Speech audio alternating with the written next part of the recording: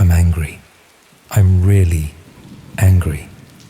I've been angry for the better part of a year now, and writing this down isn't going to fix that, and I'm not expecting it to. I just need to put it somewhere that isn't inside my own head. I don't expect you to care about this, but this is my story. I'm 21. I study history at a university in the north of England. I'm not going to say which one specifically, not because I'm secretive or for any legal reasons, but because I'd rather not have this attached to a place I still have to walk through every day. It's a mid-sized city, the kind with a proper centre and a ring of student housing radiating out from it, terraced streets that get steadily shabbier the further you go from the cathedral, a student union that does quiz nights on Tuesdays. Ordinary. I want you to picture something ordinary, because that's what this was built on top of.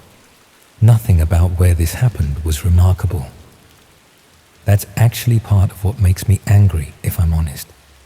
It happened somewhere completely unremarkable, and the unremarkableness didn't protect anyone. I live in a shared house. I'm from the second year onwards. There's 4 of us, a fairly standard student let with a landlord who responds to maintenance requests roughly never.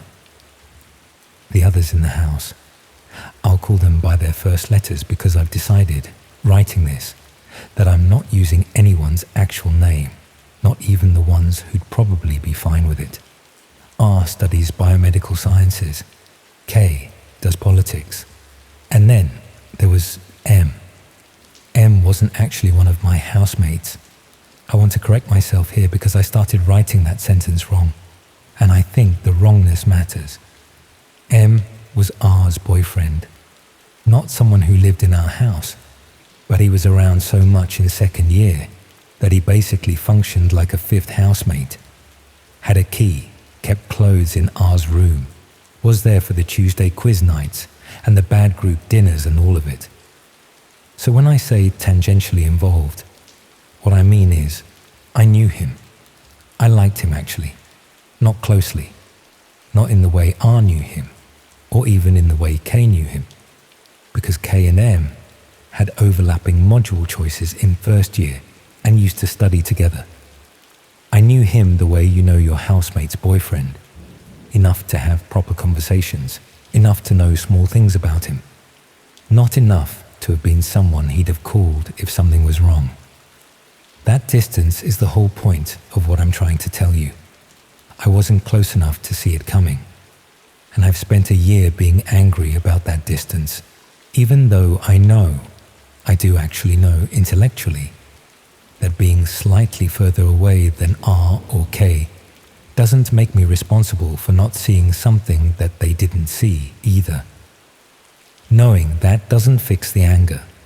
That's the thing nobody tells you about anger that's rooted in something you couldn't have prevented. It doesn't respond to logic just because logic is correct. M was doing computer science. Final year by the time this happened. He was a year above us, R included, though they'd started going out properly halfway through her first year, so the year gap had never been a big deal between them. He was good at what he did, in the specific way that some computer science students are good. Not flashy about it, didn't make it his whole personality. But you'd hear from his course mates occasionally that he was the one people went to when something broke. Quiet, a bit dry, funny in a way that crept up on you rather than announcing itself. He played five-a-side on Thursdays. He made genuinely good curry, better than any of the rest of us could manage, and he'd cook for the house sometimes when R asked him to, which he did fairly often because none of the rest of us could be trusted with a hob. I'm giving you all of this because I want him to be a person before I tell you what happened to him. And not just a case, not just a name-shaped gap in a story. He was a person. He made curry. He was bad at five-a-side but turned up every week anyway. That matters to me more than I can easily explain. It was March, second year, So this would have been about 14 months ago now. Though some weeks it feels like 14 days, and other weeks it feels like a different lifetime entirely, which is its own kind of disorienting. R came down to the kitchen on a Tuesday evening, quiz night, except none of us had gone that week. I don't remember why. Some combination of deadlines and not being bothered. And she was holding her phone in a way that I noticed before I noticed anything else, holding it slightly away from her body, like it had become unpleasant to touch. She said M hadn't replied to anything since the previous evening, which, on its own, isn't much. People don't reply to things. But she said it in a voice that had already decided something was wrong. And I remember Kay and I exchanging a look across the kitchen that was trying to be reassuring and wasn't managing it. We went round to his flat. He lived about 15 minutes away, a different student let, shared with 2 computer science course mates who weren't in when we arrived. R had a key. I want to skip past the next bit quickly, not because I'm protecting myself from describing it, but because the next bit isn't actually the center of what I need to tell you. And I've noticed that when I dwell on it, I lose the thread of what actually matters here, which is everything that came after. He wasn't there. The flat was empty, his room undisturbed in the specific way that a room looks undisturbed when someone left it expecting to come back, rather than expecting to leave it for good. Laptop on the desk, closed. Phone gone, which seemed normal at first, and then, the longer the evening went on, seemed increasingly like the single detail that didn't fit anything else. We rang the police that night. I'm not going to walk through the full missing persons process, because most of it is bureaucratic and slow, and I think anyone who's been through it knows the shape of it already. The reassurances that are technically accurate and emotionally useless, the waiting, the specific quality of checking your phone every 4 minutes for 3 days straight. I need to jump now, because that's genuinely how this sits in my memory. Not as a smooth unfolding, but as a series of rooms I was suddenly standing in, with no clear memory of walking between them. I'm in the kitchen, 11 days after R came downstairs with her phone. Kay is there. We have just been told that the police want to speak to R specifically, alone, and that a family liaison officer is coming to do it. And that phrase, family liaison officer, landed in the kitchen like something dropped from a height, because none of us had heard it applied to M before, and the moment we heard it, we understood. It meant something had changed from missing to something worse. R didn't tell us everything that evening. She told us some of it, eventually, over the following weeks, in pieces, because that's how it came to her too. In pieces from the police, who were themselves working it out in pieces from evidence I will never see and don't want to.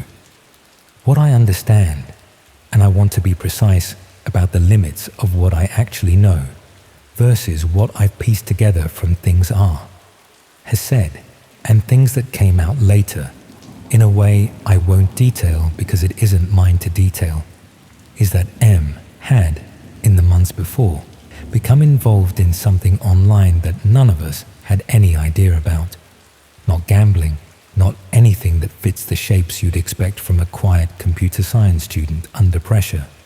He'd found his way through channels that his own technical skill probably made easier rather than harder, into a part of the internet that hosts the worst things people do to each other, recorded and shared and discussed. I don't think he was looking for what he found. I want to say that clearly because I've turned this over more times than is healthy, and I keep arriving at the same place. M wasn't a predator browsing for prey. He wasn't some figure with hidden darkness underneath the curry and the five-a-side. From what R eventually pieced together, and what little the family liaison process revealed in language careful enough to tell you something was being protected even in the telling. He'd been doing some kind of technical work, the specifics of which I don't fully understand, and which involved digital forensics, security testing, something adjacent to his degree, work that was apparently being done informally, off the books, for someone who'd approached him through a forum related to his coursework. He'd been good at finding things. That was apparently the whole problem. He found something he wasn't supposed to find. A site, a network, something operating in the kind of space that requires real technical understanding to access, and that most people would never stumble across by accident. And instead of finding it and walking away, which is what I think any reasonable person would tell you to do, he'd kept looking, because that's apparently what he was like. The same quality that made him the one people went to when something broke. He couldn't leave a problem alone. What he found eventually, working backward through layers I don't understand and don't want explained to me in more detail than I already have, was a site that hosted live-streamed violence. Real violence. Filmed, broadcast, paid for by an audience who discussed it afterward in threads with the casual interest of people discussing a sports result. He found it, and then, and this is the part that I think about more than any other part, more than even what happened to him afterward, he didn't just close the laptop and walk away. He started trying to do something about it, document it, trace it. I think, though I can't be completely certain because this is the part R has been least able to talk about, that he tried to gather enough information to take to someone, the police, a journalist, I don't know who, possibly he hadn't decided yet, and that whoever was running what he'd found became aware that he was looking, and decided that a computer science student who could find his way into infrastructure that was supposed to be unfindable was a problem they needed to handle directly. They found him 6 weeks later. I'm not going to describe the circumstances of how he was found, partly because I genuinely cannot make myself write it, and partly because I don't think detailing it serves anyone except a kind of horror that doesn't need my help to exist. What I will say, because I think it's the only fair thing to say, is that what had been done to him was not quick, and it had clearly been filmed, and the people who did it had clearly understood exactly what kind of statement they were making and to whom. R was told, eventually, that there was evidence, and I'm choosing my words very carefully here because this is the part where my anger stops being something abstract and becomes something with an actual shape, that what happened to him had itself been broadcast on the same kind of platform he'd found, to the same kind of audience. He found the thing. He tried to do something about the thing, and the thing made an example of him in exactly the format it specialized in, for an audience that had presumably found it, in the cruelest possible sense, entertaining. I said at the start that I'm angry, and I want to try to be precise about what the anger is actually aimed at, because I think vague anger is useless, and I'd rather mine meant something. I'm angry at the specific kind of person who watches that. Not the people who built the site, though obviously them too, in a more distant and less personal way. They're almost abstract to me, a structure rather than individuals, but the people who watched. The ones who logged in and pressed play and watched a 23-year-old who made good curry and was bad at five-a-side and couldn't leave a problem alone, and treated it as content, as something to consume on a Tuesday evening. I think about that more than I think about the people who actually did it, which probably says something about where my mind has decided to put the weight of this, fairly or not. I'm angry that the investigation has been slow, not through anyone's individual fault that I can identify, but because this kind of crime apparently moves through systems that aren't built for the speed grief needs. I'm angry that R had to leave the course. I'm angry in a smaller and more selfish way that I'm slightly ashamed of, that I now associate certain ordinary things, the smell of a particular curry, Tuesday evening specifically, The sound of someone's key in our front door, with a feeling that doesn't have a clean name, somewhere between dread and grief, and a useless protective instinct that arrives about 14 months too late to protect anyone. R doesn't live in the house anymore. She left at the end of that year, transferred her course, moved back to her parents for a while, and I don't know exactly where she is now because we drifted in the way that people drift after something like this, not through any falling out, but because being around each other meant being around the reminder, and eventually that became something neither of us could sustain. Kay and I still live together, 3rd year now, in a different house. We don't talk about it much, but it's there in the room with us most evenings, whether we mention it or not. Some Tuesdays, we still don't go to the quiz, and neither of us has ever said out loud that it's because of M. But I think we both know. I think about how close I was to it, and how far. Close enough to know him, to eat his curry, to lose actual sleep over what happened. Far enough that I wasn't the one who found anything, wasn't the one the police needed to interview, wasn't the one who has to carry whatever specific images R is carrying, that she's never going to describe to the rest of us in full. Tangential, that's the word the situation has given me, and I hate it, because it sounds like it should mean safe, like it should mean spared, and it doesn't mean either of those things. It just means I got a version of this that's slightly less detailed and exactly as permanent.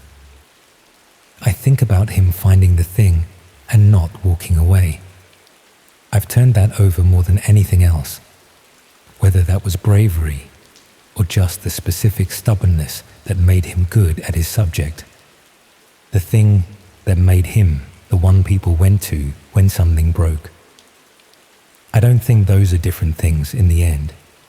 I think it was both. And I think it cost him everything. And I think the people who watched what it cost him are still out there, looking for the next person who can't leave a problem alone. That's where the anger lives now, not in a place I can resolve, just in a place I carry, on Tuesdays mostly, and on any evening that smells faintly of a curry I'll never get the recipe for now, because I never thought to ask him while I had the chance.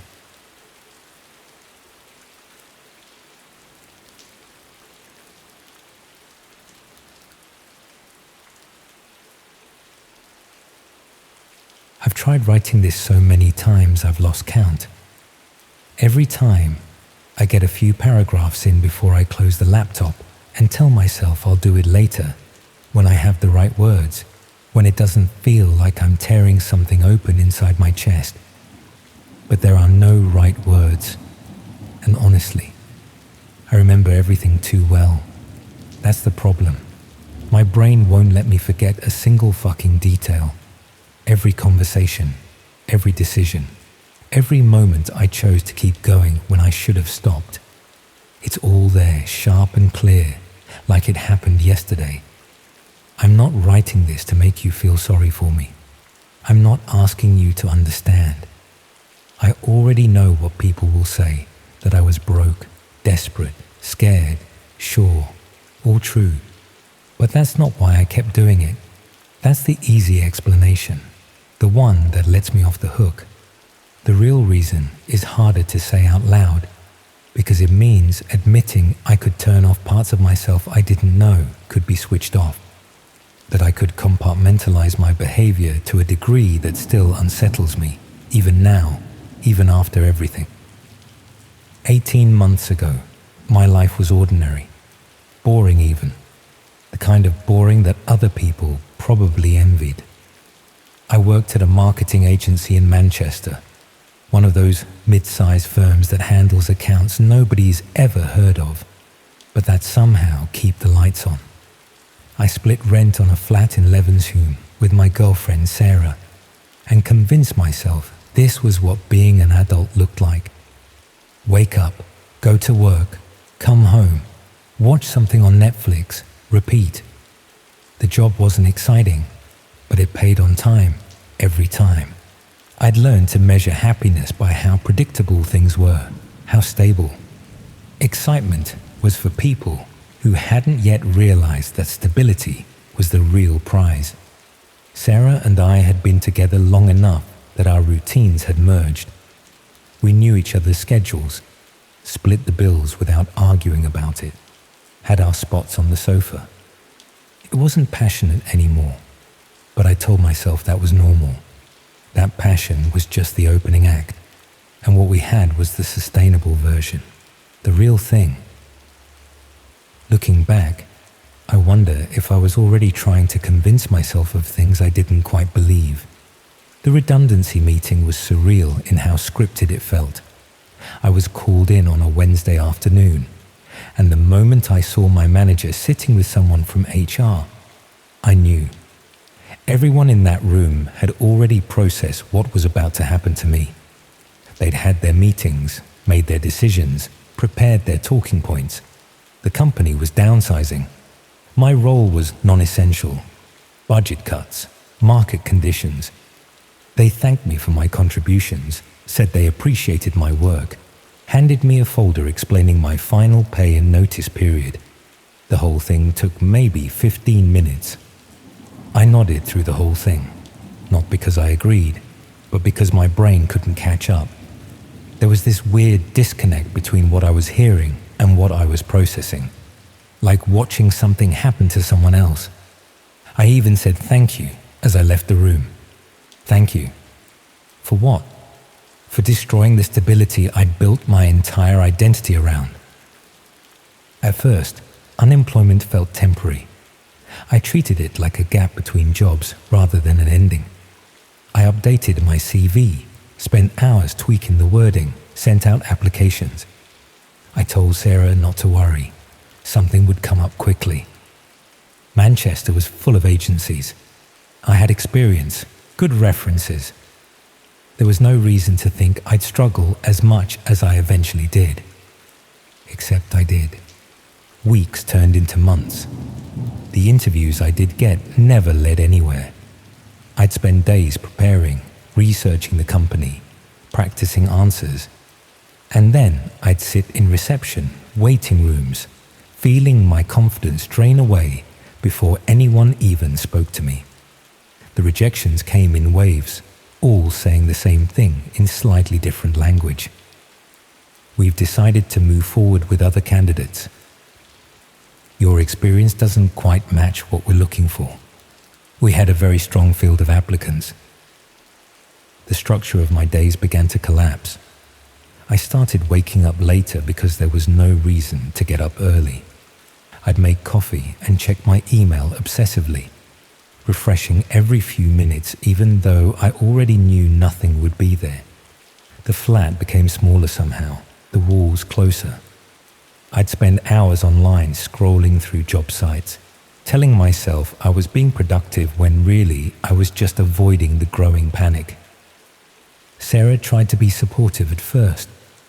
She'd ask how the job search was going in this carefully neutral tone, like she was afraid of setting me off. She'd tell me something would come up, that I just had to keep trying. But there's a difference between patience and faith, and I could feel the latter calcifying into something harder. She stopped talking about the future, holidays we might take, places we might move to, started focusing on immediate costs instead. Did we really need Netflix and Spotify? Should we switch to a cheaper phone plan? Could we cut back on takeaways? She never directly accused me of anything, but the unspoken anxiety settled into the flat all the same, hovering in every conversation about money. I felt it in the way she'd look at me when I was still on the sofa at 2 p.m, in the way her face would tighten when another rejection email came through. We stopped having sex, stopped really talking, just existed in parallel, waiting for something to change. When she eventually said she needed space, it came without drama. No shouting, no thrown accusations. She just sat down one evening and explained, very calmly, that she felt like everything had stalled, that she couldn't live in this suspended state anymore, not knowing when or if things would improve. She said she still cared about me, but that she needed to think about her own future. I didn't argue. How could I? She was right. I understood her point far too well to pretend otherwise. She moved out in December, a week before Christmas. Took her stuff over 3 trips in a hired van, and each time she came back for another load, the flat looked more wrong. After she left for the last time, I walked through the rooms and realized how much of what made the place feel like home had been hers. Not just physical things, but the rhythm of daily life. The routines that had been keeping me anchored. After that, the flat felt strangely hollow, not empty. All my stuff was still there, but hollow, like a shell. Days stretched in uncomfortable ways. I'd lose track of time, look up from my laptop, and realize it was dark outside and I hadn't eaten. Nights became longer than they had any right to be. I'd lie awake listening to the pipes click and the radiators clank, and the distant traffic hum outside, aware that time was passing but unable to measure it properly. 3 in the morning felt the same as midnight, felt the same as 5 a.m. It was during those nights that I started spending more time online. Not doing anything in particular, just scrolling. Reddit mostly, Twitter, YouTube. It gave my thoughts somewhere else to sit, something to focus on besides the growing certainty that I'd fucked up my life beyond repair. I've always been comfortable with computers, the sort of competence that comes from familiarity rather than talent. I'm not a programmer or anything, but I understood how information connected, how people left traces of themselves behind without realizing, how easy it was to build a picture of someone's life if you knew where to look. Social media, public records, cross-referencing details. At the time, that knowledge felt harmless, academic even. Something I'd never imagined using outside of work. The idea came to me one night in late January while scrolling through Reddit, half asleep, in a thread about alternative ways of making money online. Most of the suggestions were predictable and useless. Match betting, dropshipping, taking surveys for pennies. But one comment stood out precisely because it didn't try to sell anything. The person mentioned, very casually, that there were research opportunities on the dark web for people who were good at gathering information.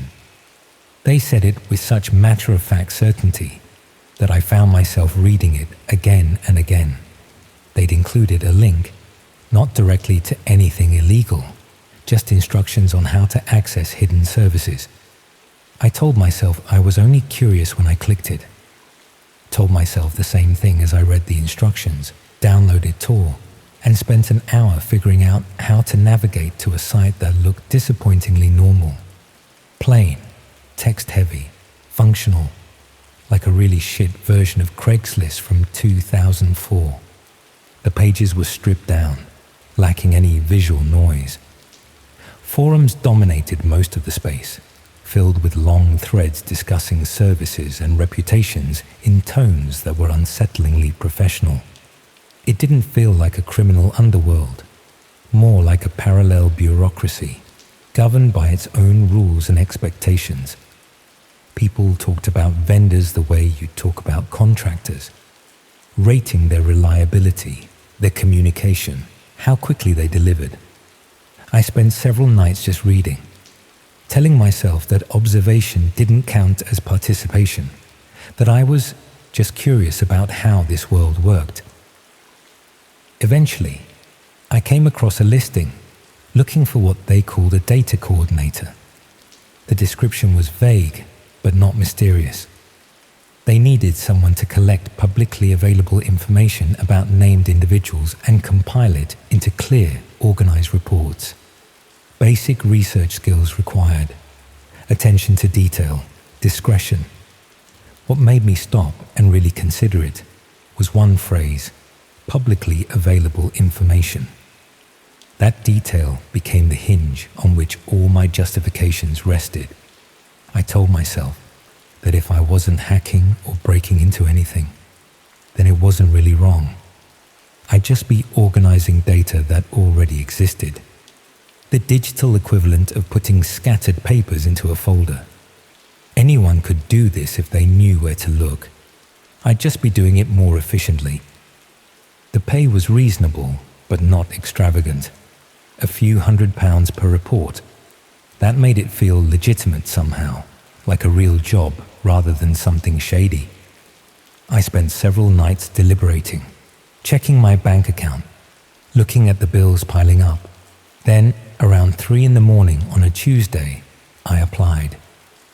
2 days later, I received my first request. It came through an encrypted message, just a name and a general location in Leeds. Nothing else. No context, no explanation of why they wanted the information. I remember staring at it for a long time, expecting to feel a sense of alarm that never came.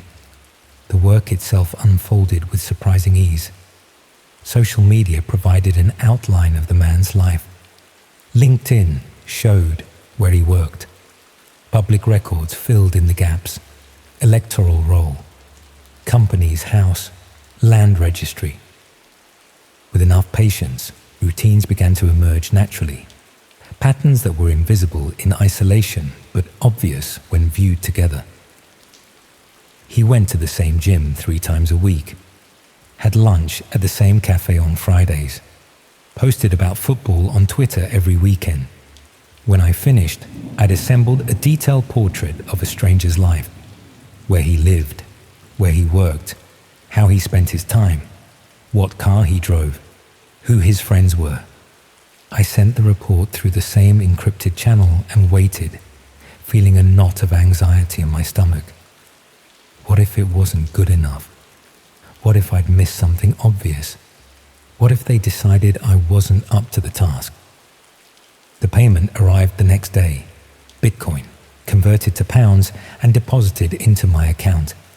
The relief I felt was immediate and overwhelming. Not just about the money, though that mattered. It was about feeling useful again, competent, like I still had value, like I could still do something well. For the first time since losing my job, I felt like I could breathe properly, like maybe I wasn't completely worthless. More requests followed quickly, 1 or 2 a week at first, then more. I developed templates, checklists, shortcuts. The work became routine. Methodical rather than improvisational. I could complete a basic profile in a few hours now, a detailed one in a day. The people I researched stopped being individuals and became just data points, collections of habits and timestamps, numbers on a spreadsheet. I didn't let myself think about what the information might be used for.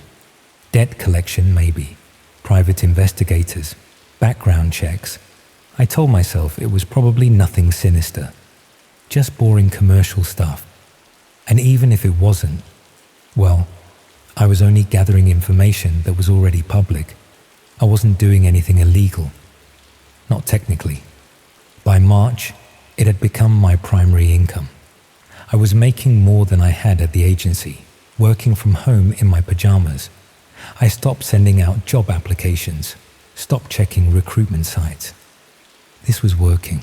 Why go back to a 9 to 5 when I could do this? The first disruption came in late April. I received a request marked as urgent, accompanied by a payment significantly higher than usual. Double my normal rate, transferred up front. The name was Emma Hartley. The location was Stockport. That was it. No other details. No explanation for the urgency or the premium. I noticed both things, the urgency, the money, and still I chose not to ask why. Curiosity had already been replaced by necessity, or maybe I just didn't want to know. Emma's digital footprint was extensive in a way that now feels painfully intimate to recall. She was a nurse, worked night shifts at Stepping Hill Hospital. Her Instagram was public, full of selfies and pictures of her morning runs. Fitness apps revealed her exact running routes, the times she went, how long each run took. Facebook showed her shift patterns. She'd post about having a rough night at work, about looking forward to days off. Location tags placed her at specific cafes, specific parks, specific pubs. By the time I finished the report, I knew her routines with a familiarity that felt wrong even as I was compiling it. I knew she ran at 6 in the morning on her days off, that she stopped at the same Starbucks afterward, that she lived alone in a ground floor flat, that her car was parked on the street because the building didn't have dedicated spaces, that she usually worked Tuesday through Thursday nights and had her phone on Do Not Disturb during the day because she needed to sleep. I sent the report and told myself not to think about it, tried to push it out of my mind. But something felt different this time. The amount of detail I'd gathered, the precision of her patterns, the fact that someone had paid double to get this information quickly. 3 weeks later, I was drinking coffee and half watching TV when I opened the Manchester Evening News on my phone. The headline hit me like a punch to the stomach. Stockport nurse missing after night shift. There was a photo. Emma Hartley, the same face I'd been staring at for hours while building her profile. I read the article 3 times, 4 times. She'd left work at 7:30 in the morning. Her car was still in the hospital car park. She hadn't answered calls or messages. Colleagues were worried. Police were investigating. The details aligned too closely with what I'd documented. The hospital, the shift pattern, the usual time she'd leave. I told myself it was coincidence. Had to be. People go missing all the time.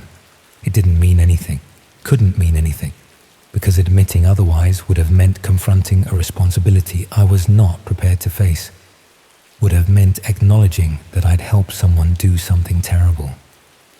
I avoided my computer for several days, didn't check messages, didn't take any new requests, but financial reality eventually pushed me back to work because fear alone doesn't stop bills from arriving. And I had rent due, council tax, electricity. I couldn't afford to stop. The message that followed didn't come through the usual system. It arrived directly, somehow, in my regular email, which should have been impossible. I'd been careful about keeping things separate, used different devices, different networks, but there it was, in my inbox, with no sender name. Just a subject line. Excellent work. The message praised my discretion and attention to detail, said they had a special project that required someone with my particular skills. 5 individuals across the Northwest, profiles needed within a week. The figure attached was more than I'd earned in the previous 2 months combined. Before I could even respond, before I could think about whether to accept, half the payment transferred into my account. That was when I understood, fully and clearly, that whatever legitimacy I'd imagined no longer existed. This wasn't debt collection or background checks. This was something else entirely. Something I should walk away from, should go to the police about, should refuse absolutely. I accepted anyway. The task involved 5 people, 3 in Manchester, 1 in Liverpool, 1 in Bolton. Each profile required a level of detail that went far beyond my previous work. Not just routines and locations, but vulnerabilities, security systems, household layouts, family members, financial situations. I spent that week in near isolation, barely sleeping, working obsessively, accessing databases I should never have seen, combining information in ways that made me increasingly uneasy. I knew what I was doing by then, couldn't pretend otherwise, but I kept going because I'd already taken half the payment and because stopping would have meant admitting to myself what I'd already become. When I sent the final report, the remaining payments arrived within minutes. Looking at my bank balance, I felt briefly untouchable, like I'd gotten away with something, like I was smarter than everyone else. That feeling lasted less than a week. News reports started appearing. A break-in in Didsbury, fraud case in Liverpool, an assault in Bolton. Each one aligned too closely with the profiles I'd created to dismiss as coincidence. The break-in happened at exactly the time I'd identified as optimal, when the residents were at their weekly evening class. The fraud-targeted accounts I'd specifically noted were vulnerable. The assault victim was attacked on the route I'd mapped as isolated and poorly lit. I stopped reading after the third incident. By then, denial felt more dishonest than knowing. I tried to stop. Stopped responding to messages. Stopped checking the encrypted channels. Told myself I was done, that I'd made enough money to last a few months, that I could go back to looking for legitimate work, that I could pretend the last few months hadn't happened. Then things got strange. My account started behaving oddly. Emails disappeared from my inbox. Ones I'd definitely received. Ones I'd read multiple times.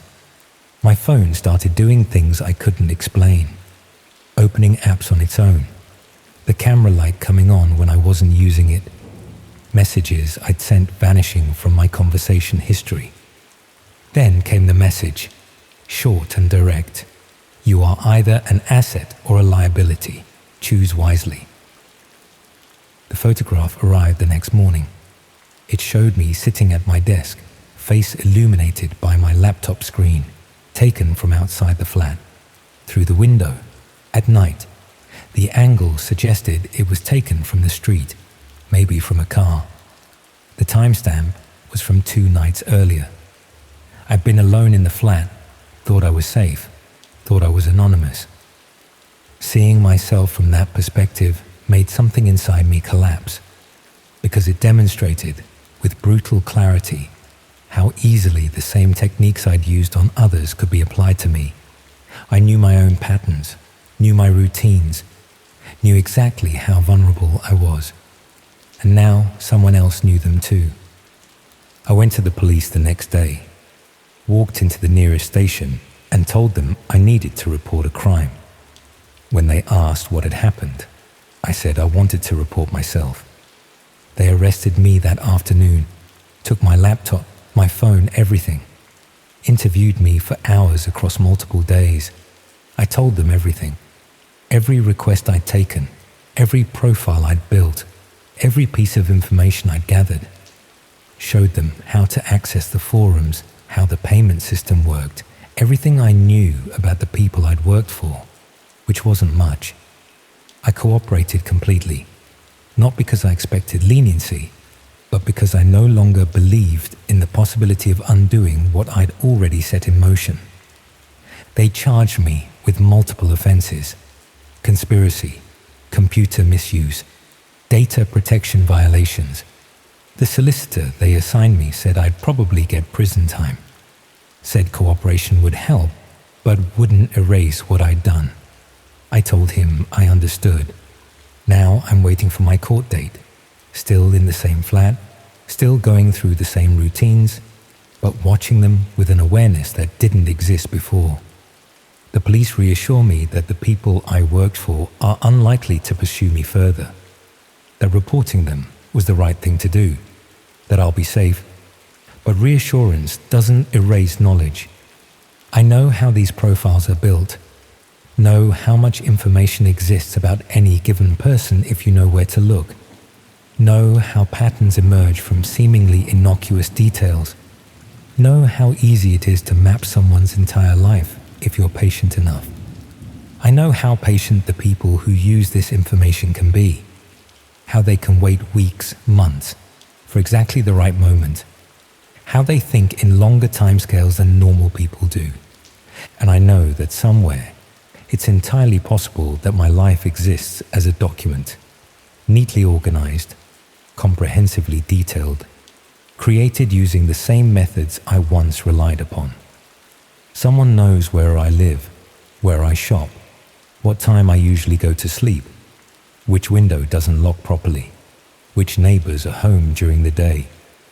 when the police patrol this street. That knowledge doesn't fade with time. You'd think it would. You'd hope that eventually you'd stop checking over your shoulder, stop flinching at unexpected noises, stop analyzing every stranger who walks past your building. But it doesn't work that way. It just sinks deeper, becomes part of you.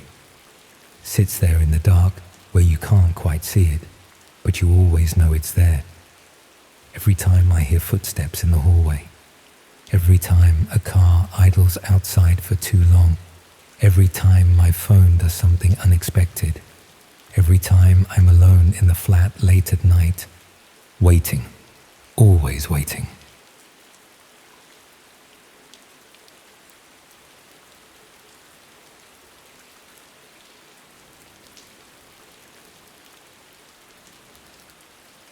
"4 minutes. That's how long I watched it before I closed the laptop. I've been sitting with that fact for over a year now, and I still don't know exactly what it says about me, but I know it doesn't say anything good. I'm going to try and explain how I ended up there. Not to excuse it, just because the how matters, I think. It matters because the way it happens is never the way you'd imagine it happening. You don't make a single, obvious wrong decision. You make 100 small, almost invisible ones, and then you're somewhere you can't entirely explain. We'd had a break-in. That's where it started. Not at our house, at a neighbor's 3 doors down. A couple in their 60s, semi-retired. Someone had come through their back gate on a Wednesday afternoon while they were both out. Took a laptop, some cash from a kitchen drawer, a small jewelry box from the bedroom. The sort of burglary the police take a statement about and then don't pursue, because they know exactly where the odds sit, and so do you. Our neighbor, the husband, he told me about it over the fence one Sunday, and I could hear in the way he described it that the thing that had really shaken him wasn't the stuff that was taken. It was the idea of someone moving through his kitchen, opening his drawers, standing in his bedroom. He kept coming back to that detail. The bedroom. I went home that afternoon and started looking at home security cameras. Straightforward enough. I wanted something that covered the back of our house and the alley that ran behind the terrace. My wife thought I was overreacting. Maybe I was. But I went down that particular rabbit hole with some thoroughness over the following couple of weeks. Comparison sites, review forums, YouTube walkthroughs of different systems. And somewhere in that process, as tends to happen when you spend long enough looking for something specific on the internet, I started encountering other things, adjacent things, forums where people discuss security more broadly, what the police could and couldn't do with residential footage, how footage got retrieved after incidents, what investigators actually looked for. And somewhere in that chain, I genuinely couldn't retrace the exact steps now. I ended up reading about private investigation marketplaces. Not anything sinister at first. Legitimate seeming services. People offering to trace addresses, verify identities, that kind of thing. Some of it clearly legal, some of it in a grayer area. And from there, because curiosity doesn't stop when it should, I started looking at where those services crossed over into places the regular internet didn't host. That's how I ended up on the dark web for the first time.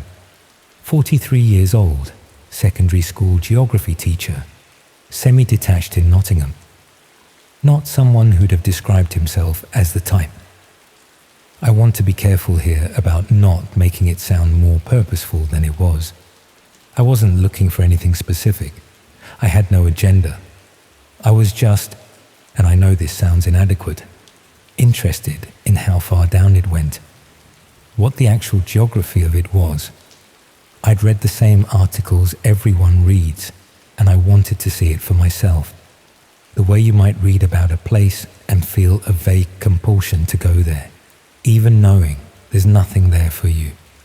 The first few sessions were unremarkable, bleak in places, disturbing in patches. but not the visceral horror that journalism tends to imply. A lot of it was dreary. A lot of it was clearly either fake or performative. People trying to seem more dangerous than they were. I browsed cautiously, touched nothing, gave nothing away. I was, as I'd been telling myself almost constantly, just looking. The camera forums were what pulled me back. And I say forums loosely. They weren't discussion boards exactly. They were more like listing hubs. People offering access to feeds, selling footage, that sort of thing. I'd stumbled onto one while following a link about security system vulnerabilities, which had felt, at the time, directly relevant to what I'd originally been researching. See how that works. See how clean the justification feels right up until it doesn't. Most of the feeds being offered were either clearly fabricated or so degraded in quality they were barely watchable. Some were security camera angles that looked genuinely unmodified. Car parks, stairwells, the corners of warehouses, and carried a different kind of unease. Not because of what they showed, but because somewhere someone had gained access to a camera they had no right to and was selling that access like a commodity. I found that disturbing in a way I couldn't entirely look away from, the way you slow down passing an accident. I went back 4 or 5 times over a couple of weeks. I want to be precise about how that progression felt, because it wasn't uniform.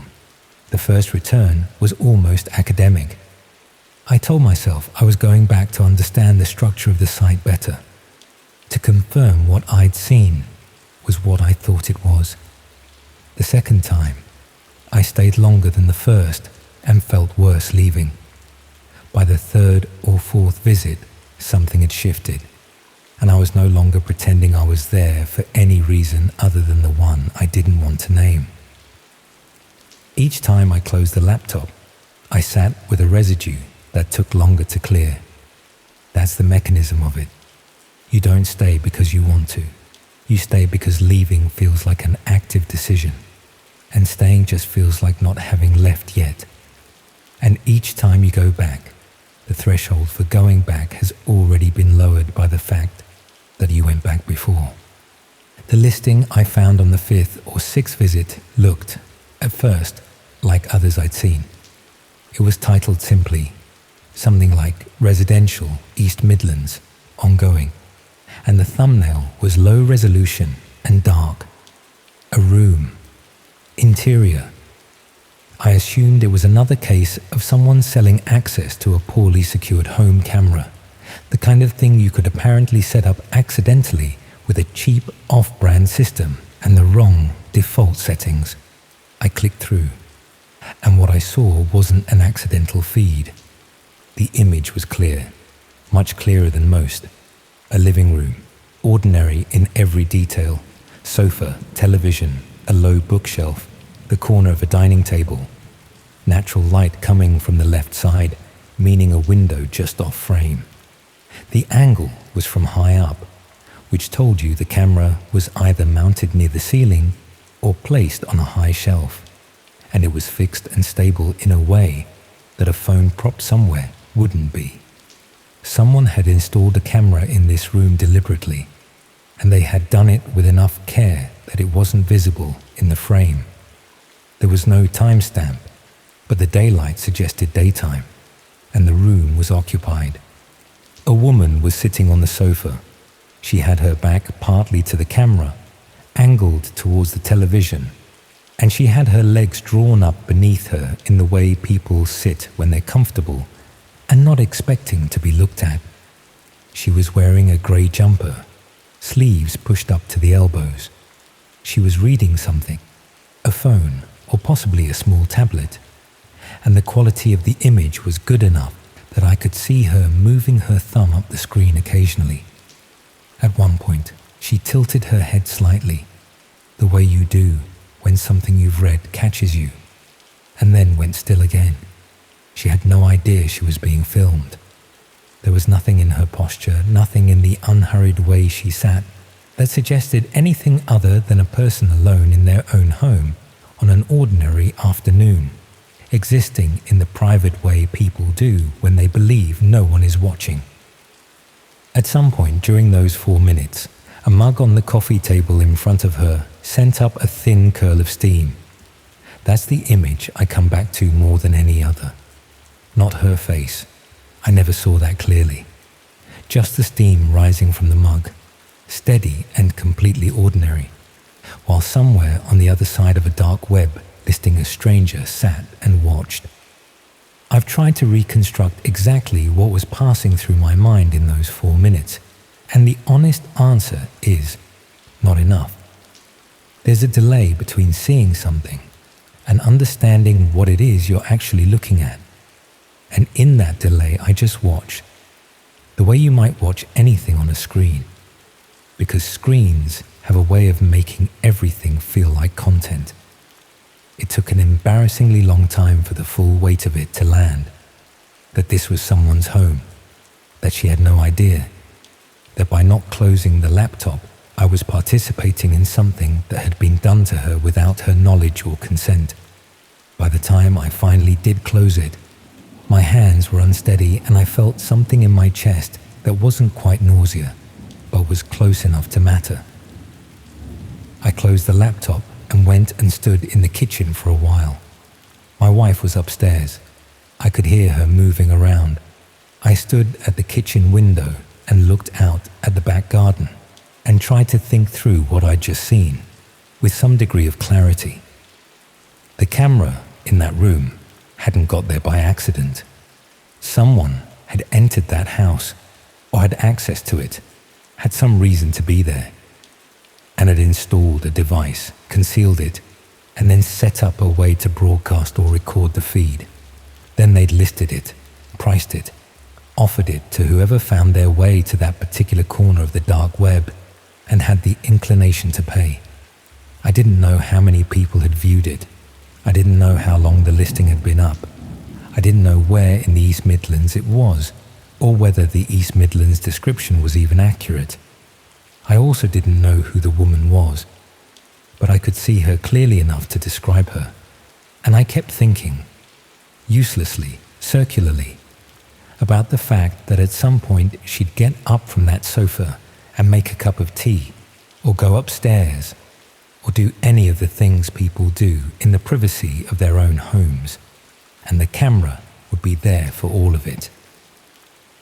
The question of what to do sat with me for days, in a way that was genuinely immobilizing. I'd have to explain where I'd seen it. I'd have to explain what I'd been doing on the dark web and why. And I'd have to do that to a police officer. And the version of events I'd tell would include the 4 minutes. Because leaving that out felt like the kind of omission that compounds everything. My wife didn't know I'd been going on there. Nobody did. I waited longer than I should have. About 2 weeks. I kept half convincing myself that the listing would have been taken down, that someone else would have reported it, that the problem would resolve itself in the way that problems sometimes do when you're too cowardly to resolve them yourself. None of that happened, as far as I knew. What did happen was that I went back once, just once, to check whether the listing was still there. It was, and it had grown. There were now 3 thumbnails alongside the original living room. A bedroom, the same high-mounted angle, the same deliberate framing, a bed with the covers pulled back on one side, a wardrobe door left slightly open, a bathroom, the image darker, the camera positioned in a way that took me a moment to understand, and then made me close my eyes briefly when I did, and a 4th thumbnail I hadn't expected. The front of the house, exterior, taken from the street, just the facade. A parked car visible at the edge of the frame. The house number above the door, clear enough to read. That last one was what made the floor feel uncertain beneath me.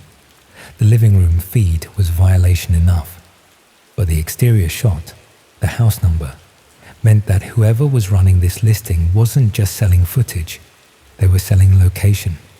They were offering anyone who paid enough not just access to her rooms, but the means to find the building those rooms were inside. I closed the laptop before I'd fully processed what I was looking at. I'd been on the page for perhaps 30 seconds, but I sat at the desk for a long time afterwards, and the feeling wasn't the dull, residual discomfort of the previous visits. It was sharper than that. It was the specific, nauseating understanding that whatever this was, it had escalated since I'd first found it, and I had spent 2 weeks doing nothing while it escalated. I went to the police the following morning. I walked into the station on Canal Street and told them I needed to report something, and when the officer asked me what it related to, I said it related to surveillance footage. Being distributed without someone's knowledge or consent, I'd rehearsed the phrase. It sounded cleaner than what it was. The process that followed was both more and less than I'd expected. A detective came to the house 2 days later, a man younger than me, who took notes on a laptop and asked specific questions without much expression. He wanted to know the exact URL, the structure of the listing, what I'd seen, how I'd found it. He asked, at one point, whether I'd had any direct contact with whoever posted the listing, and I said no, and he wrote that down without comment in a way that felt like its own kind of assessment. He wasn't rude. He was just thorough in a way that made everything feel documented. He told me at the end that they'd be treating it seriously, that this type of offense, covert recording distributed for commercial purposes, carried significant penalties if someone was identified and charged. He mentioned that locating the victim, if she hadn't already come forward independently, would be a priority. He didn't tell me anything about how they'd go about any of it, or what the realistic chances were, or what any of it would produce. He thanked me for coming forward. He let himself out. I've not heard anything since. That was over a year ago. I don't know whether they found her. I don't know whether, if they found her, she knew. Whether they'd had to tell her that there was a camera in her living room, her bedroom, her bathroom, and that footage from it had been offered for sale to strangers on the dark web. I think about what that conversation would feel like, being told that, the particular violation of it.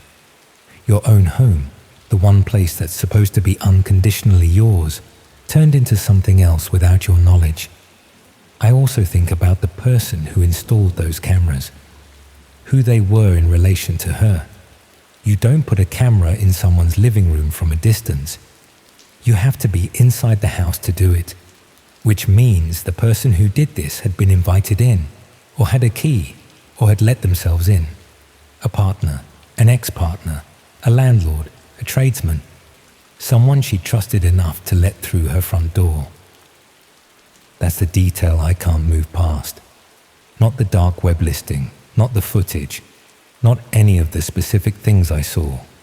It's the fact that whoever did this had stood in that room, looked up at the ceiling or across at the high shelf or wherever the camera ended up, and decided where to put it, had thought about angles and coverage and what would and wouldn't be in frame, had done all of that while she was somewhere else in the house, or while she was out, or while they were supposed to be fixing the boiler or painting the skirting board or doing whatever it was she'd let them in to do. I unboxed our home security cameras about a month after all of this, and my wife asked why I'd gone off the idea. I said I'd read some things about data privacy and wasn't sure the particular brand stored footage securely. She accepted that. I've never told her the real reason. It's partly that the whole episode still embarrasses me. The dark web browsing, the 4 minutes, the 2 weeks I spent not doing anything. But it's also something more specific than embarrassment. It's that I now know what a camera in a room looks like from the inside of the footage. I know the angle. I know the quality. And every time I walk into my own living room, I find myself looking briefly at the high corners, The tops of shelves, the spaces just above the door frame. I've never found anything. Of course I haven't. There's no reason there would be anything. But the looking has become a reflex now, and I can't seem to stop it.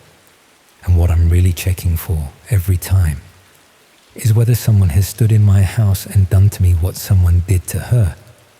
That's what I tell myself it is anyway. The habit of checking. The small involuntary question of whether someone has been here and decided where to put the camera while I was somewhere else. About 6 months after I reported it, I did one final search. Not for the listing itself. I wasn't going back there. Just for any news coverage that might tell me whether someone had been charged, whether she'd been found, whether any of it had amounted to anything. I didn't find that. What I did find, on a thread in a corner of the ordinary internet where people discuss this kind of thing, was a post describing the listing in enough detail that I knew immediately it was the same one. The high-angle living room, the East Midlands location, the exterior shot with the house number. Someone had written it up in the flat, almost clinical way people use when they're trying to seem detached from something that has clearly unsettled them. The post was dated 4 months after I'd gone to the police. 4 months after I'd sat across a desk and given a detective the URL, the structure, everything I could remember. The listing had still been up. I've thought about what that means, whether the report went nowhere, whether the site moved faster than any investigation could, whether she's still living in that house without knowing. I don't have answers to any of it. I probably never will. What I have instead is the steam rising from the mug, that image sitting in the place where a resolution should be. A woman alone in her living room on an ordinary afternoon, completely at ease, while somewhere out there, the number above her front door was available to anyone willing to pay for it. That's the part that doesn't leave, not what I saw, what she didn't know.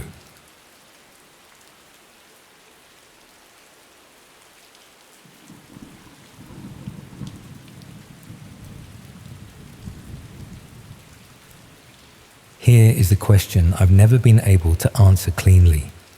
If you watch something terrible happen to a person and you feel the wrong thing, does that make you responsible for what you feel, or only for what you do with it? I've been sitting with that question for 3 years. I don't have a clean answer. What I have instead is this account, which I'm giving as honestly as I can manage. And the honest version requires me to tell you things about myself that I would prefer not to tell you. That's the point of honesty. It costs you something, or it isn't honesty. My name is Stuart. I'm 46 years old. I live alone in a sandstone flat on the south side of Glasgow. 2 bedrooms, high ceilings, the kind of place that was built for a family and has gradually become an extension of a single person's interior life. Books stacked on every surface, a kitchen used seriously and well, a second bedroom that functions as a study and which nobody else has entered in about 2 years. I work as a structural engineer for a consultancy in the city centre. I am good at my job in the quiet, unremarkable way that people who have done something for 20 years without drama are good at it. Thorough, reliable, not brilliant, but not far off. I run 3 times a week. I cook from scratch most evenings. I have 2 close friends, both from university, both with families now, both of whom I see less than I'd like and more than I deserve. I should tell you about my father, not because what happened is his fault. I want to be clear about that from the beginning, because there is a version of this story that uses him as an explanation, and I don't believe in that version. But he is relevant context, so I'll give him to you plainly. He was a man who contained, for as long as I knew him, a reservoir of anger that had no consistent relationship to events. It surfaced unpredictably. with a violence that was controlled enough to avoid leaving marks anyone outside the house would notice, and it receded just as unpredictably, replaced by a version of him that was warm and funny and genuinely good company. I grew up understanding that there were two registers available to a man under pressure. I grew up understanding which one I preferred not to become. I have spent the better part of my adult life managing that inheritance, recognizing the anger when it appears, which is not as often as I feared when I was young, and containing it, directing it into the run, the controlled effort of physical exertion, the clean problem-solving of structural engineering where the forces are calculable and the tolerances are known. I am not my father. I know that, but I also know that I am not as far from him as I'd like, and the distance requires maintenance. And there have been periods of my life when the maintenance has felt effortful in ways I haven't admitted to anyone. I was in one of those periods when I found the site. The divorce had been finalized 8 months earlier. I don't want to dwell on it, partly because it isn't the point, and partly because the reasons for it reflect poorly enough on me that the relevant facts can be stated briefly. Karen and I were together for 11 years and married for 7. We didn't have children, which was a source of grief for her, and an ambivalence I handled badly by avoiding the conversation for too long. The marriage ended because I was emotionally unavailable in ways I understood too late, and because the unavailability had, over years, produced in Karen a loneliness she'd finally decided she didn't have to sustain. She was right about all of it. The anger I felt about the divorce was directed, accurately, inward, which is the healthiest direction for it, and also the most corrosive over time. I was managing. That's the word I keep using for the periods in my life when I'm functioning without flourishing, and it applied here. Work was fine. The runs were longer than usual. I was cooking elaborate meals for one and reading a great deal and seeing my friends occasionally, and by any external measure, I was fine. I was getting through it. I was doing what people do when a significant part of their life ends, and they have to reorganize around the space it leaves. The site appeared in my life the way these things apparently always do, through a chain of connections that each seemed innocuous, and which I've retraced many times since without finding the individual link that should have stopped me.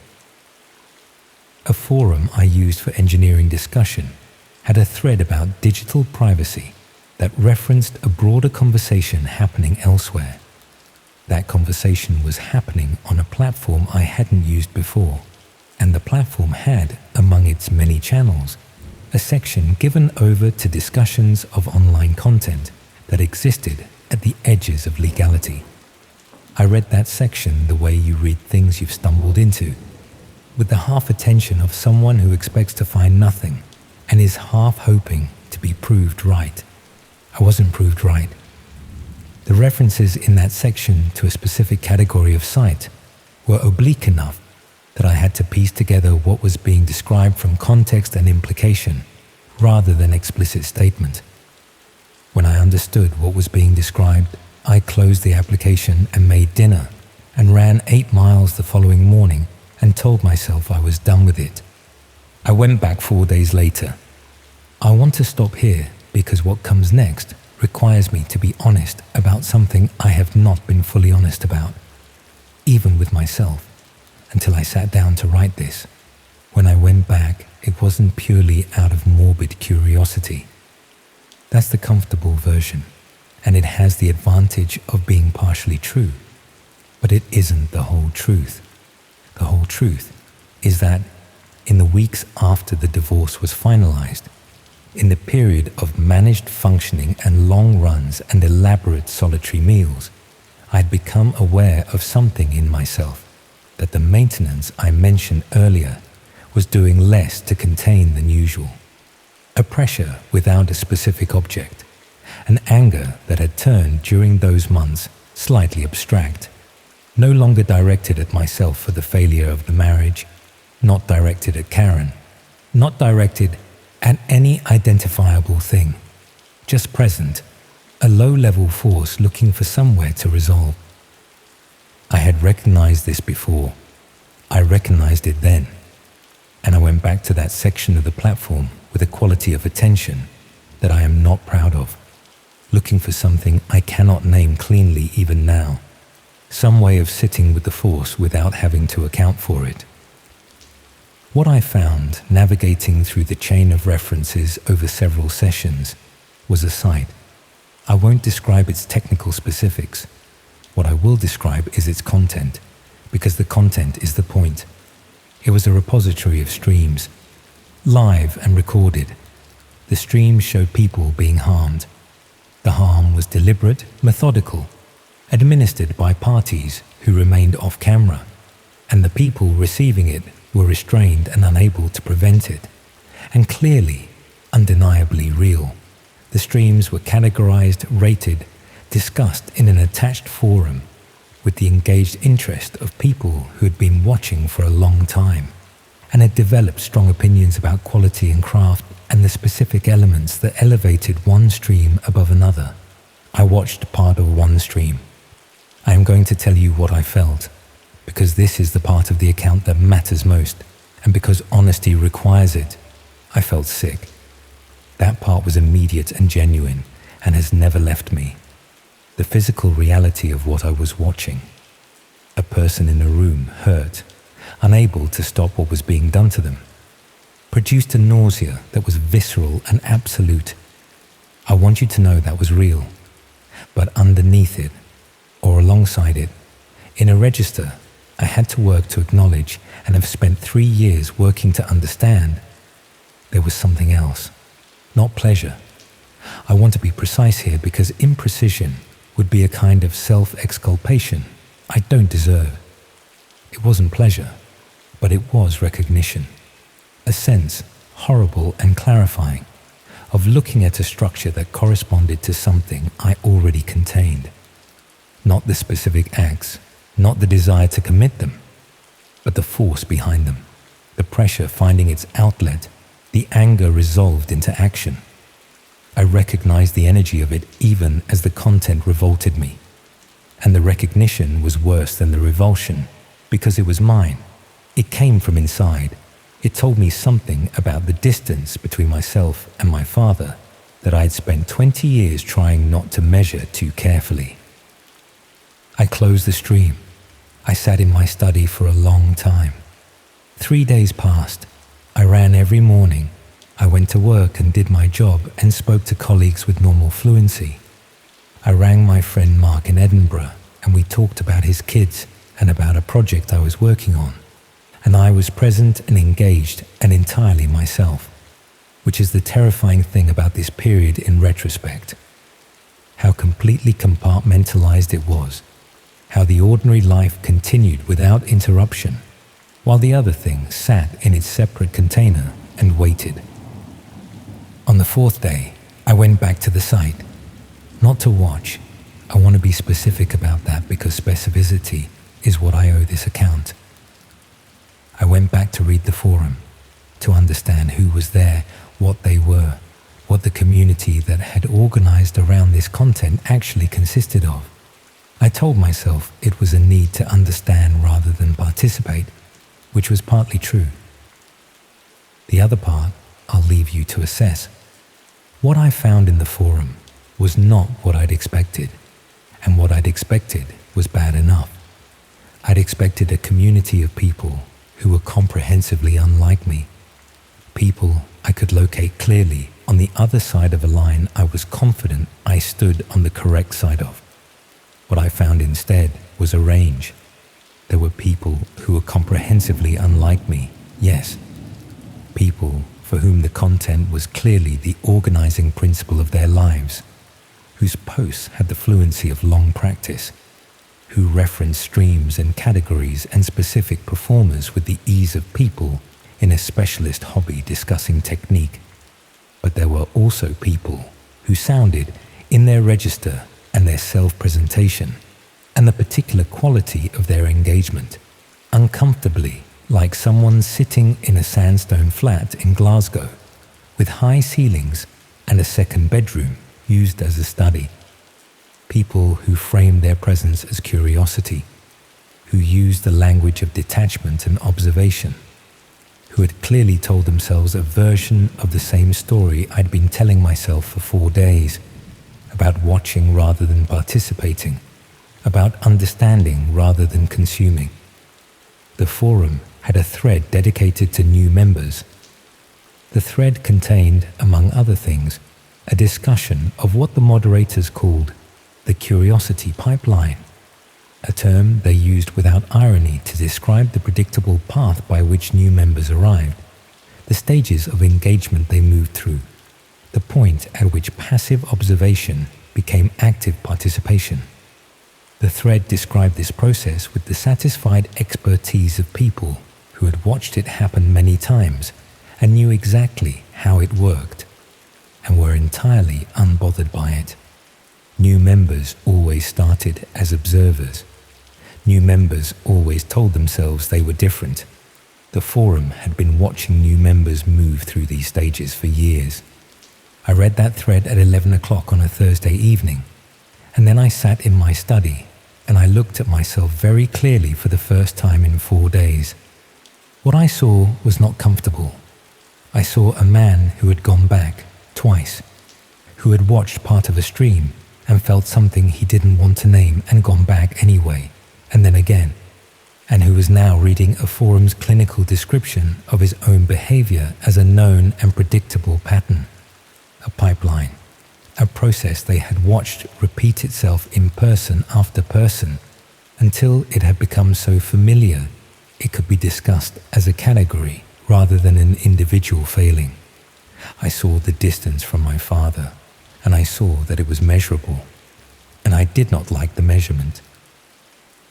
I rang the police the following morning, not the emergency line, the non-emergency number, and then I was transferred twice, and eventually I spoke to someone from a unit that dealt specifically with online serious harm, a man who was professional and thorough and who asked me to walk him through everything I'd seen and where I'd seen it without asking me, at any point, to characterize what my own engagement with it had been.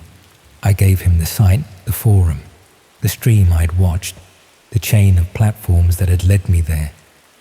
I answered his questions for 40 minutes.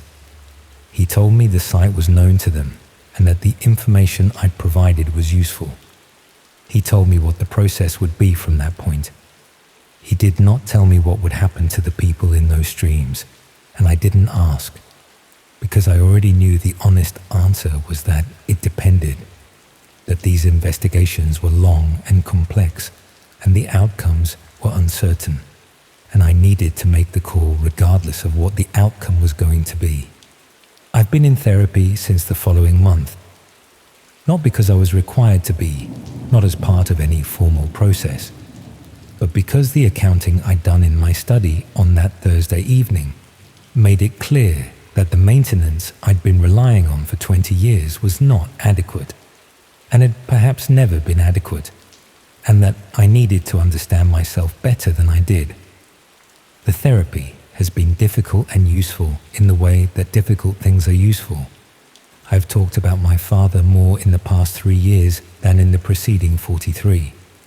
I've talked about the anger and what it is and where it comes from and what it is not. It is not a desire to harm. The therapist and I have been through this carefully, but it is a force that requires honest acknowledgement rather than management through suppression and misdirection, which is what I had been doing. The question I started with, about watching and feeling the wrong thing and responsibility, my therapist and I have discussed it in many different ways over 3 years and arrived somewhere that isn't a clean answer, but is perhaps as close as I'm going to get. Feeling is not doing. The recognition I felt watching that stream does not make me the same as the person off camera, but it is information, and information requires a response. And the response I chose, the call, the therapy, The long, honest work of understanding what I contain and why is the only thing I have that stands between the question and an answer I couldn't live with. I still live in the flat. The ceilings are still high. I still run 3 times a week and cook from scratch and see Mark in Edinburgh when I can manage it. I am not my father. I believe that more confidently now than I did 3 years ago, which is perhaps the only straightforward improvement I can point to. The site was still operational the last time I thought to wonder about it, which is less often than it used to be. The people in those streams are people I cannot locate or help or reach in any direction from a sandstone flat in Glasgow. And that helplessness is something I've had to make a kind of peace with, because the alternative is to let it become another thing the anger attaches to. And I am trying, carefully, and with a great deal of assistance, to give the anger fewer places to live. It is slow work. It is the right work. Most days I believe that. The runs are shorter now than they were 3 years ago. Not because I need them less, but because I've found other ways to use the pressure, other places to put it that don't require me to exhaust myself into calm. That feels like progress. Small, undramatic, the kind of progress that doesn't look like much from the outside.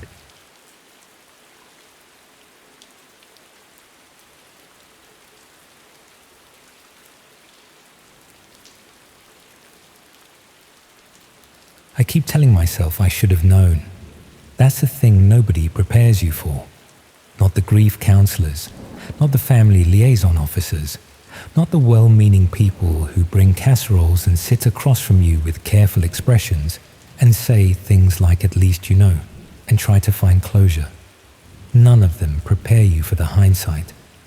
The way your brain goes back through every ordinary Tuesday and picks it apart, looking for the moment you missed. The thing you could have said differently. The afternoon you chose not to drive the 40 minutes because you didn't want to seem overbearing. You find plenty of those moments. More than enough. You collect them the way you collect receipts. Methodically, without meaning to, stuffing them into some internal drawer until the drawer won't close anymore and everything spills out at 2 in the morning when the house is quiet and the garden is dark and there is nothing between you and the thing you've been trying not to look at directly. My son Daniel was 23 when he disappeared. I say disappeared because that's still the word I reach for, even now, even knowing what I know. It's softer than the alternative, and I've earned the right to a little softness. He wasn't missing in the way you picture when you hear that word. He wasn't a child who wandered from a car park or a teenager who'd had a row and gone somewhere to make a point. He was a grown man, 23 years old, living alone in a rented cottage on the edge of the Kielder Forest in Northumberland, working remotely for a logistics company in Newcastle that he'd joined straight out of college. Quiet, self-sufficient, the sort of person who fixed a problem before telling you it had existed, who remembered the names of your friends' children, who sent birthday cards with actual handwritten notes inside. Nothing about him that would make you afraid for him. Nothing that would make you think, walking away from him on a grey November afternoon, that you were storing up the last version of him you'd ever see whole.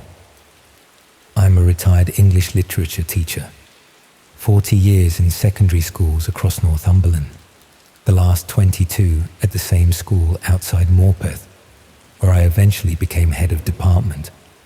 I retired at 62, moved back to the farmhouse in Redesdale that I'd inherited from my parents, started keeping a proper garden for the first time in my adult life, and thought, in a mild and unexamined way, that things were settling into a reasonable shape. I had my routines, my roses, my Sunday evenings. Daniel visited when he could.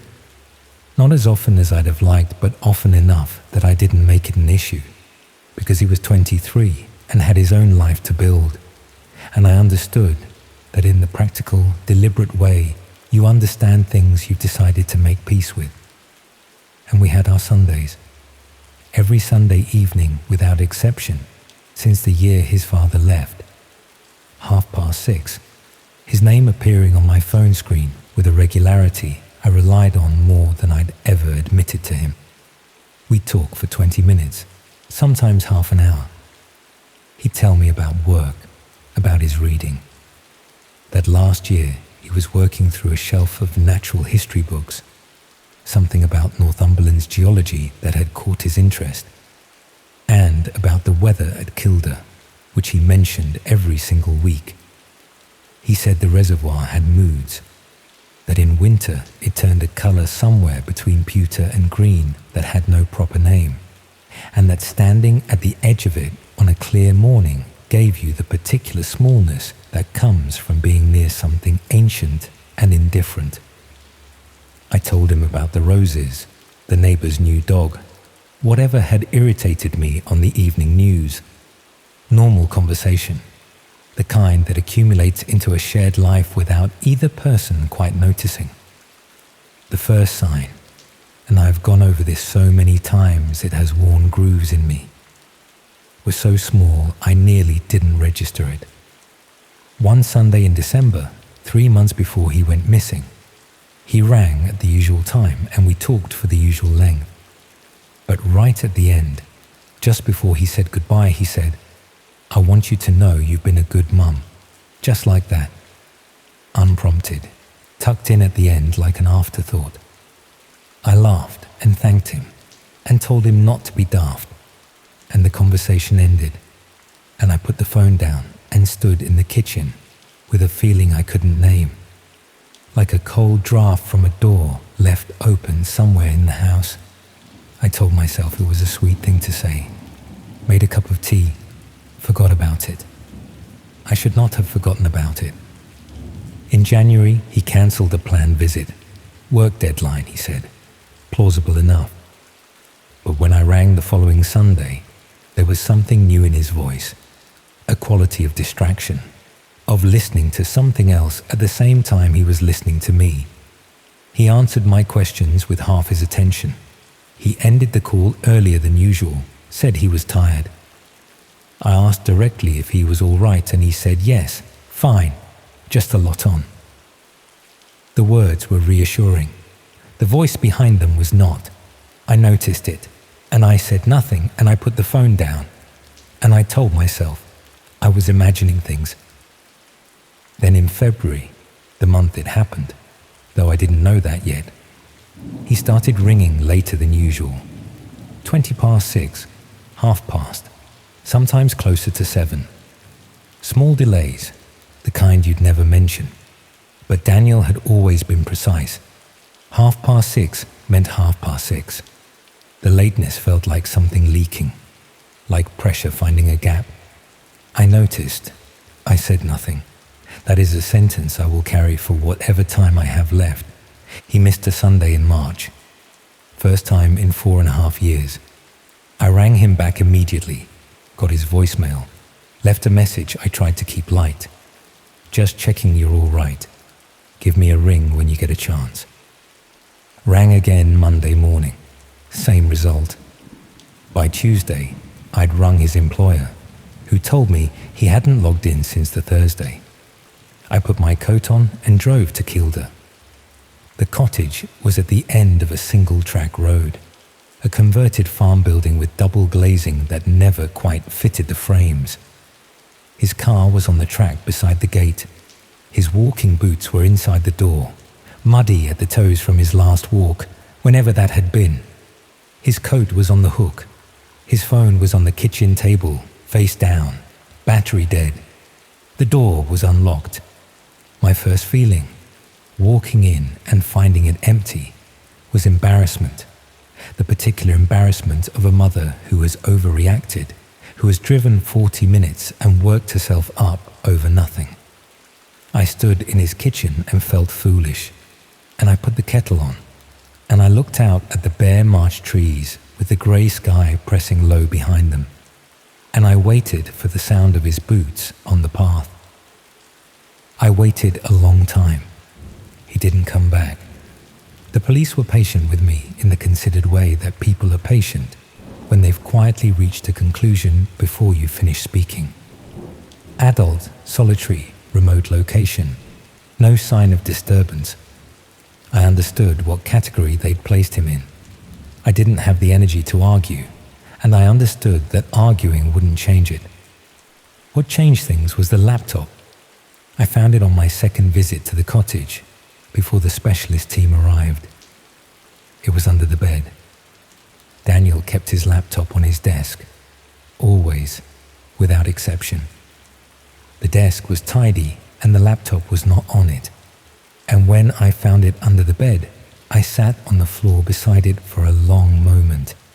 Just sat there on the bare floorboards in the cold. Before I opened it, it was still charged. The screen came to life and showed me a browser, and the browser showed me a forum. And the forum was something I had no language for and no framework to process. I called a former colleague who taught computing for 15 years before he retired. He drove over from Hexham the same afternoon, sat at Daniel's desk, read carefully and thoroughly while I stood in the kitchen, looking at the dead phone on the table. He was in there a long time. When he came out, he sat down and told me what the forum was. A community. He used the word with audible reluctance. Organized around the viewing of live streams. Streams in which people were harmed, tortured, in some documented cases killed, scheduled and ticketed and discussed afterwards with the casual register of people reviewing something they'd watched on television. He told me to ring the police immediately. I already had my phone in my hand. A specialist unit was involved within 24 hours. They took the laptop, took the router, spent 2 full days at the cottage with equipment I didn't recognize and expressions I couldn't read. I was asked to come in and speak to an investigator, a woman in her late 30s, precise and careful with her language, in the way people are when they've learned that imprecision causes damage. She asked about Daniel's online habits, his social connections, whether he'd mentioned meeting anyone new in the months before March, whether he'd seemed different. I told her about the cancelled visit, the distracted phone calls, the lateness in February. I told her about the December Sunday when he'd said, "I want you to know you've been a good mum." And I watched her write it down with an expression that told me it meant something to her, even if she couldn't tell me what. What the investigators found, working through the form data over several weeks, assembled itself in fragments that I received over months. I will tell you what I know. The forum operated a rating system. After each stream, participants scored it, left reviews, requested elements for future streams, the way you might put in a request at a restaurant. The thread referencing the Friday in February had 43 replies. 43 people discussing the scheduling, the format, the expected duration. 1 post, which an investigator read to me once in a careful monotone, and I wish, with everything I have, that she hadn't. Speculated about whether the subject would last longer than the previous one. It used a word for Daniel, a single word that placed him in a category, reduced him to a unit of entertainment, stripped everything from him except his utility to strangers sitting in front of screens in rooms I will never be able to identify. 43 people. Who knew? Who logged on? They also found a folder on a remote server connected to the forum account.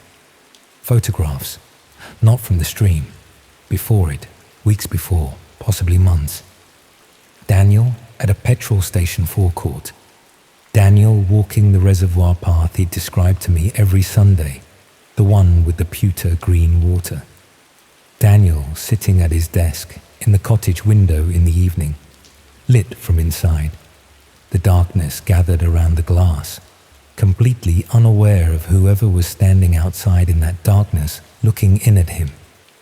Someone had been watching him long before anything happened, selecting him. The investigators used the phrase target identification. I have never found a way to say what that phrase does to me when I turn it over in my mind, and I've stopped trying. A payment account had been opened in his name, not by him. His own finances were untouched throughout.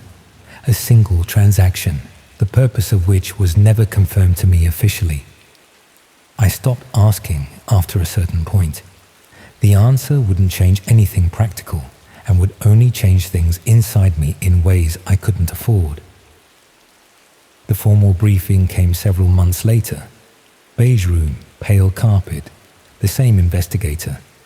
She told me a stream had taken place on the Friday in question, that it had originated from a location that remained unconfirmed, that the individual shown had not been formally identified, but that certain physical details were consistent with Daniel's description. She told me they were pursuing several active lines of inquiry. She asked if I had someone who could be with me when I drove home. I'm going to be honest with you. I held it together in that room, and I held it together on the drive, and I got through the front door of the farmhouse, and then I sat down on the kitchen floor. The same way I'd sat on the bedroom floor in the cottage when I found the laptop. And I did not hold it together at all. I won't describe what that looked like. It's mine. What I will tell you is the thing I've thought about every single day since. Someone stood outside my son's cottage window in the dark and photographed him sitting at his desk without knowing he was being watched. Someone watched him walk the path along the reservoir he'd described to me on those Sunday calls. The path, he said, made you feel small in the way that only ancient things can. Someone watched him and chose him and made arrangements, and 43 other people made their own arrangements to witness what happened next. Those people are not all in prison. The investigation identified some, pursued some, successfully prosecuted a small number. The rest are somewhere, living ordinary lives, perhaps near ordinary people who have no idea. I think about that more than I think about anything else. They have never found him, not his body, not a confirmed location, not enough to formally close it. The case stays open the way certain cases stay open, technically active, practically dormant, reviewed by people who didn't know him and are doing their best with what there is. I sold the farmhouse last autumn. The garden had accumulated too many Sundays, too many 6:30 spent deadheading the roses with the phone nearby in case it rang. I live in a terrace in a market town now, small paved yard. A few pots that have done better than I expected. A practical life. I'm good at practical. It's what's left when everything else has been taken. I don't pick up the phone on Sunday evenings. It doesn't ring. Hasn't rung at 6:30 since March of that year. And I know it won't. But I sit with it on the table in front of me anyway. And I let the time pass, and sometimes I talk. Quietly, to the room, or to him specifically, depending on how the day has gone. About the yard, the pots, whatever I've been watching. About the weather, which is different here, tamer, less particular. Nothing like standing at the edge of something vast and feeling the full weight of your own smallness. He told me that a reservoir made him feel small. Said it like it was a gift, that feeling. I know what he meant now. I just wish he was here so I could tell him I finally understand.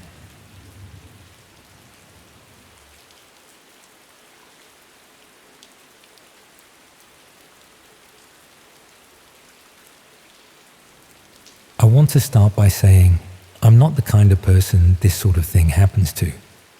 I know that's probably what everyone says, and I know how it sounds, but I mean it in a specific way. I wasn't looking for anything. I wasn't curious about things I shouldn't have been curious about. Wasn't the sort of teenager who spent his evenings trying to find the edges of the internet.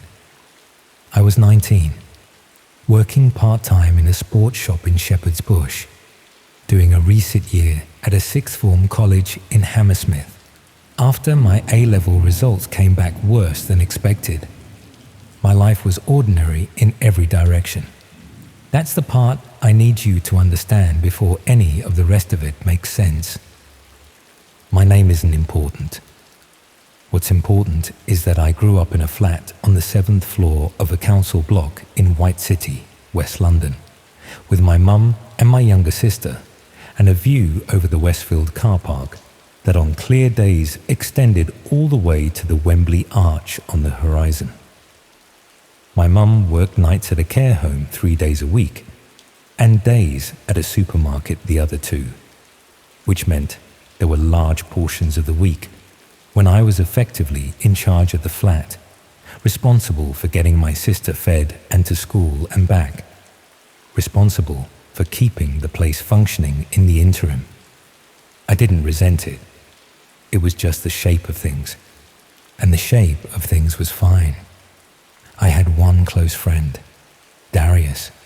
We'd been at school together since we were 11, lived 4 floors apart in the same block, spent most of our free time in each other's flats or down at the cage on the estate playing football badly and with great enthusiasm. Darius was sharper than me academically. He'd got his grades first time, was doing a foundation year at a university in Stratford, commuting east on the Central Line 5 days a week, with a rucksack full of textbooks and a podcast in his ears. We saw each other less than we used to, which was the natural consequence of lives moving at slightly different paces. But when we did see each other, it was easy in the way that only very old friendships are easy. No effort required. No need to explain yourself. In October of that year, a few weeks into the new term, Darius started behaving strangely. I want to be precise about what I mean by strange, because it wasn't dramatic. It wasn't the kind of strangeness you'd necessarily flag if you were only half paying attention. It was subtle. He cancelled plans twice in quick succession, both times with explanations that were technically adequate but felt slightly off, like he was reaching for a reason rather than reporting one. When we did see each other, he was distracted, present in body, but somewhere else in his attention. And he had a habit I hadn't noticed before of checking his phone under the table, tilting the screen away from me when he did. None of that on its own would have meant anything. Together, over a few weeks, it built into a texture of wrongness I couldn't entirely ignore. I told myself he'd met someone, new relationship energy, the need for privacy, the way people briefly become strangers to their oldest friends when there's someone new absorbing their attention. It was the simplest explanation, and it fit the available evidence well enough that I let it settle. I stopped noticing the strangeness as a thing to be worried about and started noticing it as a thing to tease him about when the moment was right. The moment never came. In November, on a Wednesday evening, Darius stopped answering his phone. At first, the first day maybe 2, I assumed he'd lost it, or broken it, or run out of credit and not got around to sorting it. I knocked on his door on the Thursday evening and got no answer, which wasn't unusual. His mum worked long hours, and his younger brothers were often out. And Darius himself was sometimes at the library until late. I left it, tried again Friday, no answer. Sent a message that showed as delivered but not read, and then a second message, and then a third. By the following Monday, I mentioned it to his mum in the lift, casually, trying not to sound as uneasy as I felt. She looked at me with an expression I couldn't immediately read and said she thought he'd been staying with a friend from university, that she'd had a message from him saying not to worry, that she'd assumed I knew. I said yes, of course, and got out at my floor and stood in the corridor outside our flat and felt the unease sharpen into something cleaner and colder. He hadn't told me. In 11 years of friendship, Darius had never gone somewhere without mentioning it. had never been unreachable for more than a few hours without an explanation. The message to his mum, I thought about the wording she'd used, not to worry, was the kind of message someone sends when they know a person is likely to worry, which means it was written with his mum in mind, written to manage her, not because everything was fine. I went home and I sat on my bed and I thought about the previous few weeks and I looked at it differently than I'd been looking at it. The cancelled plans, the tilted phone screen, the distraction. Seen from a new angle, it didn't look like the beginning of a relationship. It looked like someone managing what the people around him were allowed to see. I didn't know what to do with that. So I started with the only thing I had, his laptop, which he'd left at mine 2 weeks earlier and hadn't collected, which I'd assumed was accidental, and had put on my desk meaning to return it. I want to say clearly that I went into that laptop looking for a way to contact him. A university email address I didn't have, a name of someone from his course I could reach out to, anything that might tell me where he was or give me a number to call. That was genuinely what I was doing. I'm not dressing it up. His browser history was mostly unremarkable. University portal, YouTube, a football statistics site he'd been using for as long as I'd known him. But at the bottom of the history, from about 3 weeks before he went quiet, there was a cluster of visits to a site I didn't recognize. Not a named site. The address was a string of characters that didn't resolve into anything meaningful. The kind of address you'd only ever arrive at if someone had given it to you directly. He'd visited it 11 times over the course of about 2 weeks, always late at night, always from 11 p.m. onwards. The last visit was 4 days before he stopped answering his phone. I typed the address into my own browser. The site loaded slowly, in pieces, like it was being assembled from somewhere far away. When it finished loading, it showed a plain dark page with a small amount of text and a grid of thumbnails.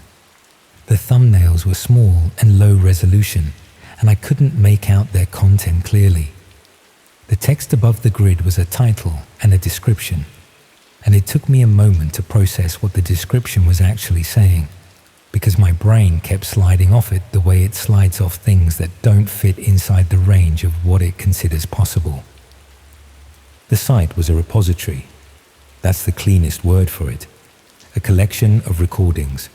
The description was matter of fact about what the recordings contained. Deaths. Film deaths. Organized by category, by date, by what the description called method. The thumbnails in the grid were stills from those recordings, and I understood that before I looked at them directly.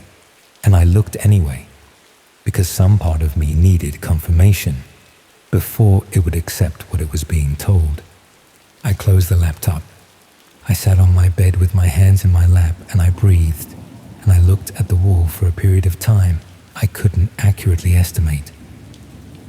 The flat was quiet. My sister was asleep. The Westfield car park was lit orange through the window. Then I opened the laptop again and went back. I've asked myself many times since why I went back. The honest answer is that Darius had been on that site 11 times, and Darius was missing. And the connection between those two facts was something I needed to understand before I could decide what to do. That's the honest answer. I'm not going to dress it up with anything braver or more logical than that. I went through the site more carefully the second time. It had the structure of a forum as much as a repository. There were threads beneath each recording, discussions, commentary, the casual back and forth of people who had watched the same thing and wanted to talk about it. The tone of those threads was the thing that affected me most, more even than the content of the recordings themselves. It was the ordinariness of it, the way people wrote about what they'd watched in the same register you'd use discussing a television program. Noting what worked, what didn't, comparing it to previous entries, anticipating future ones. A community with shared taste and shared vocabulary and shared enthusiasm. An absolutely ordinary community built around the most unordinary thing I'd ever encountered. I looked for Darius, a username, a comment, any trace of him in the threads. I didn't find one.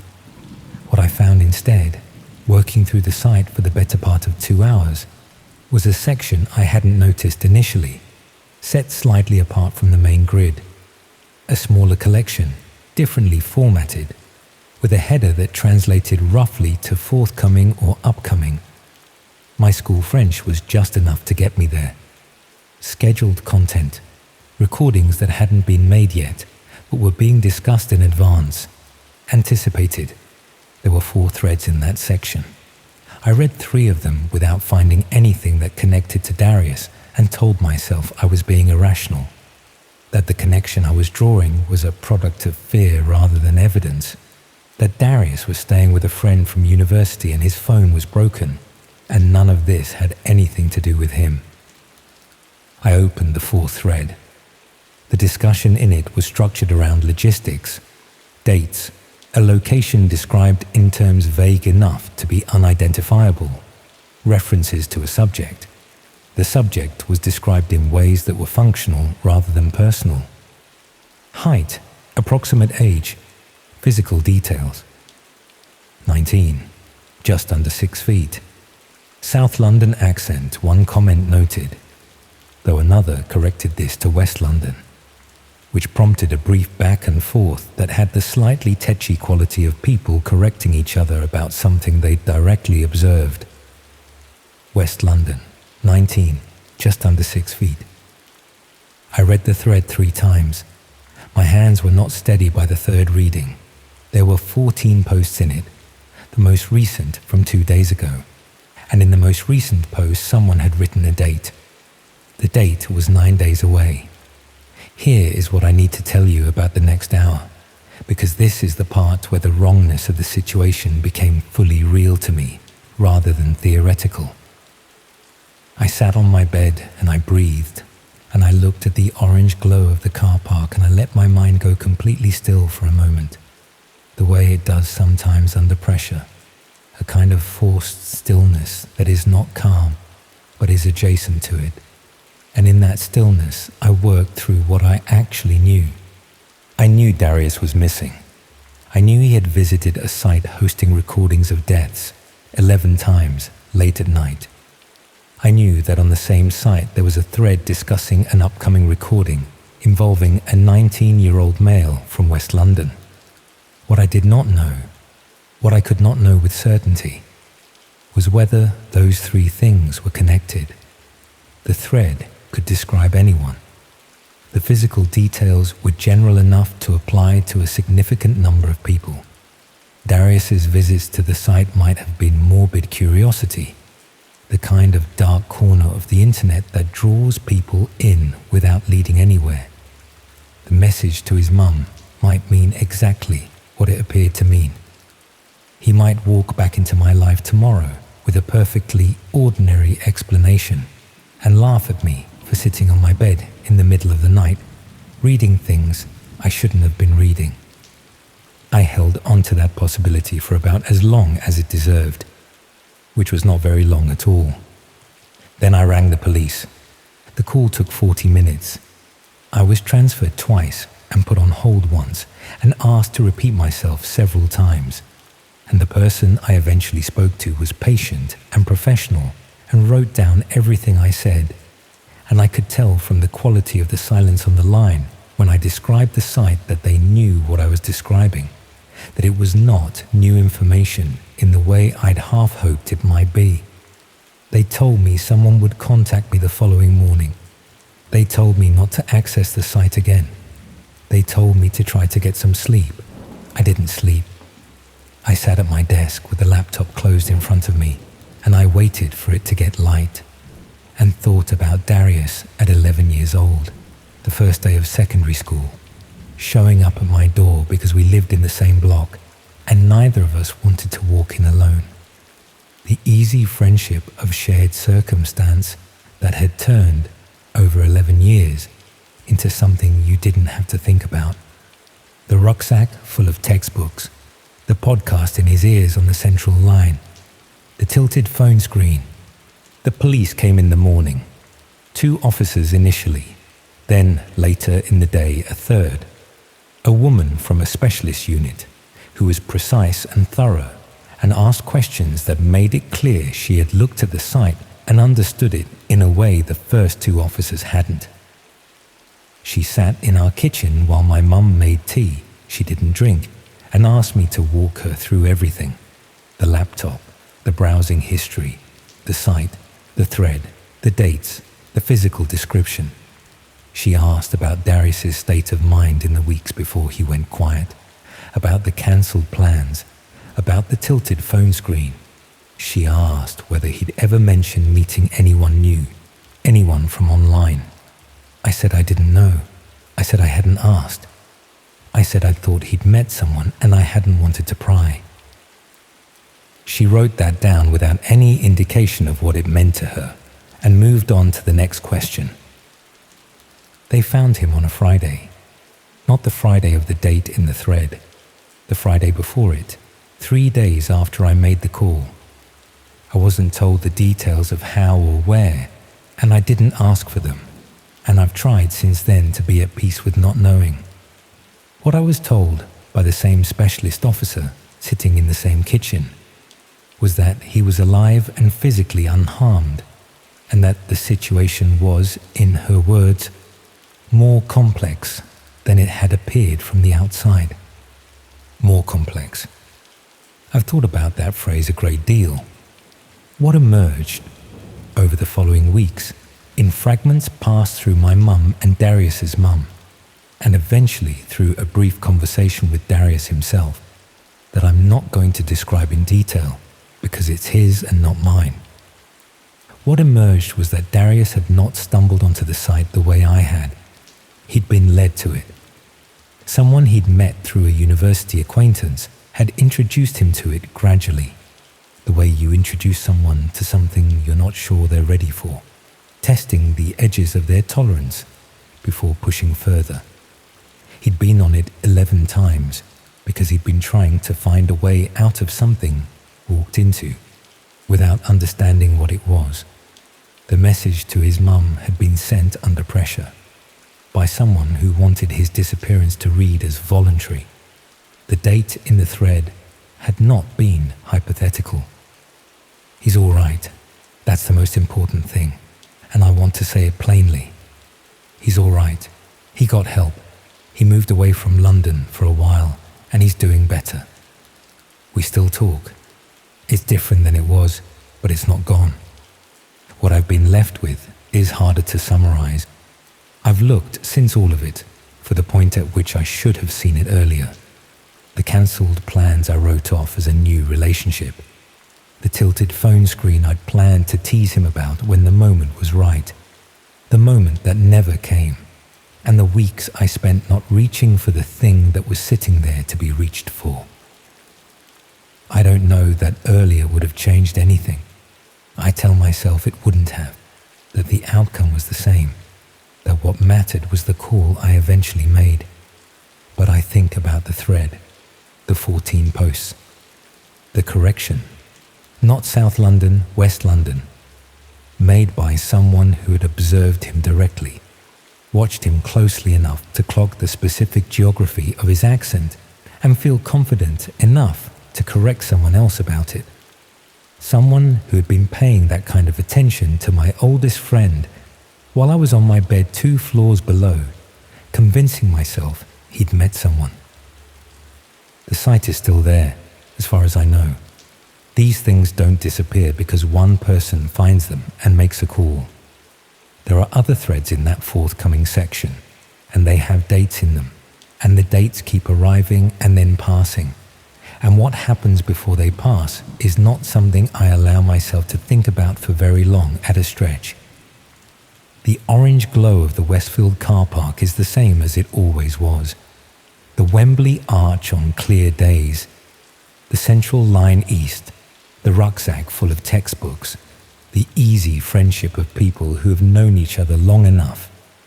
to stop noticing what they've got. I notice it now. I notice all of it.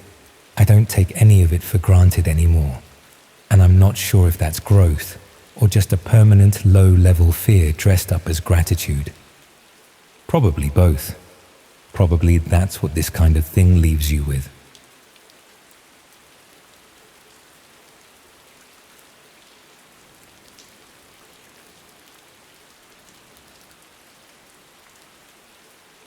I need to write this down properly, for once, instead of in the fragments I've been giving people for the last year. My editor got a version. The police got a version. My wife got a version eventually, though not the full one, because some of it I haven't told her and I'm not sure I ever will.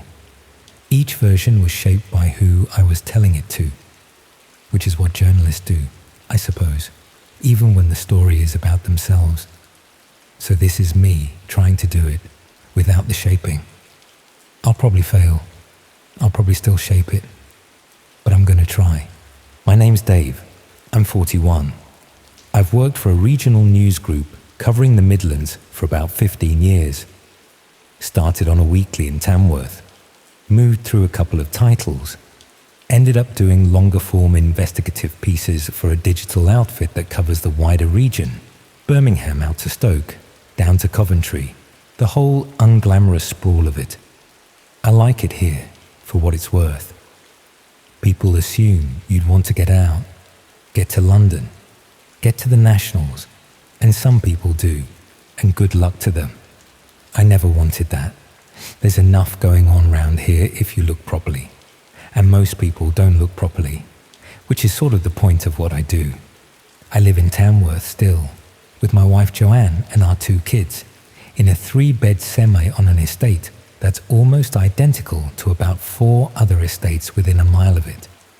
Joanne works part-time for the council, does something with housing benefit admin that she's better at explaining than I am. The kids are 8 and 11. It's an ordinary life. I want to say that clearly because what happened doesn't fit with an ordinary life.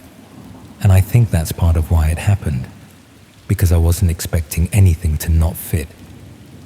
The story I was working on, and this is where I have to be honest about something I haven't been honest about in the other versions, started as something fairly small. There'd been 2 incidents in the space of about 6 months, both in towns within my patch, both involving teenage girls who'd gone missing for short periods, a day, 2 days, and turned up safe, but wouldn't say where they'd been or who they'd been with. Both families had separately mentioned to local contacts that the girls had been using an app, the same app, and that something on the app had unsettled them before they'd gone. Nothing that amounted to a crime, as far as the police were concerned. No charges. Just 2 families with the same uneasy feeling about the same piece of software, in towns about 20 miles apart, within the same 6 months. That's the kind of thing that's a story, not a big story. A local app, local concern. Here's what parents should know kind of story. The sort of thing I'd done dozens of times. I want to be honest. Part of why I pursued it was that it was an easy week. I'd had a run of heavier stuff.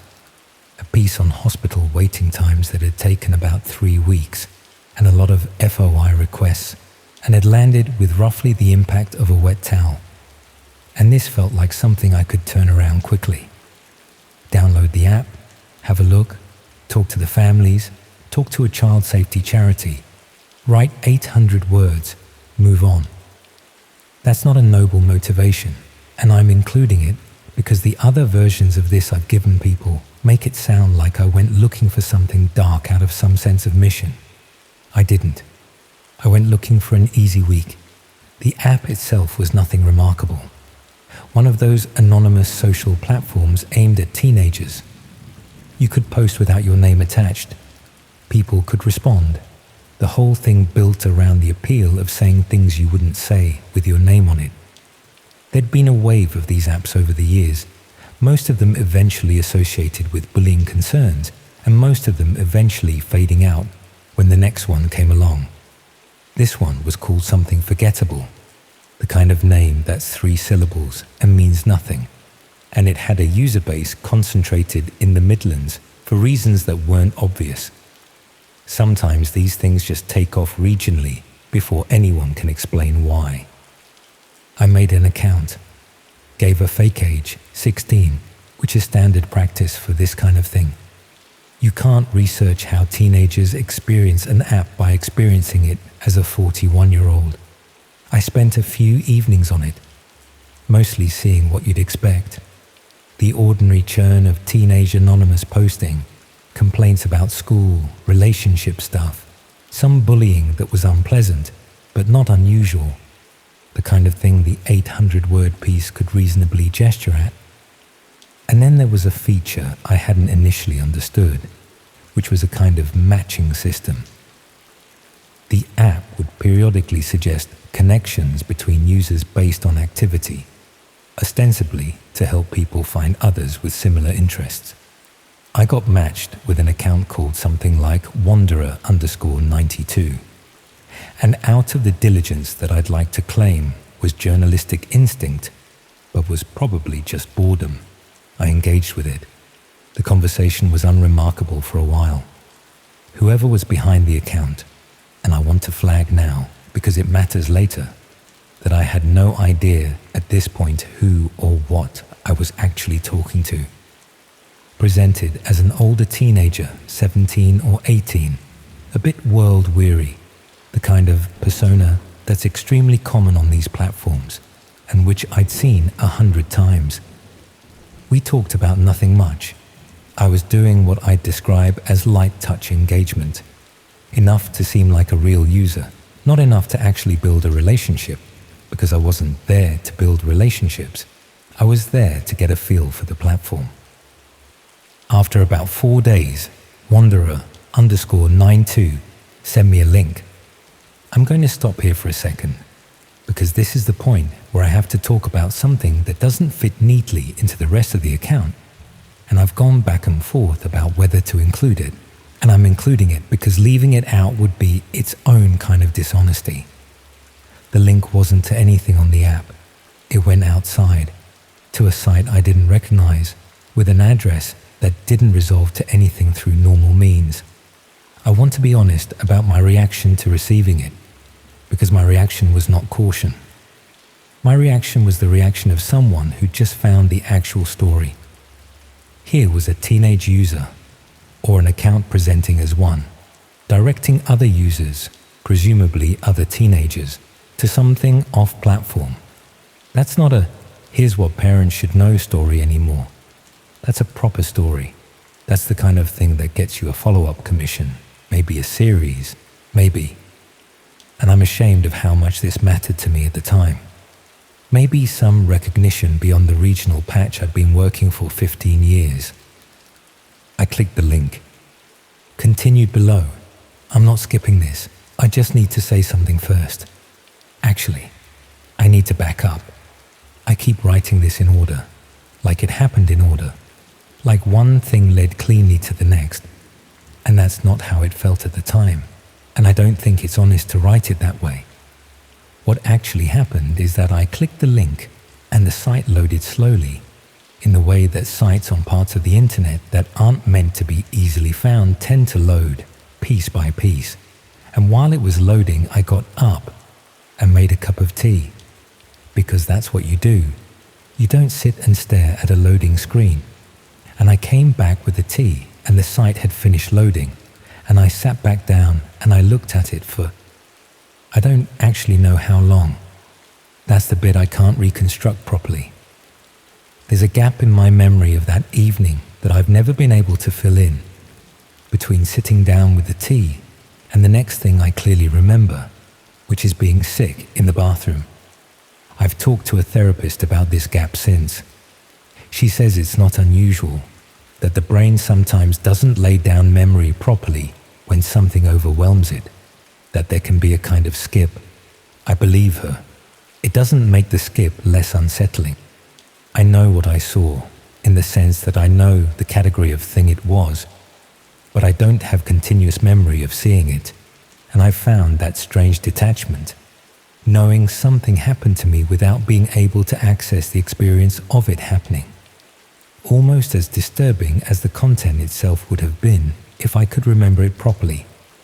What I can tell you, because the police later confirmed it, independently of my own memory, is that the site was a streaming platform, live and archived.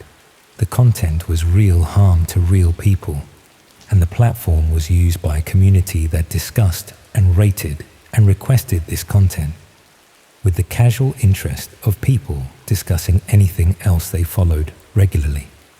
I know this because I've since read the police summary of what was on my laptop's cache from that evening, written in the careful, neutral language that these summaries use, and reading that summary was its own experience, separate from whatever happened in the gap.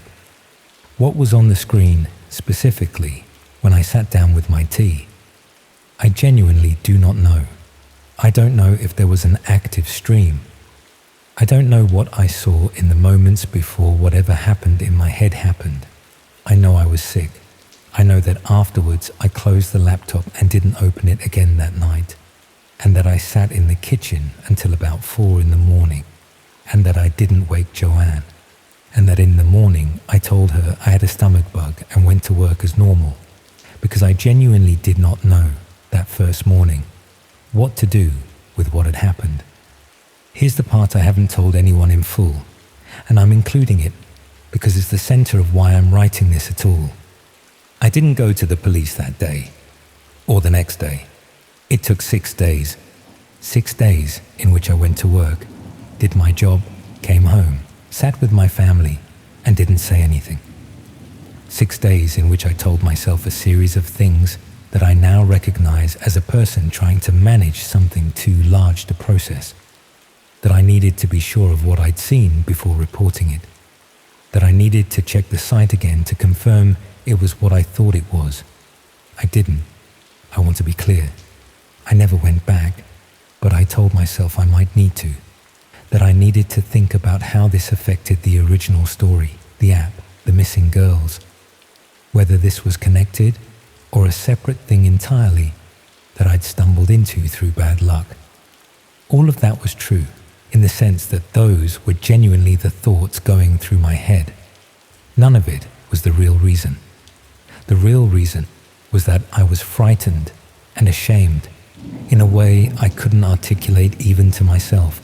And the 6 days were 6 days of a person walking around inside their own ordinary life, making the kids packed lunches, going to the school's autumn fair, sitting through a parents' evening, while carrying something that didn't belong anywhere inside that life and didn't have a place to be put down. On the 6th day, Joanne asked me what was wrong. Just that, directly, at the kitchen table, after the kids had gone to bed, and I told her, not everything. I didn't tell her about the gap, about the bathroom, not then, but I told her enough, and she was the one who said we needed to ring someone. And I think if she hadn't said that, I genuinely don't know how much longer the 6 days would have become. The investigation that followed was extensive, and parts of it I'm not able to discuss because of ongoing proceedings, and parts of it I've chosen not to ask about because I've learned. The way Joanne learned things about her own family history years ago, that she's told me she wishes she hadn't asked about, that not every question needs an answer. What I can say is that the app and the account and the link were part of something larger than 2 missing girls in 2 Midlands towns. The original story, the small, easy story I'd gone looking for, was real, but it was a thread hanging off something much bigger. A recruitment mechanism is the phrase that was used to me once, and which I've never been able to stop hearing in my head since.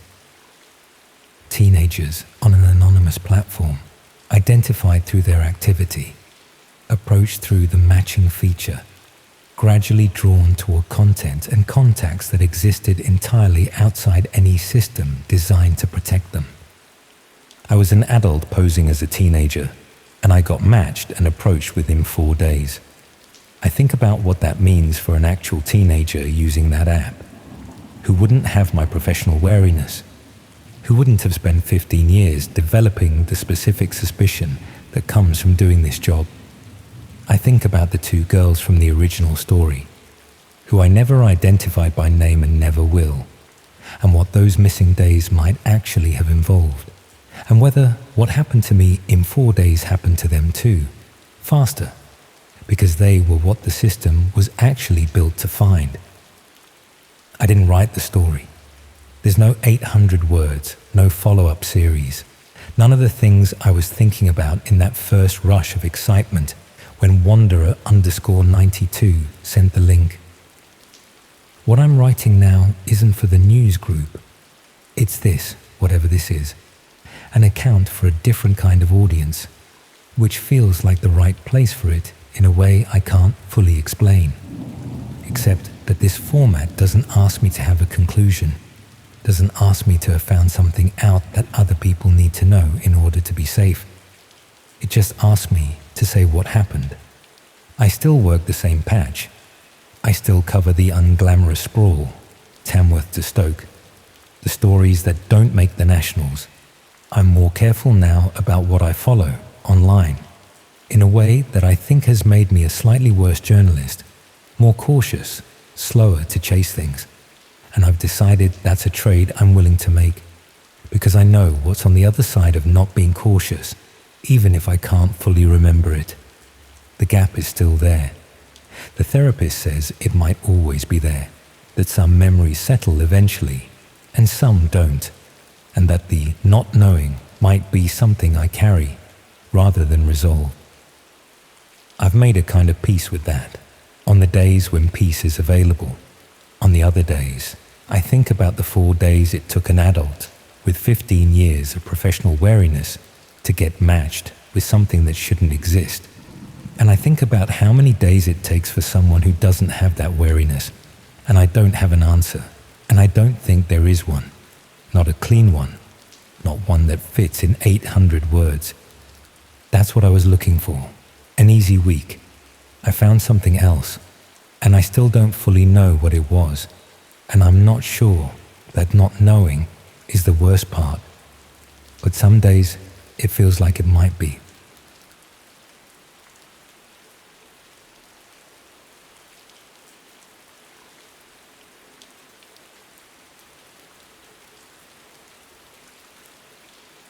Have you ever stumbled across something online that made your blood run cold?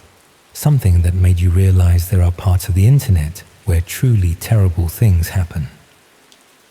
3 years ago, I found out what happens when you dig too deep into the dark web. I found out what happens when you accidentally catch the attention of people who kill for money. It was a freezing Tuesday night in November when my world turned upside down. Rain lashed against my windows as I sat hunched at my kitchen table, 3 fingers of whiskey keeping me company. I'd cancelled plans with a friend, claiming I felt ill, but the truth was, I'd become obsessed with exploring the dark web. My old Victorian flat was frigid except for the kitchen, where the ancient boiler struggled to pump out enough heat to keep my fingers from going numb on my laptop keyboard. I'd been browsing the dark web for about 6 months by then. Nothing serious, mostly just forums and marketplaces, more out of curiosity than anything else. I downloaded Tor after watching a documentary about internet privacy. That's what I told myself anyway. But I think there was always part of me that wanted to see if the stories were true. The red rooms, the hitmen for hire, all that urban legend stuff. I didn't believe it existed, but I wanted to look. That night, I was bundled up in a hoodie and blanket when I found myself on a forum I'd never visited before. I'd been clicking through links on the hidden wiki, following a breadcrumb trail of increasingly obscure destinations. This particular forum looked fairly standard. Black background, simple layout, topics arranged by category. What caught my eye was a thread about someone who had hired a person to solve a problem. See, this could have meant anything. Could be a hacker, could be someone to buy drugs, could be someone to do your university coursework. But something about the simplicity of it made my stomach tighten. I clicked on it, more out of morbid curiosity than anything else. The thread had started about 3 weeks earlier. The person who started it had written a short introduction about hiring someone to solve a problem the previous month. It cost them 15 Bitcoin. They said the problem no longer existed, and they were happy to answer questions about the process. 15 Bitcoin. At the time, that was close to £80,000. Whatever problem this person had, it wasn't cheap to solve. The comment section was active, about 200 replies.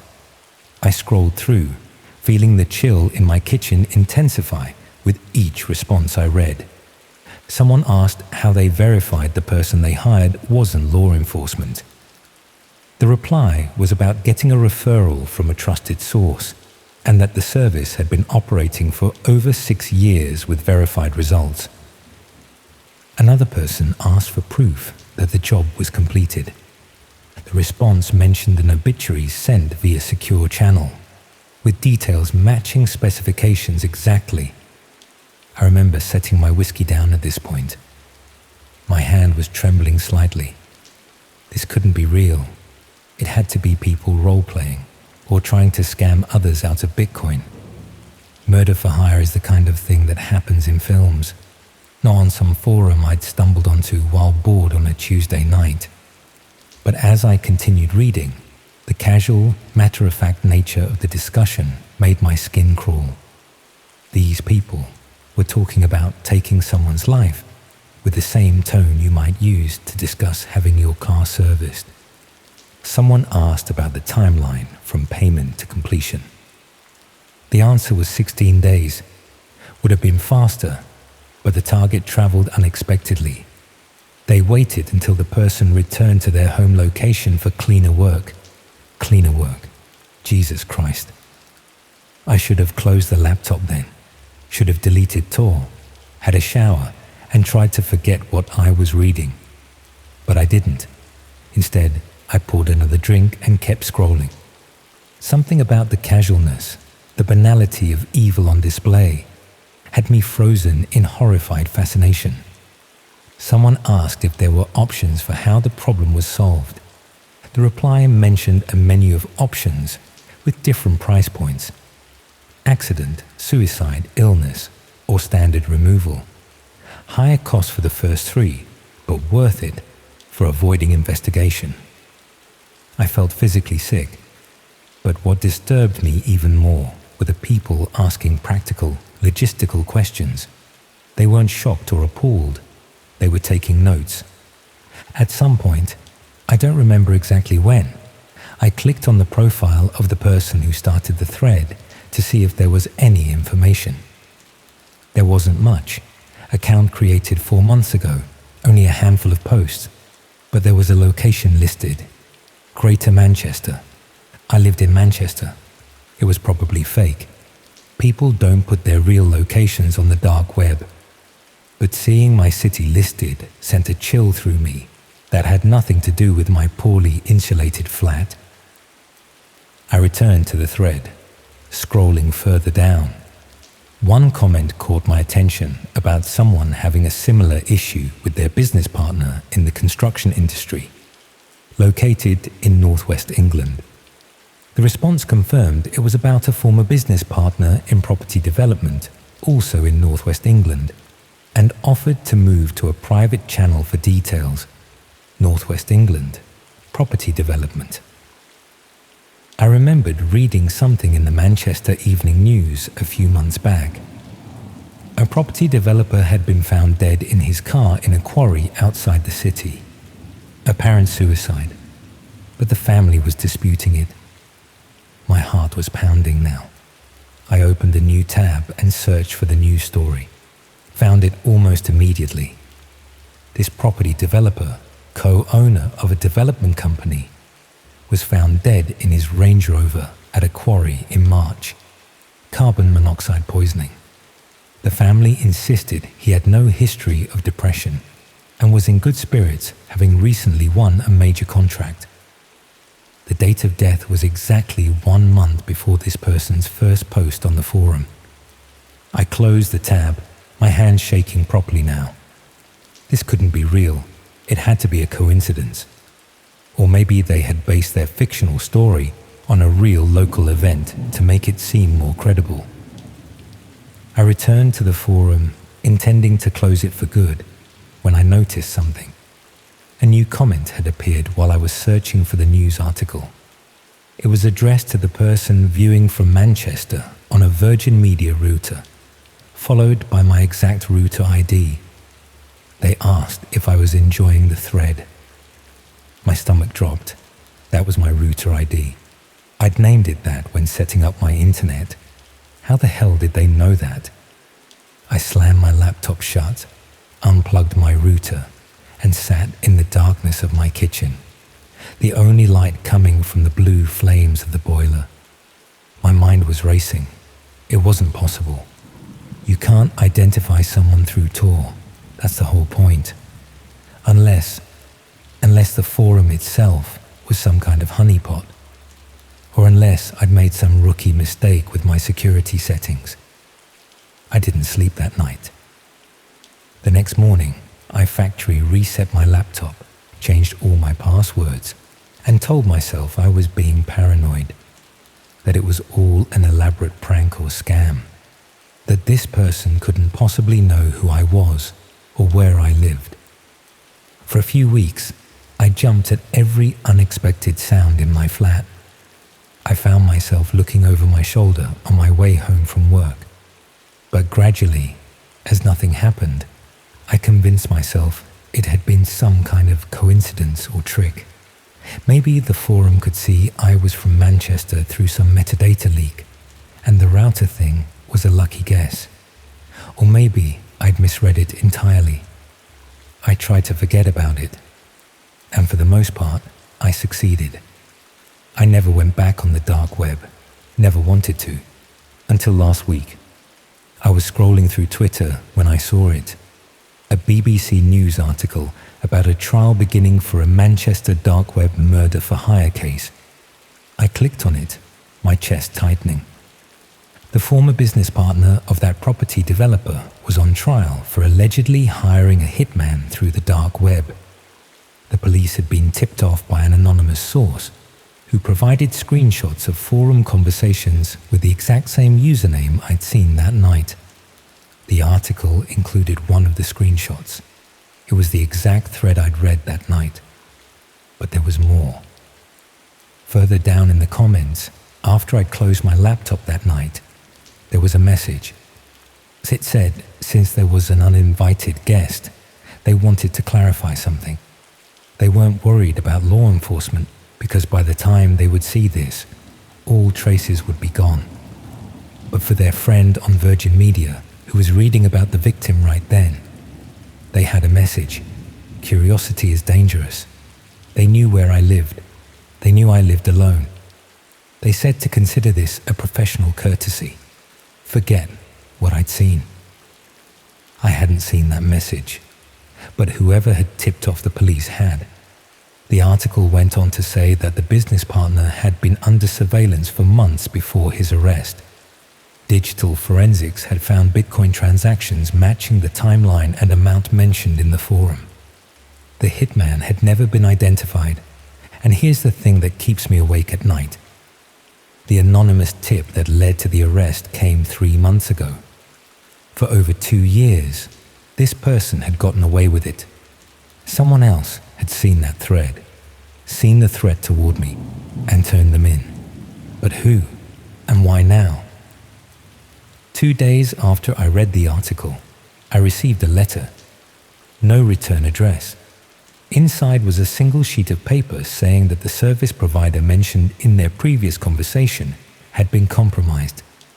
A new provider had acquired their client list. My details were in the system as a person of interest. The message said this matter had been resolved and no further action was required. I've moved flat since then, changed my phone number. I'm writing this from a different city.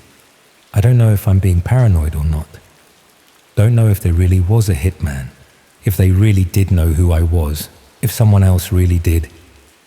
What? Take them out to protect me? Or if the business partner just got sloppy and got caught on their own? All I know is that sometimes, when I'm sitting at my new kitchen table late at night, I could swear I hear someone testing the door handle.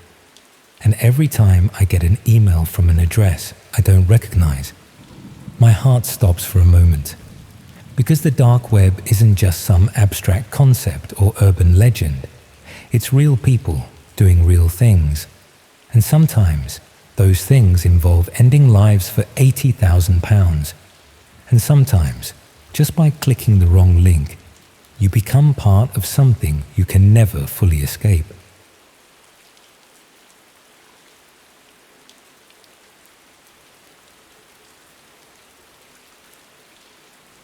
I want to tell you about the day I stopped watching those short videos. You know the ones, where you just mindlessly swipe up again and again until you realize 3 hours have passed. That algorithm had me figured out perfectly until it showed me something I wish I could unsee. The moment still replays in my head, an ordinary looking prank video that suddenly turned into something unmistakably real, something that changed me forever. I'm sharing this now because I've kept it bottled up for too long. My friends noticed how I changed afterwards, deleting all my social media, jumping whenever my phone made a notification sound. The counselor at uni thinks I'm dealing with some kind of digital anxiety disorder, but how can I tell her what really happened? She'd either think I was making it up or report it to the police, and honestly, I'm too scared to find out what would happen next. Writing it down like this, anonymously, feels safer, like I'm finally letting it out without putting myself at risk. So here goes. Last autumn, I was in my second year at university in Leeds, studying media and communications. The irony isn't lost on me now. I was living in a shared house with 4 other students, but I was always the night owl of the group. I'd stay up scrolling through videos when everyone else had gone to bed. The endless stream of content was my way of switching off after a day of lectures and coursework. I'd gotten into this habit of watching these short videos for hours before bed. You know how it goes. 1 minute, you're watching someone make a fancy coffee drink. The next, you're deep into videos of people exploring abandoned buildings or pulling elaborate pranks. The algorithm keeps feeding you more of what you engage with, and before you know it, you're in some weird corner of the internet. That night, it was a Tuesday in November. I remember, because I had a presentation the next day that I was putting off preparing for. I'd been scrolling for about an hour. It was around 1 a.m., and I was lying in bed with all the lights off, except for the blue glow of my phone.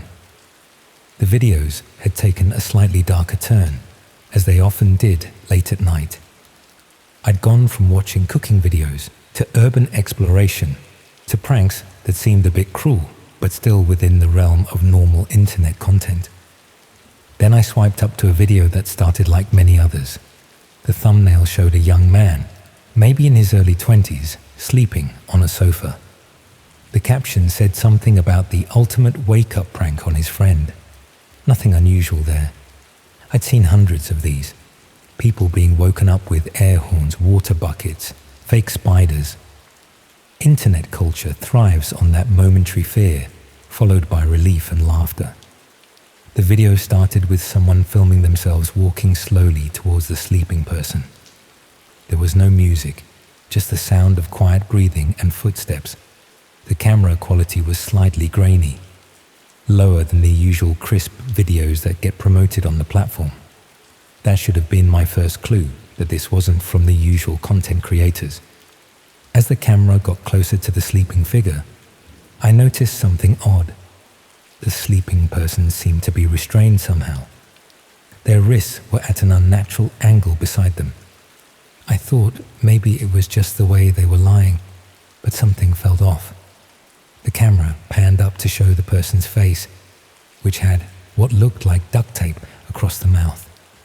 For a split second, I still thought it was an elaborate prank, maybe a staged kidnapping scenario between friends trying to create shocking content for views. Then the camera pulled back, and I could see the entire scene. The sleeping person wasn't on a sofa, but appeared to be on some kind of plastic sheeting on the floor. Their hands and feet were bound with what looked like zip ties, cutting into the skin. Around them was a carefully arranged set of tools, knives, pliers, what looked like a blowtorch. This wasn't a prank video. This was something much worse. The video lasted only about 30 seconds total.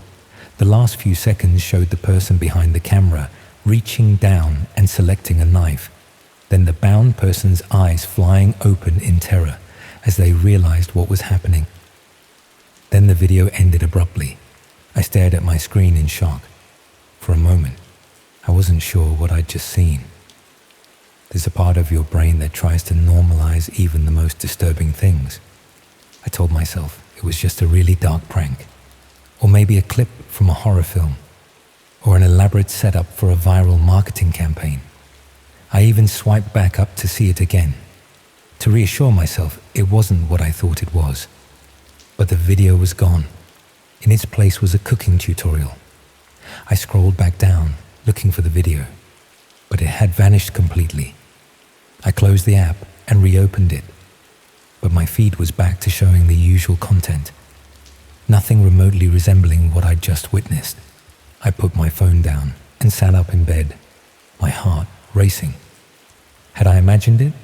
Was I so tired that my mind had twisted an innocent prank video into something sinister? I almost convinced myself that was the case, that I needed to get more sleep and stop scrolling through videos until the early hours. But then my phone vibrated with a notification. I picked it up, half expecting to see a message from one of my housemates asking me to quiet down. Sometimes I didn't realize how loud I was being when everyone else was trying to sleep. Instead, it was a notification from an app I'd never seen before. The icon was just a simple black dot. The notification just said, "Enjoyed the preview. Swipe for more." I immediately deleted the notification and checked my installed apps. There was nothing there that matched the black dot icon. I ran a virus scan, which came back clean. I restarted my phone, changed my passwords, all the things you're supposed to do when something seems off with your device. By the time I finished, it was nearly 3 a.m., and I managed to convince myself that it was just a glitch, maybe an ad for a horror film that had somehow made it through the platform's content filters. The next day, I was exhausted during my presentation, but managed to get through it. I didn't tell anyone about what I'd seen. What would I say? That I might have stumbled upon something disturbing, but wasn't completely sure. That I got a strange notification afterwards that I couldn't explain. It sounded paranoid, even to me. For a few days, everything went back to normal. I still used my phone, but avoided the video app. I focused on coursework and spent more time with my housemates in the evenings instead of isolating myself with endless scrolling. I almost forgot about the incident. Then, about a week later, I received an email from an address that was just a string of numbers and letters. The subject line was blank, and the body of the email contained only a link. Against my better judgment, and I still don't know why I did this, I clicked it. The link took me to what looked like a clone of the popular video app, but something was off. The interface was slightly different, with a dark grey background instead of white, and instead of the usual categories and trending topics, there was just a continuous feed of videos that started playing automatically. These weren't normal videos. Each one showed someone in distress, bound, crying, pleading silently with the camera. Some were being pranked in ways that went far beyond anything that could be considered a joke. Being burned with cigarettes, cut with knives, terrorized with weapons. and between each distressing video were clips of normal, everyday content. The exact kind of videos I usually watched, from creators I recognized. I tried to exit the page, but it wouldn't close. I tried closing the browser, but it reopened itself. In a panic, I forced my phone to shut down by holding the power button. When I turned it back on, everything seemed normal again. The browser history showed no record of the site I'd visited. That night, I couldn't sleep. I kept thinking about what I'd seen and what it meant. Had I somehow stumbled into some dark web version of the popular video platform? Was there a shadow version of the app that showed content too disturbing for the mainstream?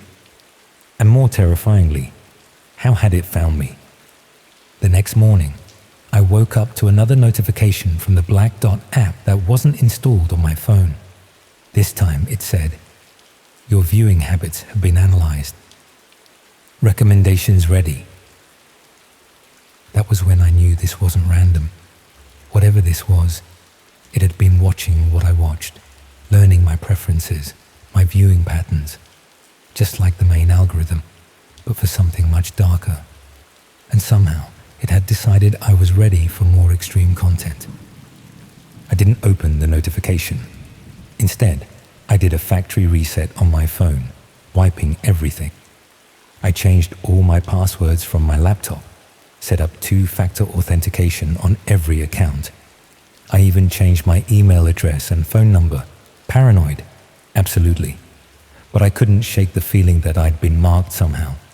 For a while, it seemed to work. No more strange notifications, no more disturbing videos. I still use social media, but was much more careful about what I engaged with. I set time limits for apps and never used them late at night when my guard might be down. Then came the package. It arrived at my house about a month later, addressed to me, but with no return address. Inside was a USB drive and a printed card that said, "Custom content based on your viewing history." I didn't plug in the USB drive. I'm not that stupid. But I didn't throw it away either. Something stopped me. Some morbid curiosity, or perhaps the feeling that discarding it wouldn't make this go away. Instead, I wrapped it in plastic and buried it in a shoebox in my wardrobe. Sometimes, late at night, I think about what might be on it. Videos tailored specifically to what the algorithm thought would appeal to me, based on everything I'd ever watched, every video I'd lingered on a second too long, every dark curiosity I'd indulged thinking no one was watching. It's been 6 months now. I've changed universities, moved to a different city. I use technology as little as possible, just enough for my studies and to stay in touch with family. No more social media, no more endless scrolling. But I can't escape the feeling that I'm still being watched, that the algorithm is still learning, still waiting to show me more. Every CCTV camera, every smartphone, every laptop camera feels like an eye following me. And the worst part is knowing that whatever I saw that night, whatever dark corner of the internet I glimpsed, it's still out there. People are still scrolling through it, still being fed content that gets progressively darker, still being desensitized bit by bit, until suddenly they're watching something real and horrific without even realizing the line they've crossed. Sometimes I wonder how many other people got the same recommendations I did. How many clicked through? How many watched more than I did? How many are still watching? And sometimes, in my darkest moments, I wonder if I'm in one of those videos now too. If someone, somewhere, is swiping through short videos and will come across footage of me going about my day, oblivious to the camera following me. And they'll pause for a moment, thinking it's a bit odd, a bit different from the usual content, before swiping up to the next video.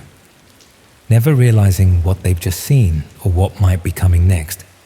Just another swipe in an endless stream of content, getting darker with every flick of the thumb.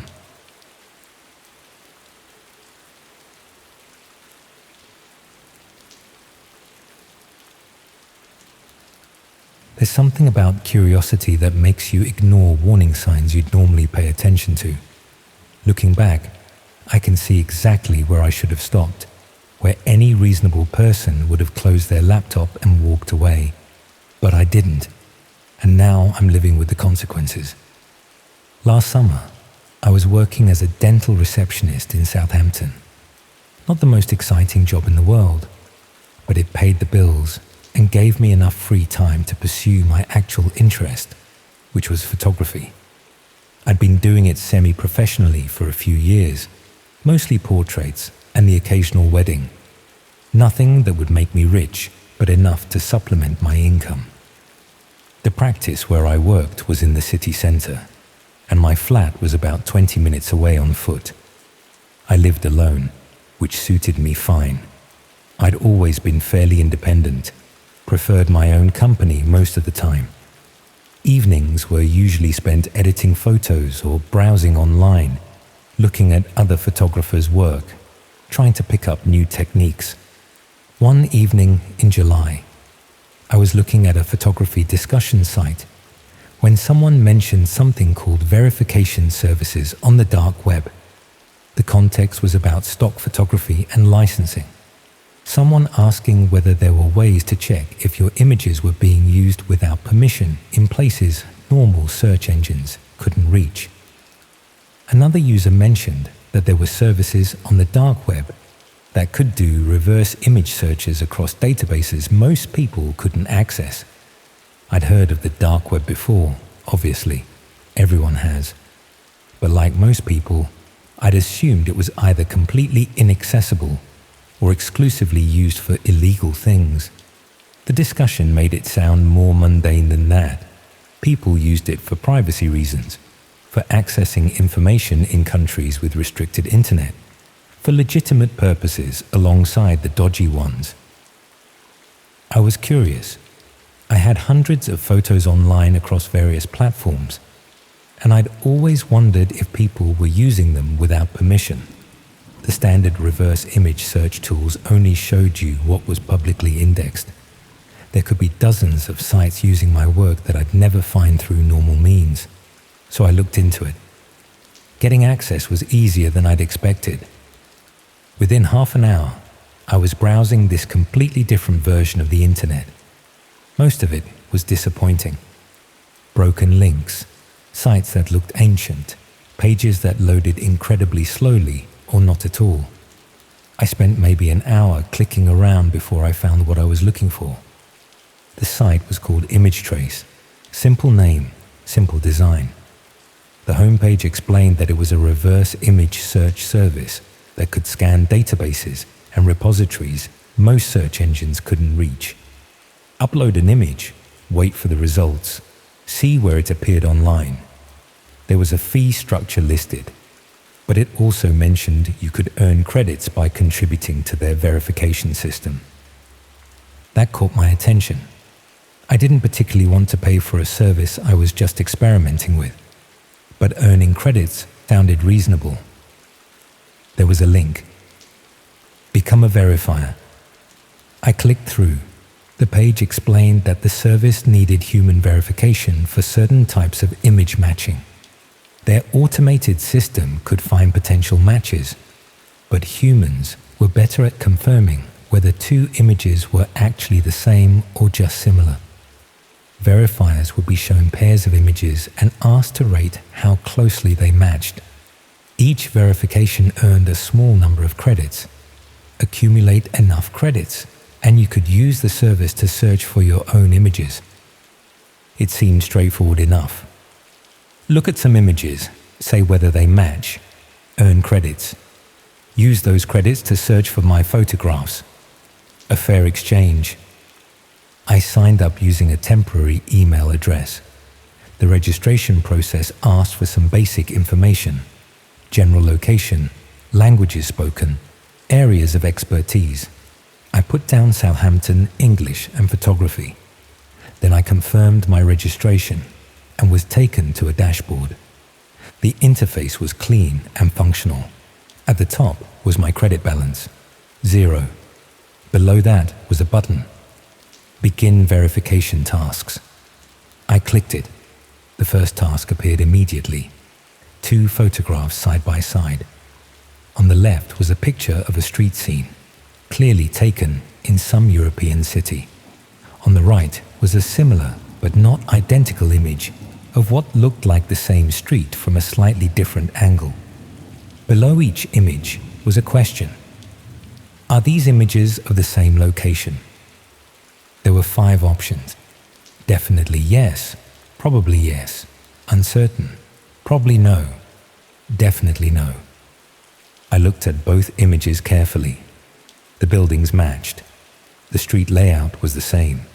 The angles were different, suggesting they'd been taken from different positions, but they were definitely the same location. I clicked definitely yes and submitted my answer. A new pair of images appeared, this time 2 portraits of different people. The question was the same. Are these images of the same person? They clearly weren't. Different facial features, different ages, different everything. I clicked definitely no. Another pair appeared, then another, then another.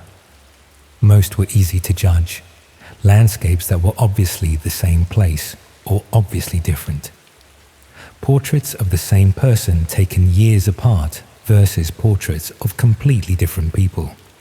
Buildings, cars, objects. Some required more thought, particularly when the images were poor quality or taken from strange angles, but generally it was straightforward work. After about 30 minutes, I'd completed maybe 50 verifications.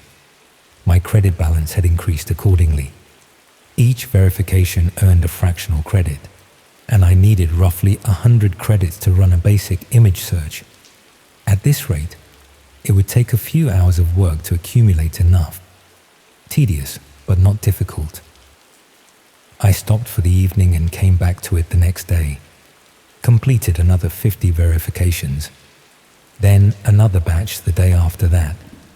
Within a week, I had enough credits to run my first search. I uploaded one of my more popular photographs, a sunset shot over Southampton docks that I'd taken a couple of years earlier. The search ran for maybe 30 seconds, then returned results. It found the image on my own website, obviously, on my social media accounts, on a few photography sharing sites where I'd posted it, all expected. But it also found 3 other locations.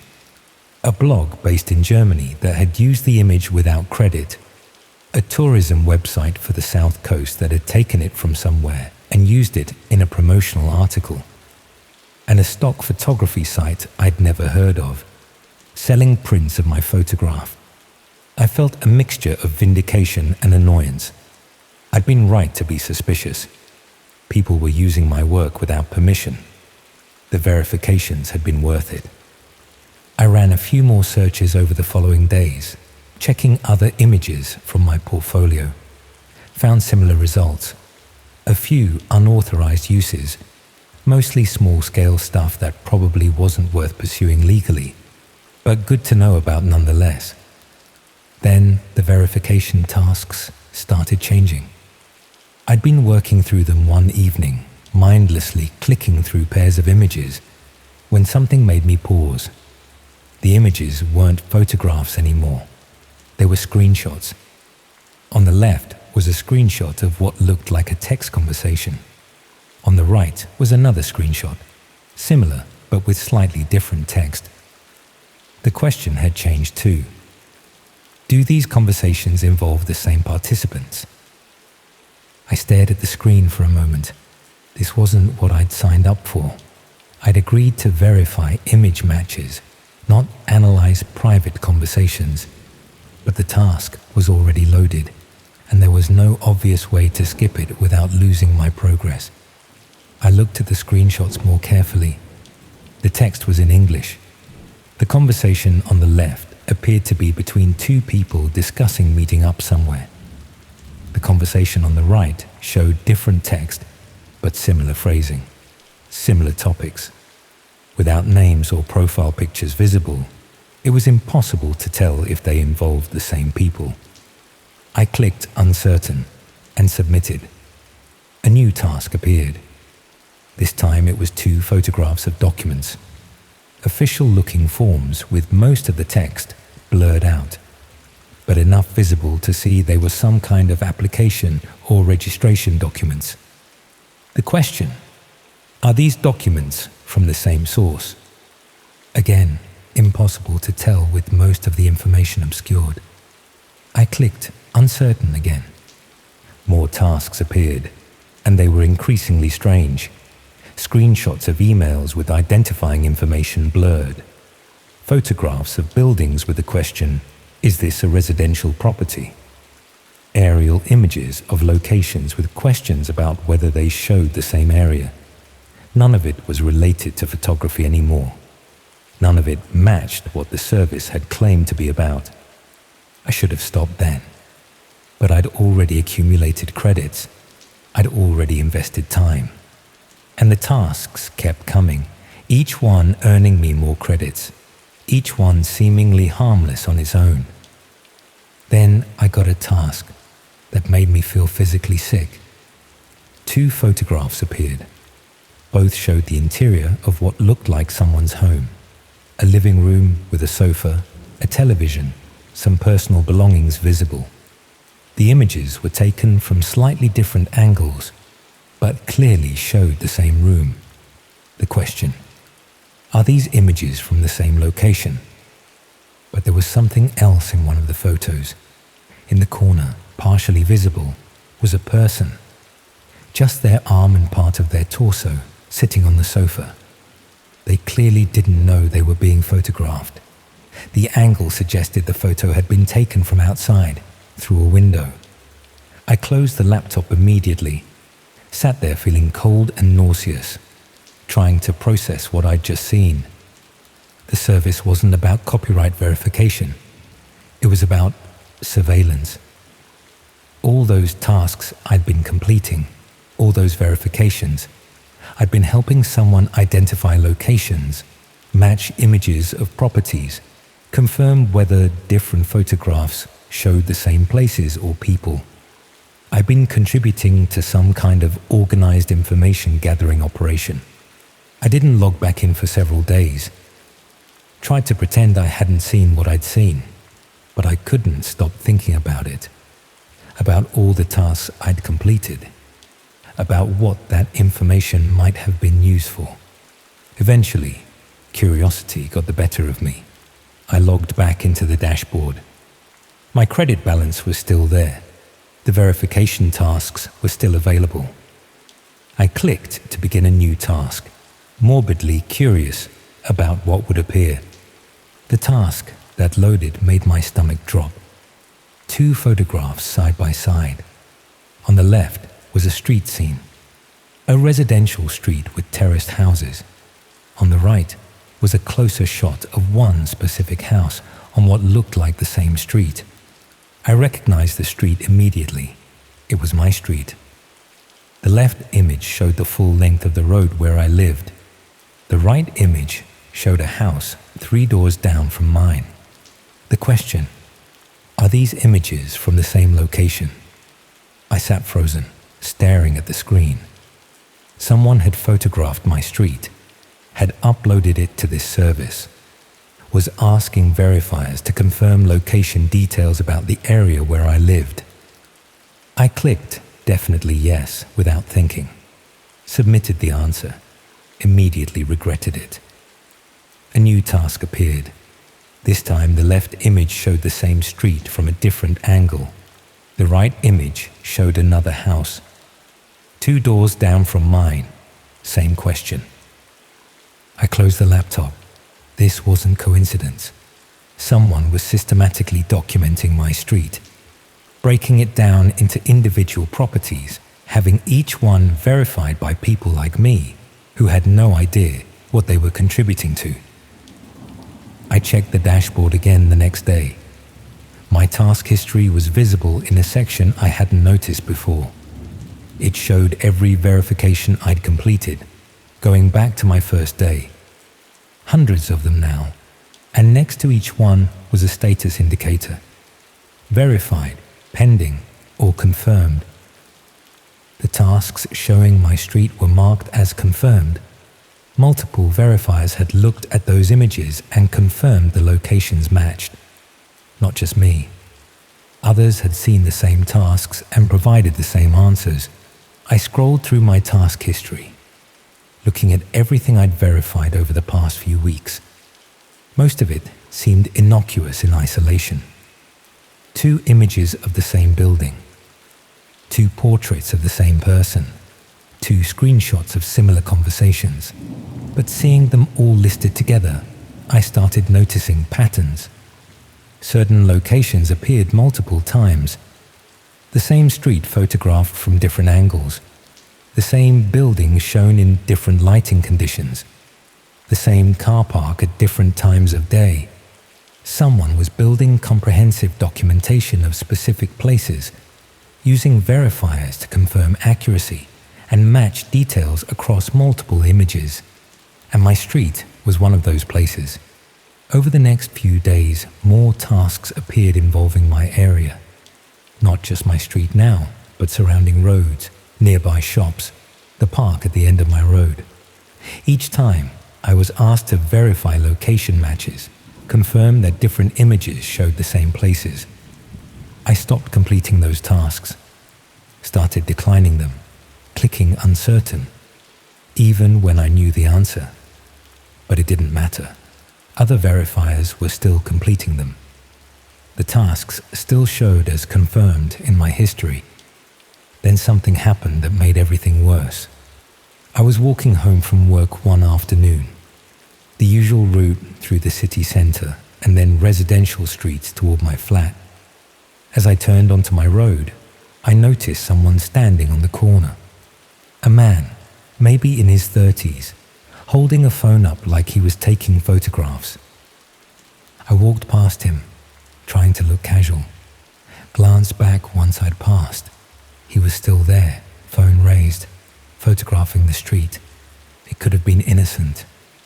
Could have been a tourist, or someone documenting the area for personal reasons.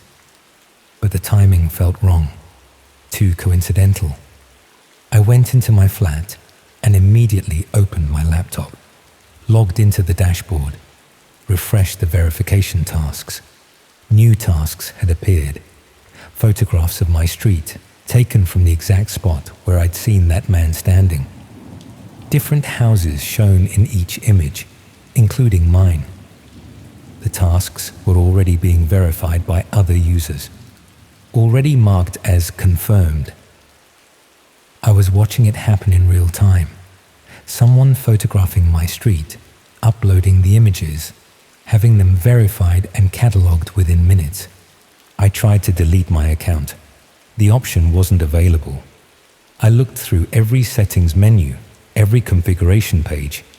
There was no way to remove my account or even stop receiving tasks.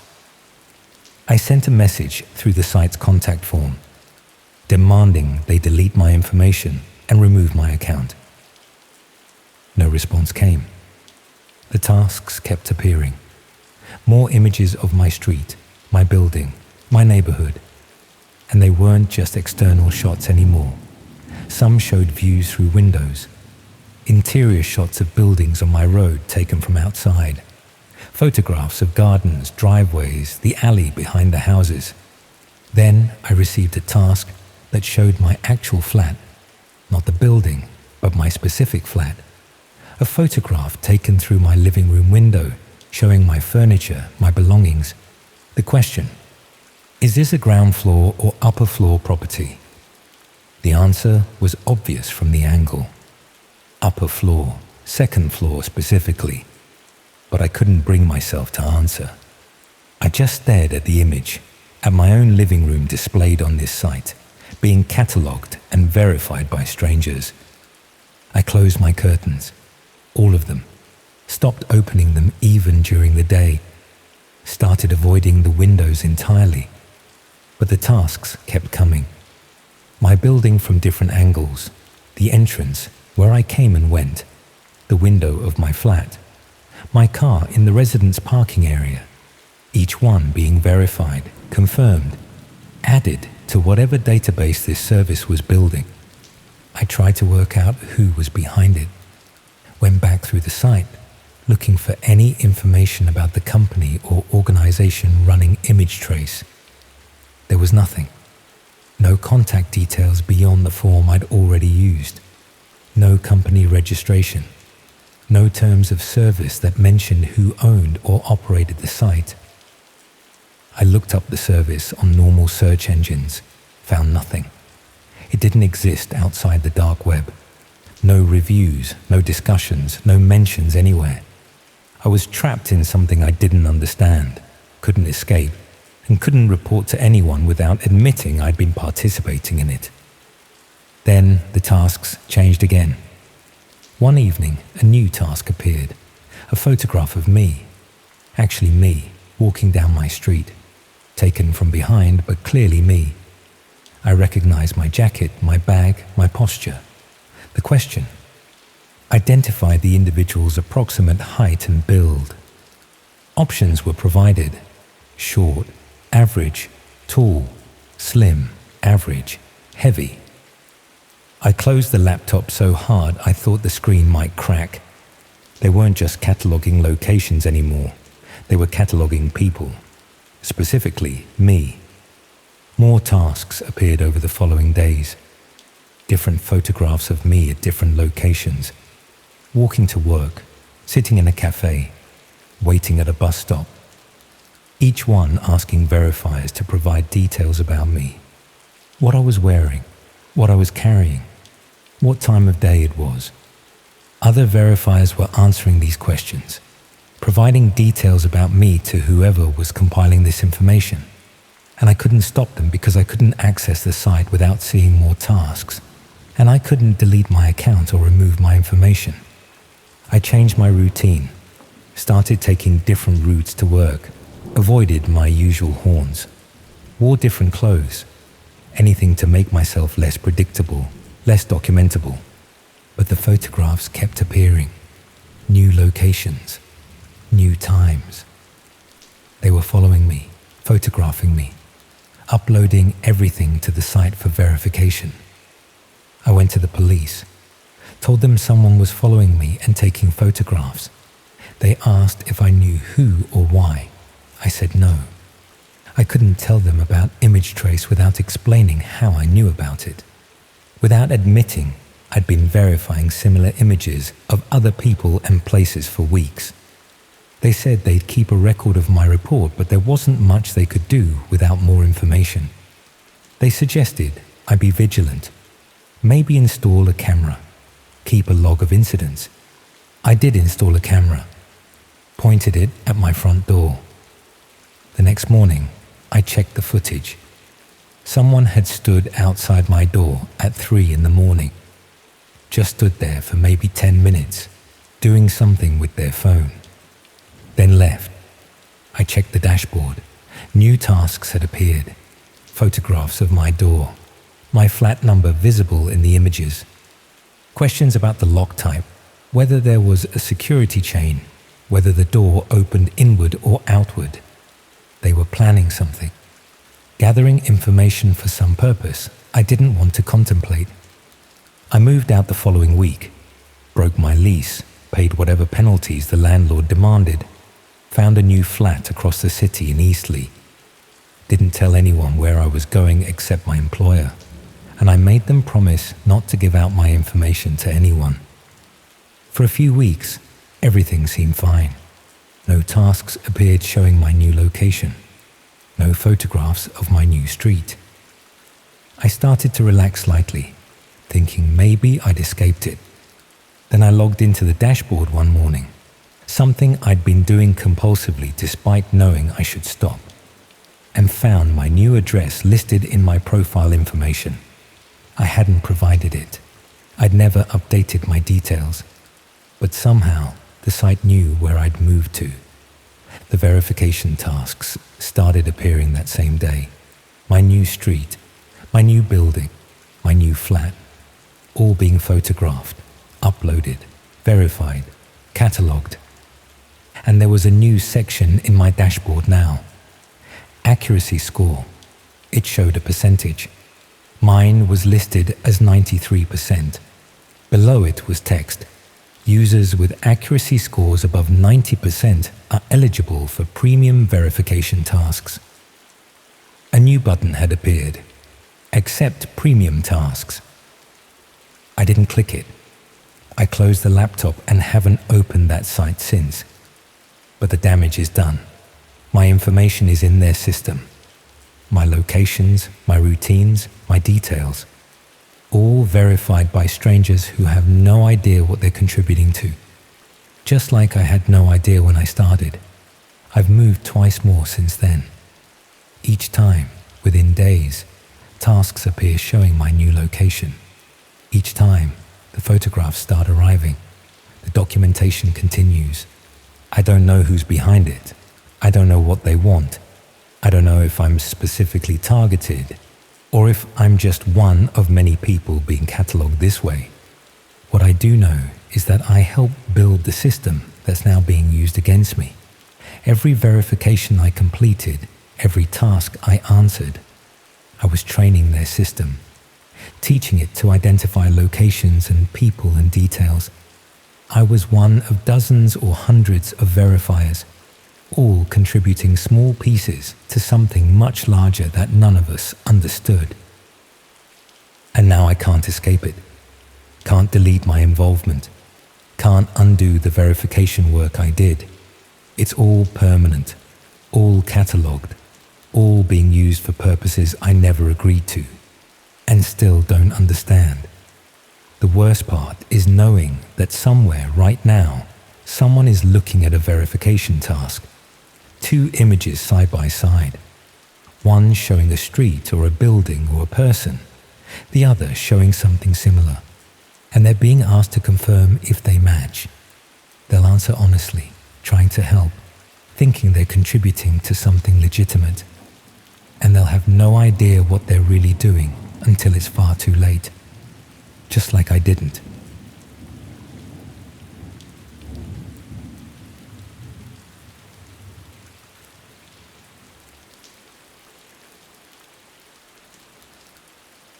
I should probably start by saying that I didn't end up in this freezing bedsit by accident. I've been wearing 2 jumpers most evenings just to take the edge off the cold, sitting here in this cramped little room, while I tried to make sense of how things went the way they did. I had a proper flat in Norwich not long ago, decent heating, a bit of space, a view over the park. But I walked away from all of that once I realized what I'd actually been part of these past 8 months. Most nights now, I sit with my laptop balanced on my knees, not typing, just staring at the screen, as I think back over the messages I read and the content I reviewed, all the tiny decisions I made without really understanding who was watching.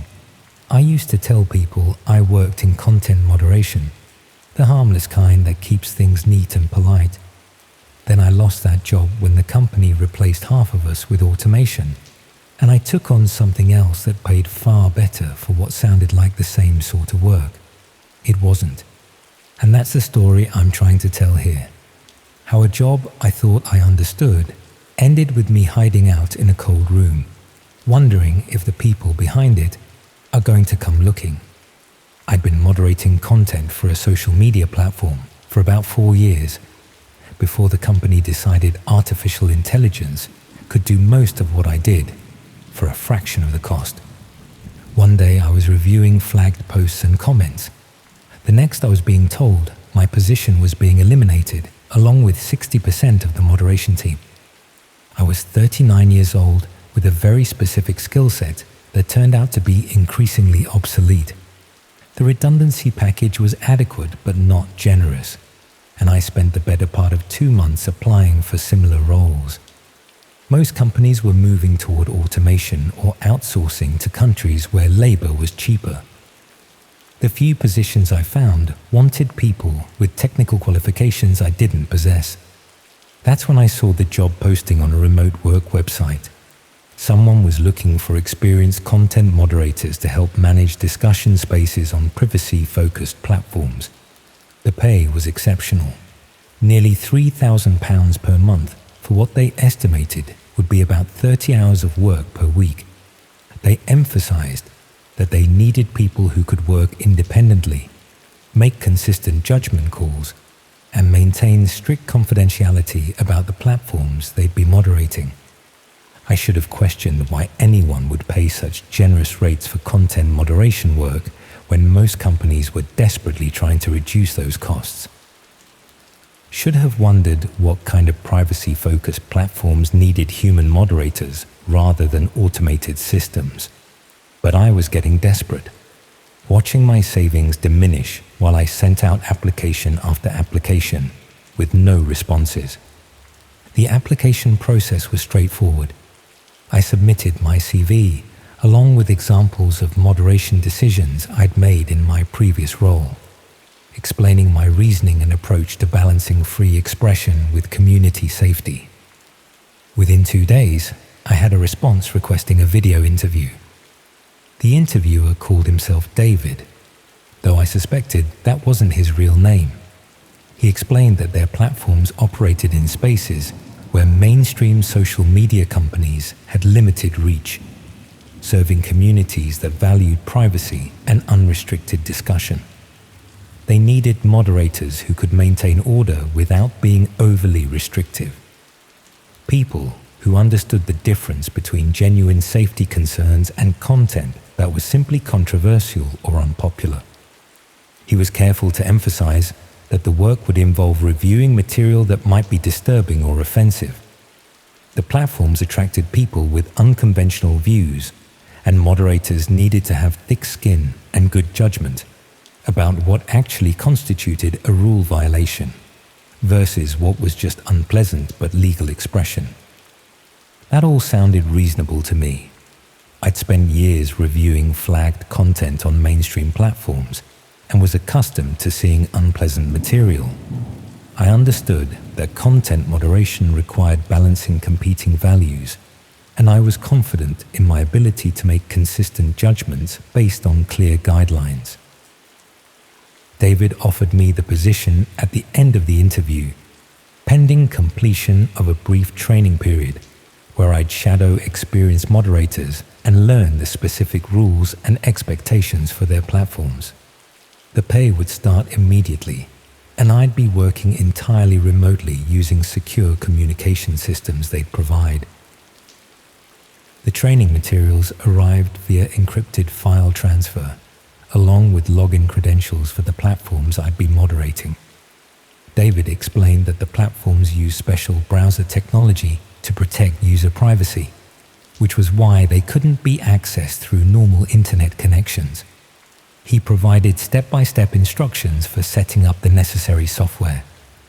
When I finally accessed the platforms, my first impression was how basic they looked compared to mainstream social media. Simple layouts, minimal graphics, text-based discussions organized into topic categories. The interface reminded me of internet communities from the late 90s, before companies had invested millions in sophisticated user experiences. The content itself was immediately concerning. I'd been expecting controversial political discussions or conspiracy theories, the sort of material that mainstream platforms restricted, but that wasn't necessarily illegal. Instead, I found discussions about topics that were clearly criminal in nature.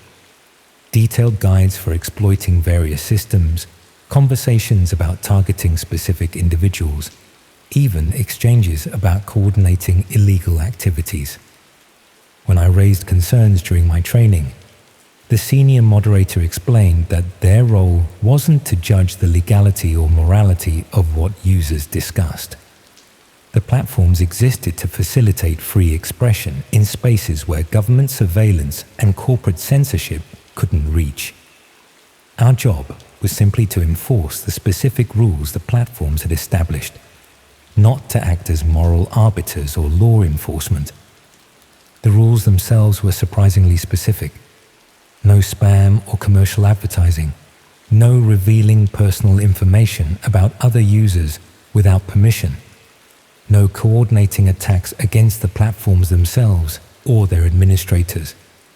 But almost everything else was permitted, including discussions of criminal activity, as long as they remained theoretical rather than active coordination.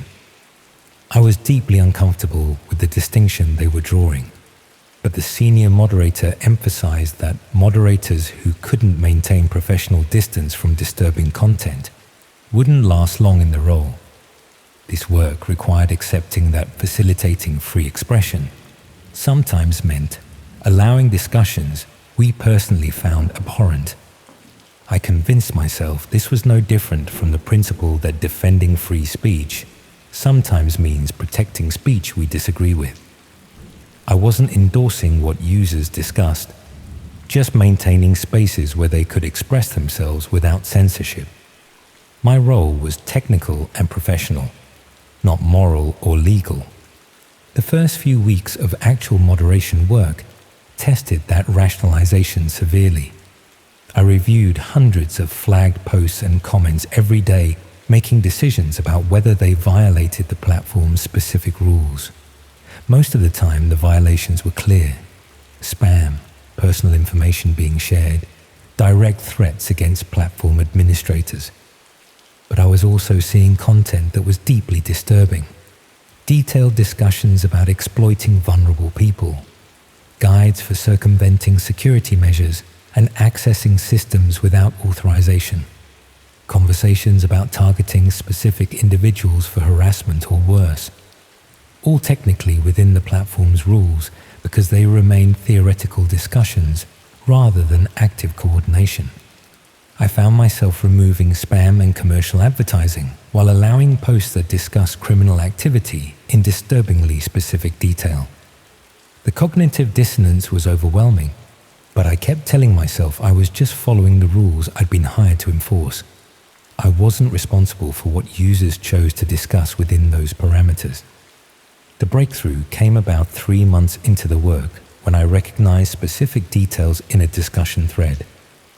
Users were discussing a harassment campaign against a teacher in Norfolk, sharing her work address, her daily routine, even photographs of her home and car. The post technically didn't violate platform rules because they weren't coordinating attacks, just sharing information and discussing theoretical approaches. But I recognized the school mentioned in the discussion. It was where my sister's children attended, in a small town outside Kings Lynn. The teacher being discussed was someone I'd met at school events, a kind woman who taught primary school children and had never done anything to warrant the obsessive documentation these users were compiling. I realized I was moderating platforms that facilitated systematic harassment and stalking of real people, including people I knew personally. The theoretical discussions I was allowing weren't abstract debates about controversial topics. They were planning and intelligence gathering for criminal activity against identifiable individuals. I tried reporting the harassment campaign to David, explaining that users were clearly coordinating activity that would result in real harm to a specific person. He thanked me for the report, but explained that unless users explicitly coordinated illegal actions in their posts, the discussions fell within allowed parameters. The platforms existed to facilitate free expression, even when that expression involved sharing information about people who hadn't consented to being discussed. That response made me understand I wasn't moderating online communities to protect users from harm. I was maintaining spaces where people planned and coordinated criminal activity against vulnerable targets. The free expression we were facilitating was actually systematic intelligence gathering and harassment that destroyed real people's lives. I started paying closer attention to the platforms I was moderating, looking beyond individual rule violations to understand the broader context of what users were discussing. What I found was horrifying in its scope and organization. The platforms hosted extensive discussions about identifying vulnerable targets for various types of exploitation. Users shared techniques for surveillance, advice on circumventing security measures, even guides for psychologically manipulating specific types of victims. They coordinated activities without explicitly stating their criminal nature, using coded language and theoretical framing that technically didn't violate platform rules. One category of discussions focused on identifying and exploiting elderly people living alone. Users shared information about specific individuals, photographs of their homes, details about their daily routines. They discussed theoretical approaches for gaining access to properties, theoretical techniques for convincing people to provide financial information or access to their accounts. Another section dealt with targeting children through online spaces. Users shared information about children's social media accounts, their schools, their after-school activities. They discussed theoretical approaches for establishing contact, theoretical techniques for building trust with young people who might be isolated or vulnerable.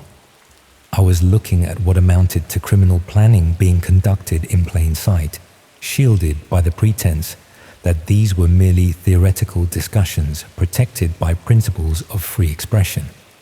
And I was the one ensuring these discussions could continue by removing spam and obvious rule violations, while allowing the substantive criminal content to remain.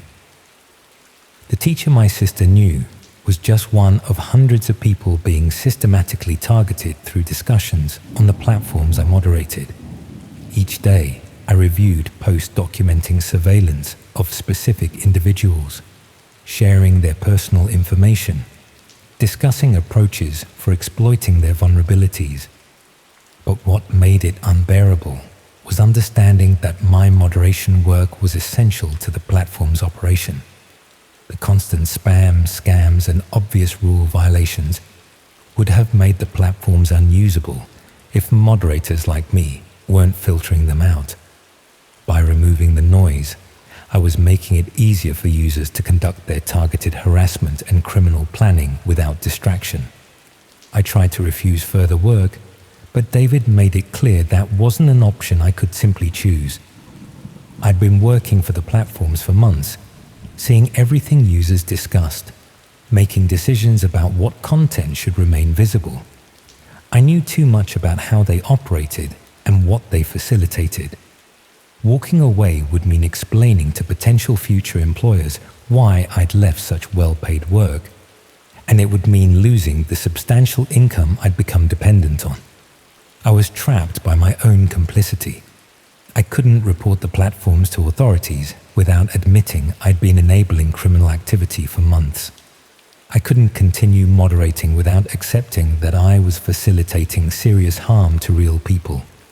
And I couldn't simply walk away without consequences from people who had extensive documentation of my involvement in maintaining these spaces. That's when I started documenting everything I saw on the platforms, taking screenshots and keeping detailed records of the criminal discussions I was being required to allow. I told myself I was preserving evidence for eventual reporting to authorities, but really I was just trying to feel less guilty about the harm I was enabling every day. The teacher in Norfolk ended up leaving her job after the harassment became unbearable. Users on the platform celebrated their successful campaign, discussing techniques they'd used and sharing lessons learned for future targeting. I read those celebration posts and knew I'd played a role in destroying a good person's career and sense of safety. I found other cases where people I'd allowed to be discussed on the platforms had subsequently been victimized. An elderly man in Somerset, whose information had been shared in those targeting discussions, was burgled shortly afterwards. A young mother in Wales, who'd been identified as vulnerable on the platforms, experienced systematic harassment that drove her from her home. Each case made it clearer that my moderation work wasn't just facilitating abstract discussions. It was enabling real criminal activity that destroyed real lives. The theoretical framing users employed to avoid explicit rule violations was just a linguistic shield that let them coordinate actual crimes, while I helpfully removed the spam and obvious violations that might have interfered with their planning. I tried contacting the police about what I'd discovered, but explaining my role proved impossible without admitting extensive complicity. I'd been moderating platforms for months, carefully removing content that violated specific rules while allowing criminal planning to continue unimpeded. My screenshots and documentation showed my intimate involvement in maintaining spaces where serious crimes were coordinated. The officer I spoke to was professional but frank about my position. I'd knowingly worked for platforms facilitating criminal activity. Accepting substantial payment for work I must have understood was enabling harm.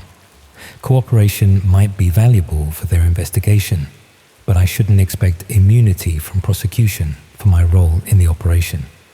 I was advised to stop moderating immediately and refuse further contact with the platform administrators. But David had already anticipated that possibility. I received messages explaining that moderators who caused problems for the platforms faced serious consequences. They had extensive records of my moderation decisions, including content I'd allowed to remain that had subsequently enabled criminal activity. If I tried to report them, they'd ensure authorities understood my active role in facilitating that activity. I realized I was being blackmailed with documentation of my own moderation work. Even though I'd been following the rules I'd been hired to enforce, the records showed me making decisions that allowed criminal planning to continue. They could present me as an active facilitator of the harm these platforms enabled. That's when the harassment started in earnest. I began finding my own personal information appearing on the platforms I'd been moderating. Users discussed my work history, my address, my daily routines. They shared photographs of my flat taken from outside, discussed theoretical approaches for accessing my home, even speculated about vulnerabilities that could be exploited. I was now being subjected to the same treatment I'd been enabling for months through my moderation work. Users were documenting my life with the same methodical precision they'd applied to all their previous targets, discussing approaches for ensuring my silence about what I'd seen on their platforms. The cognitive dissonance of seeing my own information being shared in spaces I was supposed to be moderating was overwhelming. I was expected to continue removing spam and obvious rule violations from discussions about targeting me, maintaining the platform's functionality even as it facilitated my own harassment. I stopped logging into the moderation systems entirely, knowing that refusing to work would trigger the consequences David had warned about, but unable to continue enabling discussions that now directly threaten my own safety. Within days, I started receiving packages containing printed screenshots of moderation decisions I'd made, with annotations showing how those decisions had enabled specific criminal activities. The message was clear. They had comprehensive documentation of my complicity, and they'd use it to destroy my life if I caused them problems by reporting to authorities or refusing to remain silent about what I'd seen. That's when I left Norwich entirely, packing essential belongings and driving to Stoke-on-Trent, where I had no previous connections. I've been staying in this inadequate bedsit, avoiding digital traces and hoping I can disappear long enough to work out what to do next. But I know the platforms are still operating, still facilitating criminal planning and coordination, still enabling systematic targeting of vulnerable people. Other moderators have probably been recruited to replace me. People who make the same rationalizations I did about just enforcing rules and maintaining free expression. I think about that teacher in Norfolk, about the elderly man who was burgled, about all the other people whose lives were destroyed through discussions I allowed to remain visible. They trusted that online platforms had some responsibility to prevent coordination of criminal activity, that moderators would remove content that enabled serious harm. But I proved them wrong by carefully maintaining the platform's functionality. while allowing criminal planning to continue unimpeded. Every spam post I removed, every obvious violation I caught, it all made the platforms more effective at facilitating the criminal discussions I was required to ignore. The platforms taught me that moderation itself can be weaponized, that enforcing narrow technical rules while ignoring broader criminal context makes you complicit in whatever harm those platforms enable, that free expression principles can be exploited to shield criminal activity behind theoretical framing and coded language, and that once you've spent months moderating platforms you know are facilitating criminal activity, you become complicit enough that reporting them means destroying your own life along with exposing their operations. I suppose that's why I'm still sitting here in this freezing bedsit, rather than going back to police with all the evidence I preserved. Because I know that documentation implicates me as much as it exposes the platforms, and I'm not brave enough to face consequences for choices I made when I convinced myself I was just following the rules I'd been hired to enforce. All I can do is hope that someone else will eventually expose these platforms, that other moderators will find the courage I lack to report what they're enabling, despite the personal consequences, and hope that the people being targeted through discussions on those platforms find some way to protect themselves from criminal activity being coordinated in spaces that present themselves as merely facilitating controversial free expression, because the platforms are still operating, still recruiting moderators, still facilitating systematic targeting of vulnerable people. And I helped maintain them for months, carefully removing spam and obvious violations, while allowing criminal planning to flourish unchecked.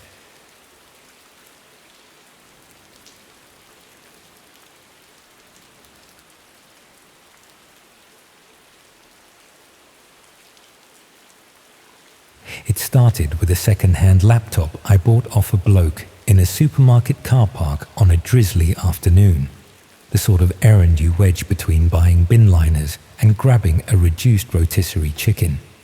I told myself it was a bargain, and I told myself I would wipe it clean as soon as I got home. I told myself a lot of things. What I did first was open the lid and have a look. My flat sits on the top floor of a tired building that looks better in rain than in sun. The hallway smells faintly of damp paint and someone's fabric softener.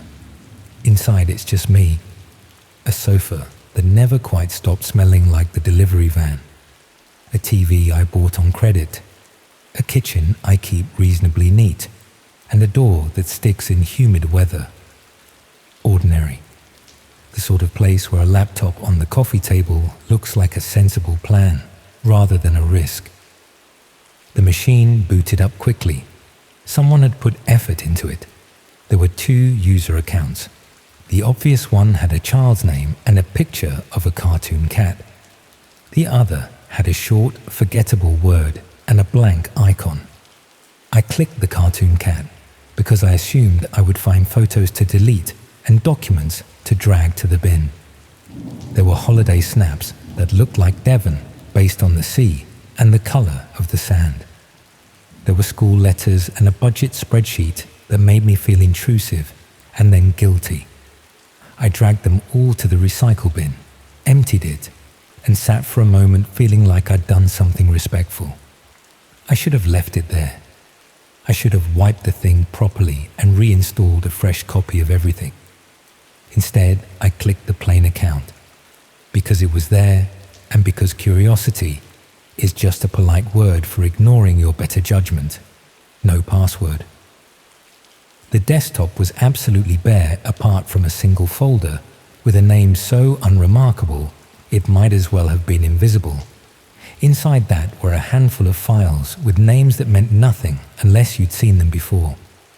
They ended in a way that told me they were shortcut files. I understood enough to recognize where they pointed. Hidden pages. The sort people pretend are urban myths until they have a quiet evening and a drink and decide to find out for themselves. I had never gone looking for that part of the internet because it always seemed like a shortcut to either boredom or trouble.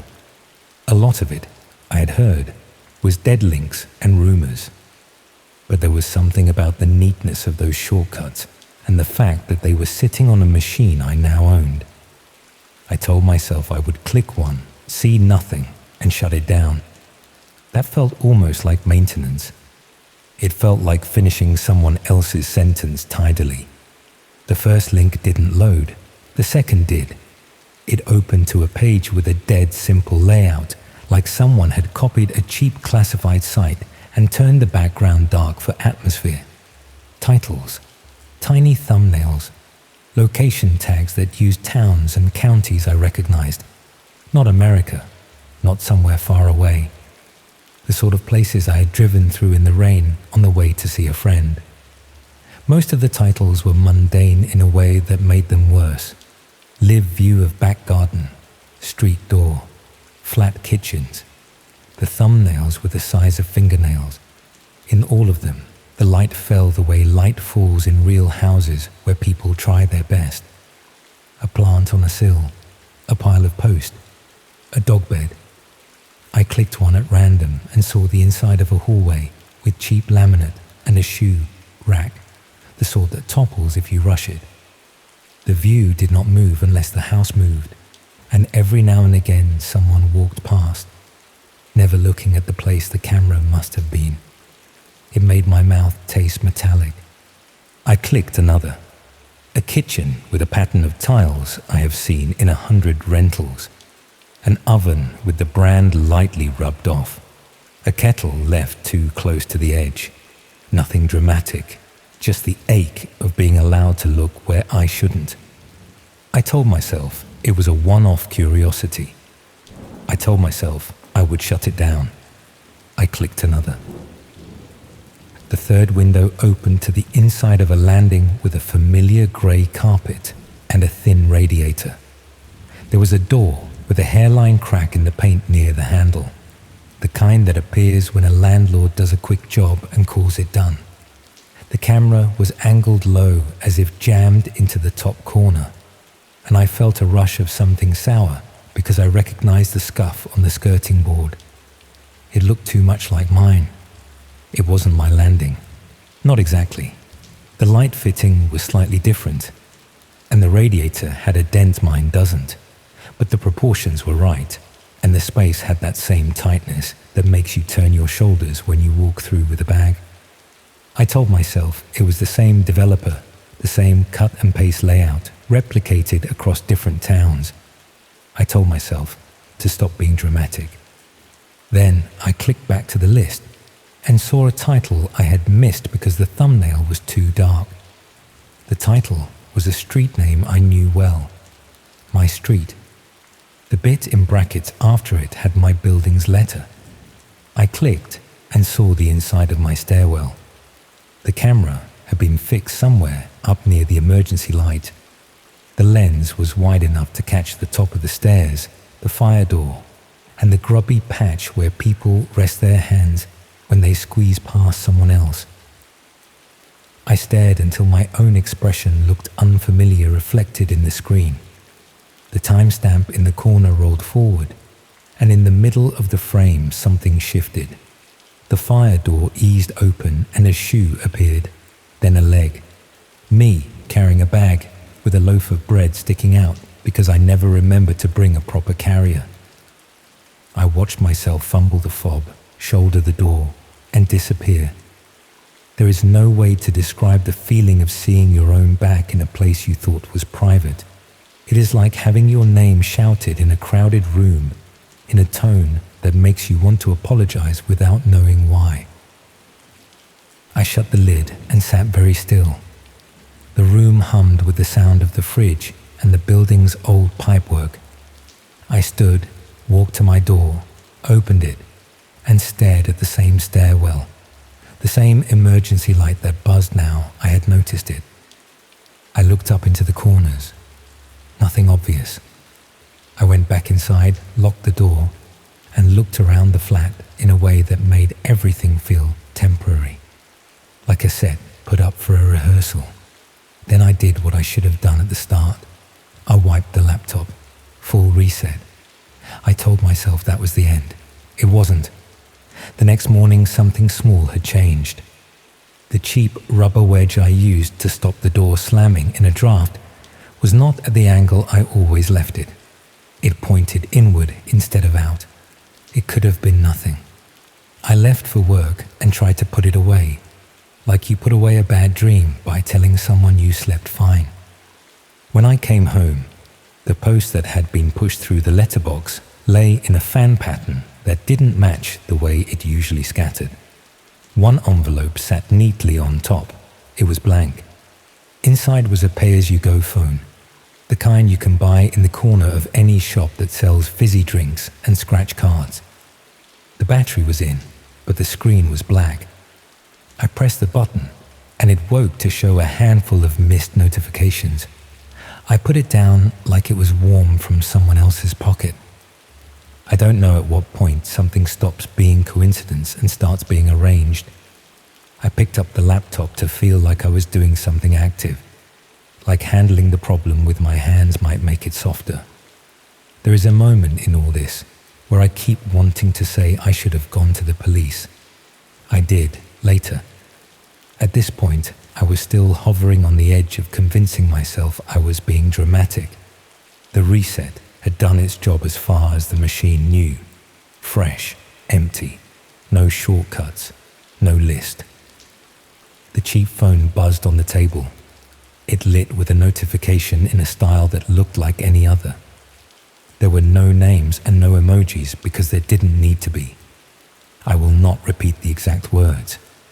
There were instructions without threats, which made the threat louder. There was a link that did not require any special software. I used the laptop because it already felt like the contaminated object in the room. The page that loaded was not complicated. It was a single column layout, dark background, white text, no logo. At the top, my street and building, then my door number. Below that, a live window with a view of my living room from somewhere up near the ceiling. It captured the sofa, the coffee table, the edge of the TV, and the corner where the light from the kitchen fell into the room. I stood and went to the middle of the carpet and raised a hand. On the screen, a hand lifted with that tiny delay that makes you feel like you are nodding at a stranger through a window. I looked up at my own ceiling, and my eyes struggled to stick to any one point, because now every tiny dot was a possibility. I should have run out into the hallway and shouted. I should have called out to neighbors I barely know. Instead, I moved slowly, which felt less like softness and more like not falling over.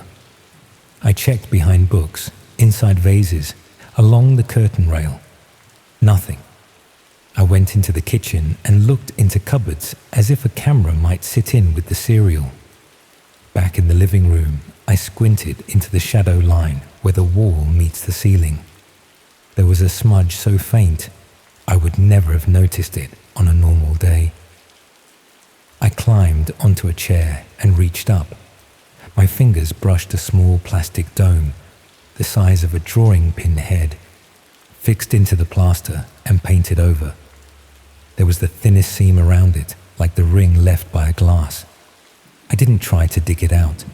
I didn't want to know whether it would crumble the plaster or come away clean. The phone buzzed again on the table. The page scrolled down as if to meet me halfway. Under the live window were tiles I didn't touch at first. The headers were plain: routine, sleep, kitchen, bathroom. There was a counter that had already been counting before I arrived. There were short clips that someone had carved out of my weeks without my permission. Me making tea, me brushing my teeth, me sleeping under a thin duvet with my mouth open because my nose blocks when the heating dries the air. There were no comments. There was a tally that meant something to someone, not to me. There were pastes of my outside life as well. Me carrying bags up the stairs. Me locking the door. Me talking to a delivery driver with my hands, because I do that more than I think. The page used 2 words I hated immediately: scheduled and options. I shut the laptop and breathed in through my mouth until I had a grip on the shape of it. I took the cheap phone into the bathroom, ran the tap, and held the phone under it until the sound turned dull and the screen died. It made me feel like I had done something, which lasted for about a minute. Then I took the chair back to where I had found the plastic dot and pressed until the wood creaked under me and I could get my nail under the edge of the thing. It did not crumble. It popped out with a sound like a small knuckle. There was a drilled hole behind it with a tiny pocket of darkness. I pressed tissue into the hole and taped over it. The tissue swelled a bit with damp because the plaster was cold. I wanted to be sick. That night, I slept with the lights on. The next morning, I rang the police on the non-emergency line because the idea of explaining it without proof made me feel like I was making a fuss. The person I spoke to was kind in a way that felt like a hand on the shoulder you don't quite want. They suggested logging everything and keeping the broken device. They suggested talking to my building manager. They suggested stronger logs, better lighting, and a camera of my own. I thanked them because that's what I do when I don't know what else to do. I went to a locksmith and had the cylinder replaced. I bought a motion detector that emails you. I set it up and felt briefly competent until I remembered what I'd been looking at the day before. In the evening, I went out for bread and milk, even though I didn't need either. When I came back, the new lock turned with a satisfying click. On the mat, a small padded envelope waited with my name and the right door number in letters cut from a newspaper. It felt like a cliché until I picked it up and felt the shape of what was inside. Not a phone this time, a key. I knew the weight before I unsealed it. The old lock cylinder. My fingers went cold around it in a way a radiator can't fix. There is a point where fear becomes a practical project. I went through the flat room by room. I found another small dome above the bathroom door, painted neatly, as if someone had a spirit level.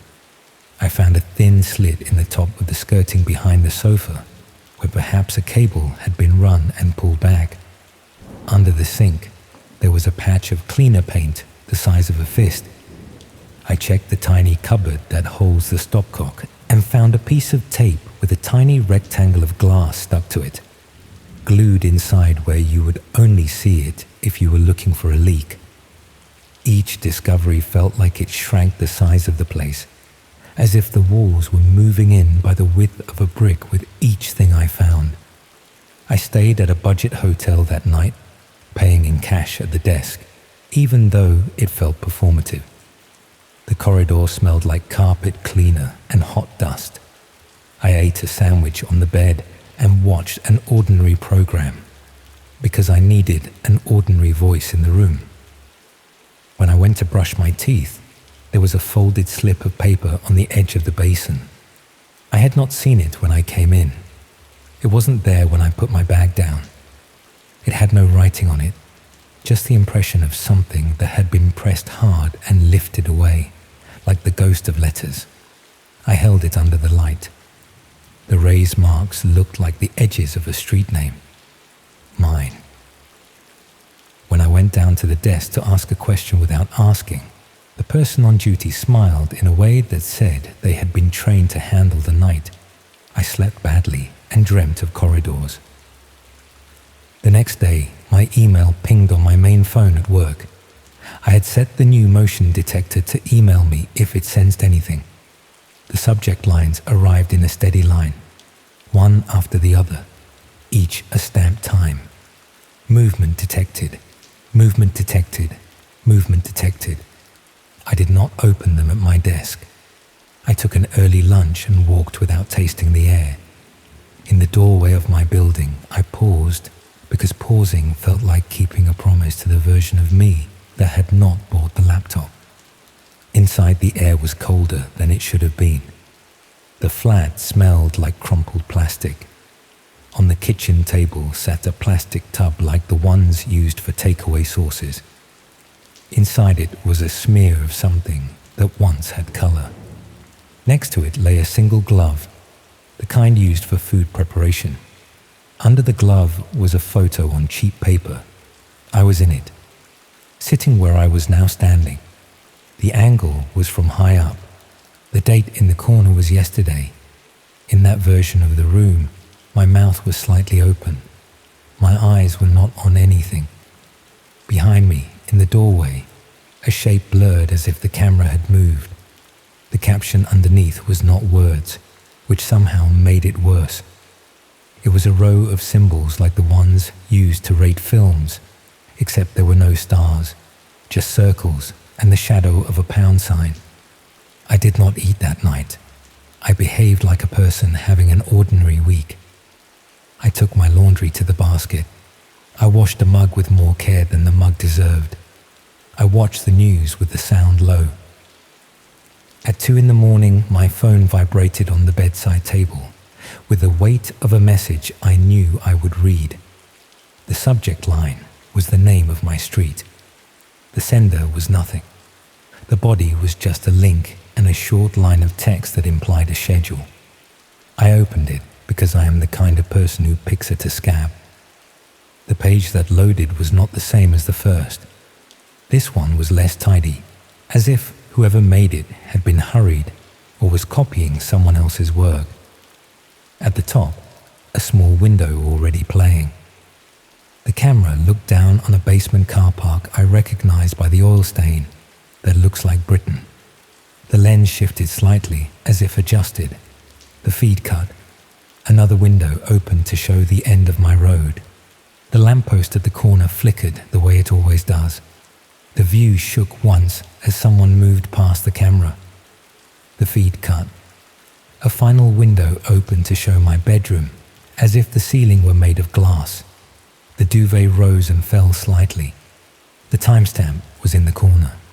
There was a visible heartbeat in the way the fabric moved. Below the live windows, blocks of text waited like items on a takeaway menu. I will not put the words here. They were suggestions, tasks, things to do to me. Some of them read like petty pranks. Some did not. Each had a value in pounds next to it and a longer number in smaller print. The total at the bottom turned over slowly. There was no place to type. The page was not addressed to me. It was addressed to the sort of person who enjoys the feeling of rails under their feet when a train is just behind them. I closed the page and stood up too quickly, which put stars at the edge of my vision. The room tilted hard enough to make the wall look like it was thinking about letting me through. I dressed badly and left without turning anything off. The hallway felt squeezed. In the stairwell, the emergency light buzzed more loudly than it had the day before. Outside, the cold woke a slice of my brain that had been lying face down. I walked until my legs were bored and my head quietened to a functional hum. In the following days, small things rearranged themselves. My doormat turned completely around. A glass that I keep upside down over the bathroom tap to stop dust had a fingerprint on the inside. The bin had been emptied to the point where the liner sat flat at the bottom. I started staying out late and coming home suddenly, like I could catch someone in the act of not being there. The motion detector emails kept coming in clumps. The page updated whether I looked or not. I stopped looking for almost a week. When I finally did, it was because I had a calm hour on a Sunday afternoon and the quietness felt brittle. The page had changed again. There was a new section with a label that suggested things had progressed. The live window showed my kitchen. Steam fogged briefly near the hob. Then the view cut to show my front door from the inside, as if the viewer wanted me to be perfectly clear about the direction of travel. The suggestions below were shorter now. The values had crept up. The total at the bottom had doubled since the last time I watched. I scrolled down and found a new heading with a mocked-up certificate under it. It had my address and a phrase that implied the word featured. Underneath, a paragraph in plain English invited people to support the next stage if they were enjoying the show. I went to the police with a printout because something about paper makes people behave differently. I spoke with someone who had seen too much of this sort of bluntness to pretend to be shocked. They took details. They asked sensible questions. They gave advice that was ordinary in good ways. Speak to the building manager properly. Get the free security survey. Consider staying with someone. They said the words in the calm voice that people use to hold heavy things without dropping them. I left with a crime reference number and a leaflet about online safety that used a cheerful font. In the foyer of my building, one of the post boxes was hanging open with its lock broken. Inside was a stack of charity appeals and a parcel card for someone else. On the floor lay a tiny screw, the sort you need a special driver for. I picked it up and held it in my glove like it would explain itself if I squeezed hard enough. Back upstairs, my door stuck in the same place it always sticks when the weather turns. The mat was exactly aligned with the floorboards. The keys on the hook were a fraction out of place. That night I slept with my shoes on. It sounds dramatic written down. It felt practical in the moment, like filling the kettle before bed in case the water stops. At some time after 3, the room changed shape. It is hard to describe this without sounding like I am adding flourishes to make the story satisfying. The temperature didn't drop in a sudden swoop. The air didn't go quiet. None of that. I woke because of 2 things that happened close together. The first was the flat sound of my letterbox being lifted and let fall. The second was the sound of my front door finding its frame and pressing. The lock held. The handle moved.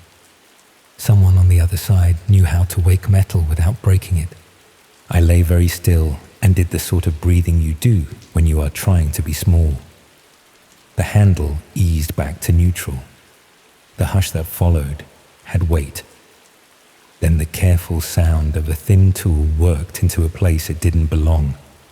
I got up in the kind of slow motion you do when you distrust your own limbs. I moved to the side of the door, thinking of the cheap peephole view you get in older buildings, that warp where everything looks fishbowl far away. The motion detector sent me an email I didn't need. The phone screen lit the room briefly and put white rectangles on the wall. The latch gave up its job in a way I felt in my toes. The door opened just enough to let nothing in. Then something narrow and patient slipped through near the floor. The toe of a shoe, a knee, a gloved hand. The figure that followed was not large. Another shape came close behind it. Both wore dark clothes that didn't try to make a statement. No masks that I could see, which made my mouth go dry. They smelled like something you buy at a builder's merchant. I had once thought about buying a baseball bat for this sort of situation. I had never played baseball, which is why I didn't. Instead, I had a heavy old spanner in the utility drawer that I never used because all my pipes are plastic. I held it in my right hand and put my left on the wall to stop the room moving. When the first person stood and reached to the inside of the frame for the chain I do not have, I moved without announcing myself. The spanner met a shoulder with a noise like someone hitting a wet sack with a plank. The person went sideways into the door, which rebounded and caught the second person's shin in a way that would make a bruise later. The second person reacted quickly, the way you do when you've hit your shin on the same thing before. A hand came up and something flashed in the low light. The heavy feeling that followed reached me before the pain. My forearm went numb and my hand let go of the spanner as if it had never belonged to me. What happened next was fast and not. The first person recovered with the annoyed efficiency of someone keen not to waste the evening. The second moved into my space in a way that suggested this was not the first hallway of the night. I went down on one knee because my legs had decided to change roles without telling me. A hand took my wrist and turned it the wrong way until it found a position that made my eyes water. Something hard pressed into the soft part below my ear to remind me to stop trying things. In my head, I had arguments and speeches. In the actual corridor, I had breath. They did not say anything. That is important to me, even now. They moved me just enough to clear the space. They kept me in a position that made my arms feel like other people's. One of them walked the rooms quickly, not touching anything twice, lifting in places I hadn't known to check, leaving in places I cleaned most. The other stayed with me, calm and boring in the way good tradespeople are. At some point, a phone camera made the small digital sound I will never be able to enjoy again. I refused to look at it in the way of a child who knows the answer to a question they are not ready to say. In the kitchen, a drawer opened and closed with a quiet certainty that means someone practiced. The bathroom door clicked and clicked again. The bedroom received short, careful steps, and then one heavy thump as someone tested the wardrobe anchor. Back in the hallway, sticky tape peeled and pressed near the skirting. My doorbell made a sound I didn't recognize because I never used it. The flat recorded all of this in a dozen tiny places I had not found. The pain announced itself when they were nearly finished. I became aware of my forearm, like it had stepped closer in a queue. There was a patch of heat at my shoulder, where I had made contact with the spanner handle when it bounced. My knee had a wet feeling under my jeans, where it had met a screw head in the threshold. The air smelled of tape adhesive and the sort of rubber you get on cheap tool handles. They left me in the narrow bit by the boiler cupboard, sitting on the floor with my back against the wall. The front door stood open a fractional amount, as if the building were taking a breath. There was a smear of something dark on the inside edge about the size of a thumb. I watched it develop a skin at the edges. I did nothing for a length of time that had no number. When I finally stood, everything in me argued and then did as it was told. I moved through the rooms the way a person moves through a house they are thinking of buying, even though they can't afford it. I touched nothing the way you avoid touching hot glass that looks cool. The kitchen drawer that had been opened contained my knives, which were in exactly the same order I always put them back. The bathroom felt harmless, and then did not when I looked up and saw a new dot above the mirror. Not painted, just neat. In the bedroom, my pillow had a shallow dent that matched the shape of my head too well. I stripped the bed then and there and put the sheets in a bin bag because it felt like the only thing in my power. On the coffee table, the heavy old spanner sat where it had fallen, its handle glossy with a smear that was not mine. Next to it, on the coaster I never use, lay a small rectangle of card. It was blank on one side. On the other, someone had pressed a shape into it without ink, just pressure. The shape was simple, a bell. Under it, the impression of a time that was not precise, just a range in the evening. When my doorbell rang that night at a time within the range, I did not move. It rang again the next evening, and I still did not. On the third evening, there was no bell. Instead, there was a light tapping at the kitchen window that sits over the flat roof where the bins are. I stood at the sink and listened to it. Count off my heartbeats. The tapping stopped, and something light slid off the sill. I checked the page again because I am human, and because you can look at something awful the way you look at a chipped tooth with your tongue. The live window showed nothing but stillness. The total at the bottom of the page had stopped. The last clip in the sequence was of me on the floor in the hallway, head turned away, shoulder high, where my arm had been arranged. Under it, a single line of text I will not replicate. It used the kind of tone people use when they are pretending to be polite in a shop. I moved a few weeks later, not dramatically. I gave notice, packed badly, and paid a man with a van who had opinions about the parking restrictions on my new street. The new place is smaller and higher up, with a view of rooftops that look like a bad drawing. I had new locks fitted the day I got the keys. I put foam in the gaps where you could run a wire. I stopped buying second-hand electronics. I bought a laptop from a shop where they ask you unnecessary questions and you answer them because you want to be the sort of person who answers questions. On the first night, I slept like a person who has spent a day lifting boxes. On the second night, I woke because a fox screamed outside, the sound of metal bending in a mouth. I lay there and told myself what it was, the shape of it, the place it came from. I almost believed myself.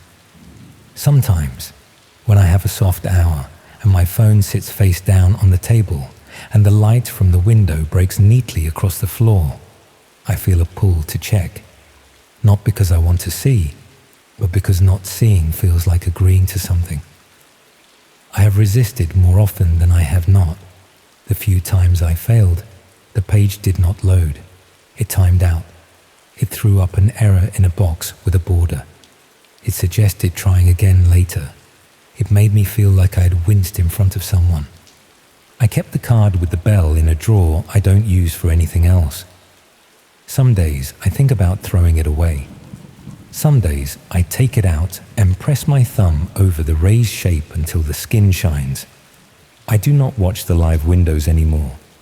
I do not buy devices in car parks. I fix the wedge under my door in exactly the same way every night and check it in the morning to see if the room has breathed. Every now and again, a parcel turns up that I haven't ordered. It will be something ordinary like a set of vacuum bags or a pack of picture hooks I never meant to buy, delivered by a tired person who says nothing because I say nothing. I take them inside and put them in a cupboard in the new kitchen that I keep for things I cannot return. A drawer squeaks in a way it did not squeak last week. A screw on a switch plate looks too new. The radiator makes a click it doesn't make on cold mornings. I listen to everything the way you listen to a stranger tell a story about a place you've been. I know how this sounds. When I tell it this way, people ask why I didn't shout, why I didn't fight harder, why I didn't do the clean, heroic version. I don't have a neat ending to offer. There is no line where I stood up and frightened them off. There is no moment where I pulled out a hidden camera of my own and got the evidence in a way that satisfies the story. What I have is a stack of small moments, placed carefully, until they formed a slope I slid down without noticing the angle change. What I have is the memory of looking up at my own ceiling and meeting the stare down of a hole the width of a pencil. What I have is a bell pressed into card, and a range in the evening I will always hear even when the building is quiet. If there is any use in saying it out loud, it is this. If you think your life is too ordinary to be interesting, that helps someone else more than it helps you. The pages don't need you to be special. They need you to be predictable. They need you to put your doormat down the same way every time and to go to the same shop for milk and to prop the door with a wedge when the weather turns. They need you to buy a bargain that saves you a little bit of money and a little bit of time, because there is always someone ready to spend both on your behalf. In my new place, the windows face a line of chimneys that put smoke into the sky on cold evenings. I can track the wind by watching which way it smears. The flat has its own noises, all of which I know now by heart. The kettle makes a click at the end of the boil that is almost a cough. The fridge hums in the early hours and then stops as if embarrassed. The plumbing knocks once in the bathroom at the same point in the shower every morning. I tell myself names for each sound so they feel like neighbors I have met rather than strangers on the stairs. Some nights I still sleep with my shoes on. Not often. Just enough to make getting to the door a little faster if the bell rings. I have not heard it in months. I hear it anyway. There are people who enjoy this, I think. Not in the cartoon way that's easy to dislike. In the small way. The way you enjoy making a bed neat or clicking a box on a list. People who like seeing a total rollover because they made it roll. People who like the idea of a person in a box doing what buttons tell them to do. I don't think about them much because thinking about them gives them more than they took. I think about the gaps you leave when you assume no one will use them. This is, I suppose, a confession. I am not someone who breaks rules because I want the thrill. I am not someone who goes looking for trouble. I bought a laptop in a car park because it was cheap, and because I thought I was cleverer than the sort of person who gets caught by small things. I was wrong.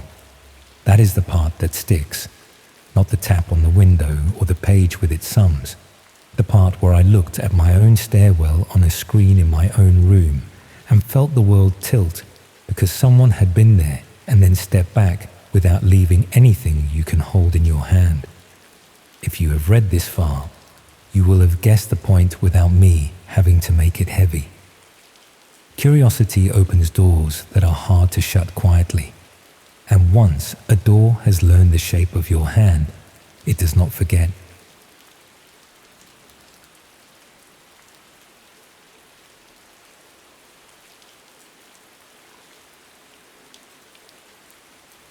I probably shouldn't admit this, but I used to think I was smarter than most people.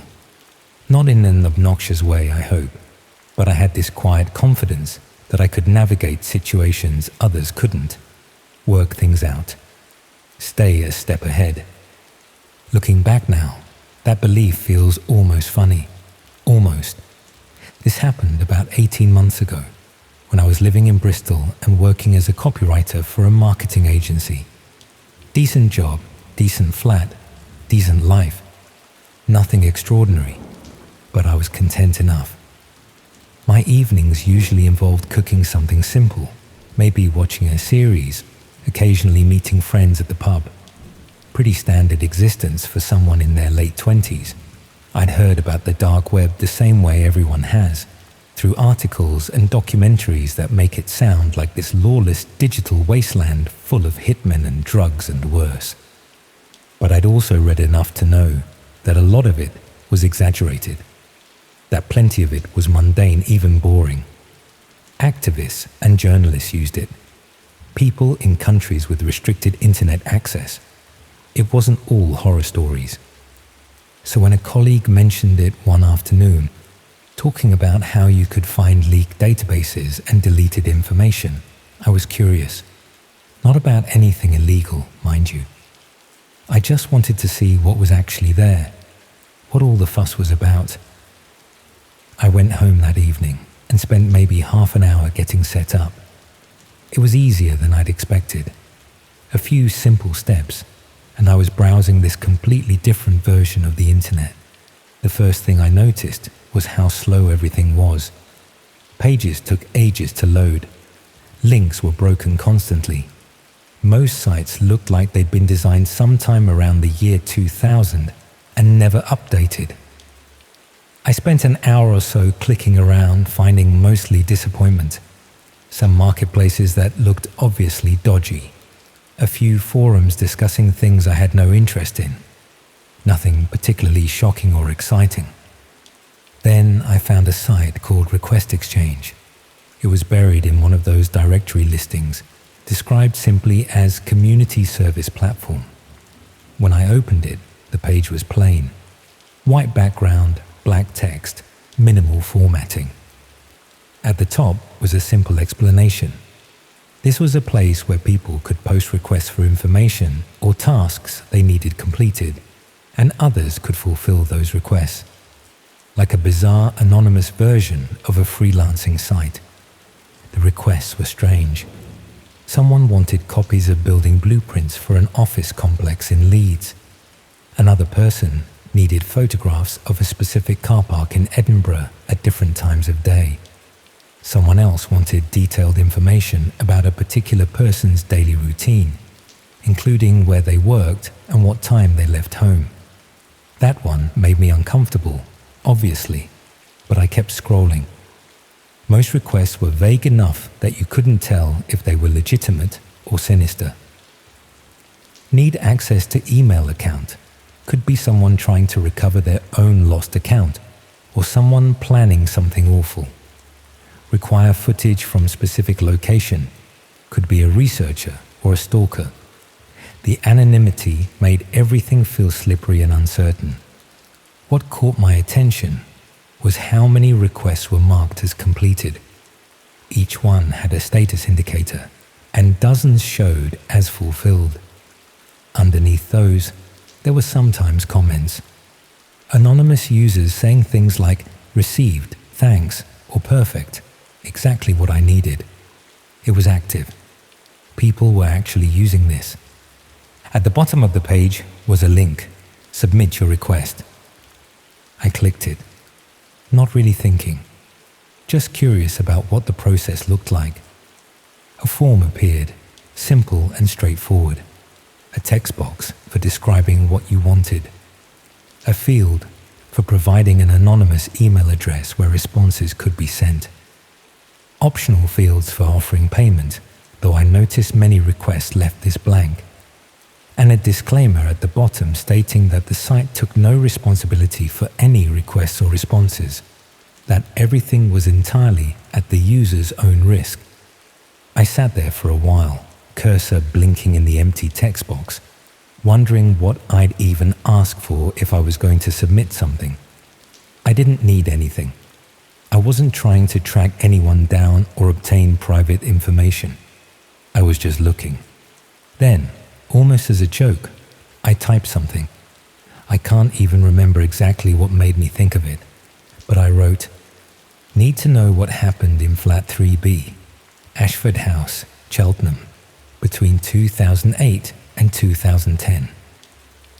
That was my childhood address, the flat where I'd lived with my parents until I was about 11, before we'd moved to Reading.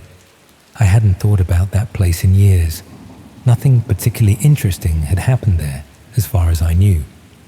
We'd just been an ordinary family, living an ordinary life in an ordinary flat.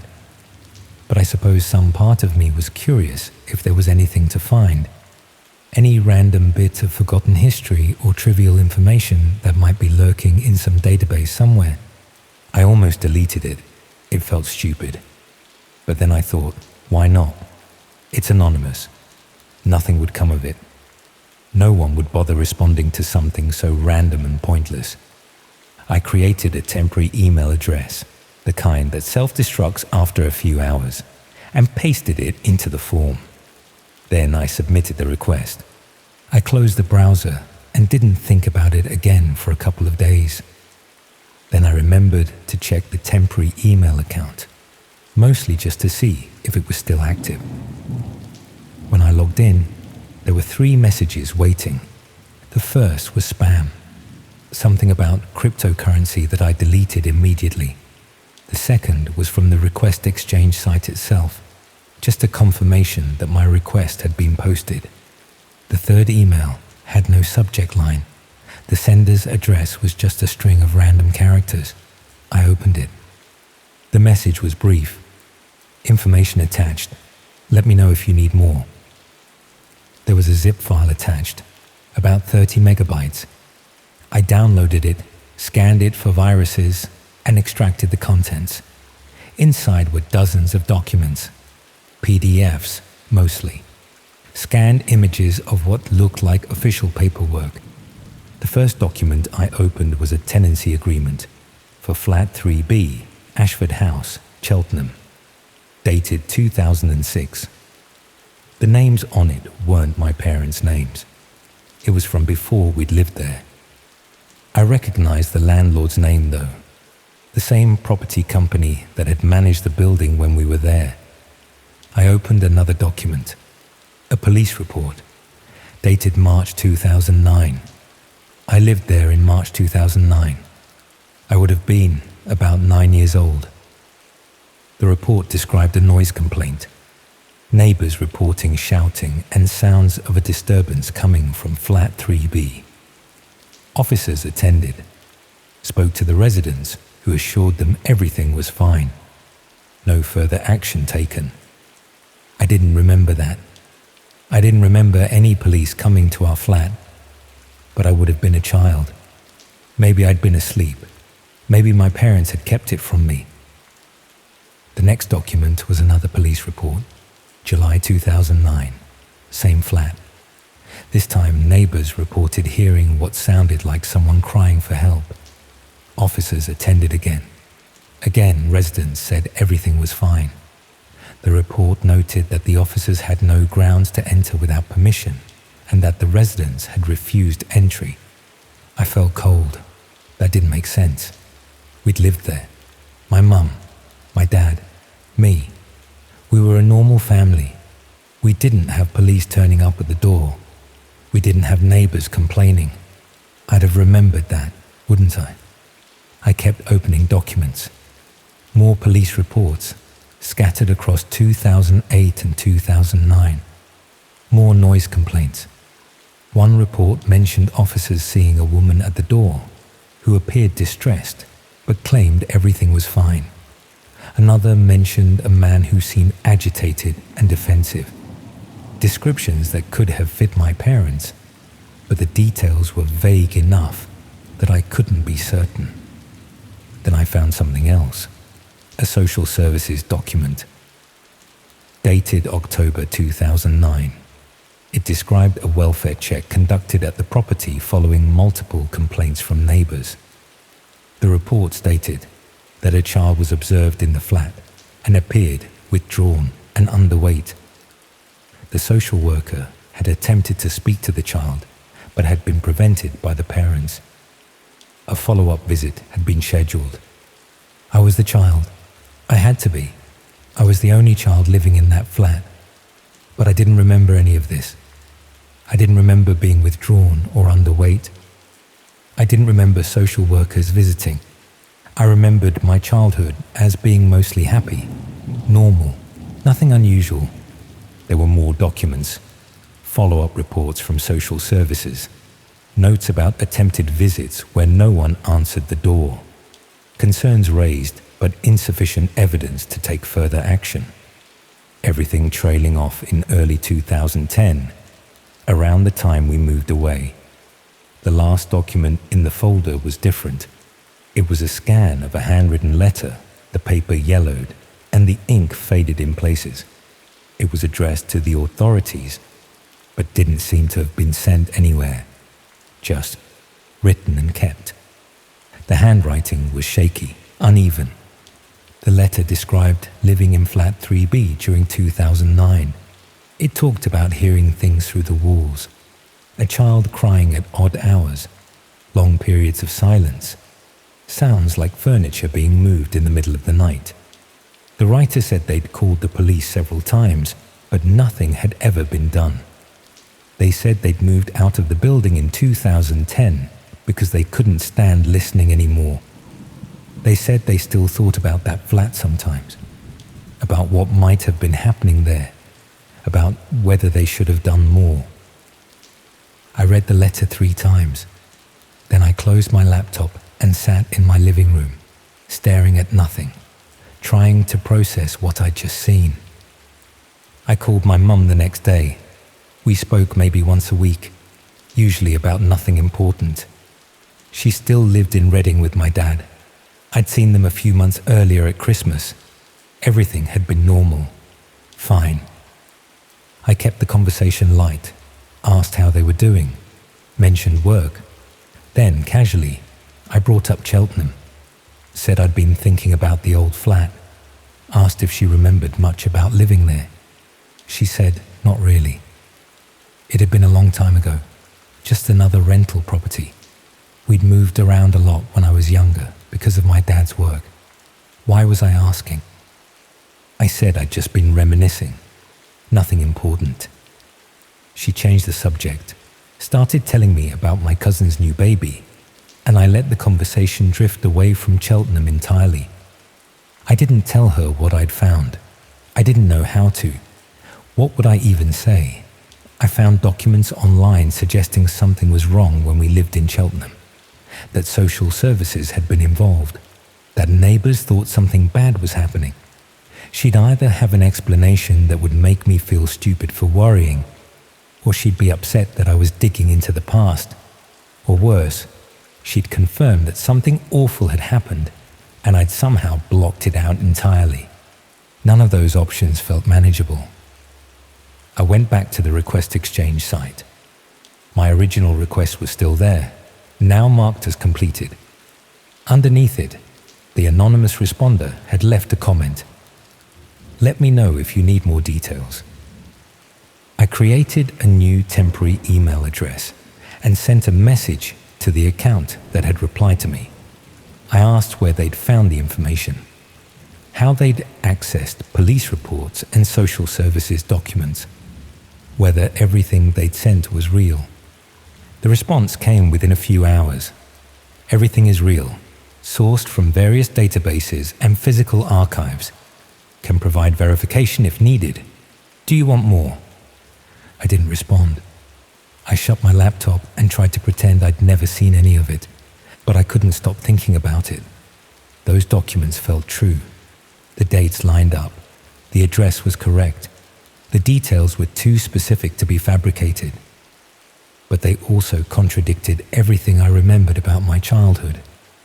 My parents had been normal, maybe a bit strict, but not abusive, not neglectful. We'd been happy, hadn't we? I started trying to remember specifics. What had our flat in Cheltenham actually looked like?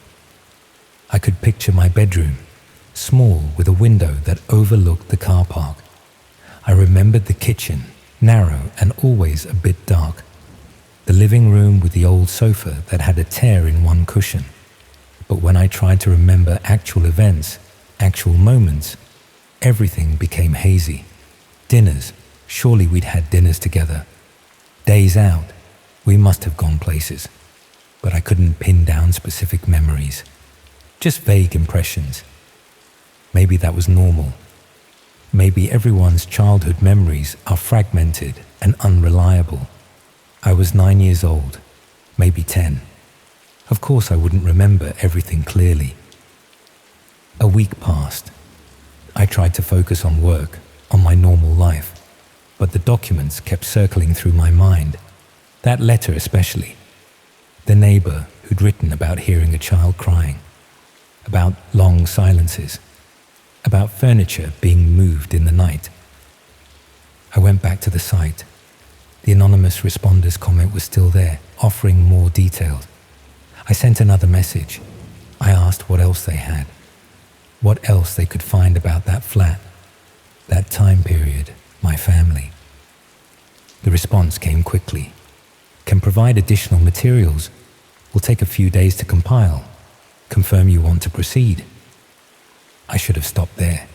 I should have closed the laptop and walked away. But I didn't. I replied, yes. 3 days later, another email arrived. Another zip file, this one larger.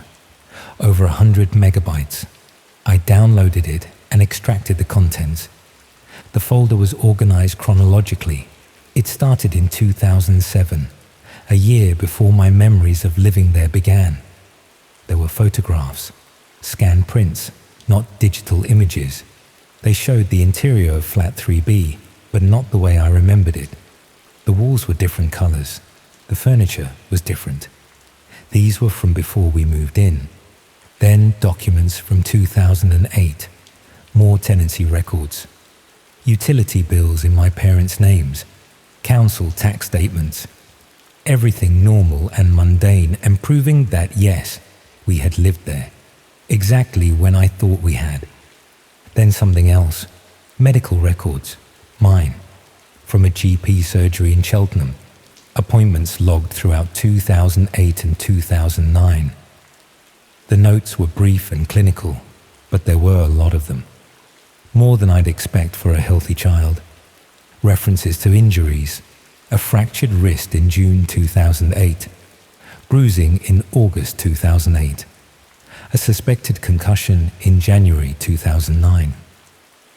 Each time, the note said the parents had provided explanations. Falls, accidents, normal childhood mishaps. I don't remember any of that. I don't remember breaking my wrist. I don't remember any concussion. More documents.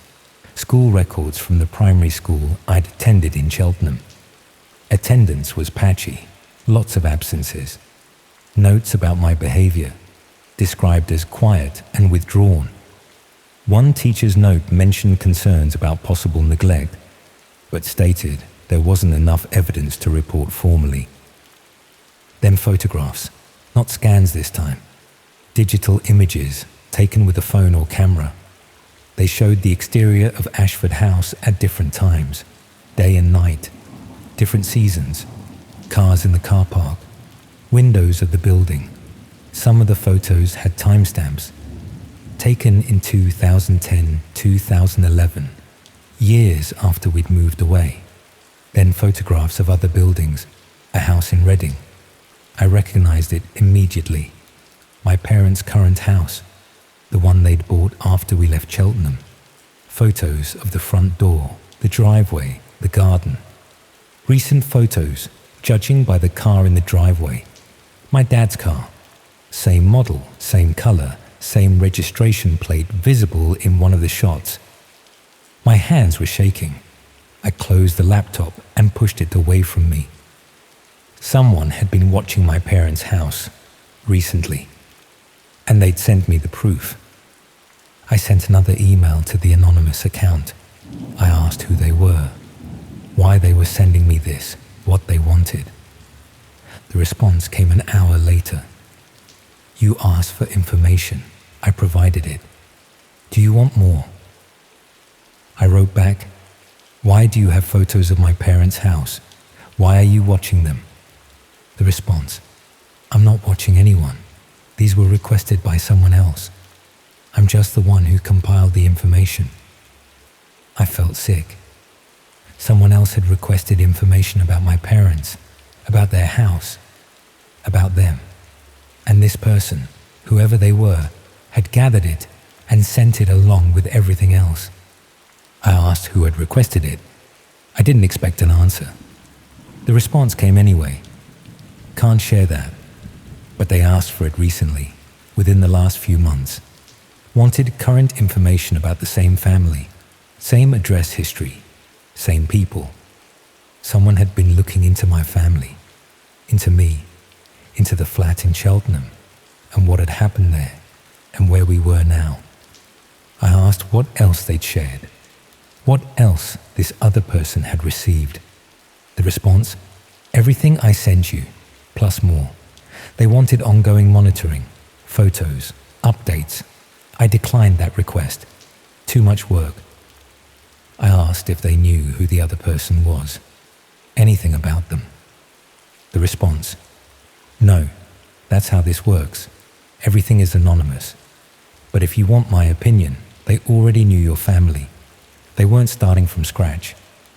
They had specifics, details. They were confirming information, not discovering it. I didn't sleep that night. I lay in bed, staring at the ceiling, trying to work out who would be looking into my family. Someone from Cheltenham, an old neighbor, someone from social services who'd never forgotten about those welfare checks, or someone else entirely, someone I'd never considered. I called my mum again the next morning. I couldn't help myself. I asked if anything strange had been happening, anyone hanging around the house, any odd phone calls or visitors. She said no, everything was fine. Why was I asking these weird questions?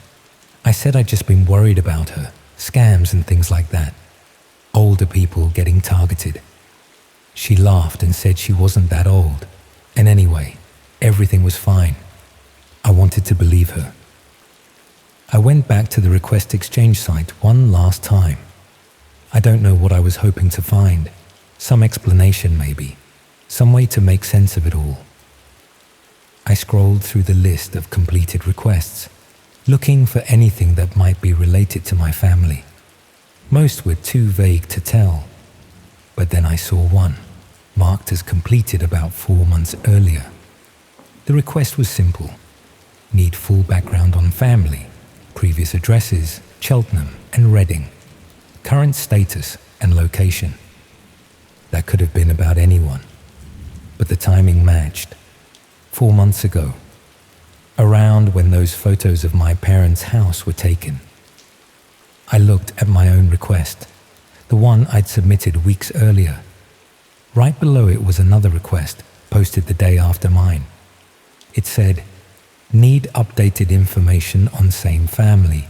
Confirm current address and situation." Someone had seen my request, seen me asking about flat 3B in Cheltenham, and they'd submitted their own request immediately after, asking for current information about my family. I'd led them right to us. I shut down my laptop and haven't been back to that site since.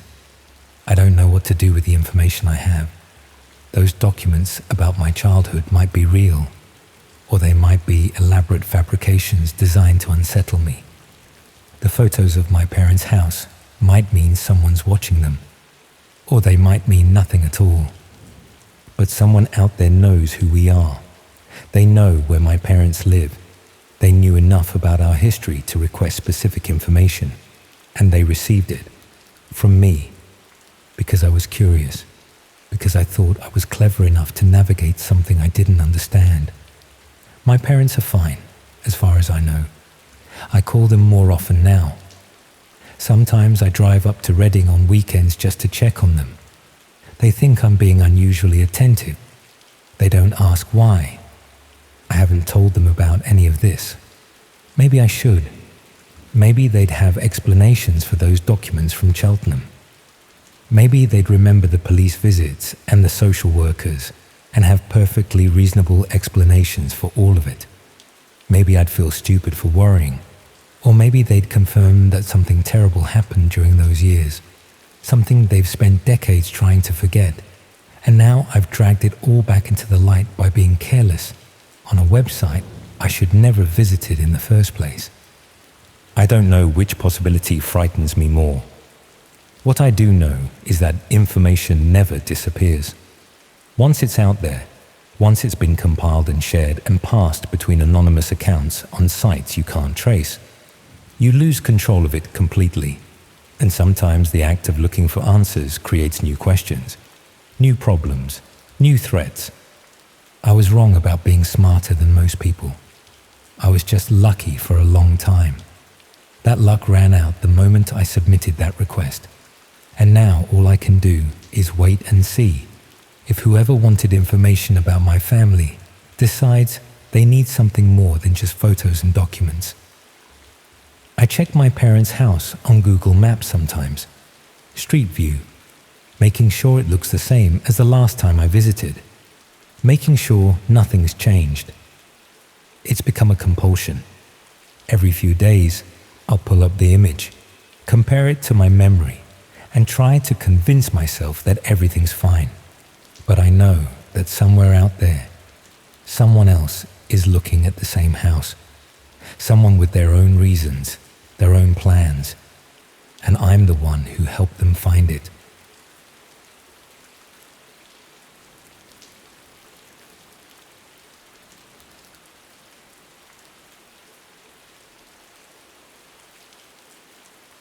I need to tell someone about this, even if it makes me look like an idiot.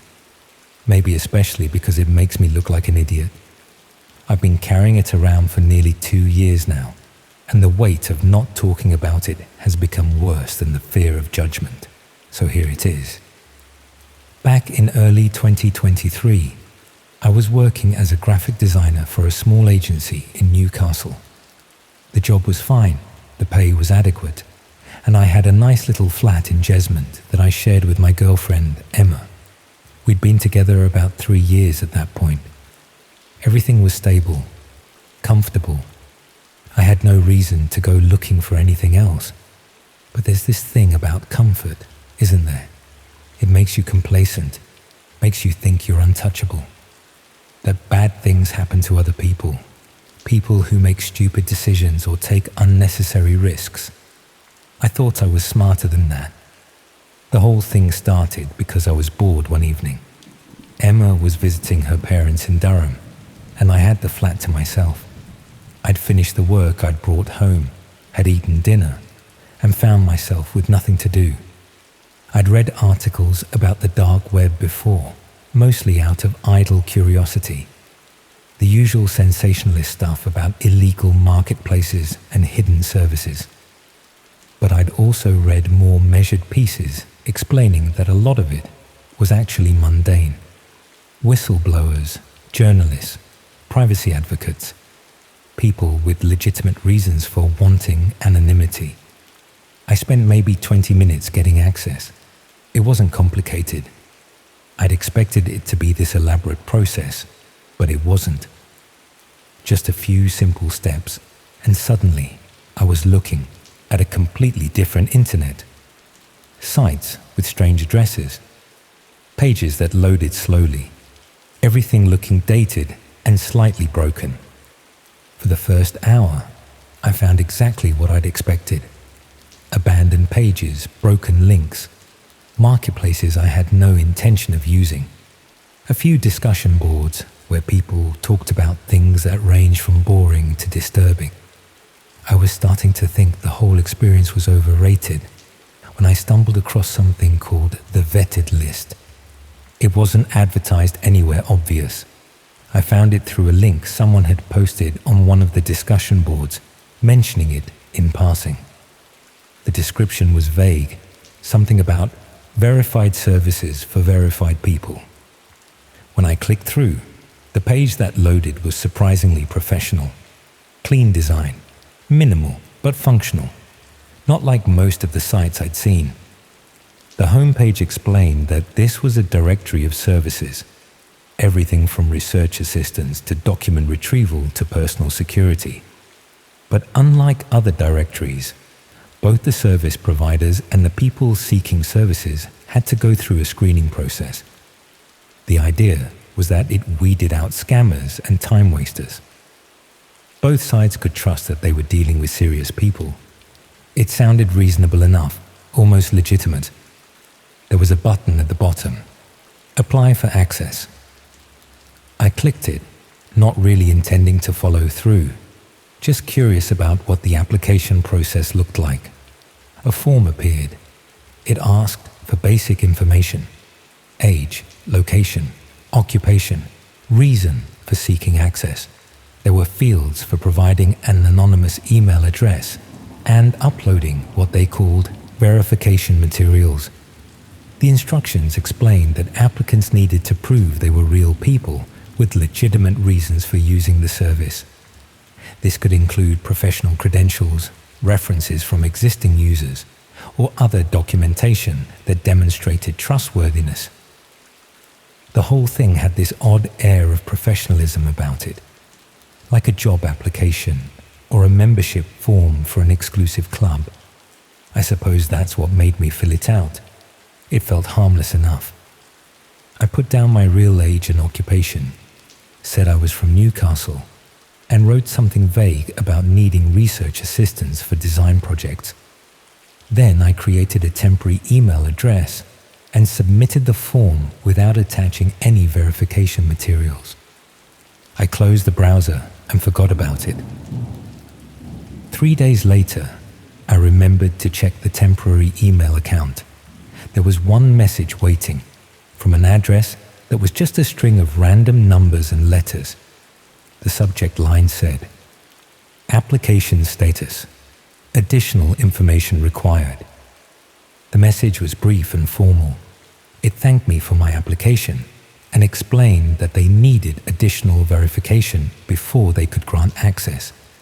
Specifically, They wanted proof of identity, not a real name or official documents, but something that proved I was who I claimed to be. They suggested uploading a photograph of myself holding a piece of paper with my anonymous email address written on it, along with a photo of my current location or workspace. It seemed odd, but not unreasonable. They wanted to confirm I was a real person, not a bot or a scammer. I could understand that, and it wasn't asking for anything particularly sensitive. Just a photo. I took a quick picture on my phone. Me sitting at my desk in the flat, holding up a piece of paper with the email address scrawled on it. You could see part of my living room in the background, the sofa, the window, some of my design work pinned to the wall. Nothing that identified me or my exact location, but enough to prove I was real. I uploaded the photo and sent it back. 2 days later, another email arrived. This one said, "Verification successful. Access granted. Welcome to the vetted list." There was a link at the bottom. When I clicked it, I was taken back to the site, but now I could see more. The directory was extensive, dozens of categories, each containing listings for various services. Some were innocuous: document translation, data recovery, genealogy research. Others were more questionable: background checks, surveillance assistance, location tracking. Each listing included a brief description of the service, a rating based on previous users' feedback, and a contact method. Most used anonymous email or encrypted messaging. I clicked through a few out of curiosity, not intending to actually contact anyone. Then I noticed something at the top of the page, a notification. It said, "You have one pending request." I clicked on it. A message appeared, sent from another user on the platform. It was addressed to me, or rather, to my account. The message was short. "Saw your profile. Interested in working with you. Let me know if you're available." I hadn't created a profile. I'd only submitted an application. But apparently, the process of getting verified had also created some kind of user profile that others could see. I looked for a way to view my own profile and found it under account settings. What I saw made my stomach drop. My profile included the photo I'd sent. Me at my desk, holding the paper with the email address. But it also included information I definitely hadn't provided. My full name. My actual name, not some anonymous username. My address in Jesmond, complete with postcode. My phone number. My workplace, including the name of the agency and the address of our office. Underneath all that was a brief description. Graphic designer, Newcastle. Verified user. Available for consultation. I stared at the screen, trying to work out how they'd gotten this information. I hadn't given them my name. I hadn't given them my address or phone number. I'd been careful, anonymous. But somehow, they'd connected me to my real identity anyway. I looked at the photo again, the background, my living room. There were details visible if you looked closely. A piece of mail on the coffee table, too blurry to read but clearly there. A frame print on the wall, something I designed myself for a client. My laptop, partially visible on the desk. Small things, individually meaningless, but together, they'd reverse searched me. Or maybe facial recognition. Or maybe they'd traced the temporary email somehow, linked it back to my actual accounts. I didn't know how they'd done it, but they had. They'd taken the information I'd voluntarily provided and used it to uncover everything else. I immediately tried to delete my account. There was an option in the settings, but when I clicked it, an error message appeared. Account deletion requires admin approval. Request submitted. I closed the browser and sat there feeling sick. I'd been so careful, or so I'd thought. Anonymous email, No real information, just a harmless photo. And they'd used it to identify me completely. The next day, I received another email. Different address, but the subject line made it clear it was from the vetted list. Account deletion request denied. The message explained that accounts could only be deleted under specific circumstances.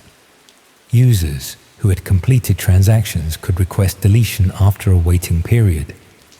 Users who had never engaged with the platform had to wait 30 days before deletion was permitted. This was to prevent abuse of the system. I hadn't engaged with anyone. I hadn't used any services. I just looked around. But apparently, that wasn't enough. I had to wait. I tried to ignore it. I didn't go back to the site. I didn't check the messages. I just tried to pretend it hadn't happened. Then, about a week later, something strange occurred. I was walking home from work one evening, the usual route through Jesmond, when I noticed someone walking behind me. A man, maybe in his 40s, wearing a dark coat. Nothing unusual about him. But he stayed behind me for several streets, matching my pace. When I turned onto my road, he turned too.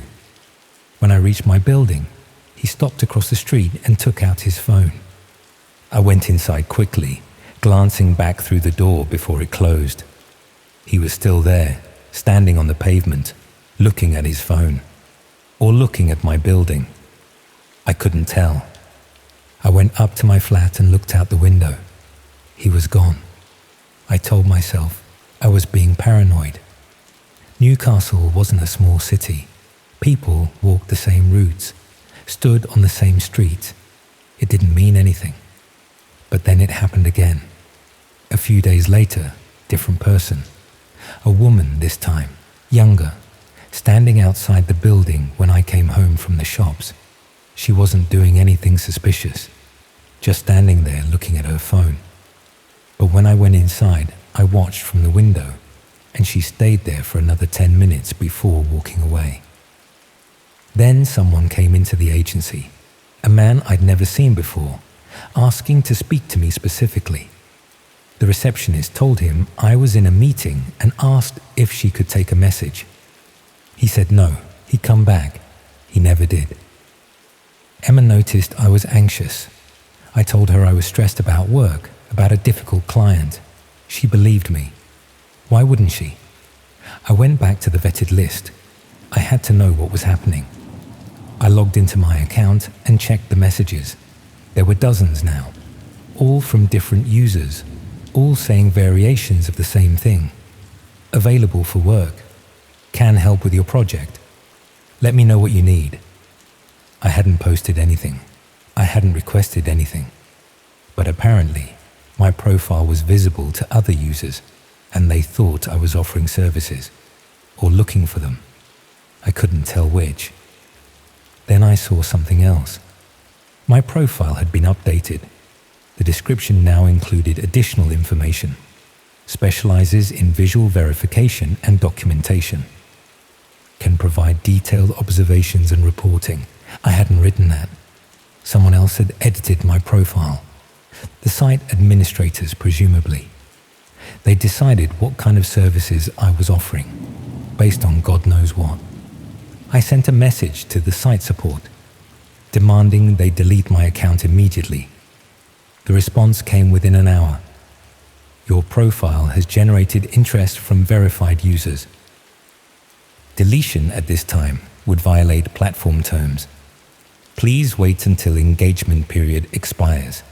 Engagement period, like I was a product they were marketing. I stopped going to work, called in sick. Emma was worried, kept asking what was wrong, but I couldn't tell her. How do you explain that you accidentally signed up for something on the dark web, and now people might be watching you? It sounded insane.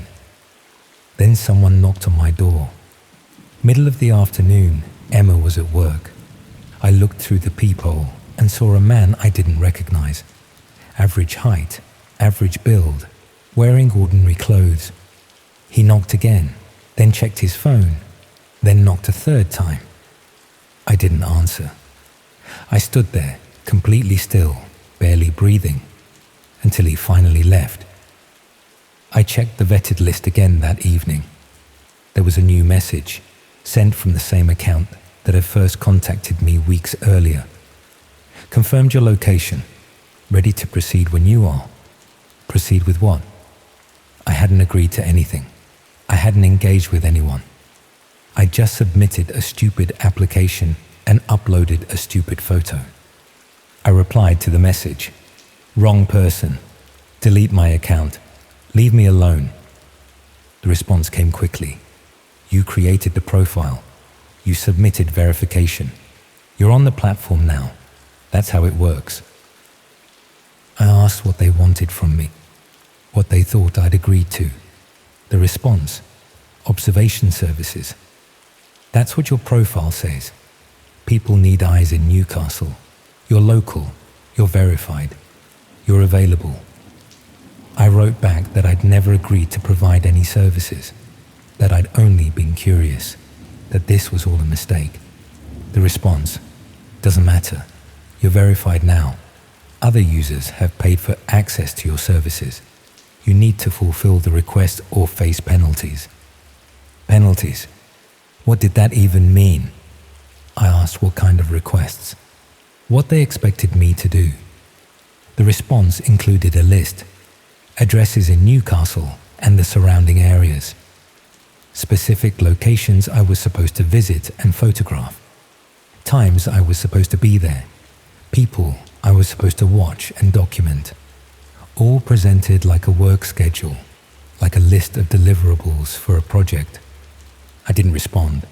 I closed the laptop and sat in my flat with all the lights off, curtains drawn, trying to work out what to do.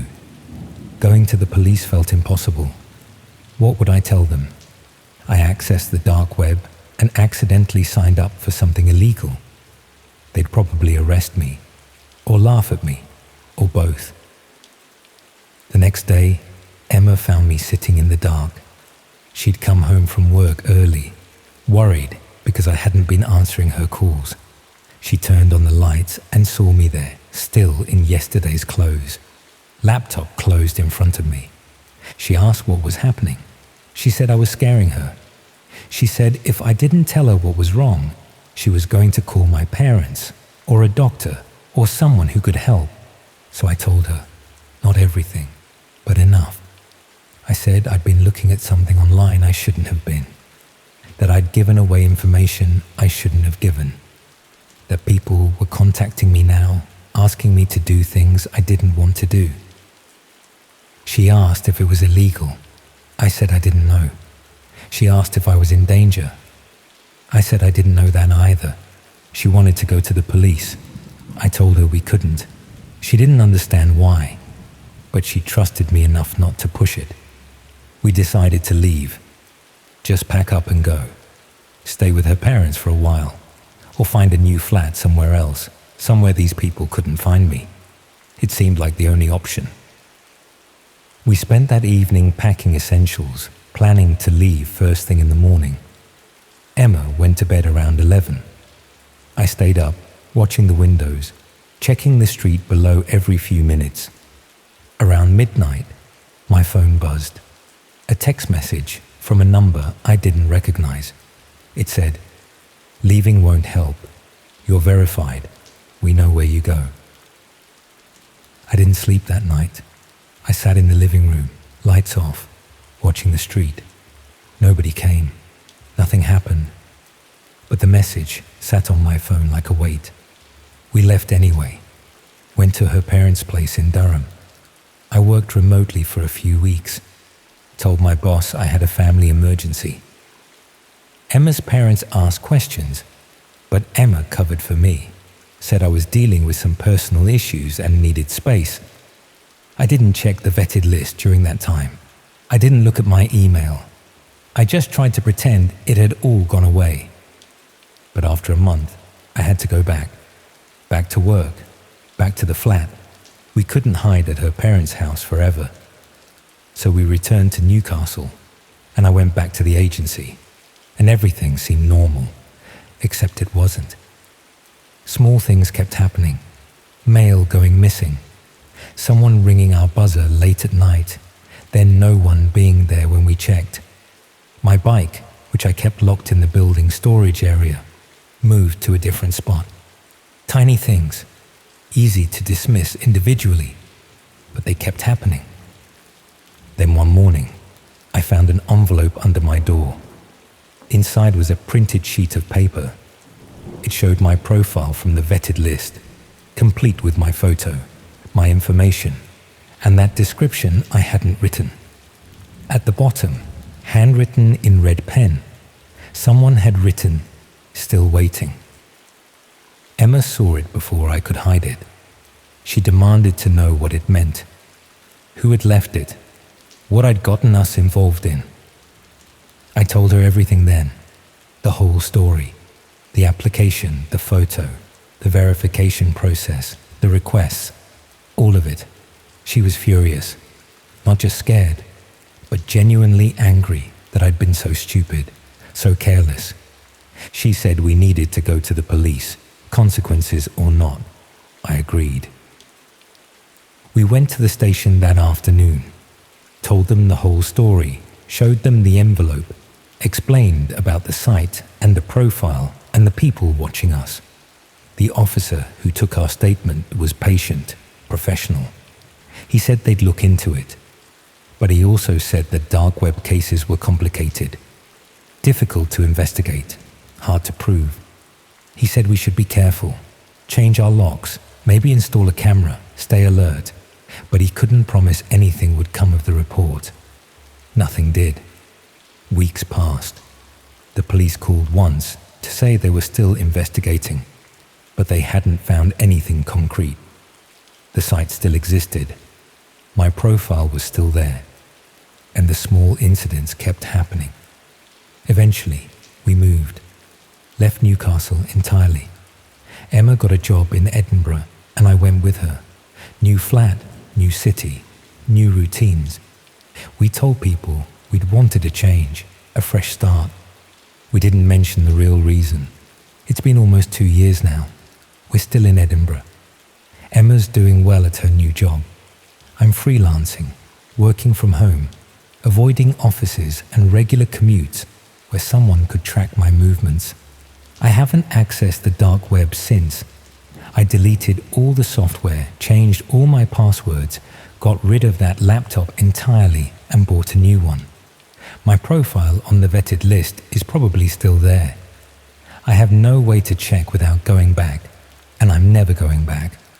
But sometimes I'll see someone on the street who seems to be watching me, or I'll notice the same car parked outside our building on multiple days, or I'll find something small out of place in our flat, something I'm sure I didn't move, and I'll wonder if they're still tracking me, if being verified is something you can never undo, if somewhere on that site my profile is still active, still telling people I'm available, still providing my current location to anyone who pays for the information. Emma doesn't know I still worry about this. She thinks we left it all behind in Newcastle. And maybe we did. Maybe I'm just paranoid now, seeing threats where there aren't any. But I don't think so. I think when you give people access to your identity, when you let them verify who you are and where you are, you can never really take that back. It's out there, permanent, waiting for someone to use it. I was right about one thing at least. Bad things do happen to people who make stupid decisions. I just didn't realize I was one of those people until it was too late.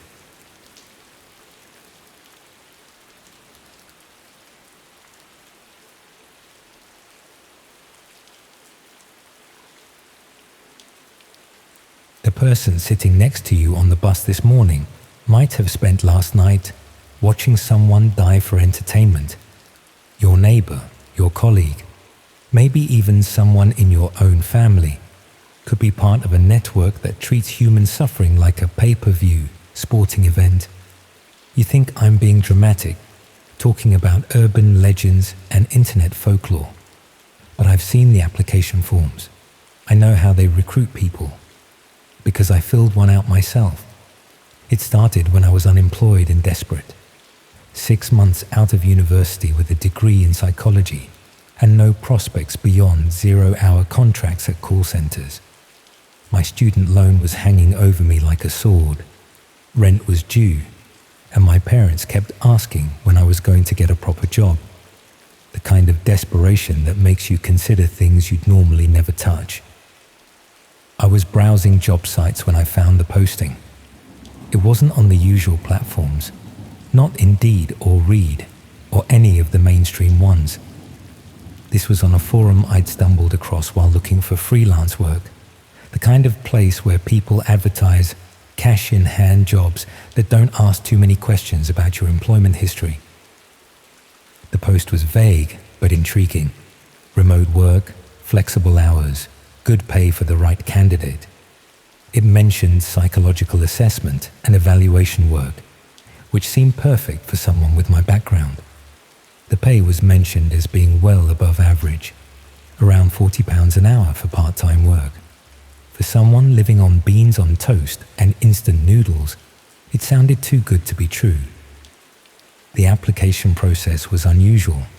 Instead of a CV and cover letter, they wanted you to fill out what they called a psychological profile assessment.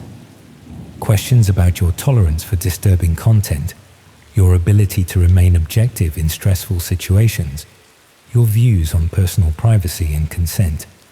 They asked about your internet usage, whether you'd ever access the dark web, how comfortable you were with cryptocurrency transactions. I should have been suspicious, but I was broke and desperate. I answered honestly about most things, maybe embellished my experience with difficult psychological cases from my university placements. The questions about disturbing content I assumed were standard for psychology work. You often have to deal with traumatic material when working with victims of abuse or violence. They got back to me within days, which was faster than any legitimate employer I'd contacted. The response came from an encrypted email service I'd never heard of, with instructions to download a specific browser and access a website through something called the Tor network. They explained this was for security purposes, to protect client confidentiality and ensure the privacy of sensitive psychological assessments. The website looked professional enough. Clean design, corporate language about psychological services and remote consultation work. There was information about their client base, wealthy individuals seeking discreet psychological profiling of people in their lives, ex-partners, business rivals, employees they suspected of disloyalty. The kind of grey area work that exists in the spaces between legal and illegal. My job, they explained, would be to observe individuals through various means and provide psychological assessments of their behavior, mental state, and likely responses to different situations.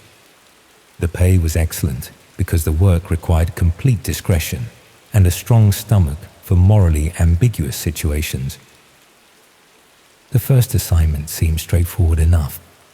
I was given access to what they called an observation session, essentially a live video feed of someone's home.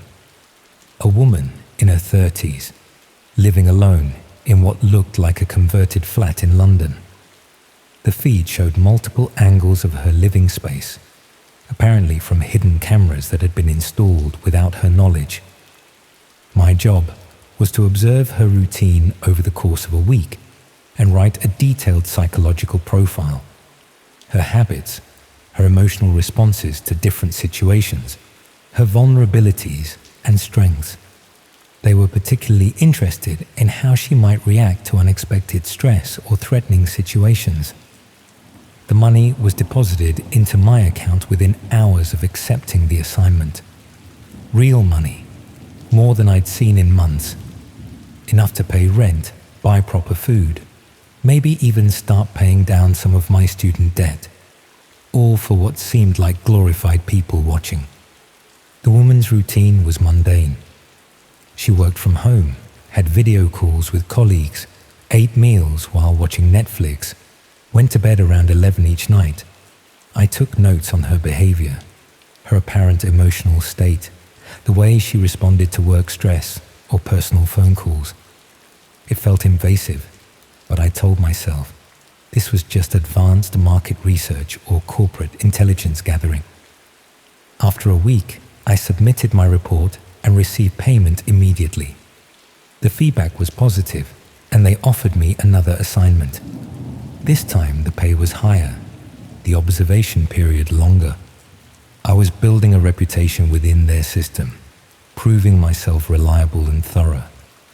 The assignments gradually became more intensive.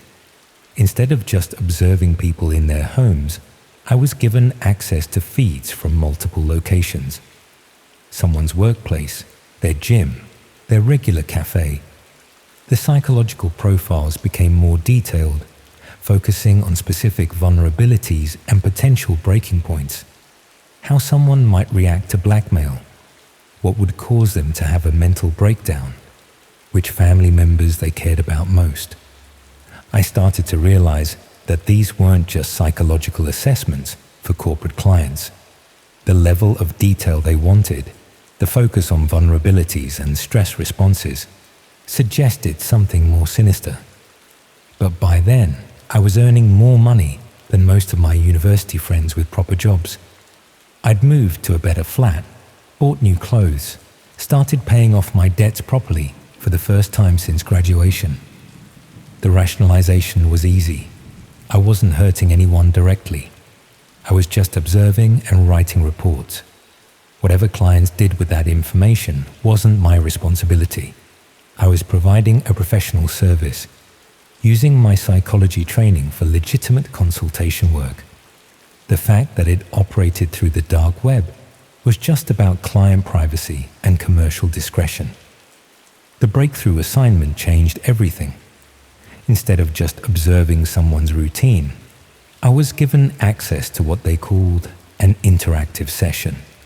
The target was a man in his 40s, living alone in Birmingham. The setup was similar, hidden cameras throughout his flat, but this time there were other viewers logged into the session. I could see a chat sidebar where other people were commenting on what they were watching. At first, it seemed like professional colleagues sharing observations and insights. But as the session continued, the comments became more disturbing.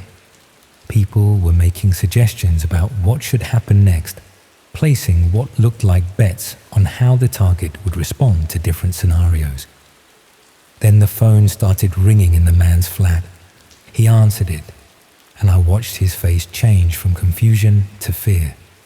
He hung up quickly, but the phone rang again immediately. This pattern continued for nearly an hour.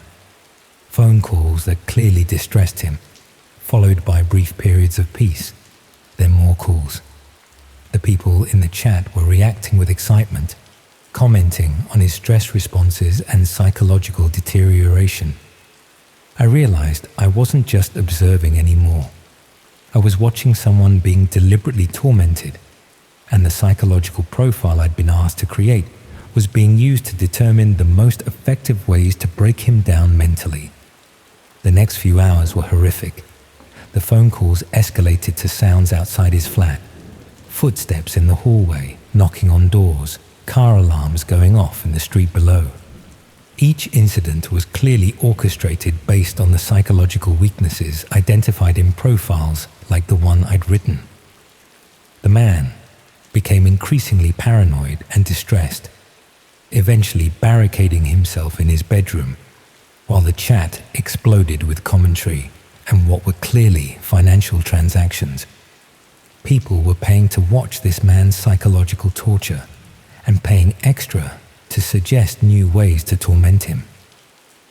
The amounts being discussed were substantial, hundreds of pounds for specific requests, thousands for extended sessions. This wasn't corporate intelligence gathering. It was entertainment for people who enjoyed watching others suffer.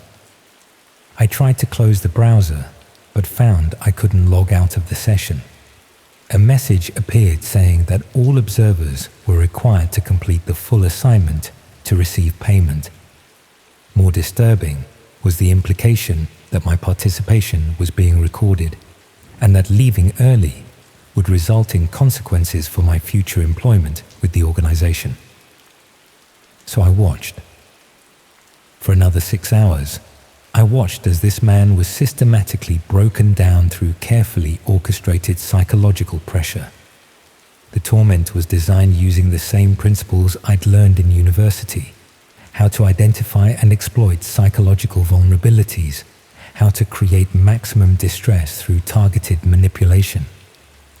By morning, the man was catatonic with fear. He'd stopped responding to the phone calls and sounds outside his flat, just sitting in his bedroom staring at the wall. The chat had moved on to discussing how long it would take him to recover, whether he'd seek professional help, and how his mental state could be further exploited in future sessions. The payment for that assignment was more than I'd earned in the previous month combined. Along with the money came an invitation to become what they called a premium observer, with access to more exclusive content and higher paying assignments. The invitation mentioned that my psychological insights had been particularly valuable in designing effective torment strategies. I should have stopped then, should have deleted the browser, blocked the email addresses, pretended none of it had ever happened. But the money was addictive, and I'd already crossed lines I never thought I would. Each assignment pushed the boundaries a little further, normalized behavior that would have horrified me months earlier. The premium sessions were worse, much worse. Instead of just psychological torment, they escalated to physical interventions. Break-ins while people were away, designed to create paranoia and fear. Items moved or stolen to make targets question their own sanity. In extreme cases, actual physical harm, though this was presented as being carried out by independent contractors rather than the organization itself. The worst part was how systematic it all was. They had psychological profiles on thousands of people, detailed vulnerability assessments that could be used to destroy someone's mental health with surgical precision. The observers weren't just paying to watch random suffering. They were commissioning bespoke psychological torture based on scientific principles of human behavior. And I was part of it. My psychology degree, the knowledge I'd gained studying human behavior and mental health, was being used to cause maximum psychological damage to innocent people. I was helping to turn human suffering into entertainment for people wealthy enough to pay for front row seats to someone else's destruction. The organization started offering me more than just observation work. They wanted me to help develop new techniques, to use my academic background to design more effective methods of psychological manipulation. The pay for this consultancy work was enormous. More money than most people earn in a year for work that could be done in a few hours. I told myself I was just providing academic insight, that I wasn't directly involved in implementing the techniques, but I knew exactly how my research was being used. Every principle of psychological pressure I explained, every vulnerability I identified, every technique I suggested would be used to torment real people for the entertainment of paying viewers. The money let me live a life I'd never imagined possible. Expensive flat in London, designer clothes, holidays abroad, meals at restaurants I'd only read about in magazines. My parents were proud of how successful I'd become, how quickly I'd turned my life around after university. Friends were envious of my apparent success in such a competitive field. But I couldn't sleep properly anymore. Every time I closed my eyes, I saw the faces of the people I'd watched being tormented. The man in Birmingham was just the first. There had been dozens since then, each one carefully selected and systematically destroyed for the entertainment of people who treated human suffering like a particularly engaging video game. The organization's reach was vast. They had contacts in security companies who could install hidden cameras, telecommunications workers who could intercept phone calls, even people in local councils who could provide information about vulnerable individuals. What I'd stumbled into wasn't just a website. It was a network that extended into legitimate institutions and businesses. The viewers weren't just random perverts either. The amounts of money being spent suggested wealthy individuals, possibly including people in positions of power and influence. Politicians, business leaders, celebrities, anyone with enough money and moral flexibility to pay premium prices for customized human suffering. After nearly a year of this work, I started to receive different kinds of assignments. Instead of just observing existing targets, I was asked to identify potential new ones. People in my personal life who might be suitable for psychological profiling and eventual targeting. Friends, family members, former classmates, anyone who might provide entertaining content for the organization's clients. The requests came with substantial financial incentives, bonuses for successful recruitment, ongoing payments for providing personal information about potential targets, premium rates for people I had close access to. They were particularly interested in my family, specifically my younger sister, who was starting university and living alone for the first time. That's when I realized I'd become more than just an employee. I was part of the network now, expected to provide targets from my own life in exchange for continued financial support. The organization had gradually normalized increasingly extreme behavior, using financial incentives and the threat of exposure to ensure compliance. I tried to quit, sent an email saying I was no longer available for assignments, that I wanted to end my association with the organization. The response was swift and terrifying. They had detailed records of my involvement, including video evidence of my participation in the interactive sessions. They knew where I lived, where my family lived, details about my personal life that I'd never shared with anyone. The message was clear. I could continue working for them voluntarily, or I could become one of their targets. They had enough information about my psychological profile to design a torment program that would be perfectly calibrated to my specific vulnerabilities and fears. More concerning was the implication that they'd been profiling me from the beginning. My initial application, the gradual escalation of assignments, the financial dependency they'd created, it had all been carefully planned to ensure my compliance.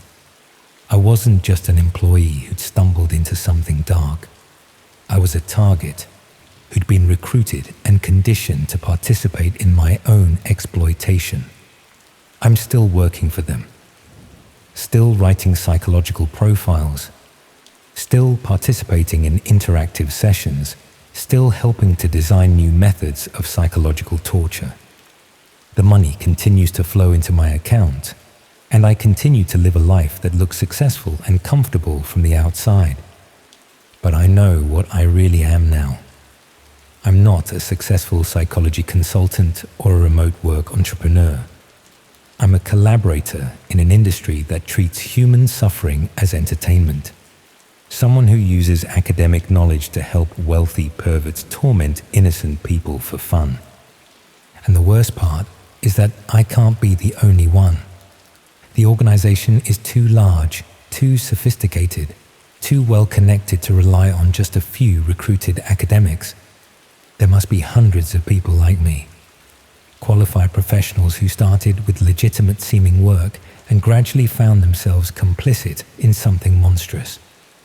Your therapist, your university lecturer, your GP, any of them could be supplementing their income by helping to design psychological torture programs. The person who assessed your mental health, who has access to your vulnerabilities and fears, might be selling that information to people who want to use it against you. The next time you feel like someone's watching you, like someone knows more about your personal life than they should, like someone's deliberately trying to make you paranoid or distressed, you might not be imagining it. You might be someone's premium entertainment, carefully selected and systematically tormented by professionals who know exactly which psychological buttons to push, and somewhere people are paying good money to watch it happen.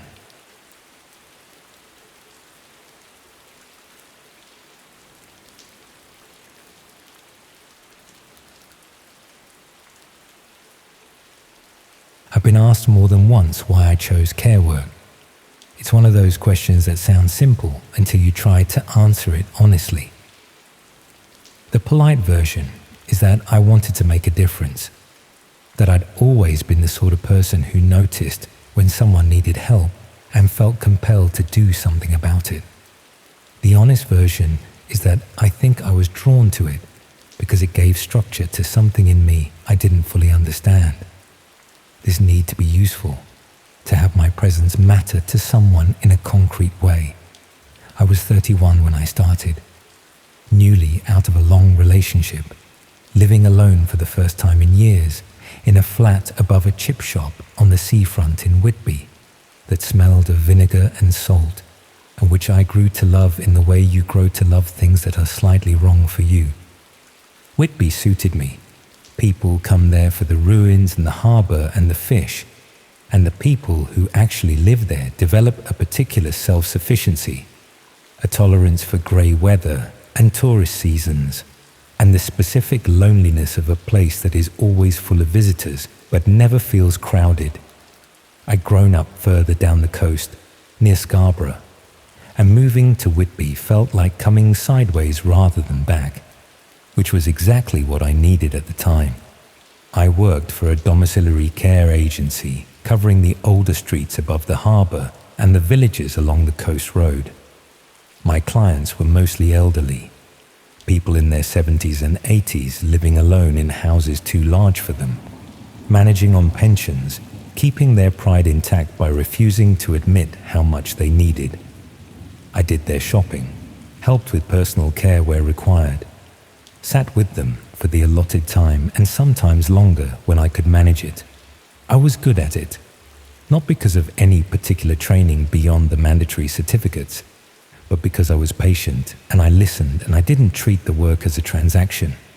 That's not self-congratulation. It's just that it was the right fit, and those fits are rare enough that you notice them. I had 17 clients on my regular rota. Maurice was not one of them originally. He came through a handover from a colleague who was leaving the agency, a woman called Denise, who'd covered his visits for 2 years and who said, when she passed him on, that he was private and I shouldn't take it personally if he seemed unfriendly at first. She said it in a way that suggested she hadn't entirely resolved the unfriendliness herself. The house was on the edge of Runswick, about 6 miles up the coast. It sat apart from the main cluster of cottages, closer to the cliff edge than planning would probably allow today, with a view over the North Sea that on clear days was extraordinary, and on bad days, most days, October through March, was an unbroken grey wall of cloud and moving water. Maurice was 78. He'd had a mild stroke the previous spring that had affected his left side and made certain daily tasks difficult. His wife had died 4 years earlier. He had a daughter in Edinburgh who rang on Sundays and visited at Christmas and believed, as far as I could tell, that he was managing fine. He was not managing fine. The house wasn't dirty exactly, but it had the quality of a space that had given up being cared for. Surfaces filmed with dust, curtains not quite drawn properly, a kitchen that smelled of meals eaten standing at the counter. He moved around it carefully, as though the stroke had made him mistrust his own body, and when I arrived, he looked at me with an expression that was not quite hostility and not quite welcome.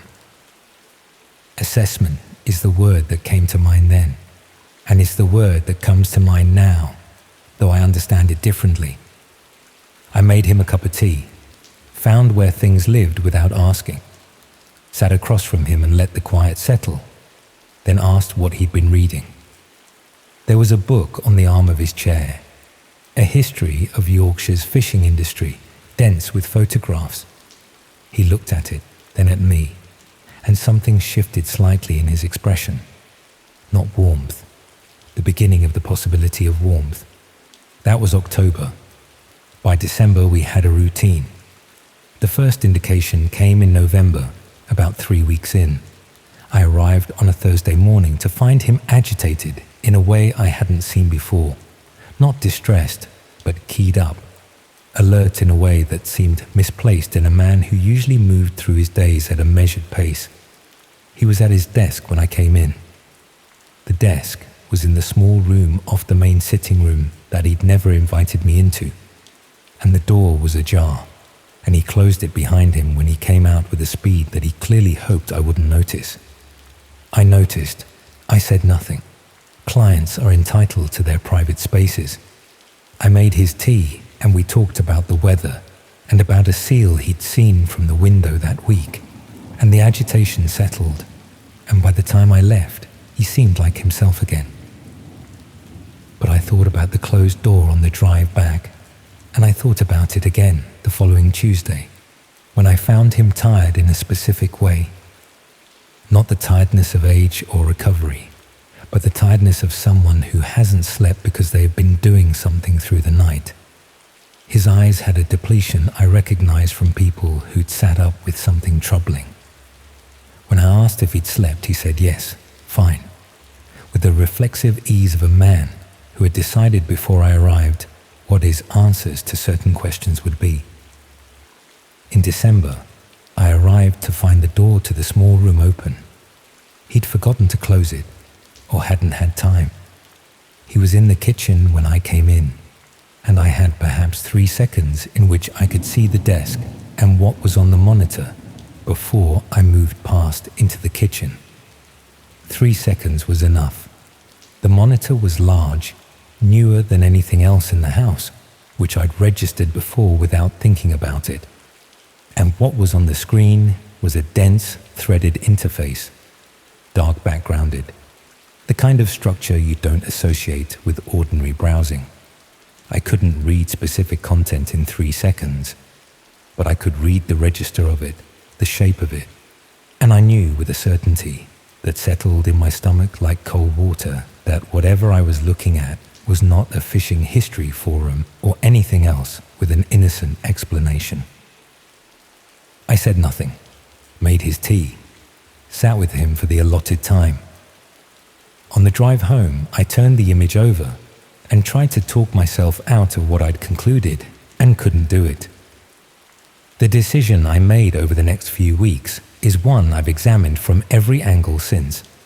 I decided to watch, not to report, not to raise it with the agency, not to ask Morris directly, but to pay careful attention over time before doing anything. Part of that was professional caution. Part of it, I'll admit, was something less creditable, a reluctance to make an accusation against a vulnerable elderly man and have it turn out to be nothing, to become the carer who raised a fuss and got it wrong. There is always an innocent explanation, right up until there isn't. January was when the pattern became something I couldn't keep rationalizing away. His sleeping was worse. I could see it in his face each week, a progressive depletion he kept denying. He became occasionally animated in a way that felt disconnected from whatever we were talking about, a brightness that seemed to come from somewhere else, something private bleeding through before he could contain it. And twice. Once in the second week of January, once in the last, I arrived to find him coming out of the small room, pulling the door shut behind him, with an expression that had almost resolved itself into welcome by the time he crossed the hallway, but hadn't quite finished doing so. That fraction of a second, that's what I kept coming back to on the drive home. In February, I came 10 minutes early, a cancelled prior visit, plausible enough that he had no reason to question it. The small room door was open. He was at the desk with his back to me, the monitor bright in the grey morning light, and I stood in the doorway for 5 seconds before he heard me and turned. 5 seconds is long enough. The forum was dark backgrounded, dense with nested threads. I recognized the structure before I understood the content. The same shape I'd seen in December, the same register. But this time I was still and looking rather than walking past, and this time I could read more of it. There were thumbnail images along the margins of the screen, small enough that their content wasn't immediately clear. Clear enough, when I looked at them, that my body understood before my mind did. A coldness moving outward from my chest, my hands going still, and in the center of the screen a thread, long and active, written in the chatty and casually interested tone of people sharing opinions on something they had watched together and were looking forward to watching again. Maurice turned around. We looked at each other. I walked out, sat in the car with my hands on the steering wheel while the sea sat grey and enormous 20 meters away, and I rang the agency, and then I rang the police and waited on hold for 11 minutes and described what I'd seen, while my voice did things I couldn't entirely control. What the police found when they came the following morning with a warrant was more extensive than I'd imagined. The small room held not just the main computer, but 2 older laptops stacked under the desk and an external hard drive, all connected through a switching device that let him move between them. The forum on the main screen was one of several he used. The investigators described them in the careful language they used to avoid saying the actual thing directly, as communities organized around content recorded without subjects' knowledge or consent. People filmed in private spaces, in their homes, in moments where they believed themselves unobserved. Some of it was voyeuristic. Some of it was considerably worse than that. And then there was the camera. It was in the sitting room, on a shelf among ornaments. A small black device I had walked past dozens of times without registering it as anything other than part of the room's ordinary clutter. I learned about it 4 weeks later from the officer who'd taken my original statement. She told me in measured language that among the material recovered from Maurice's devices were recordings made through windows, through gaps in curtains, and from that shelf, recordings of me over the course of my visits, going about my work in his home. He had been recording me since mid-November at the earliest, possibly earlier. The camera had been positioned to capture the sitting room and the hallway, which meant it captured me every visit, coming in, taking my coat off, moving between rooms, sitting across from him, and talking about fishing books and seals and whether he'd slept. 3 months of visits, captured, and then, because this is the part I have to say plainly, even though I'd rather not, shared on the forum. Not all of it. The investigators believed a portion of it had been posted to one of the threads, offered up to the same people who gathered there to discuss and rate and request, served alongside whatever else they had come to consume that week. A woman doing her job, making an old man's tea, believing herself to be in a private and professional arrangement. That is what I was, on those threads. Content. What lodged in me most deeply, and it's still there, it hasn't shifted, was a text document they found in a folder on his desktop. Notes. His own notes, written and updated over months in a precise and methodical way that the investigators said was consistent with someone who had spent a career in quantity surveying, in the careful documentation of specifics. The notes were about me, times of arrival, routes I seemed to take, which visits were solo and which overlapped with another carer, what I wore on particular days. Physical details I am not going to repeat here.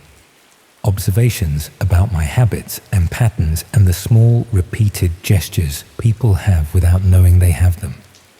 11 pages. I've sat with that number more times than I can count. 11 pages of a retired man's careful attention, written while I drove back to my flat and ate my dinner and thought I understood what my weeks contained. He had been watching me with the same organized interest he brought to the forum. The same methodology, the same patience, the same accumulation of detail. The online activity and the real-world attention weren't separate things. They were the same thing. The forum had given him a framework and an appetite, and I had walked into his house and become, without knowing it, part of what he fed it with. He was charged. The case moved through the system slowly. He received a suspended sentence, attributed partly to his age and his health and his circumstances, which I was told about in a letter I read once and placed in a drawer. The agency offered counseling. I went for a while. The other carers were kind in the way people are kind. When something frightening has happened to someone near them and they don't know what to say, which is to say they were kind but also slightly relieved it hadn't happened to them. I still live in Whitby. I still do the work, though with a different agency now and in a different part of the coast. Leaving felt like being pushed out of my own life, and I'd already had enough taken without volunteering more. What I haven't got back, and I'm not being dramatic, this is just accurate, is the ease I used to have in other people's houses. That unself-consciousness, the ability to move through a client's space and just be in it, present and uncomplicated. I check shelves now. I notice objects I wouldn't have noticed before. I am aware of angles and sightlines and what a room looks like to someone who might be watching it rather than living in it. I think about what can be seen from a window and whether a device left out in the open is what it appears to be, and what a small black object on a shelf might be doing there. Those thoughts are automatic now. They happen before I've decided to have them. The other thing that's changed is harder to put into words, but I'll try. When I sit with a client now and we talk about their reading, about the weather, about whatever ordinary thing fills the time, I am aware in a way I wasn't before of the gap between what a person shows you and what they're actually like.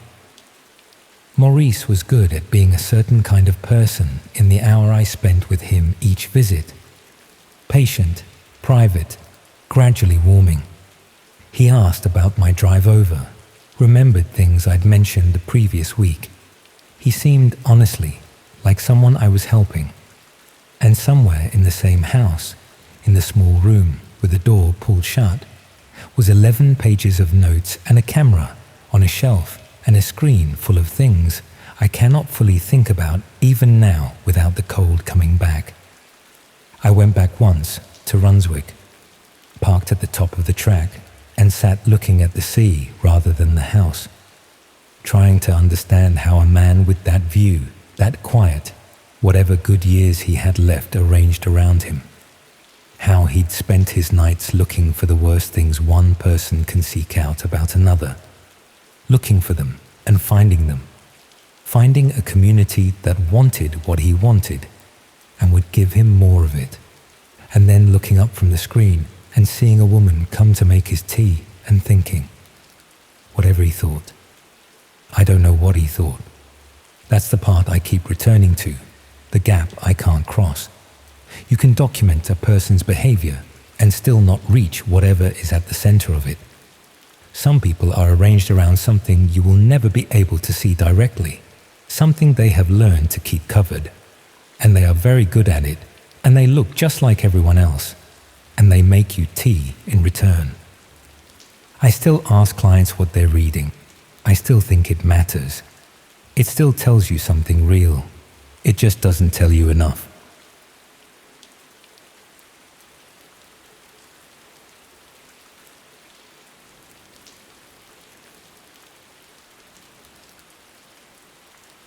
The photograph is still on my mantelpiece.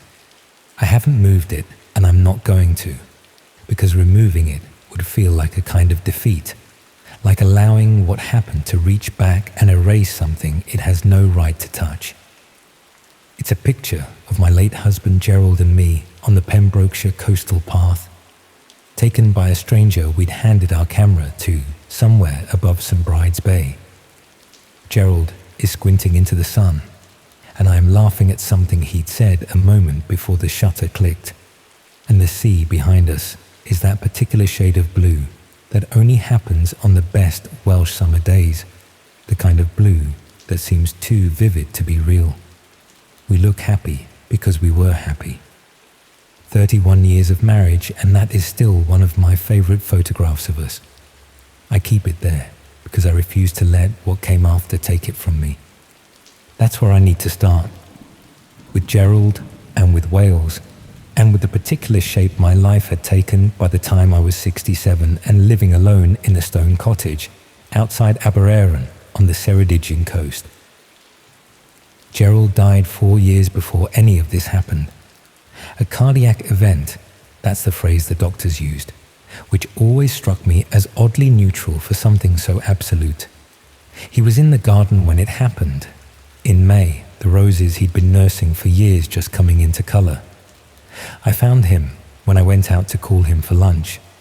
I won't describe that in detail because that grief is private, and also because it isn't the point of what I'm telling you. The point is the aftermath. The long rearranging of a life that had been organised around two people and now had to accommodate one. The silence in the evenings, the single cup of tea, the way the cottage, which I had always loved, began to feel in certain lights like a place I was maintaining rather than inhabiting. My daughter Stacey lives in Bristol with her husband and their 2 children. My son Rodri is in Edinburgh. They rang regularly and visited when they could, and worried about me in the way that adult children worry about a widowed parent. Sincerely, but at a distance. Reassured too easily when I said I was fine. I was fine mostly. I had friends in the village and in Abererron. I walked the coastal path 3 mornings a week, regardless of weather. I kept a garden that Gerald would have approved of and read more than I ever had when life had been fuller. I managed. But managing and flourishing are different things, and I was under no illusion about which one I was doing. The laptop was Stacey's idea. She set it up during a visit in the autumn after Gerald died, walked me through the basics, installed things she said I'd find useful, and left me with a printed sheet of instructions I consulted for months. I was not a natural with it. I'd used computers at the primary school where I'd taught for 30 years, but that was different, purposeful, bounded, nothing like the open endlessness of the internet approached without a specific task in mind. I used it cautiously at first. News, recipes, video calls with the grandchildren on Sunday evenings that became one of the fixed points of my week. Somewhere in the second year, I found a forum for people who'd been bereaved later in life. I stumbled onto it via an article I'd been reading, and I lurked for weeks before I posted anything, reading other people's accounts of loss with the particular relief of recognizing your own experience in someone else's words. When I did post, it was tentatively. A few sentences about Gerald, about the garden, about the way certain times of day were harder than others. The responses were kind, genuinely kind, in the way that strangers sometimes manage more readily than people who know you and are frightened by the proximity of your grief.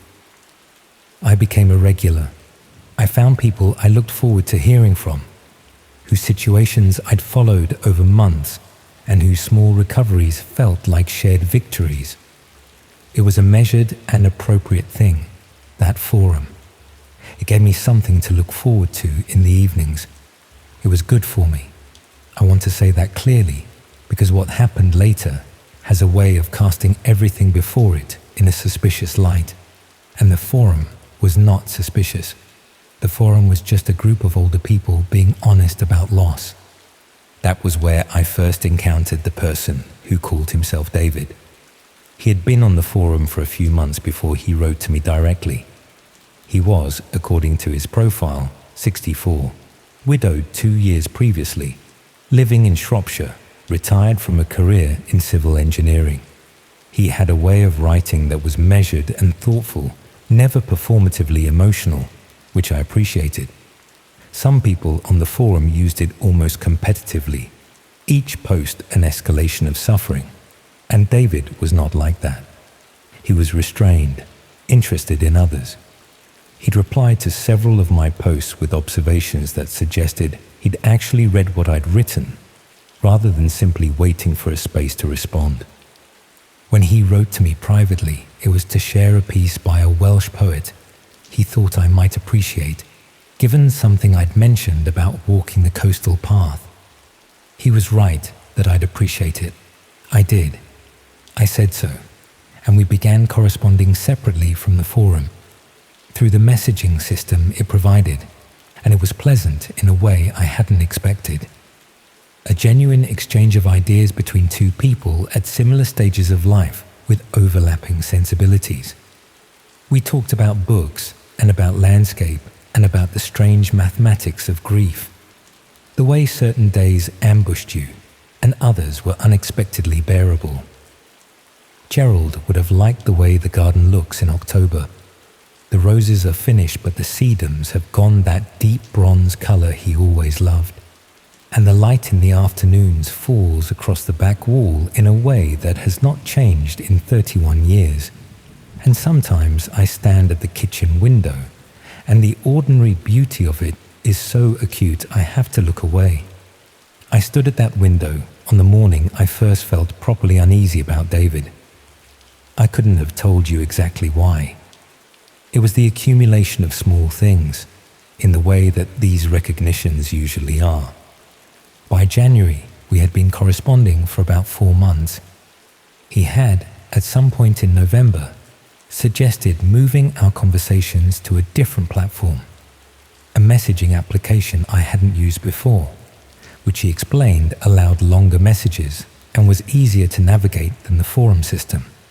I downloaded it with Stacey's help during a phone call in which I mentioned I'd been chatting with someone from the forum, and in which she said that was lovely, Mum, in the tone of someone who is reassured and not paying quite enough attention. The new platform was easier, as he'd said. The conversations became more frequent, sometimes daily. David was good company.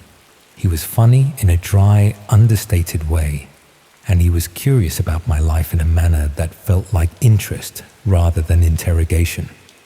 He asked about the coastal path and about Aberaeron and about the grandchildren and about what Gerald had been like, and I found myself describing Gerald in more detail than I had to anyone since the funeral, and it felt good to do that, to put him into words for someone who hadn't known him. The first thing that pulled at me slightly was in December. David mentioned a health difficulty. Nothing serious, he said. A recurring problem with his back that had been keeping him at home more than usual, limiting his walking. He described it in passing, and I expressed sympathy, and the conversation moved on.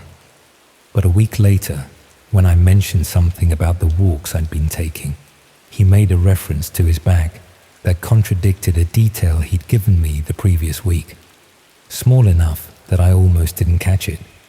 Small enough that I'd written it off as misremembering, as the natural imprecision of ordinary conversation, before I was even consciously aware I'd noticed it. I noticed it. The photograph above the fireplace, Gerald squinting. The blue that seems too vivid. That same summer we ate crab on the harbour at Aberaeron, and Gerald got sunburned across his nose and was absurdly pleased about it, said it made him look like a sailor. I have been thinking about that holiday a great deal in the past year, about how entirely uncomplicated it was, about the version of myself in that photograph, who had no idea how much weight the future was preparing to hand her. In January, he asked for my phone number. He framed it naturally, in the context of a conversation about a film we'd both mentioned wanting to watch, suggesting we might enjoy discussing it afterwards if we could speak directly rather than type. It was a reasonable request, and I had no concrete reason to refuse it, and I sat with my hands over the keyboard for longer than I should have before I typed a response. I didn't give him my number. I said I preferred to keep things written for now, that I found it easier, which was true as far as it went. He accepted it without apparent difficulty, said of course he understood completely, and we moved on. But the question had shifted something, and in the days after I found myself looking back over our conversations with a different quality of attention, what I noticed, working backwards through the months, was a pattern of accumulation I hadn't seen while I was inside it. He knew, by January, a very complete picture of my life. He knew the layout of my cottage, described across multiple conversations. He knew my routine, the morning walks, the village shop on Thursdays, the Sunday video calls with the grandchildren. He knew the names of my children and where they lived, and roughly when they visited. He knew I lived alone. He knew the nearest town and could, if he'd wanted to, have identified the cottage from the details I'd given about its position above the estuary. He had never, I realized, told me anything of comparable specificity about himself. I'd asked over the months, and he'd answered, but the answers had always been slightly general, slightly unverifiable. A town in Shropshire, a career in an industry I knew nothing about, a house he described only in the vaguest terms. He'd given me enough to feel like reciprocity without giving me anything I could confirm or locate. I thought about the detail that had contradicted itself in December. I thought about the slight precision with which he had catalogued my life while keeping his own behind gauze. I told Stacey. I rang her on a Tuesday evening, and I told her all of it, and I heard the quality of her silence as she listened. Stacey's husband worked in financial services and had a colleague with a background in online fraud investigation. And through that connection, which moved quickly once Stacey understood what I was describing, someone looked at what they could find about the account David had been using on the forum. The account was 14 months old. It had no online presence before the forum. The email address connected to it resolved to an account created a week before the forum registration. The profile photograph: a pleasant-faced man in his 60s in a garden setting, the kind of unremarkable image that registers as genuine precisely because it is so unremarkable, was a stock photograph available through an image library. Not a real person, not anyone's actual face. The investigator found something else, working through a connection I don't fully understand and won't try to explain. The messaging application David had asked me to download, the one that was easier than the forum system that allowed longer messages, had been used from an account linked by an IP address to a cluster of similar accounts, all created within a short window of time, all used to contact women over 60 living alone. Not in Wales specifically, across the UK. Some of the accounts had been active for over 2 years. There was a thread on a part of the internet that required specific access to reach, in which those accounts were discussed. A community organized around the targeted approach and manipulation of elderly women living alone, sharing methods, recording successes, exchanging the personal details they had extracted, discussing the most effective pace of escalation, the most productive questions, the tells that indicated a target was becoming isolated enough to approach more directly. My name was in one of the threads. My address was in one of the threads. Not just the village, the cottage, the position above the estuary. A description of the exterior accurate enough that I understood with cold certainty that someone had looked at it.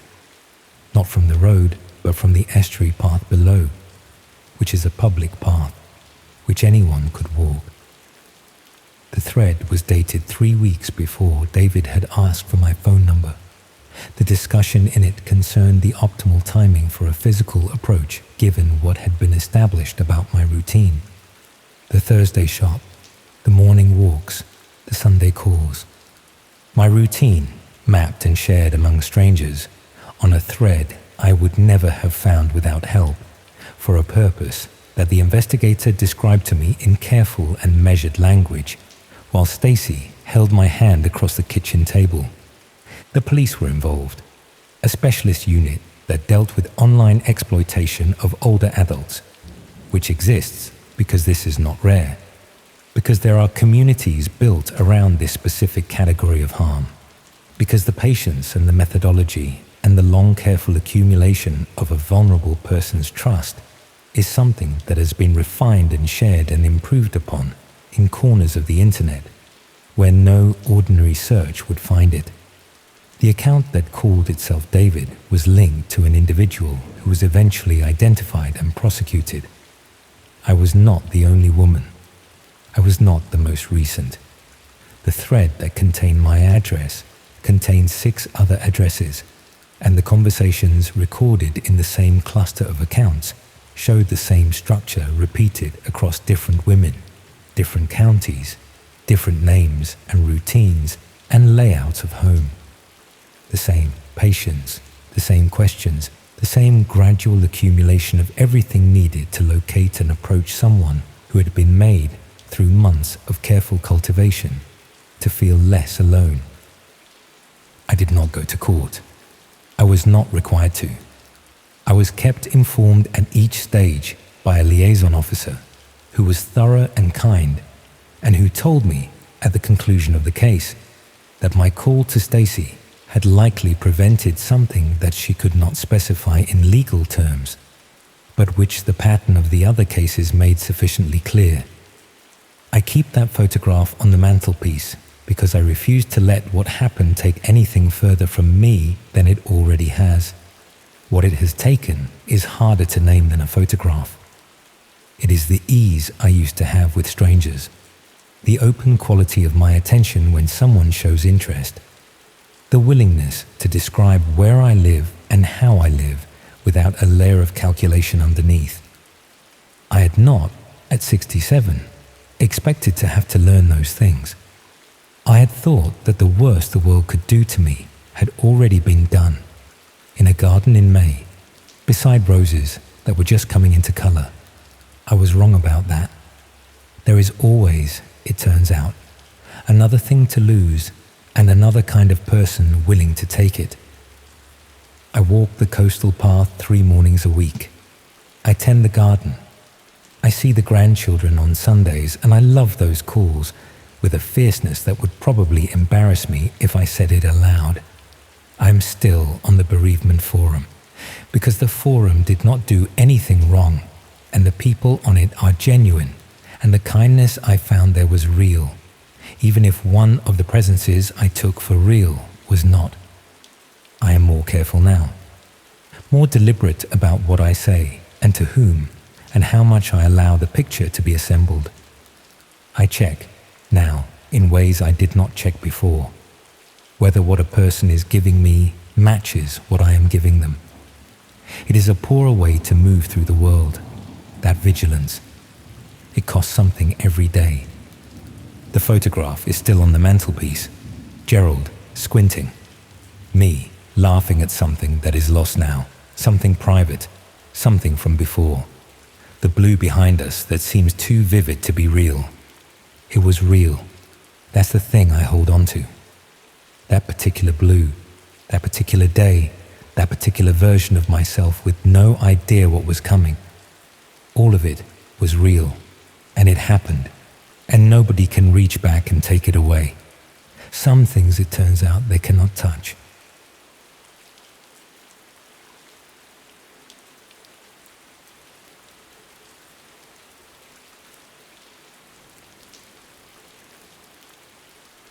The first time I saw my own front door on someone else's screen, it was buried a few clicks deep into a part of the internet most people prefer to pretend is just an urban myth. I should start before that. Otherwise it sounds like I am jumping to the end to make it dramatic. I did not grow up wanting to explore hidden parts of anything. I grew up on a tired council estate outside Birmingham, in a flat where the walls carried other people's arguments, kids crying and televisions you could follow through plaster. The family laptop sat on a wobbly little table in the living room, and it became the one thing that felt mine. Headphones on, brightness turned down, noise shrunk into a small square of light. At first it was harmless. Clips, music, stupid comedy videos. Then the recommendations shifted. Short CCTV compilations, doorbell camera footage, titles about burglars caught on camera, home intruders chased off, people trying door handles on quiet streets. At the start, I told myself it was educational in a way. You see how break-ins actually happen, instead of just hearing about them. A lot of those videos were fake. You could tell when the acting was too neat, when angles changed in ways real security cameras never would. But enough of them were real that it hooked me. You saw ordinary houses, ordinary people, and then one night something went wrong. I was not enjoying other people's fear. At least, that was what I told myself. I just wanted to see what danger looked like when it arrived without warning in a place that could have been ours. Years drifted by. I left school with average grades and got a job in a small warehouse near Digbeth. Normal hours, basic pay, nothing that would impress anyone. Eventually, I moved into a small flat above a row of shops on the edge of the city centre. My life settled into a pattern that felt fine on the surface. Work, walk home, heat something up, sit on the sagging sofa with the laptop balanced on my legs. Other people put on box sets or football when they wanted to switch off. I put on shaky footage of late-night break-ins. The trouble with watching that kind of thing for years is that you get desensitized. The clips on normal sites started to feel processed. The same soundtracks kept cropping up. Comment sections were full of people arguing about which ones were staged. I could see where edits had been made to make things seem worse than they were. The part of me that wanted something real began to notice how fake it all looked. The phrase dark web popped up now and then in conversations at work. Blokes by the loading bay repeating half-remembered stories about a place online where you could buy anything, hire anyone, see things too heavy for the normal internet. It was always delivered with a laugh, like they were not completely sure it existed. I did not rush off home and start digging. The idea just lodged itself somewhere in the back of my head, the way an odd door at the end of a hallway sticks in your mind, even when you never touch the handle. What finally pushed me was not anything dramatic. It was boredom. One night, I was scrolling through a long thread about missing people, hidden security footage type stuff.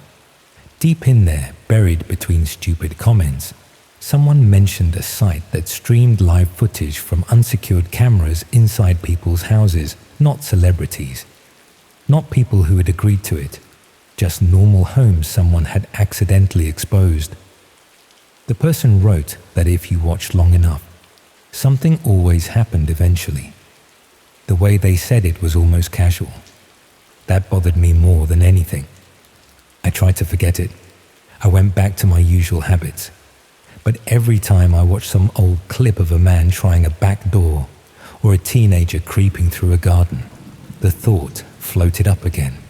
Somewhere, right now, someone might be watching a live hallway instead of a recording, waiting for the moment things tipped. Eventually, I found a way into that side of the internet. I am not going to explain how. You can piece it together if you really want, but if you have any sense, you will let the steps stay blurry. All that matters is that one evening, with the sky outside my windows turning orange and then black, I ended up on a page that was clearly not meant for the average user. It looked dull. No logos, no animations, no adverts.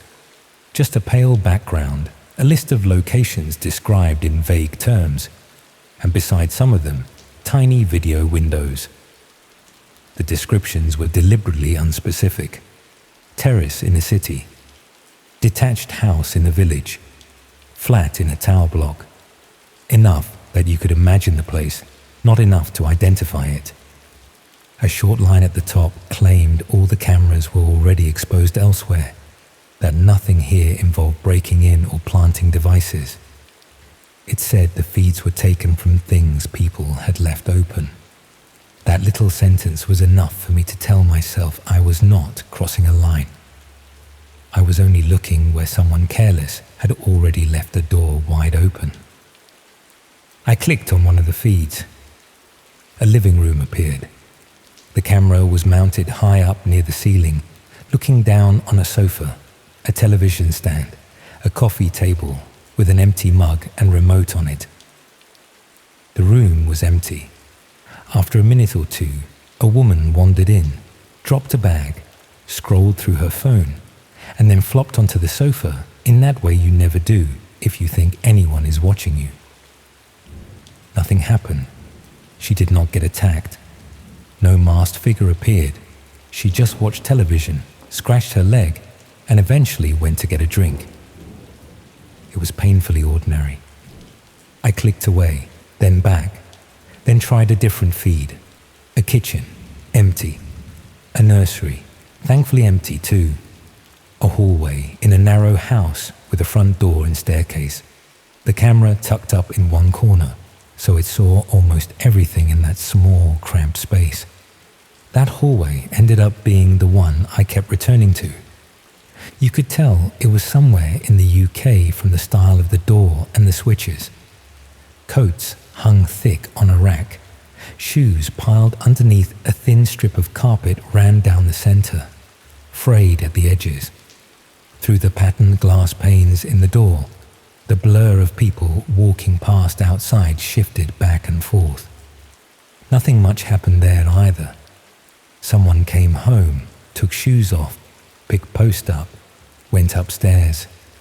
Kids clattered through once or twice at night. It was just a dark strip with the occasional soft flash of headlights through the glass. I cannot explain why I watched that hallway as often as I did. There was something about the angle that made you feel as if you were balanced on a ledge above their doorway. It felt honest in a way. No music, no editing, just the light changing through the day. It became a quiet ritual, not every evening, but enough that I could tell when the doormat had been moved or another coat had been added. I started checking my own front door after watching, noticing how thin the wood felt, how you could almost picture a little camera in the corner above it. The first odd thing I saw there was so small I almost missed it. It was late on a Sunday with that steady drizzle that darkens everything without properly raining. I had the hallway feed open. The house was quiet, faint. Light from the street slipped through the frosted glass. Nothing moved. Then a darker shape passed close to the door, someone walking by outside. A couple of seconds later, the letterbox flap twitched. It lifted just a touch and fell back. No post dropped through. No flyers. It was not a full knock. More like someone testing it with a fingertip, seeing how easily it moved. I stared at that little rectangle of metal longer than made any sense. It could have been a bored kid, a drunk neighbor, a parcel courier playing with things on their route. Or it could have been exactly what it looked like. Someone touching the edge of that household safety to see if anyone noticed. After that, I started spotting tiny things in other feeds too. A back gate left open that was always shut before. A kitchen window tilted just enough that someone careful could get fingers under it. A side door that no one ever seemed to double lock. It was around then that I realized the page I was using was not the only layer. One evening, I accidentally scrolled past a list of locations and noticed a faint line at the bottom, almost the same color as the background. It mentioned alternative feeds, more active houses, and something about viewer suggestions. The text only stood out when the cursor passed over it. Part of me knew exactly what kind of people would click that link. Part of me had already become one. The new page looked the same as the first at a glance. Same list, same vague descriptions. But next to some of the locations, there was an extra column. In that column, short notes had been added in a neat little list. They were only a few words each. Gate, light, knock, back door. I scrolled until I found the hallway I knew. The description matched. Next to it was a chain of those blunt notes. The most recent said simply letterbox. It did not take much imagination to connect that list of words with the little movements I had been watching. Someone, somewhere, was writing those notes after arranging for things to be done to that house people on the site had asked for small tests, and someone else had carried them out. Realizing that did not make me close the laptop. It should have. Instead, I shut that page and tried not to think about it for a bit. I lasted a few days. The feeling that something was now moving behind all those still images made my own flat feel thinner. One evening, after work, I came up the stairwell in my building, walked along the corridor, and slid my key into my front door. The lock turned with almost no resistance. It felt wrong immediately. I stood there, key still in hand, trying to remember whether I had definitely locked it that morning. You would be surprised how quickly memory bends when you need it to. Maybe I had been distracted. Maybe I had been on my phone. People forget to lock doors all the time. I opened the door and stepped into my hallway. At first glance, everything looked normal. The shoes lined up in a half-hearted row. The little hook on the wall where my keys usually hung. A couple of letters on the floor. Beyond that, the living room in its usual state. Sofa sagging a bit in the middle. Television on its stand. Clutter on the coffee table. The kitchen to the right with washing up. I should have done the night before. Even so, the air felt unsettled, as if someone had been moving through it not long before I arrived. I walked through the flat trying to look casual, eyes sliding over surfaces, shelves, corners. I noticed a cushion on the sofa angled slightly differently. A glass on the worktop I thought I'd put in the sink. Tiny things that could have meant nothing. In the bedroom, the wardrobe door was open by a sliver. A shirt sleeve was caught in the gap. I always shut it fully, not because of monsters, just because I did not like the dark line of the opening staring at me when I was in bed. I pulled the door wide, half expecting something ridiculous. There was nothing inside but my clothes and a couple of boxes on the floor. Ordinary silent.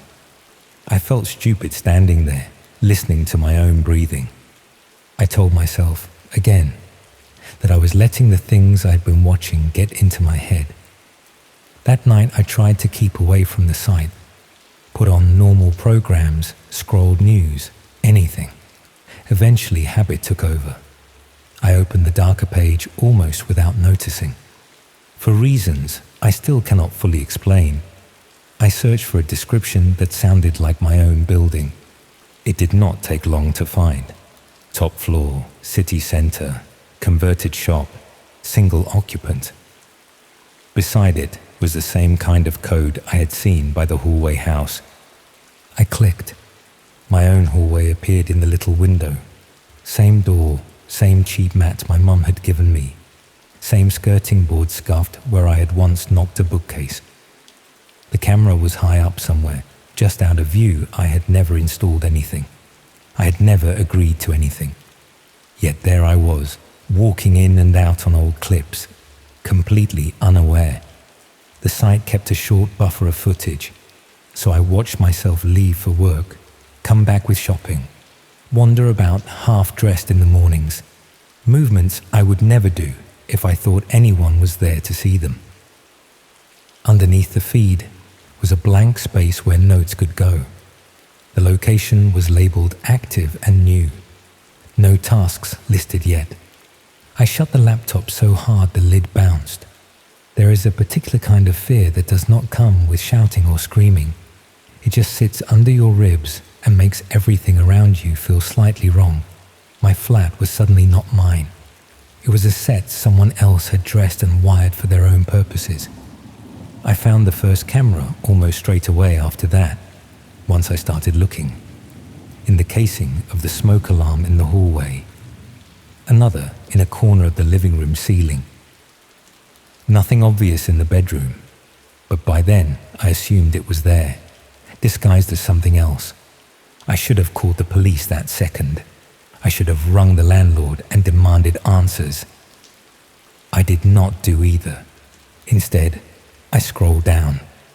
At the bottom of the entry for my flat, there was that same faint line I had seen before. New locations eligible for introductory tasks. Suggestions open. Up until that moment, I had always thought of myself as separate from the people who use this site properly. I was a watcher, nothing more. Now the page was effectively asking if I wanted to prove to myself more than anyone how real it was. I can dress it up any way I like, but what I did next was stupid. I clicked to submit a suggestion. A simple little form appeared. My location code was already filled in. There was a box where you could type what you wanted done. No mention of who did it or how, no prices, no guarantees. I told myself I wanted a test, something small, something that could not hurt anyone, just to see whether this whole thing was live, or if I had stumbled into some elaborate relic. I typed a short request asking whoever handled tasks to move one of the kitchen chairs a little out of place. Nothing threatening, just enough for someone living there to notice.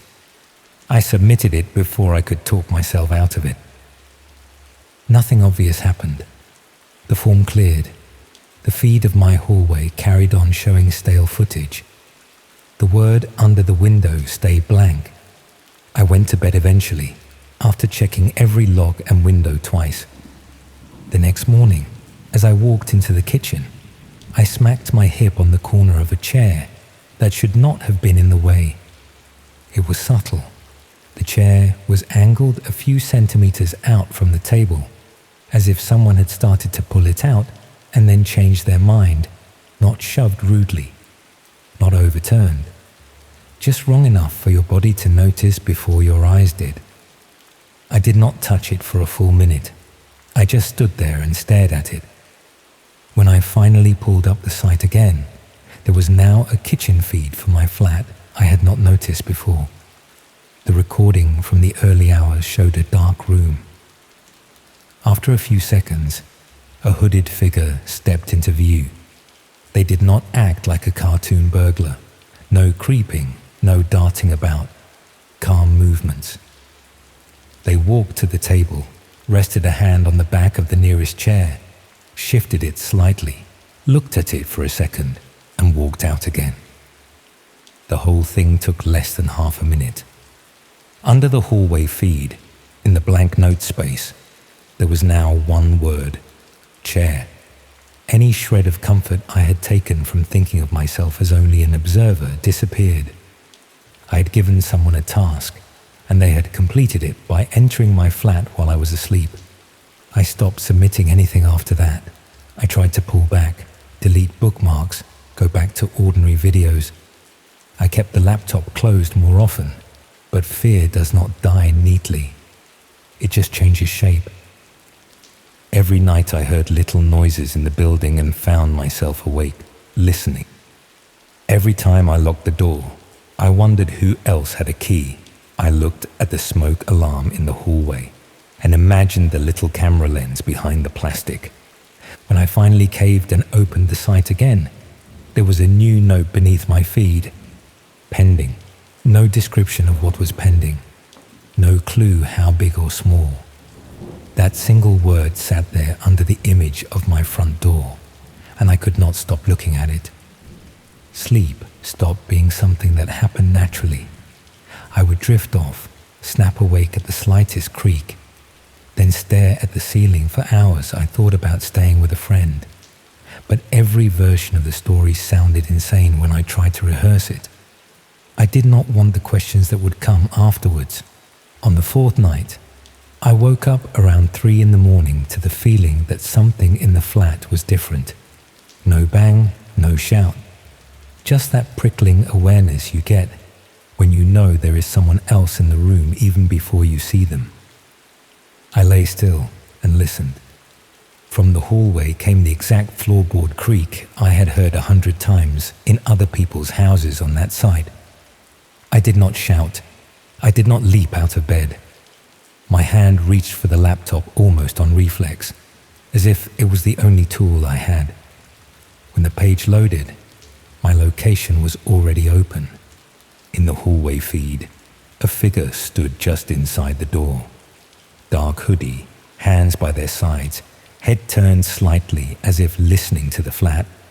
They were still enough that the only sign this was not just a frozen frame was a slow shift of weight. The little word beneath the feed flickered, then changed from pending to active. The figure moved out of the hallway, stepping under the camera and out of that frame. I cycled through the feeds with clumsy fingers until I got to the one placed high in the bedroom corner. On screen, I saw myself in bed with the laptop open, the glow lighting my face. A second later, at the edge of the frame, the hooded figure appeared in the doorway. There is no way to prepare yourself to watch your own fear from a slight delay. I saw my shoulders tighten. I saw my eyes lift from the screen. I watched myself realize that the person I was watching was also watching me. The intruder moved with the same unhurried confidence as before. They walked around the bed, keeping their face just out of the camera's reach, as if they knew exactly where the lens sat. Their hand rested briefly on the bed frame. The mattress dipped under their weight. I felt that in real time while watching it happen, a heartbeat behind on the feed. That touch snapped something in my head. I was not an observer anymore. I was a subject. On screen, I saw myself slide off the opposite side of the bed, staying low. In real life, I was already doing it, driven entirely by instinct. My hand grabbed the keys from the bedside table. I moved around the foot of the bed and bolted for the hallway. The recording never showed the intruder speeding up. They did not lunge or chase. They just turned slightly, following my movement with a tilt of the head at the very edge of the frame. I wrenched the flat door open with more force than it needed and stumbled into the stairwell. The sudden change from the close bedroom air to the cold concrete corridor hit me hard. The motion sensor light came on with a tired buzz. I clattered down the stairs barefoot, half expecting a hand to land on the back of my neck at any moment. No one stopped me. Out on the street, the city was reduced to taxi headlights and the distant rumble of late buses. My breath fogged in the air. I stood there in shorts and a t-shirt, clutching my keys, and realized I could not walk back indoors on my own. I reported a break-in the next morning. I left out everything that would drag the conversation into places I did not want to go. I said I had woken to see someone in my room, that they had left while I escaped. Once the officers saw the altered smoke alarm and the discreet little devices in the corners, the mood shifted. They took it seriously. They photographed everything. They questioned the landlord. The landlord denied knowing anything about the cameras. They said the previous tenant had been quiet, worked odd hours, kept to himself. They promised to change the locks. The officers logged it as an unlawful entry with suspicious circumstances. Hidden surveillance, unknown installer. No one asked the right question. How did you know exactly when to run? I moved out within the week. packed essentials, left furniture behind, argued about the deposit until I pointed out that it might not look great for them if I started telling people about covert cameras in their flats. They signed the form without further fuss. The new place was further out from the center. A second-floor flat in a relatively recent build with a proper security door downstairs and fresher paint on paper, safer in every way. I checked every smoke alarm, every vent, every odd fitting, holding my breath each time until I was sure no wires or lenses were hidden behind them. I also bought a new laptop. Part of it was practical. You need a computer for normal life these days. The other part was not practical at all. I wanted to see if that page still had my old flat listed, and if so, what it said. Finding the site again was easier than I expected. Muscle memory is good at carrying bad habits. The layout was almost unchanged. A longer list of vague descriptions. Some familiar, many new. The hallway house I had watched for months had gone no trace. Its notes and feed had been stripped out like it had never existed. I scrolled until I found the entry that matched my old place. Top floor, city center, converted shop, previous location. The feed window was empty grey now. Beneath it, the notes had been compressed into 3 words: chair, entry, reaction. That is what my involvement boiled down to in whatever log sat behind that page. A tiny sequence: chair, entry, reaction. Someone else's completed task. I was about to shut the laptop when a new line appeared at the bottom of the list. New location added. Under that was a description: second floor flat, outer city, new build, single occupant. It could have been anyone. There are hundreds of flats like that around Birmingham. Thousands more across the country. On its own, the description meant nothing, but there was a little code beside it. When I hovered over it, a small note appeared, pending approval. I have not clicked it. I tell myself that not clicking keeps some kind of line intact.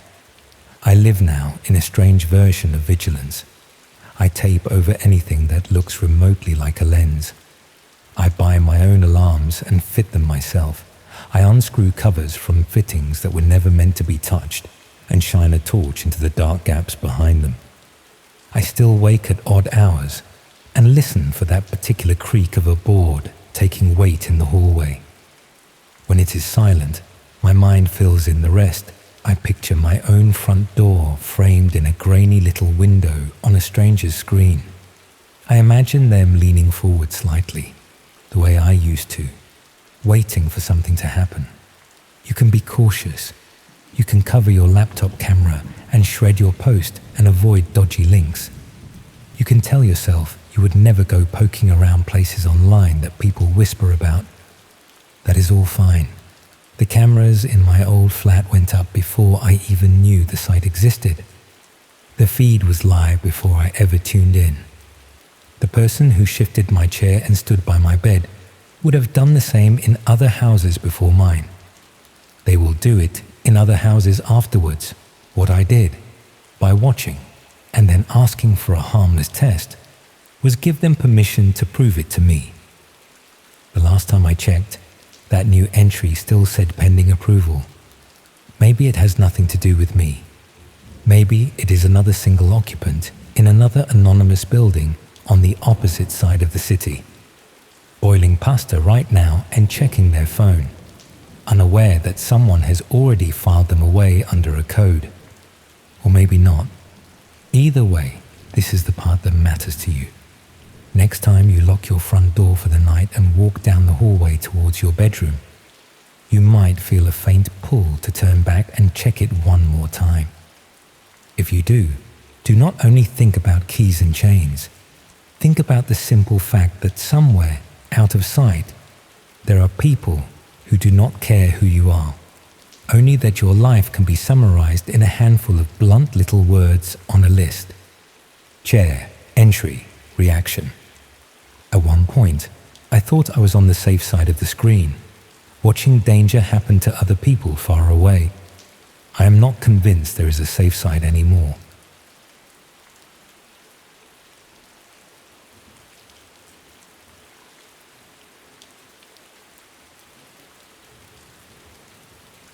The hum of the traffic outside my window was a constant, low thrum, a dull counterpoint to the silence within my flat. Portsmouth, a city that never truly slept, yet my own corner of it often felt like a tomb. I was David, 34, an insurance claims assessor. My days unfolded in a meticulous dance of paperwork, figures, and dispassionate assessments of other people's misfortunes. My evenings, however, were a different beast. They stretched out, vast and empty, often filled by the pale glow of a screen. It began, as most things do, with a search for something to fill the void. Not a conscious search, perhaps, more adrift. I found myself drawn to the fringes of the internet, the obscure forums, the corners where the unvarnished truth, or at least a convincing facsimile of it, was whispered. I wasn't looking for anything specific, just a distraction from the quiet hum of my own unremarkable existence. Then I saw it, a link buried deep within a thread about urban legends and forgotten histories. The title was innocuous enough: Lost Footage, Portsmouth Docks. I clicked, a casual flick of the wrist, a momentary lapse in my usual caution. The video player loaded slowly, the buffering icon a mocking circle against the black screen. My flat, a converted Victorian building with walls so thin, I could sometimes hear the neighbour's television, felt colder suddenly. The flickering hallway light outside my door seemed to dim. The footage began, grainy, shaky, filmed vertically on what looked like an old mobile phone. The resolution was poor, but the content burned with an awful clarity. A room, it was dimly lit, a single bare bulb swinging slightly overhead, casting long, dancing shadows. There was a figure, indistinct, struggling. Another, larger, darker shape loomed over them. No sound, just the visual horror unfolding in jagged, stuttering frames. A muffled thud, a gasp that was more felt than heard. Then the sickening stillness. The larger shape moved away, leaving the first figure slumped, motionless. The camera dropped, and the screen went black. My breath hitched. The air in my lungs felt thick, heavy. This wasn't some special effect, some elaborate prank. The raw, visceral terror of it, the sickening sense of violation clung to the pixels. This was real, a real killing. I stared at the black screen, my heart a frantic drum against my ribs. My fingers, usually so steady, trembled as I navigated back to the forum. The thread was already several pages deep. Others had seen it. Their comments ranged from shock to morbid curiosity, some dismissing it as a fake, others demanding more information. I scrolled, my eyes darting across the anonymous usernames, the fragmented sentences.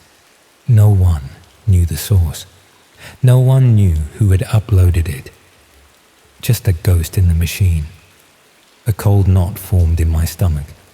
The methodical part of my brain, the part that dissected insurance claims, that sought out anomalies and inconsistencies, kicked into overdrive. This wasn't some abstract problem. This was a violation, a life taken, and it was out there, floating in the digital ether, unpunished, unseen by the eyes that mattered. My quiet dissatisfaction, my boredom, curdled into something sharper, a desperate need for answers. I spent the next few days in a daze, the image of that dimly lit room seared into my mind. I re-watched the video countless times, pausing, zooming, trying to extract every scrap of detail. The furniture was sparse, almost bare. A worn armchair, a small low table, a pattern on the wallpaper, faint but distinct. My flat, with its impersonal atmosphere, began to feel less like a sanctuary and more like a cage. The constant hum of traffic outside seemed to mock the quiet claustrophobia indoors. I started digging. I delved deeper into the forum, then branched out, following breadcrumbs across encrypted archives and abandoned links. My sleep became fractured, haunted by the ghostly movements in the video. My work suffered, my mind adrift in a sea of algorithms and IP addresses. My flat, usually a place of quiet solitude, now felt like a command center, its single window a portal to a world I was desperate to penetrate. I found a user, shadow_echo, who had posted a cryptic message beneath the video. "This is not the first." My fingers flew across the keyboard.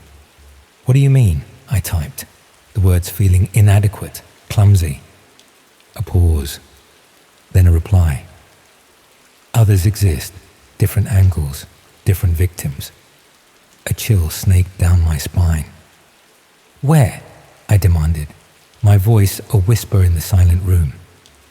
"You have to know where to look, not for the faint of heart," and the conversation died there.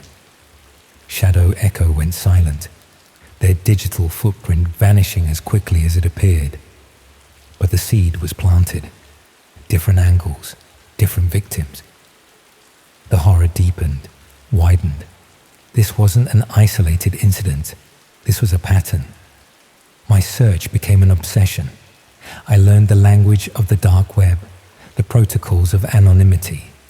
I bypassed firewalls, navigated proxy servers, my mind a relentless engine of inquiry. I found another video, then another. They were all similar. Low quality, dimly lit rooms, the same chilling act repeated with different faces, different settings, yet always with that same awful intimacy. But none of them had the same impact as the first. The first one, the one that had snagged my attention, still held a particular, unsettling grip.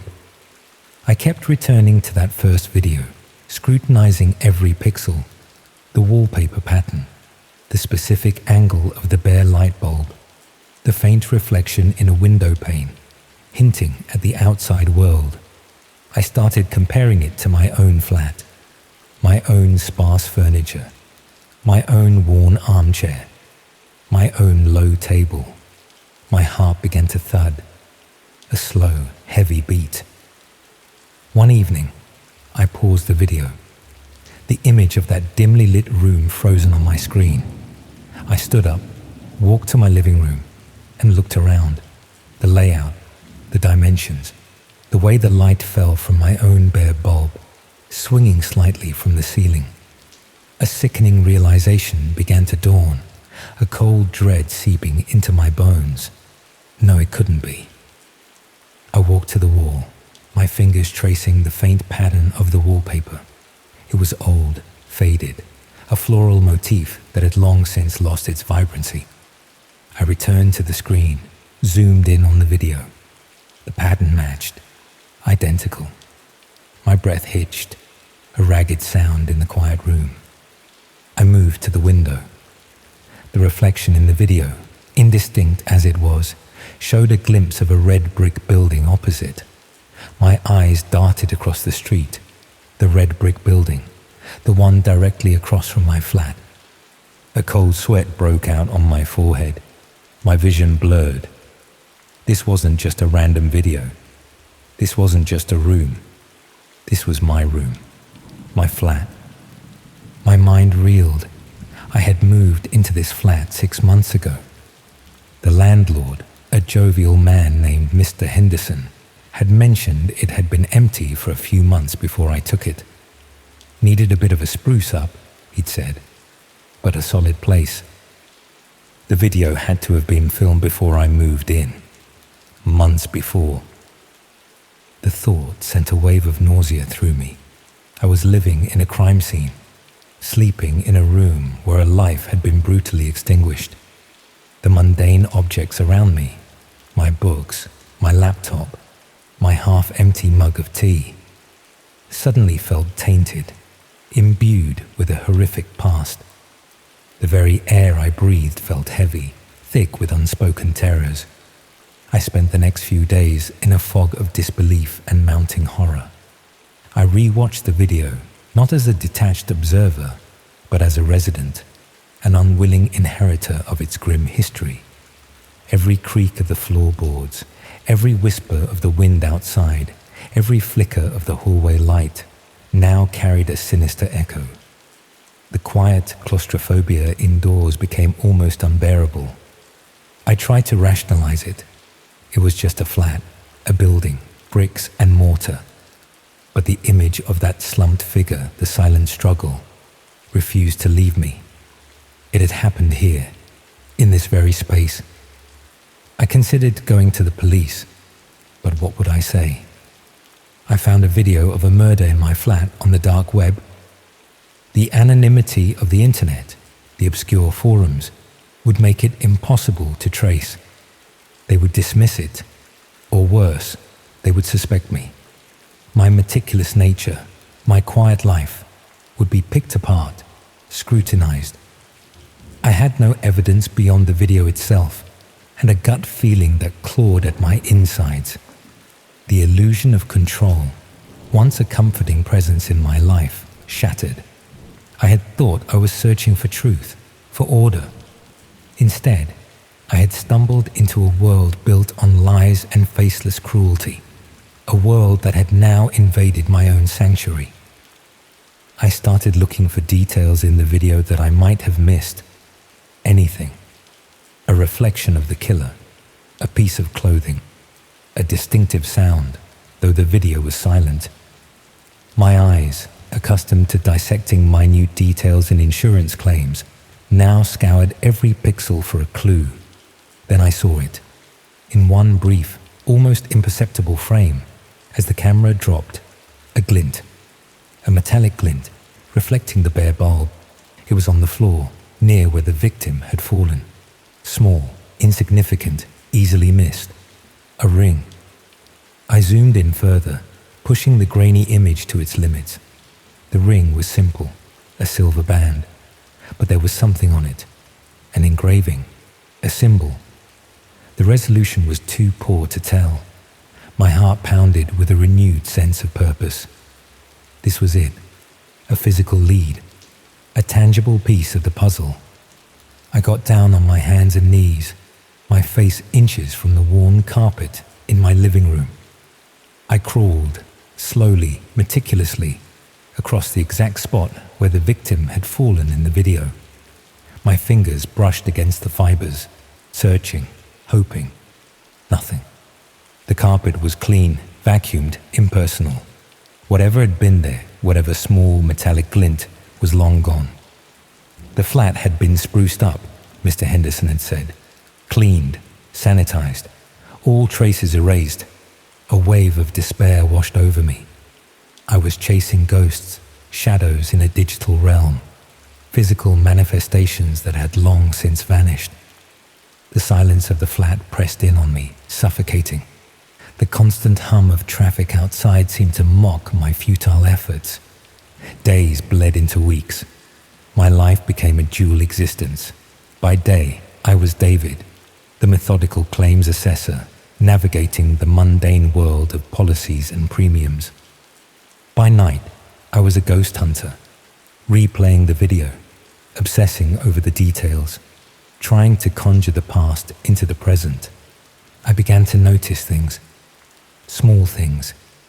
A faint discoloration on the wall near the armchair, almost invisible, but there, if you look closely enough. A slightly deeper indentation in the floorboards beneath the carpet, as if something heavy had rested there for a long time. My imagination, once a dormant faculty, now painted vivid, terrifying pictures of what had transpired in this room. One night, the obsession reached a new peak. I had been staring at the video for hours, the dim light of the screen reflecting in my wide, bloodshot eyes. The victim's face, though blurred, began to coalesce in my mind. A young woman, Her eyes, wide with terror, seemed to stare directly at me, accusingly. I felt a cold presence in the room, a chill that had nothing to do with the night air. The air thickened. The shadows in the corners of my living room seemed to deepen, to take on form.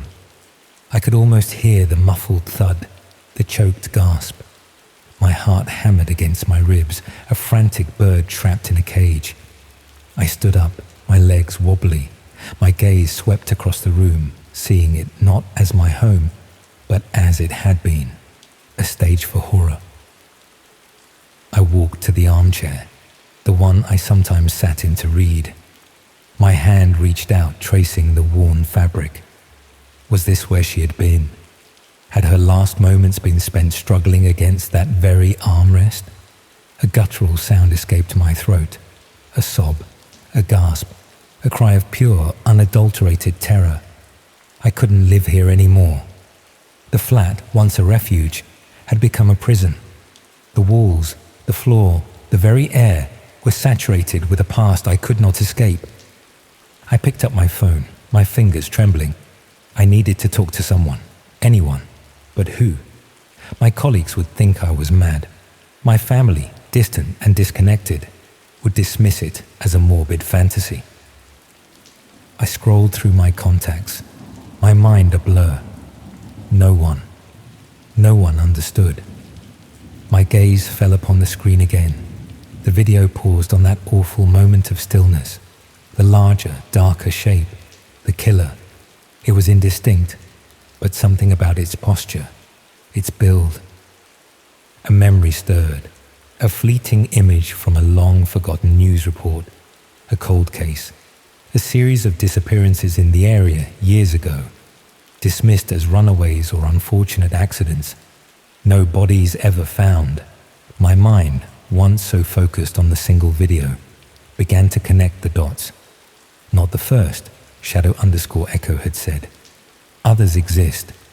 Different angles, different victims. This wasn't just a random act of violence. This was something far more sinister, far more organized. A predator operating in the shadows, leaving behind only digital echoes of his gruesome work. I felt a surge of cold fury. This wasn't just about the flat anymore. It was about justice, about giving a voice to the voiceless, bringing light to the darkness. I couldn't go to the police with just a grainy video and a gut feeling. I needed more.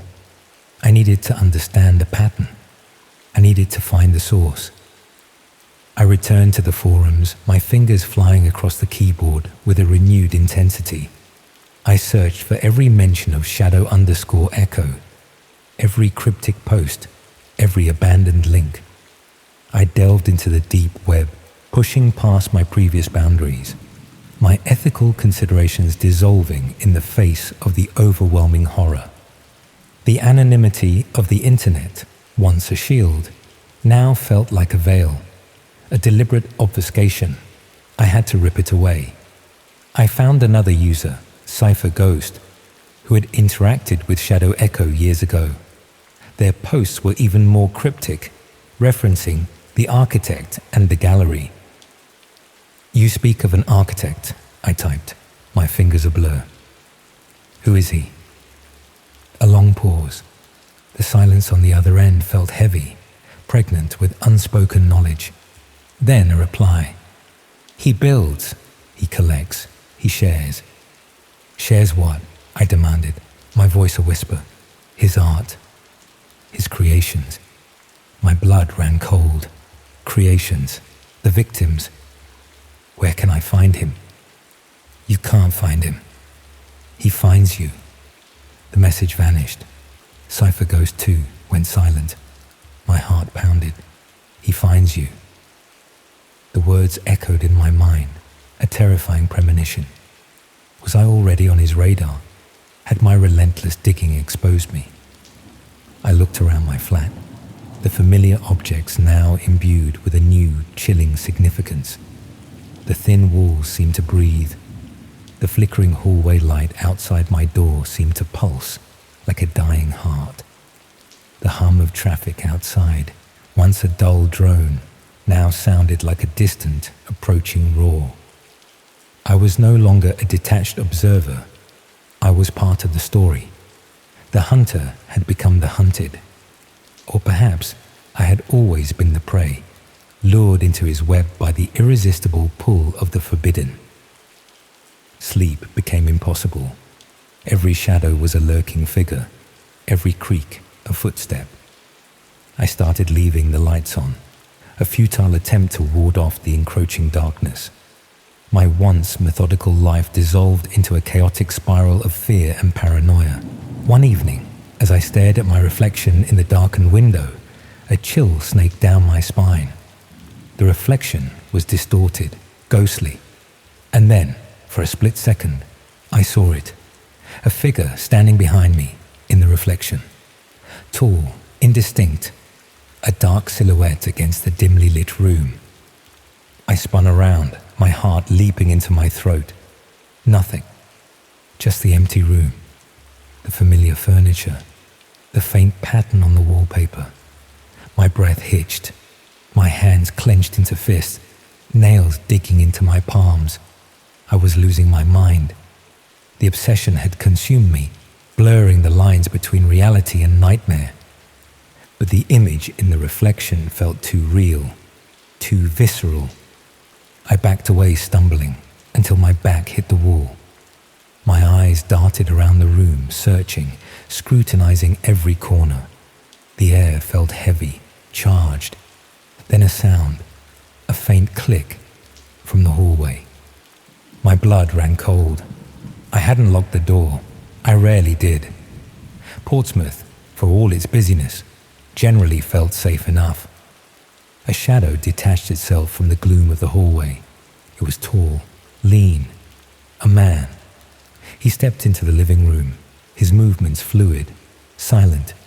His face was obscured by the dim light, but I could feel his gaze, cold and assessing. He wore a dark, unassuming jacket. His hands were bare. In one, he held something. A small, black object, a phone. My breath caught in my throat. This was him, the architect, the man who built, the man who collected, the man who filmed. "You found me," I managed to croak, the words barely audible. My voice, usually steady, was a ragged whisper. He didn't reply. He simply raised the phone, pointing it at me. The small red light on the camera lens glowed, a malevolent eye. My mind raced. This wasn't a warning. This was the next act. I was to be his next creation. "Why?" I asked, my voice gaining a desperate edge. "Why do you do this?" A low chuckle escaped his lips, a dry, rustling sound, devoid of humor. "You seek truth, David," he said, his voice a low murmur, surprisingly calm. "But truth is subjective. It's what we make of it. I simply document." He took a step closer. The lens of the phone seemed to magnify, to consume me.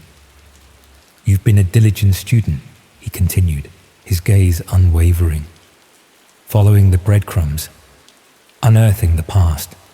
He gestured around the room with his free hand. "This room, it has history. You felt it, didn't you? The echoes." My blood ran cold. He knew my name. He knew my thoughts. He had been watching me all this time. "You filmed it here," I said, my voice trembling. "In my flat." He nodded slowly, a ghost of a smile playing on his lips. "A good location. Anonymous.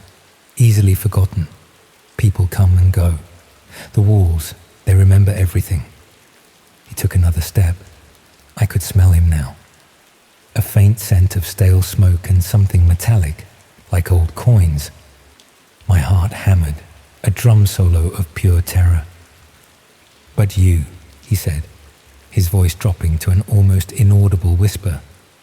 "You remembered. You disturbed the peace."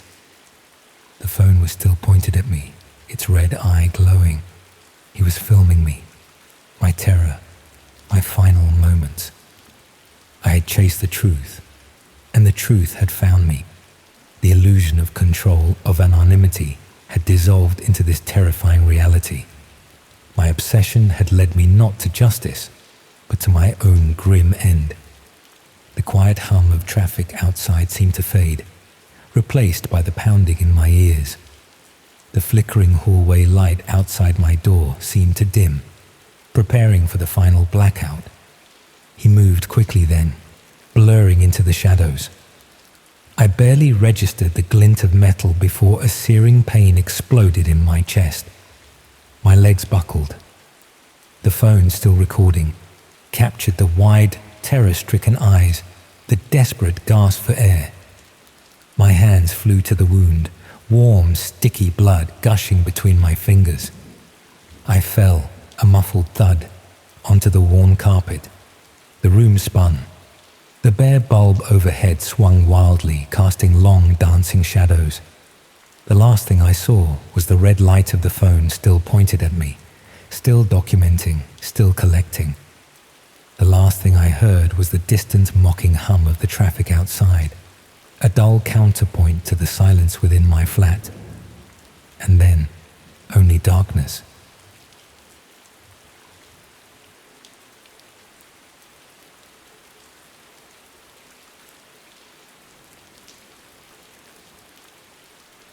I've been trying to pinpoint exactly when I crossed the line from doing something questionable into doing something genuinely harmful.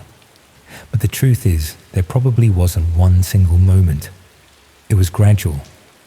It was a series of small compromises that seemed reasonable at the time, but added up to something I'm deeply ashamed of now. I used to write recommendation letters for people applying to jobs. Sounds innocent enough, right? Except I was writing them for strangers I'd never met, people who paid me to fabricate glowing references for positions they weren't qualified for.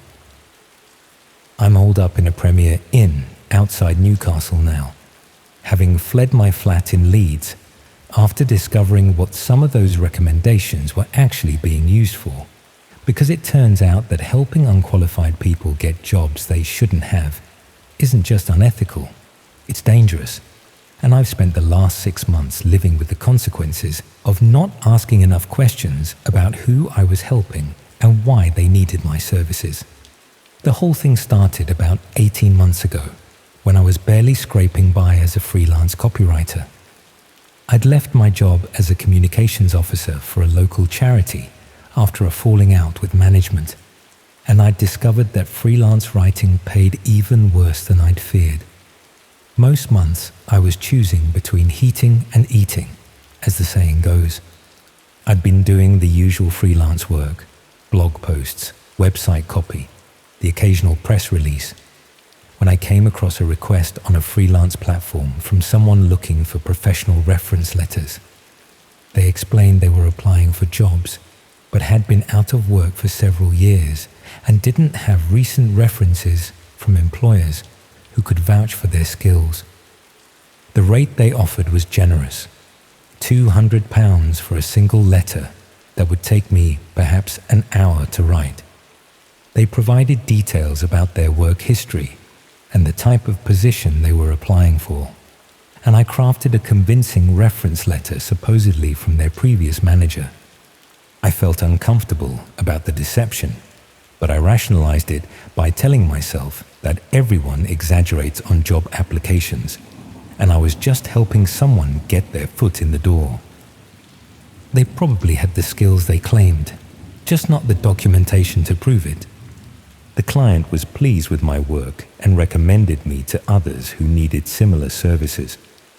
Within a few weeks, I was writing multiple reference letters each month, all for people who claimed to have employment gaps or difficult previous employers who wouldn't provide fair references. The money was keeping me afloat financially, and I convinced myself I was providing a legitimate service for people who'd been unfairly disadvantaged by circumstances beyond their control. After all, the job market was brutal, and sometimes good people needed a helping hand to compete with candidates who had more conventional career paths. But the requests started becoming more specific and troubling. Instead of general employment references, clients began asking for letters vouching for professional qualifications they clearly didn't possess. Teaching credentials, medical certifications, even security clearances for positions that required background checks.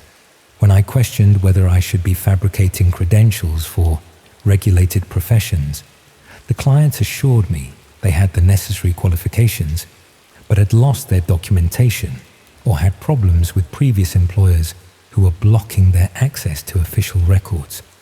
The explanations were always plausible enough that I could convince myself I was helping victims of bureaucratic incompetence rather than enabling fraud. The rates increased as the requests became more demanding. I was soon earning more from writing fraudulent references than I had from my previous legitimate employment. The financial security was intoxicating after months of struggling to make rent.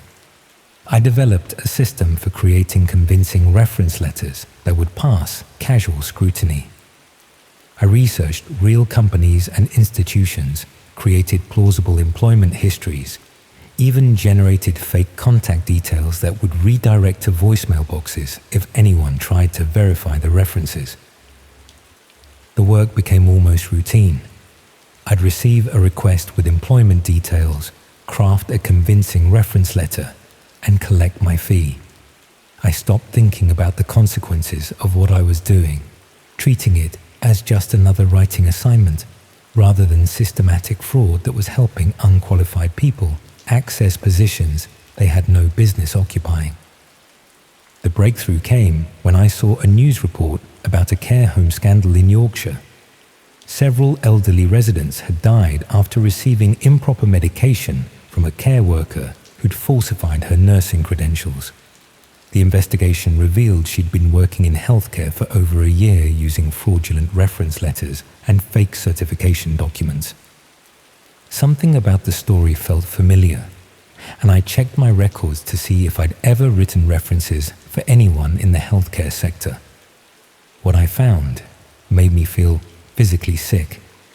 I'd written multiple reference letters for someone matching the care worker's description, fabricating employment history as a qualified nurse with years of experience in elderly care. I couldn't be certain it was the same person. My clients used pseudonyms and paid through anonymous channels, but the timing and details matched too closely to be coincidence. I'd probably helped an unqualified person get a job in a care home, where her incompetence had contributed to several deaths.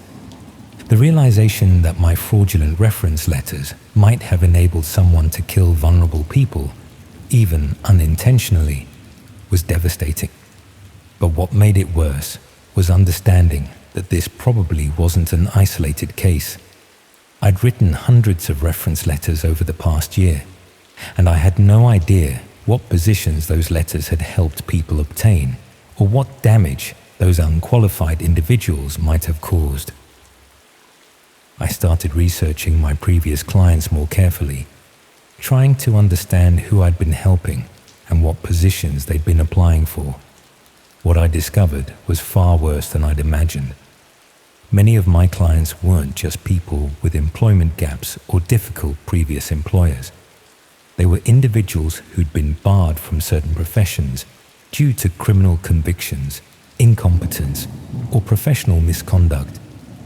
They were using my fraudulent references to circumvent the safeguards designed to protect vulnerable people from dangerous or incompetent workers. I found cases of people I'd helped get positions working with children, despite having convictions for child abuse. Others had accessed jobs in healthcare despite having been struck off professional registers for gross negligence. Some had even obtained security positions despite criminal backgrounds that should have disqualified them from such roles. The fraudulent references I'd been writing weren't just helping people exaggerate their qualifications.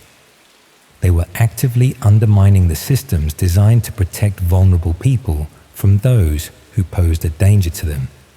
But what really disturbed me was discovering how my services were being advertised and shared. Using the same hidden internet channels where my clients had found me, I saw advertisements for reference writing services that explicitly targeted people who'd been banned from certain professions. The advertisements explained how my fraudulent references could help people circumvent background checks, access positions they were legally prohibited from holding, even target specific vulnerable populations like children or elderly people for exploitation. I realized I'd been part of an operation that systematically enabled dangerous people to access positions of trust and authority over vulnerable individuals.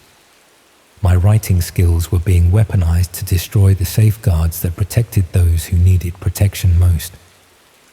Some of the discussion threads were horrifyingly explicit about why people needed fraudulent references. They talked about accessing care homes to exploit elderly residents, getting jobs in schools to target children, even obtaining positions in prisons or secure facilities to facilitate criminal activities. One thread discussed using fraudulent references to get hired at a women's refuge, with the explicit goal of gaining access to vulnerable domestic abuse victims. Another focused on targeting disability care services to exploit people who couldn't easily report abuse or defend themselves. I was looking at a systematic effort to place dangerous people in positions where they could harm the most vulnerable members of society, and I'd been helping them do it, writing convincing reference letters that enabled them to bypass the safeguards designed to prevent exactly this kind of infiltration. The guilt became overwhelming when I found a case that was definitely connected to my work. A man I'd written references for had been arrested for abuse while working at a residential facility for adults with learning disabilities. The investigation revealed he'd been barred from working in care services years earlier, but had used fraudulent references to obtain his current position. I recognized the specific employment history I'd fabricated for him, the fictional manager whose glowing recommendation I'd created, even some of the phrasing I'd used to describe his supposed experience and qualifications. There was no doubt I'd enabled this man to access vulnerable people he'd previously been prevented from harming. The news reports detailed the abuse he'd inflicted on residents who trusted him, who'd been placed in his care by families who believed the facility had properly vetted its staff. People had suffered because I'd been willing to write fraudulent references without asking enough questions about why someone needed my services. I tried to contact the authorities to report what I'd been doing and provide information about the fraudulent reference operation, but explaining my role without incriminating myself proved impossible. I'd been knowingly committing fraud for over a year, helping dangerous people circumvent safeguards, and I had no legal protection for coming forward. The police officer I spoke to was sympathetic but frank about the consequences I'd face if I provided evidence of my activities. I'd committed serious crimes that had enabled harm to vulnerable people, and cooperation wouldn't necessarily protect me from prosecution. I was advised to consult with a solicitor before providing any detailed information, but I couldn't afford legal representation on my meager freelance income. I was trapped between my guilt about what I'd enabled and my fear of facing criminal prosecution for my role in the fraud. That's when I decided to stop writing fraudulent references entirely and try to distance myself from the whole operation. I deleted all my client records, closed down my accounts on the freelance platforms, even destroyed my computer hard drive to eliminate evidence of what I'd been doing. But it was already too late to erase my involvement. The reference letters I'd written were still being used by dangerous people to access vulnerable populations. The damage I'd helped cause would continue long after I'd stopped enabling it. I started receiving messages from former clients asking why I was no longer available for reference writing services. Some were polite inquiries, but others had a threatening tone that made it clear they weren't happy about losing access to my services. One message in particular frightened me. A former client explained that they'd been relying on my references to maintain employment in their current position, and if I wasn't available to provide updated references for future applications, they might need to share information about my fraudulent activities with the authorities. I realized I was being blackmailed by someone I'd helped commit fraud. They were threatening to expose my illegal activities if I didn't continue enabling their deception. And there was nothing I could do about it without admitting my own complicity in systematic fraud. The threats escalated when I refused to resume writing references. Former clients began posting details about my real identity and location on the hidden internet channels where they'd originally found my services. They were exposing me to others who might be interested in preventing me from cooperating with authorities or revealing information about the fraud operation. I started noticing signs that I was being watched. People photographing me from across the street, cars following me around Leeds, even evidence that someone had been through my flat while I was out. The people I'd been helping had decided I was now a liability they needed to monitor and control. The final straw came when I received an envelope containing photographs of me going about my daily routine, along with a list of the vulnerable people who'd been harmed by individuals I'd provided references for. The message was clear.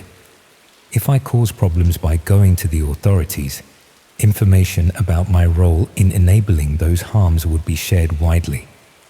I realized I was being held hostage by my own guilt and complicity. The people I'd helped were using my knowledge of what I'd done to ensure I couldn't expose their ongoing activities without destroying my own life in the process. That's when I decided to leave Leeds entirely. I withdrew what little money I had in my bank account, packed essential belongings, and drove to Newcastle, where I hoped I could disappear for a while. I've been staying in budget hotels, moving every few days, trying to avoid establishing any pattern that might make me easy to find. But I know running away doesn't solve anything. The reference letters I wrote are still being used by dangerous people to access vulnerable populations. The safeguards I helped circumvent are still failing to protect those who need protection most. And the guilt I feel about my role in enabling harm to innocent people only grows heavier with each passing day.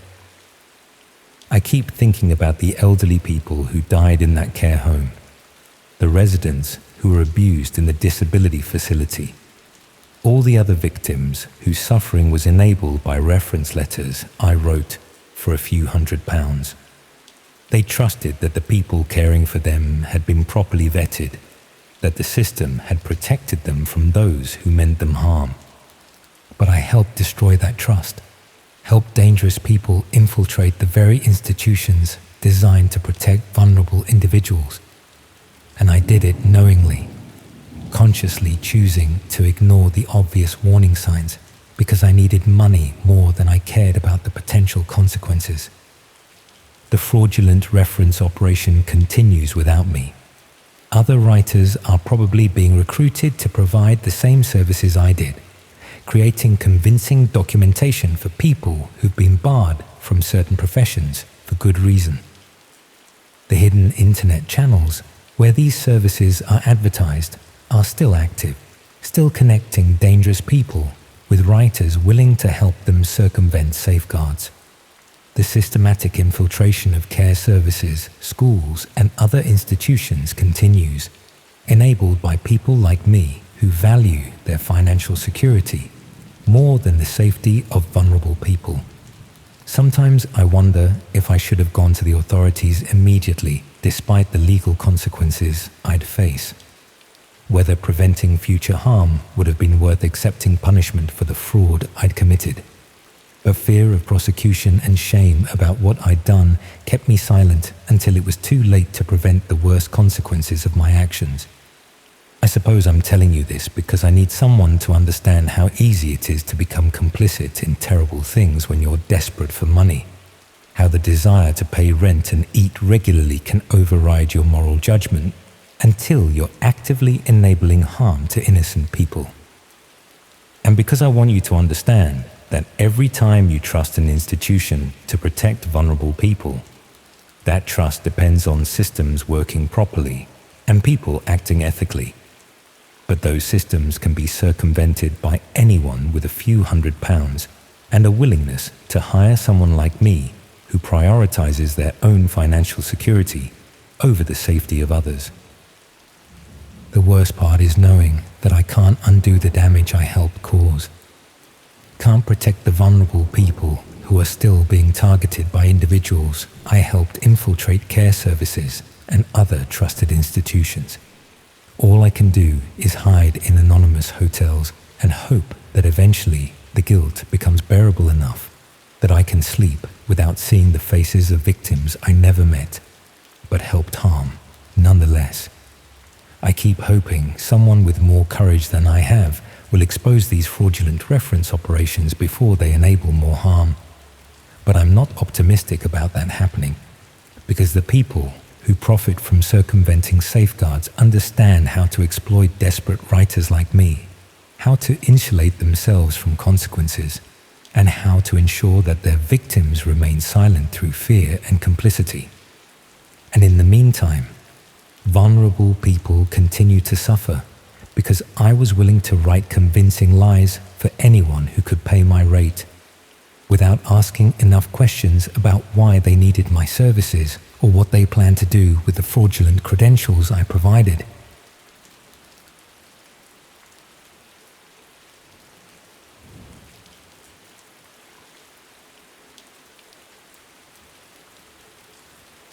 My mum always used to say that I was the reliable one in my family, the person everyone calls when they need someone dependable to handle something important while they're away. Growing up, I was the kid who reminded my parents about appointments, made sure bills got paid on time, and generally kept track of things that other people forgot about. That reputation followed me to university, where I became the go-to person for friends who needed someone trustworthy to handle responsibilities they couldn't manage themselves. House-sitting while people went home for holidays, collecting packages when flatmates were away, even helping with coursework deadlines when people were struggling to stay organized. I didn't mind being seen as dependable. It actually worked in my favor when I started looking for ways to earn extra money during my second year. While other students were competing for bar work or retail jobs that required specific experience or skills, I could offer something different. Absolute reliability in situations where people needed someone they could trust completely. That's how I got into pet sitting. It started small, just looking after a neighbor's cat for a weekend, while they visited family. But word spread quickly that I was good with animals and could be trusted with house keys and security codes. Soon I was getting regular requests from people who needed someone to care for their pets while they traveled for work or holidays. The money was decent, often better than minimum wage jobs, and the work was usually straightforward. Feed the animals, clean up after them, maybe take dogs for walks or clean out rabbit hutches. Most pet owners left detailed instructions and were happy to pay well for peace of mind that their animals would be properly cared for in familiar surroundings. After a few months of building up a good reputation through word-of-mouth recommendations, I started looking for ways to find more clients systematically. There were several websites that connected pet sitters with animal owners, but most charged high commission rates or had waiting lists for new service providers.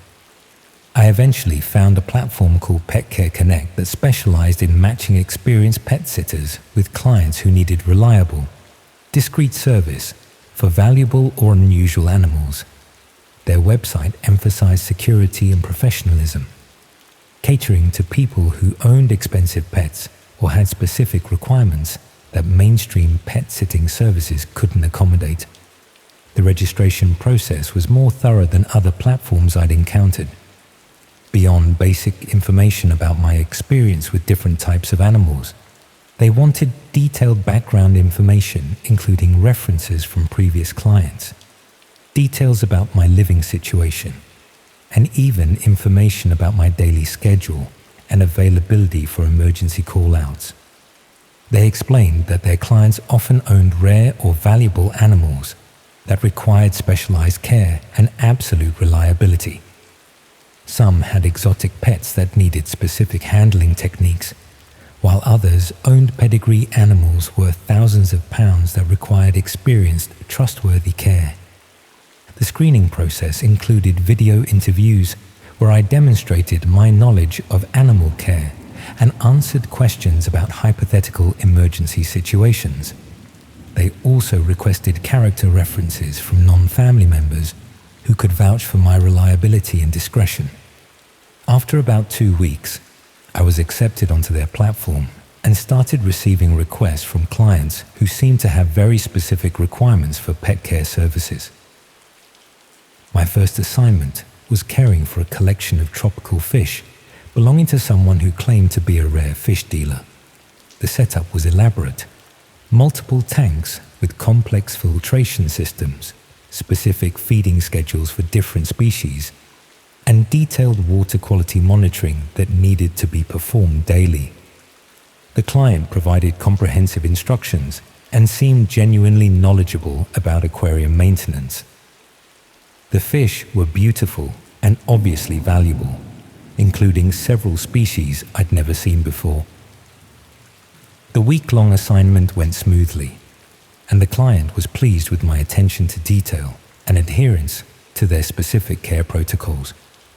But I noticed some odd things about the setup that didn't quite fit with what I'd expect from a fish enthusiast's home collection.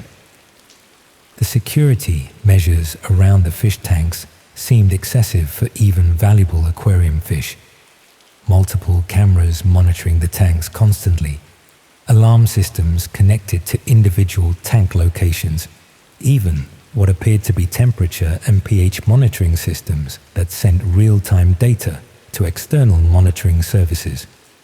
The basement where most of the tanks were located had been professionally converted with commercial-grade electrical systems, industrial ventilation, and security features that seemed more appropriate for a commercial operation than a hobbyist collection. Most concerning were the feeding instructions, which included supplements and treatments that I didn't recognize and couldn't find information about online. Some of the substances came in unmarked containers with handwritten labels using terminology that didn't seem to relate to standard aquarium maintenance.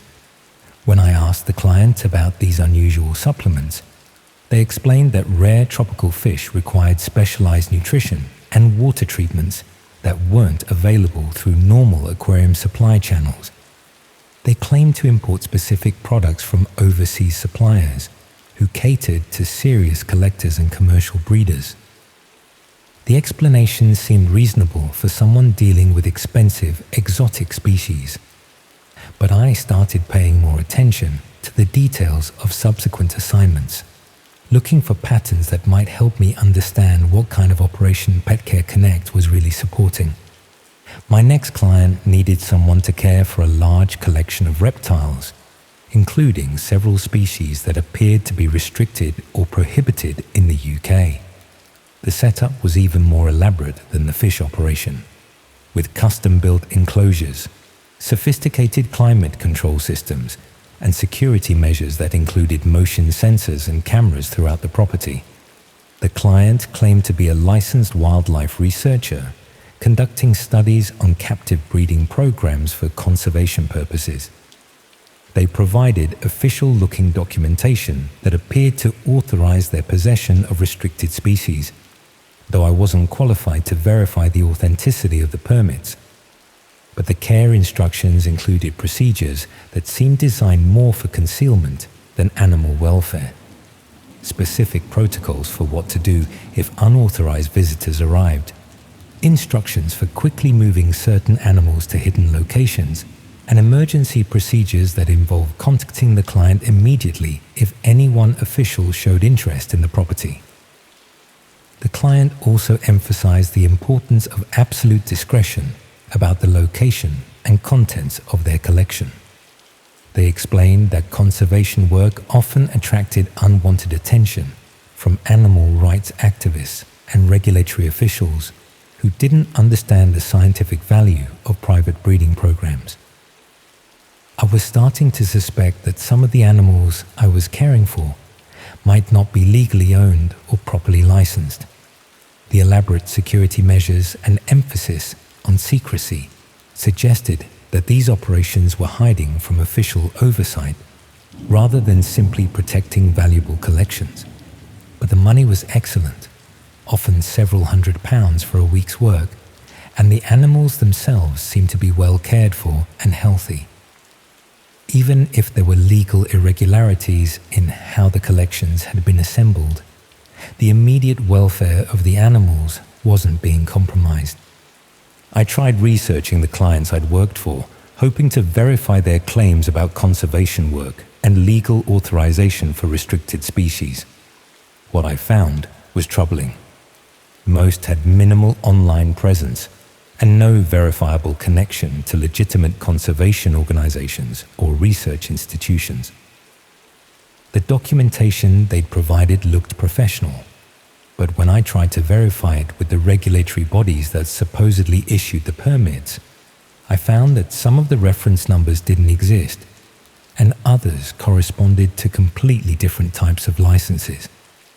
I was probably caring for animals that had been illegally imported, bred or traded in violation of wildlife protection laws. The elaborate security measures weren't protecting valuable collections. They were concealing criminal operations that exploited protected species for profit. But extricating myself from the situation wasn't straightforward. I'd signed detailed confidentiality agreements with each client, agreeing not to discuss their operations with unauthorized parties. Even if the collections were illegal, reporting them might result in legal action against me for breaching those agreements. More importantly, I'd been inside multiple properties that were clearly being used for illegal activities. If law enforcement investigated these operations, my involvement in caring for restricted animals could be presented as evidence that I'd been aware of the criminal nature of the collections. I decided to gradually reduce my involvement with Pet Care Connect while being careful not to raise suspicions about my reasons for withdrawing from assignments. But the platform seemed reluctant to accept that I was simply losing interest in pet sitting work. When I started declining assignments, the coordinator contacted me directly to discuss my reduced availability and offer higher payment rates for continuing to work with their premium clients. They emphasized that experienced sitters who had proven their reliability and discretion were valuable assets that the platform was committed to retaining. They offered exclusive assignments with even higher pay rates and suggested that reducing my involvement would be disappointing to clients who had specifically requested my services. The pressure to continue working felt excessive for what should have been a straightforward commercial relationship. It seemed more like the response of people who were concerned about losing access to someone who had inside knowledge of their operations. I tried researching Pet Care Connect more thoroughly, looking for information about their business registration, leadership, and regulatory oversight of their pet sitting services. What I found was that while the platform was officially registered as a legitimate pet care service, there was very little verifiable information about their actual operations or client base. They claimed to serve hundreds of clients across the UK, but their public profile was minimal, and they had no obvious connections to mainstream pet care organizations. More concerning was evidence that the platform had connections to businesses involved in exotic animal trading and wildlife trafficking. Some of the shell companies connected to Pet Care Connect had been investigated by customs officials and wildlife protection agencies, though no prosecutions had resulted from these investigations. The pattern suggested that Pet Care Connect was being used as a recruitment and coordination system for people willing to provide support services to illegal wildlife operations. They identified reliable, discreet individuals who could be trusted to care for restricted animals without asking awkward questions about legal authorization. I wasn't just providing pet care services, I was supporting organized crime that involved trafficking protected species and violating international wildlife protection laws. But understanding the true nature of what I'd been involved with didn't immediately resolve my situation. The people operating these illegal collections now knew my identity, address, and personal circumstances. They demonstrated their willingness to use legal threats and financial pressure to maintain the silence of people who had knowledge of their operations. If I tried to withdraw completely or report what I discovered, they might decide that I posed a security risk that needed to be managed more directly. Meanwhile, the requests for my services were becoming more frequent and urgent. Clients were offering premium rates for immediate availability and expressing frustration when I suggested delays or scheduling conflicts. Some requests involved assignments that would require me to travel to remote locations or work with animals that were clearly more dangerous or restricted than previous collections. The operations were expanding, and they wanted experienced support staff who could handle increasingly complex and risky situations. I realized that my reputation for reliability and discretion had made me a valuable asset to people who specialized in serious wildlife crimes. The more work I did for them, the deeper I became involved in their operations, and the more difficult it would become to extract myself safely. But I also knew that these operations were causing significant harm to protected species and contributing to the illegal wildlife trade that threatened endangered animals worldwide. The animals I'd been caring for had probably been taken from wild populations or bred in conditions that violated animal welfare laws. I was trapped between my moral obligation to report serious crimes and my concern about the personal consequences of exposing people who had demonstrated their willingness to use intimidation and legal threats against anyone who threatened their operations. The situation became more urgent when I received a request to care for a collection that included animals I was certain were critically endangered species that couldn't legally be owned by private individuals under any circumstances.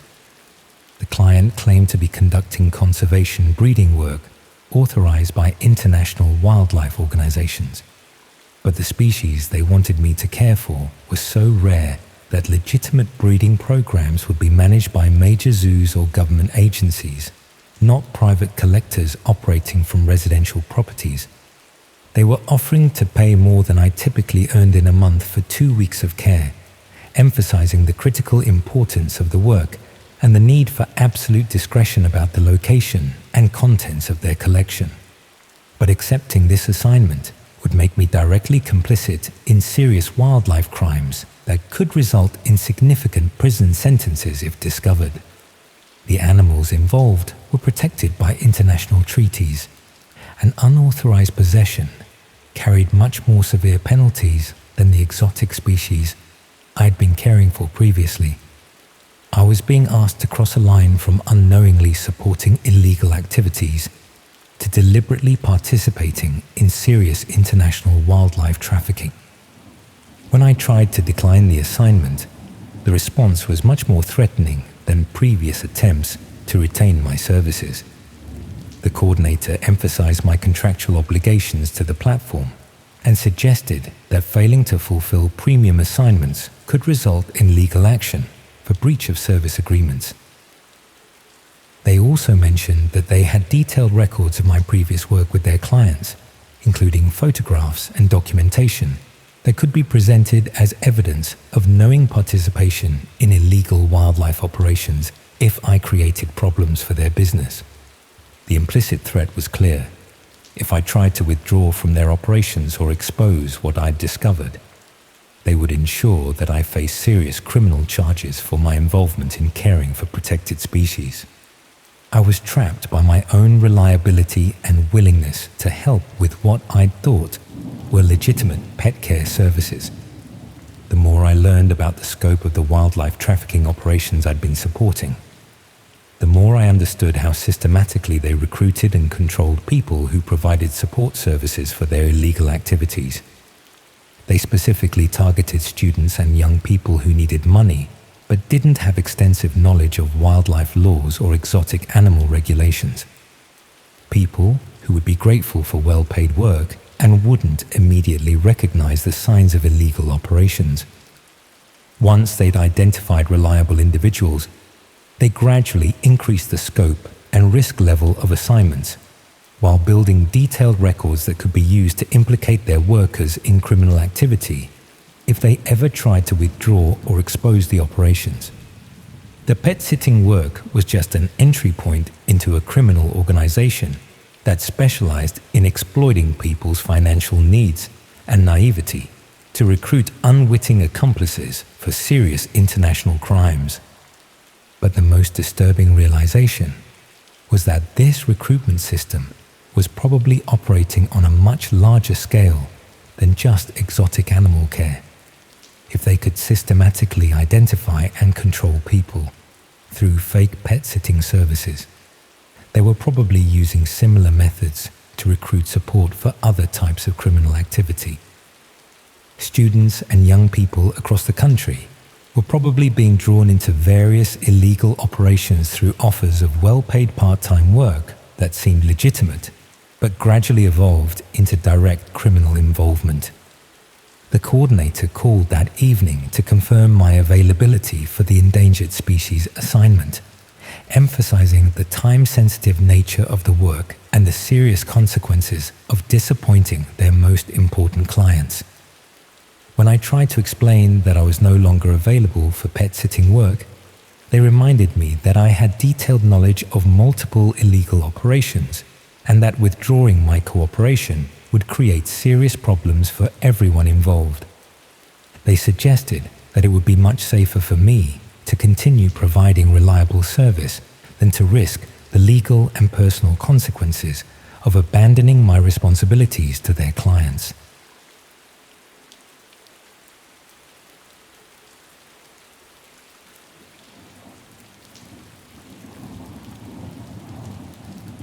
If you're a parent, this is probably going to sound completely insane, but I once left my children with someone I barely knew.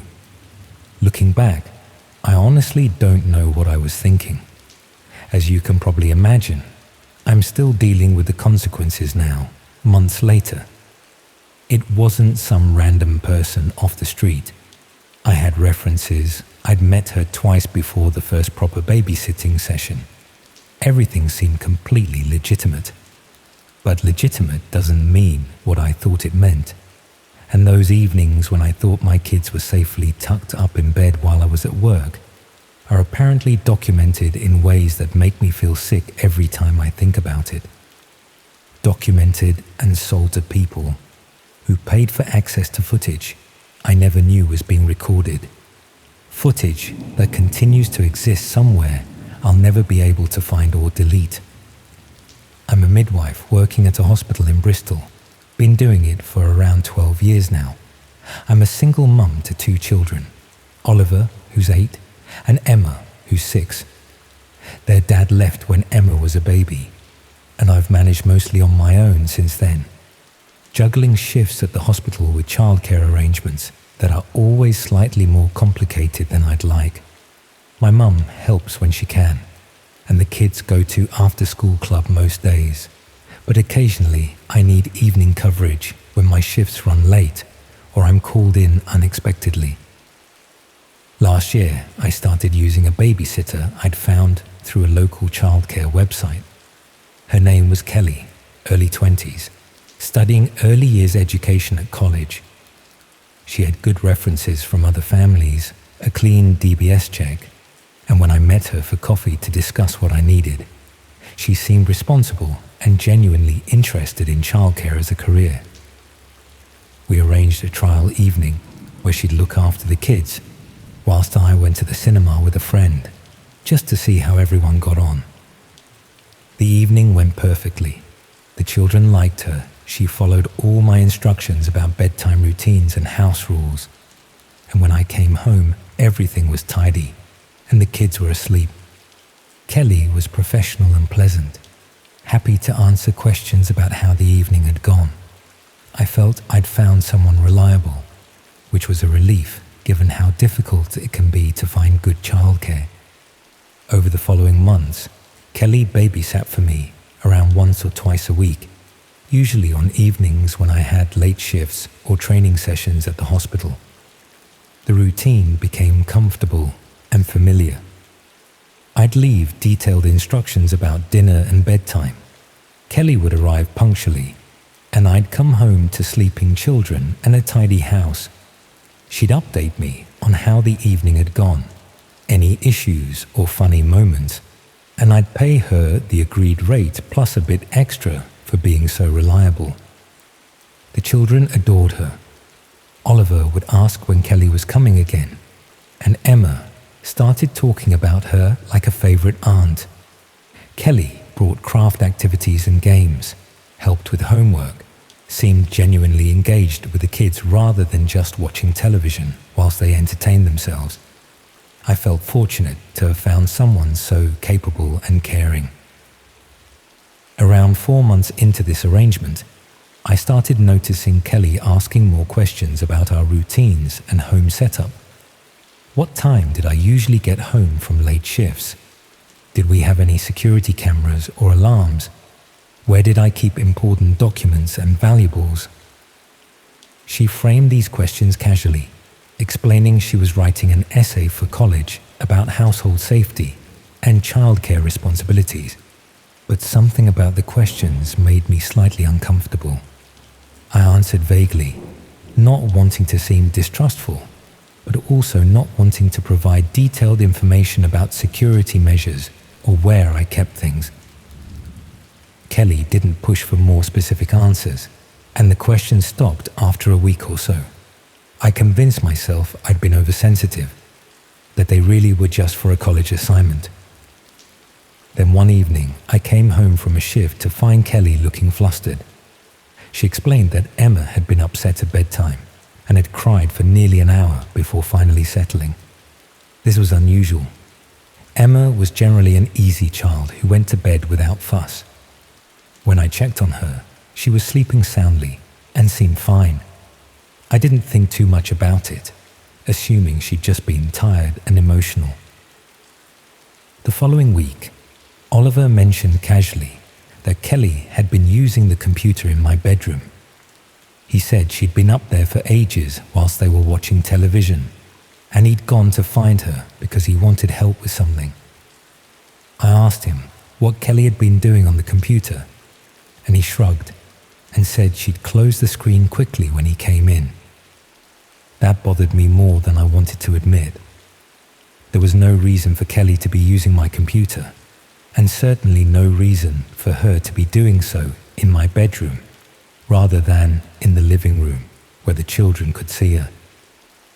I checked my computer that evening but couldn't see anything obviously wrong or accessed. My files looked undisturbed. My browser history showed nothing unusual. I told myself Oliver had probably misunderstood what he'd seen. But I started paying more attention after that, looking for anything that seemed off or inconsistent with how I'd left things. I noticed small changes. A drawer in my bedroom dresser that I was sure I'd closed was slightly open. Papers on my desk rearranged slightly differently than I usually positioned them. The spare room door standing open when I generally kept it shut. I also noticed that my laptop seemed to run slower than usual, and occasionally the fan would come on even when I wasn't running any demanding programs. I asked a colleague at work who was more technically minded to have a look at it, and she found several programs running in the background that I'd never installed. Remote access software, screen recording applications, things that would allow someone to monitor or control the computer without the owner knowing. She removed the software and asked how it might have gotten there. I immediately thought of Kelly using the computer. though I couldn't understand why a babysitter would install spyware on a client's laptop. My colleague suggested it might be part of identity theft or fraud, gathering personal information that could be used to access accounts or steal money. I confronted Kelly the next time she came to babysit, asking directly if she'd been using my computer and whether she knew anything about software I hadn't installed. She seemed genuinely confused and denied using the computer at all, saying Oliver must have been mistaken. I wanted to believe her, but the software installation aligned too closely with when Oliver had mentioned seeing her in my bedroom. I told Kelly I didn't need her services anymore, making up an excuse about my mum having more availability to help with childcare. She seemed disappointed, but accepted it professionally. I paid her for the evening and she left, and I felt relieved to have ended the arrangement before anything worse happened. About 2 weeks later, I received an anonymous email containing a link and a message saying I should see what had been happening in my home. Every instinct told me it was malicious, probably spam or a virus, but the timing after ending things with Kelly made me curious despite myself. I showed the email to my technically minded colleague, and she helped me access the link safely through isolated systems. The link led to a website on the dark web, a marketplace specializing in what they called domestic surveillance content. The site was organized into categories by household type and composition, with search functions allowing users to filter by specific criteria. My household was listed there under single-parent families with young children. The listing included dozens of video files, all recorded in my home during evenings when Kelly had been babysitting. The videos showed my children going about their evening routines, eating dinner, playing games, getting ready for bed. But they also showed footage from my bedroom, my office space, private areas Kelly had accessed whilst the children were occupied. Some videos showed Kelly going through drawers and cupboards, photographing documents, copying files from my computer. Others showed her installing small cameras in various rooms, in smoke detectors, in electrical sockets, in decorative items on shelves. The videos were professionally edited and organized, clearly intended for sale rather than just personal collection. The marketplace listing described what buyers could expect: authentic footage of family life, children's bedtime routines, private spaces documented without the family's knowledge. The listing emphasized that recording was ongoing, with new content uploaded regularly. Buyers could purchase individual videos or subscribe for continuous access to new footage as it was recorded. The view counter showed hundreds of people had accessed my listing. The subscription data indicated around 30 different users had paid for ongoing access to footage from my home. Comments beneath the listing discussed the content in ways that made me feel physically ill. People praising the quality of the videos, requesting specific types of footage, discussing which rooms and routines were most interesting to watch. What made it worse was realizing the cameras Kelly had installed were presumably still active. Even though she was no longer babysitting, the devices were still recording and transmitting footage of my family's private life. My children getting ready for school, bedtime routines I thought were completely private, everyday moments that were being watched and discussed by strangers who'd paid for access. I contacted the police immediately. They took it extremely seriously, sending officers to search my house for hidden cameras. It took most of a day, but they found 6 devices, one in the living room electrical socket, one in the hallway smoke detector, one in each child's bedroom hidden in nightlights, one in my bedroom ceiling fixture, and one in the bathroom extractor fan.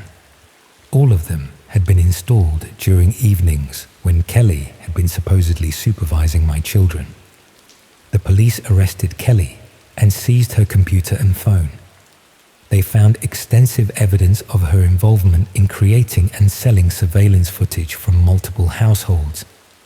She'd been operating this scheme for over 2 years, targeting single parents through childcare websites, gaining access to homes through legitimate babysitting arrangements, and installing cameras to record family life for sale on dark web marketplaces. The investigation revealed at least 20 other families whose homes had been surveilled the same way. All single parents, mostly mothers, all found through childcare websites where Kelly had created profiles with fake references and stolen DBS certificates. She'd refined her approach over time, learning which types of households generated the most interest from buyers and which rooms produced the most valuable footage. Kelly was prosecuted and received a prison sentence, but the damage was irreversible. The footage she'd recorded and sold existed in private collections of people who downloaded it before the marketplace was shut down. Months of my children's lives, documented without their knowledge or consent, potentially being shared through networks I'd never access or control. The psychological impact on the children has been difficult to manage. Oliver is old enough to understand that someone bad had been watching them, though I've tried to shield him from the full details. Emma doesn't fully grasp what happened, just knows that Kelly won't be coming back and that we have new rules about privacy and safety. Both of them have nightmares occasionally, feelings of being watched that I understand completely because I have them too. I've installed proper security systems now, check every smoke detector and electrical fixture regularly, maintain hypervigilance about who has access to my home. But I know that footage of my children still exists somewhere. Videos of bedtime routines, bath times, private family moments that were recorded and sold to strangers who viewed my children's innocence as content worth purchasing. The detective assigned to my case walked me through what they'd found on Kelly's devices. She'd been meticulous in her documentation, keeping detailed records of which families she'd targeted, what times cameras were most productive, which types of content generated the most buyer interest. She'd organized everything like a business, with spreadsheets tracking revenue from different households and notes about which families were worth maintaining surveillance on long term. My household had been particularly valuable to her because of the children's ages and our predictable evening routines. The detective explained, with obvious discomfort, that footage of young children in domestic settings was highly sought after on these marketplaces, not necessarily for explicitly inappropriate purposes in every case, though that was certainly part of it, but also for people who were interested in observing family dynamics and children's natural behavior when they thought they were unobserved. That explanation didn't make me feel any better.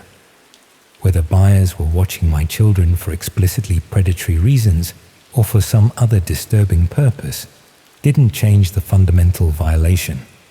My children's private lives had been commodified and sold, their innocence converted into entertainment for strangers whose interest in them was inherently wrong, regardless of their specific motivations.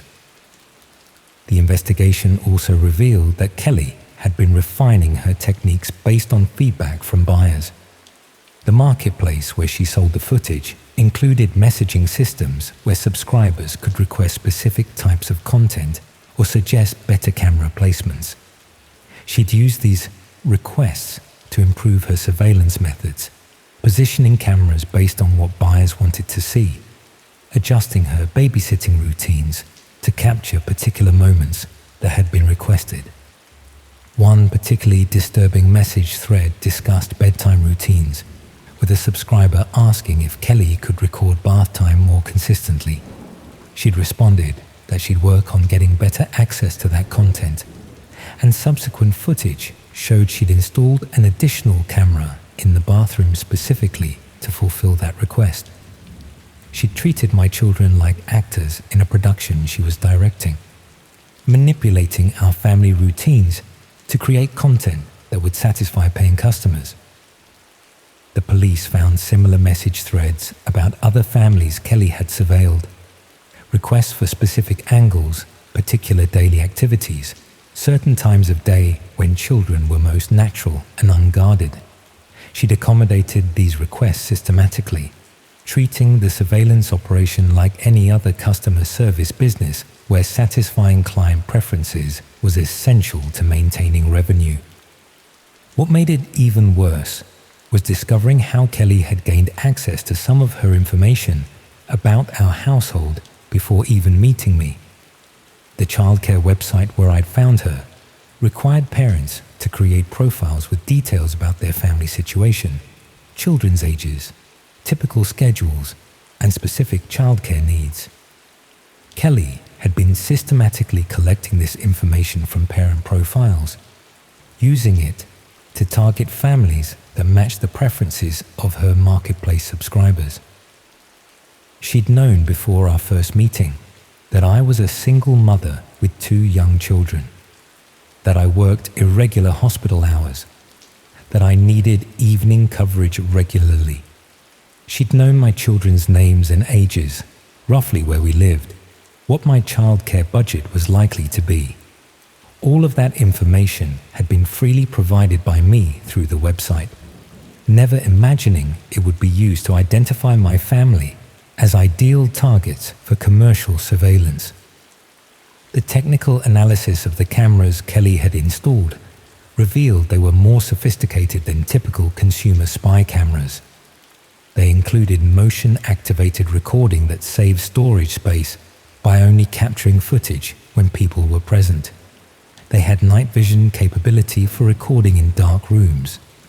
They could be remotely accessed and controlled, allowing Kelly to adjust settings or review footage without physically returning to the homes where she'd installed them.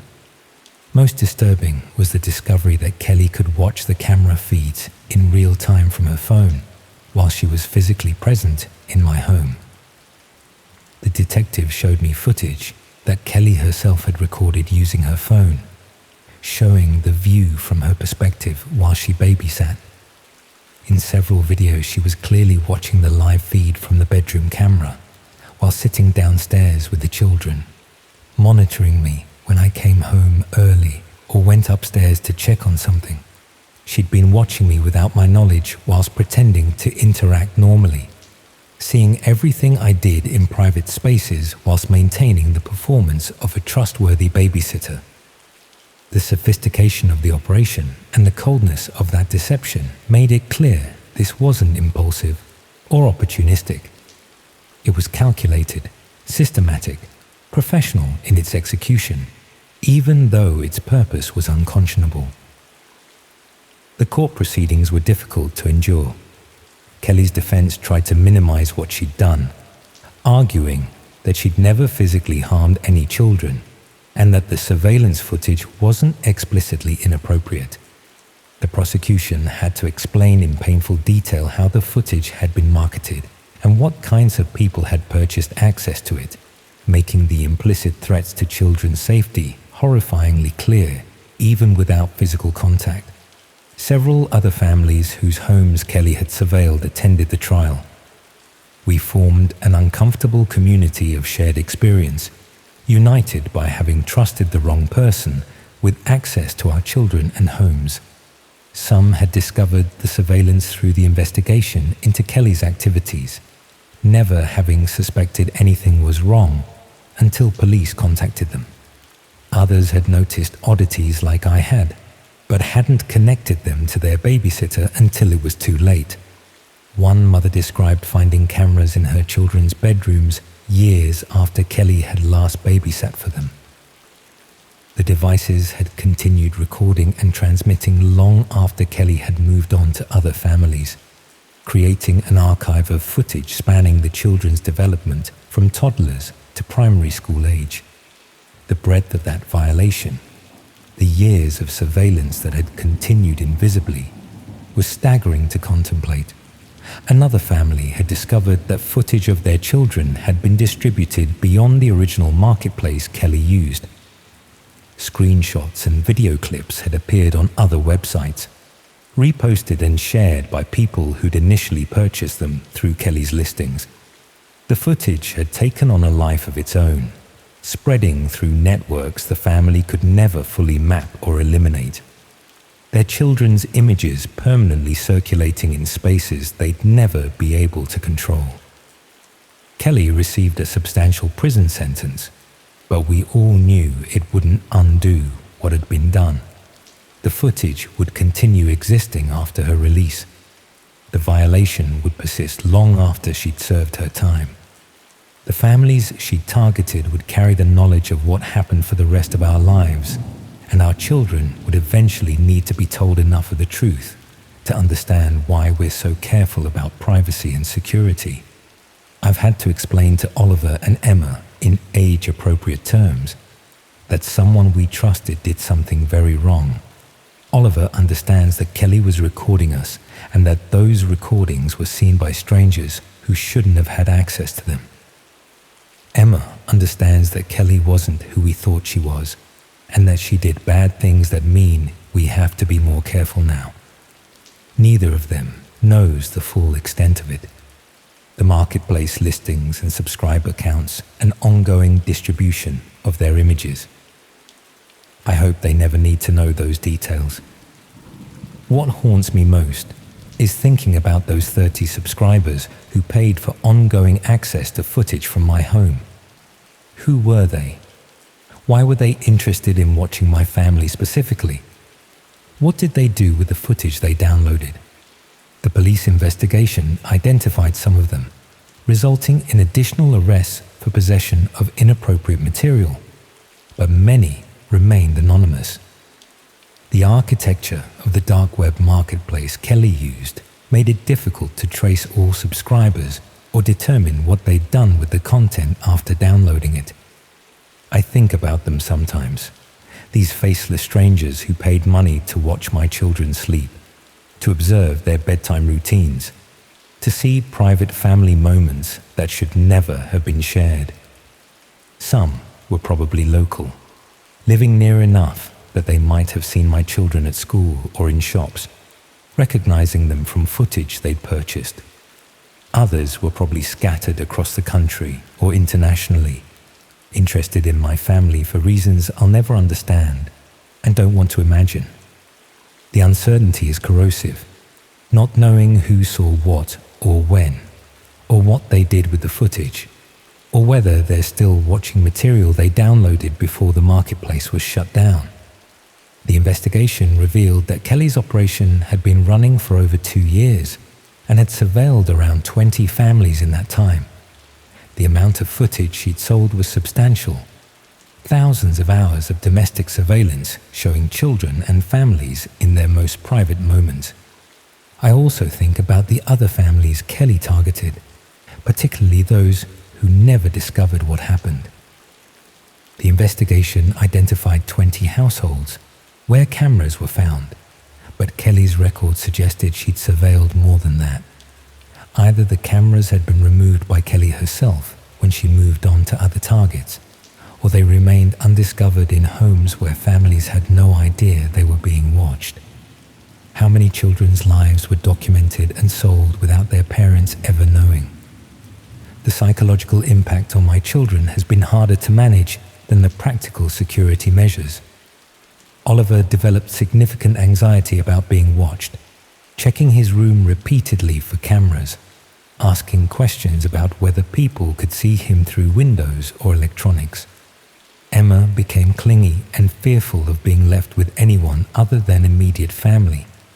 Her trust in caregivers shattered by the realization that someone she'd liked and trusted had been doing something harmful.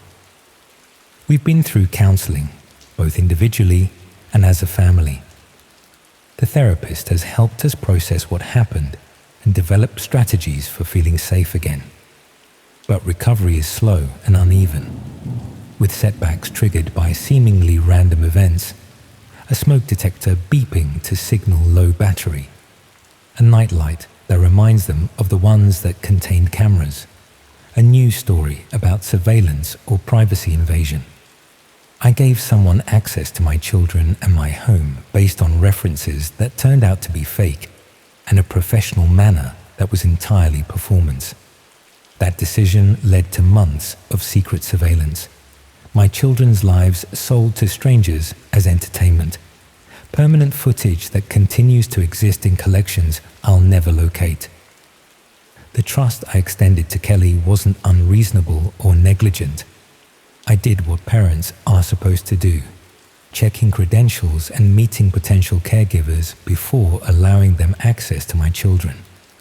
But it wasn't enough, because Kelly's entire presentation was designed to exploit exactly that kind of reasonable parental diligence. That's what I think about now when I see babysitters advertised on childcare websites.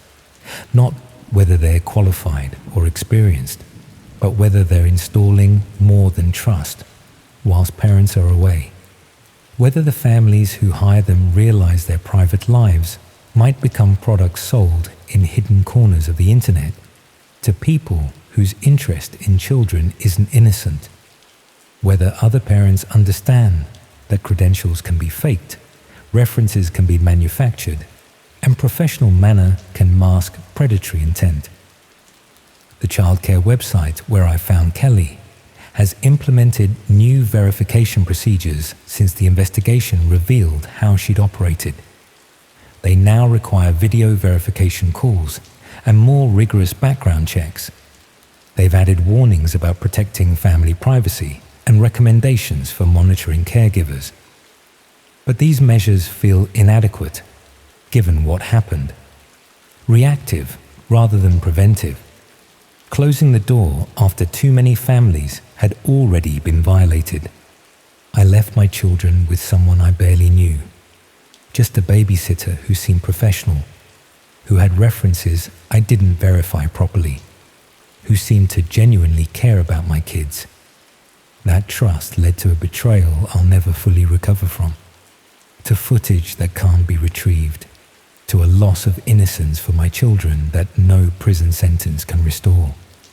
The guilt of that sits with me constantly. The knowledge that my decision to trust Kelly exposed my children to something I should have protected them from. We're supposedly safe now. The cameras are gone. Kelly is imprisoned. The marketplace was shut down. But somewhere online, videos of my children exist. Their bedtime stories, their bath times, their innocent moments of childhood, all documented and distributed to people I'll never identify. And that knowledge will haunt me for the rest of my life. A permanent weight I'll carry. A violation that can never be undone. No matter how many security systems I install or how carefully I vet future caregivers. That's the reality of what happened when I hired a babysitter I found online. Not a tragic accident or an unforeseeable risk, but a systematic exploitation of parental trust by someone who'd refined their predatory approach over years of targeting vulnerable families. My mistake wasn't unique or particularly careless. It was predictable, which is why Kelly's operation was so successful and why other families continue to be at risk from people operating similar schemes right now. The footage exists. The violation is permanent. And somewhere, someone is probably watching videos of my children at this very moment, footage they purchased or downloaded or received from someone else who'd subscribed to Kelly's marketplace listings. That thought makes it hard to breathe sometimes. The knowledge that my children's privacy was stolen and sold and continues to be violated by strangers whose faces I'll never see and whose motivations I'll never understand. That's what one bad decision cost us, and that's a price we'll be paying for the rest of our lives.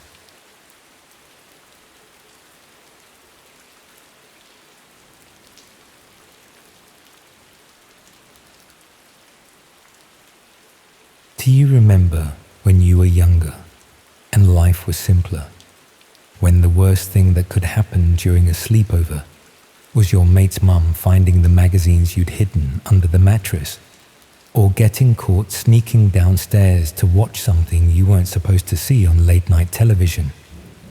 those innocent transgressions feel almost quaint now, knowing what I know about what some people actually watch when the lights go out. I was 23 when it happened, working as a trainee accountant in Birmingham and living in a shared house with 3 other guys. There was nothing glamorous about any of it.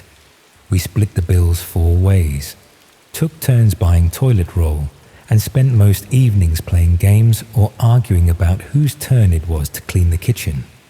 The sort of mundane existence that millions of people live without anything particularly interesting ever happening to them. My housemate Jake had always been the tech-savvy one among us. Not in a professional way, just the kind of person who knew how to fix your laptop when it started running slowly, or how to stream films that weren't available on Netflix yet. He'd spend hours on forums discussing privacy software and online security, the sort of conversations that made the rest of us glaze over and reach for our phones. The change in his behavior started gradually. He'd always been a bit antisocial, preferring his computer to actual human interaction. But this was different. He stopped joining us for meals, barely acknowledged us when we passed in the hallway, and we'd hear him moving around his room at strange hours. 2 in the morning, 4, sometimes just before dawn. Something about the way he looked at us changed too. Like he was seeing us differently, evaluating us in a way that made casual conversation feel uncomfortable. The sounds were what first made me properly notice something was off. Not just the usual keyboard clicking and mouse movements you'd expect from someone browsing the internet, but irregular patterns, long periods of complete silence, then sudden bursts of activity. Sometimes we'd hear what sounded like muffled conversations, though we never saw anyone visiting his room. I mentioned it to the others, but they weren't particularly concerned.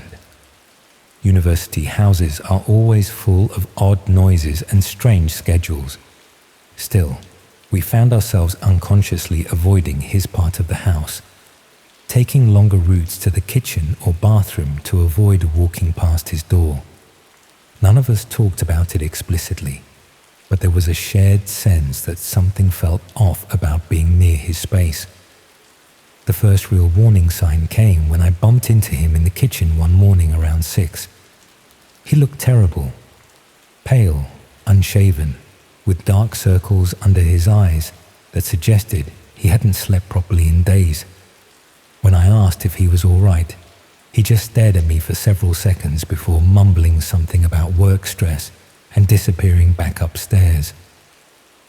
Work stress seemed unlikely, given that he worked part-time at a local computer repair shop and had never shown any particular ambition or pressure about his career. But people deal with things differently, and it wasn't really my place to pry into his personal problems. We weren't close friends, just housemates sharing expenses and common areas. The electricity bills started arriving higher than usual around the same time. Not dramatically higher, but enough for us to notice when we were splitting costs 4 ways. When we asked about it, he claimed his computer had been running more intensive software for some freelance projects. Again, nothing that seemed worth arguing about, though it did add to the general sense that something had changed. His room began to smell different as well. Not unpleasant exactly, but stale and closed off, like air that hadn't been properly circulated for weeks. The few times his door was open when I passed, I caught glimpses of thick sheets hung over the windows and the glow of screens arranged at odd angles, creating shadows that seemed deliberately designed to obscure what was actually happening in there. There were cables everywhere, trailing across the floor in patterns that suggested something more complex than a simple computer setup. We started hearing voices from his room more regularly, always muffled, always unclear, but definitely not just him. Sometimes it sounded like multiple people talking at once. Other times, like single voices giving instructions or making requests. The conversations never seemed to follow normal patterns. No back and forth exchanges, no laughter, just these odd, disjointed fragments of speech. The internet connection throughout the house became increasingly unreliable. Pages would load slowly, streaming services would buffer constantly, and online games would lag to the point of being unplayable. When we complained to our internet provider, they insisted nothing was wrong with the connection, but the problems persisted. It felt like someone was using enormous amounts of bandwidth for something. I started paying more attention to his routine, not out of any particular suspicion, but because his behavior was affecting the rest of us. He'd leave his room only during specific hours, usually when the rest of us were out or asleep. The timing seemed deliberate, like he was actively avoiding contact with anyone else in the house. The packages started arriving more frequently as well. Small, unmarked deliveries that he'd collect immediately and take straight to his room. When I asked the postman about them one day, he mentioned that our address was receiving more packages than most houses on the street, but couldn't tell me anything specific about the contents or senders. One evening, while he was out at his regular job, I heard sounds coming from his room. Not possible, obviously, since he wasn't home, but definitely something electronic, beeping, clicking, the sort of noises computers make when they're processing information or receiving data. The sounds continued for several hours, stopping only when I heard his key in the front door. The breaking point came during a particularly hot week in July. The house felt stifling, and we'd been leaving windows open to try to get some air circulation. I was in the garden that evening when I heard voices drifting down from his window, clear enough to make out actual words for the first time. Someone was giving directions, not navigation directions, but instructions about movements, positions, actions. The voice was calm and methodical, like someone reading from a script or manual. I couldn't make out the responses, but there were definitely other people involved in whatever was happening up there. That night, I couldn't sleep, not because of any immediate fear, but because something about the whole situation felt fundamentally wrong. The secretive behavior, the strange hours, the elaborate computer setup, the voices giving instructions. It all added up to something that went beyond normal antisocial behavior or work stress. I started researching online communities and activities that might explain what he was involved in. What I found made my stomach turn.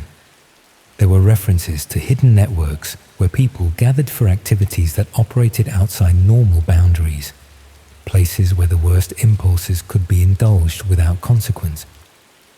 The descriptions were vague but deeply disturbing, suggesting interactive experiences where viewers could influence what happened to real people in real time.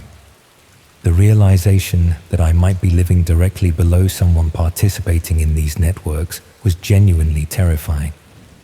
The one-way conversations I'd overheard, the packages, the secretive behavior, it all suddenly made horrible sense. He wasn't just watching something disturbing. He was actively participating, making requests that were being carried out somewhere else, to someone else. I tried to convince myself that I was overreacting, that there could be innocent explanations for everything I'd observed. But the combination of evidence was too strong to ignore, and the descriptions I'd found online matched his behavior too precisely to be coincidental. Sleep became almost impossible. Every sound from his room took on sinister significance. Every conversation I overheard seemed to confirm my worst suspicions. I'd lie awake wondering what exactly was happening above me, who might be suffering because of activities being coordinated from our house. The knowledge that these networks existed, that people participated in them from ordinary houses in ordinary neighborhoods, fundamentally changed how I saw the world around me. Every house could be hiding similar activities, Every antisocial neighbor could be involved in things that shouldn't be possible in civilized society. I started noticing details about other houses on our street that I'd never paid attention to before. Which ones had unusual amounts of electronic equipment? Which residents kept irregular hours? Which properties received frequent deliveries or had visitors at strange times? The suburban normality that had always felt safe and predictable now seemed like a facade hiding darker realities. The authorities seemed completely unaware of what was happening. Police patrols continued their regular routes, completely oblivious to the networks operating parallel to their understanding of crime and disorder. The gap between official awareness and actual activity was enormous, leaving people like me with knowledge we couldn't act upon and evidence we couldn't report. I considered moving out, but that felt like abandoning responsibility for what I'd discovered. If these activities were happening in our house, involving our internet connection and our address, then walking away would make me complicit in whatever harm was being caused. But staying meant living with knowledge that was eating away at my ability to function normally. The situation resolved itself when he disappeared. Or that's what we told ourselves. The truth is, we're not entirely sure what happened. His presence in the house became increasingly sporadic, then stopped entirely. But none of us could pinpoint exactly when we'd last seen him. One day, we realized his room had been silent for over a week, and when we finally worked up the courage to check, it was empty. But the emptiness felt wrong somehow. His belongings were gone, but selectively. Personal items had vanished while leaving behind things that suggested a hurried departure. The room had been cleaned, but not thoroughly, as if someone had tried to remove evidence rather than simply tidy up. Most disturbing were the scratches on the walls near the window, thin marks that looked like they'd been made by fingernails. The house felt different after he left, not just quieter or less crowded, but somehow cleaner, like a source of contamination had been removed. The internet connection returned to normal. The electricity bills dropped back to reasonable levels, and the strange packages stopped arriving. Life returned to the mundane routine that had existed before. But the knowledge remained.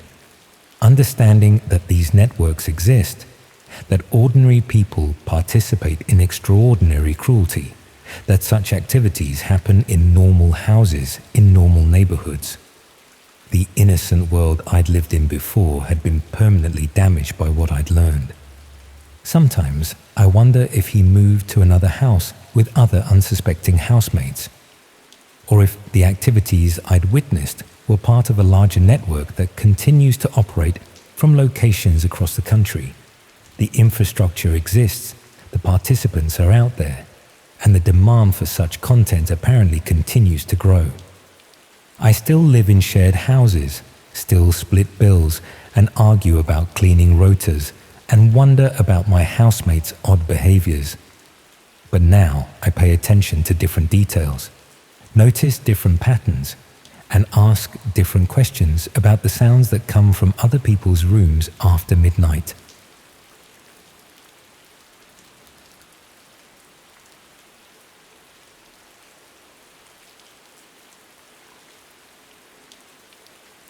Looking back now, I can see exactly where I went wrong, though at the time everything seemed perfectly reasonable.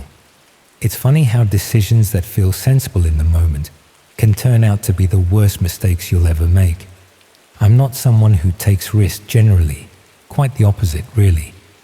I tend to overthink things, research extensively before making choices, prefer the predictable and safe over anything that might go badly, which is probably why what happened feels so violating, because I did everything right according to normal standards of caution, and it still went catastrophically wrong.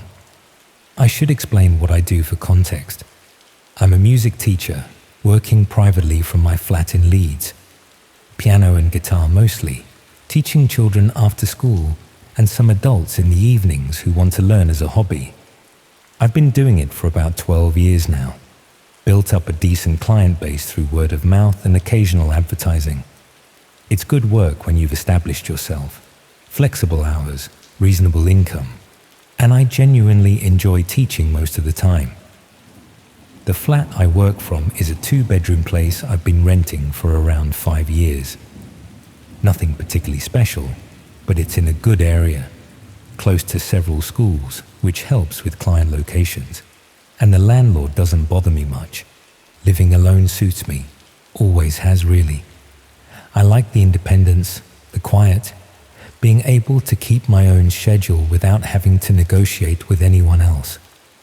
After a day of teaching, which involves a lot of interaction and energy, it's nice to come home to space that's entirely my own.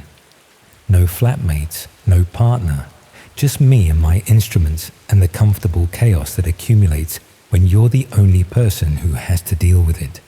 That comfortable chaos was actually what started the whole situation that I'm still dealing with now, more than a year later.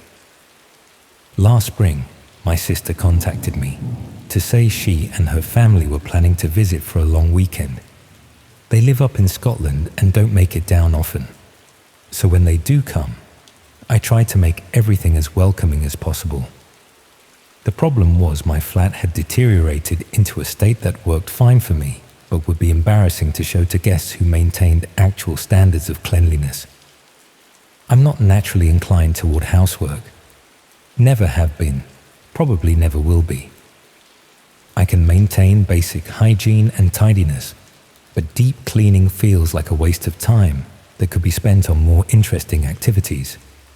The result is that things gradually accumulate. Dust on surfaces, clutter on shelves, bathrooms that are functional but not exactly spotless. It doesn't bother me because I live alone and no one sees it except clients who come for lessons, and they're focused on music rather than whether my skirting boards need attention. But hosting my sister's family for a weekend meant I needed the flat to be properly clean, the kind of clean that requires more effort than I was willing or able to invest given my teaching schedule. I'd been meaning to do a proper deep clean for months, kept putting it off because there was always something more pressing or more interesting to do instead. With the visit approaching rapidly and my flat looking increasingly disreputable, I decided the sensible solution was to hire professional cleaners. I'm generally careful about these things. I don't just pick the first result that comes up or go with the cheapest option. I spent an evening researching cleaning services in Leeds, reading reviews, comparing prices, trying to identify companies that seemed legitimate and trustworthy. I eventually found one called Sparkle Clean, through a website that connects people with various household services. They had dozens of positive reviews, reasonable prices that weren't suspiciously cheap, and availability that matched my schedule. Everything suggested they were a genuine professional service. The booking process was straightforward and professional. I filled out a form with my address and contact details, selected which services I wanted, general deep clean with focus on kitchen and bathroom, and paid a deposit through the website's secure payment system. I received a confirmation email within minutes, providing details about what to expect and how to prepare for the cleaner's visit. Everything about the transaction felt legitimate and reassuring. The confirmation email mentioned I could either be present during the cleaning or leave a key in a secure location if I preferred to be out. This is apparently standard practice for cleaning services. Most reviews mentioned that the company was trustworthy, and many customers regularly left them to work unsupervised.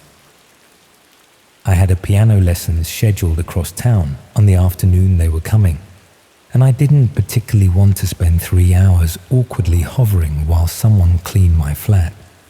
The reviews suggested it was perfectly safe to leave them alone, and it seemed more practical than cancelling a lesson or trying to reschedule. So I made the decision that's been haunting me ever since. I decided to leave a key under the doormat and let them get on with the work whilst I was out. Just a simple, practical choice that thousands of people make every week without incident. The sort of thing that seems entirely reasonable based on positive reviews and professional communication. I genuinely thought I was being sensible, hiring a reputable service rather than attempting to clean the flat myself, or leaving it in an embarrassing state for my sister's visit. I'm a music teacher, working privately from my flat in Leeds, and also visiting clients' homes for lessons.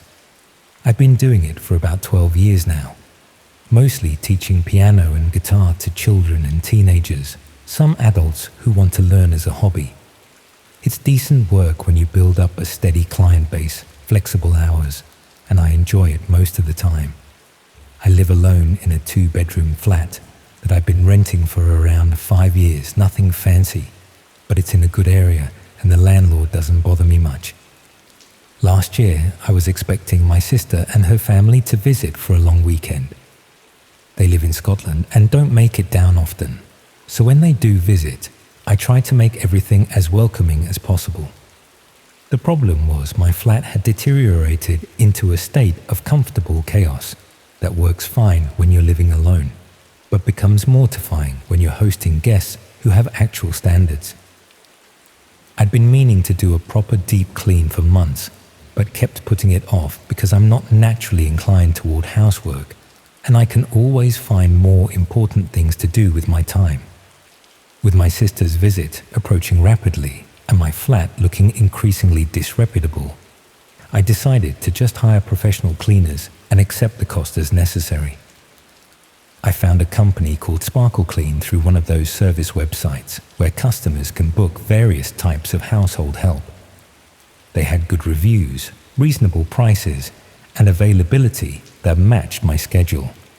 I booked them for a 3-hour session on a Tuesday afternoon, a few days before my sister was due to arrive.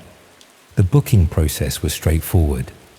Filled out a form with my address and contact details, selected which services I wanted, paid a deposit through the website, and received confirmation with instructions about preparing for the cleaner's visit. The confirmation email mentioned that I could either be present during the cleaning or leave a key in a secure location if I preferred to be out. Most reviews mentioned that the company was trustworthy and people regularly left them to work unsupervised.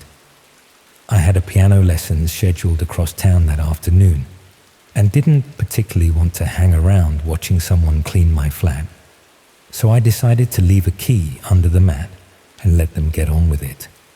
I left the flat around 1 in the afternoon, placing the key as instructed and leaving a note with specific requests about which rooms needed the most attention. The cleaner was scheduled to arrive around 2 and would lock up when finished, returning the key to its hiding place. Simple arrangement that would save me from wasting an afternoon awkwardly hovering while someone scrubbed my bathroom. The piano lesson finished around 4, and when I got home just after past, the flat looked immaculate. Surfaces gleamed, floors shone. Everything smelled of cleaning products in that aggressive chemical way that suggests thorough work had been done. The key was back under the mat where I'd left it. A brief note had been left on the kitchen counter confirming the work was complete and reminding me to leave a review. I was delighted with the results and duly left a positive review on the website, mentioning how professional and thorough they'd been. My sister's visit went well. She commented on how clean the flat looked, and I felt vindicated in my decision to hire help rather than attempting the work myself. That should have been the end of it. A successful transaction, a clean flat, everyone happy. I didn't think about Sparkle Clean again until police knocked on my door 6 months later, asking if I'd hired cleaners in the past year and whether anything unusual had happened during or after their visit. The detective who spoke to me explained they were investigating a series of burglaries across Leeds and surrounding areas. The burglaries were remarkably efficient, no forced entry, valuable items taken but no mess or unnecessary damage, in and out quickly enough that neighbors never noticed anything suspicious. The victims had nothing obvious in common until investigators started looking at service bookings they'd made in the months preceding the break-ins. Several victims had used Sparkle Clean. Not all of them, but enough that it seemed unlikely to be coincidental. The detective asked me to check if I'd experienced any break-ins or if anything had gone missing from my flat since having it cleaned. I said I hadn't noticed anything, but she asked me to check carefully and let her know if I found any signs of disturbance or theft. I spent that evening going through my belongings systematically. Nothing obvious was missing. My laptop, television, musical instruments, all the valuable items were accounted for. But when I checked some less obvious places, I found small things that seemed wrong. A jewelry box in my bedroom had been opened and the contents rearranged slightly differently than I usually kept them. A drawer in my desk where I kept important documents had papers in a different order than I remembered. The spare key to my flat, which I'd kept in a kitchen cupboard, was in a slightly different position than usual. These were subtle changes, easy to dismiss as faulty memory or explain away as the cleaner moving things whilst working. But the detective had specifically asked me to look for signs of disturbance, and now that I was paying attention, I could see evidence that someone had gone through my flat more thoroughly than would be necessary for cleaning purposes. I reported these observations to the detective, and she asked if I'd be willing to have my flat checked for hidden cameras or other surveillance equipment. That suggestion made me deeply uneasy. The idea that someone might have been watching me for months without my knowledge was disturbing in a way that simple theft wouldn't be. The check took most of a day. A specialist team went through every room with detection equipment, checking smoke detectors, electrical outlets, light fixtures, any place where a small camera could be concealed. They found 2 devices, one in my bedroom ceiling light, another hidden in the kitchen smoke detector. Both were sophisticated enough to transmit footage remotely and had been in place for approximately 6 months, since shortly after the cleaning service visit. The detective explained that Sparkle Clean wasn't a legitimate cleaning company. It was a front operation for gathering intelligence about properties that could be targeted for burglary or surveillance. The person who came to clean would actually do the cleaning work, making the service appear genuine, but they'd also photograph everything, note security measures, identify valuables, and install cameras in strategic locations. The information gathered was compiled into detailed property reports and sold on the dark web to anyone interested in accessing those homes. Burglars would purchase reports for properties they wanted to target. The reports included floor plans, photos of valuables and their locations, notes about security measures, copies of keys if the cleaner had been able to make impressions, and information about the occupant's schedule based on what they'd observed during the cleaning visit. My report had been sold multiple times. The detective showed me, with obvious discomfort, the listing where my flat's information was being traded. It was on a dark web marketplace, organized like a property database, searchable by location, occupant type, and value of contents. My listing was categorized under single occupant flats in the Leeds area, with accessible entry points and valuable contents. The listing included photographs of every room in my flat, taken during that cleaning visit 6 months earlier. Photos of my musical instruments, my electronics, my jewelry, even personal photographs and documents that had been visible in drawers or on shelves. The level of detail was shocking. Close-ups of window locks, measurements of door frames, notes about which neighbors were likely to be home during different times of day. But what made it worse was the surveillance footage. The cameras that had been installed weren't just documenting what was in my flat. They were recording me, my daily routines, my patterns of being home versus away. That footage was being sold separately as a premium addition to the property report, marketed as real-time intelligence for buyers who wanted current information about occupancy patterns. The purchase history showed my property report had been bought by around a dozen different accounts. Most were probably burglars looking for potential targets, but the detective explained that some buyers were interested in surveillance footage for other purposes. The recordings of me going about my private life, getting dressed, showering, sleeping, had been viewed by people whose interest had nothing to do with theft. The investigation revealed that Sparkle Clean had been operating for nearly 2 years, offering cleaning services in multiple cities across the north of England. They'd built up hundreds of property reports and had installed surveillance equipment in approximately half the properties they'd visited. The scale was staggering. Hundreds of people who'd hired what they thought was a legitimate cleaning service had unknowingly given criminals detailed intelligence about their homes and lives. Several arrests were made, including the person who'd actually come to my flat pretending to be a cleaner. But the property reports themselves had been widely distributed before law enforcement discovered the operation.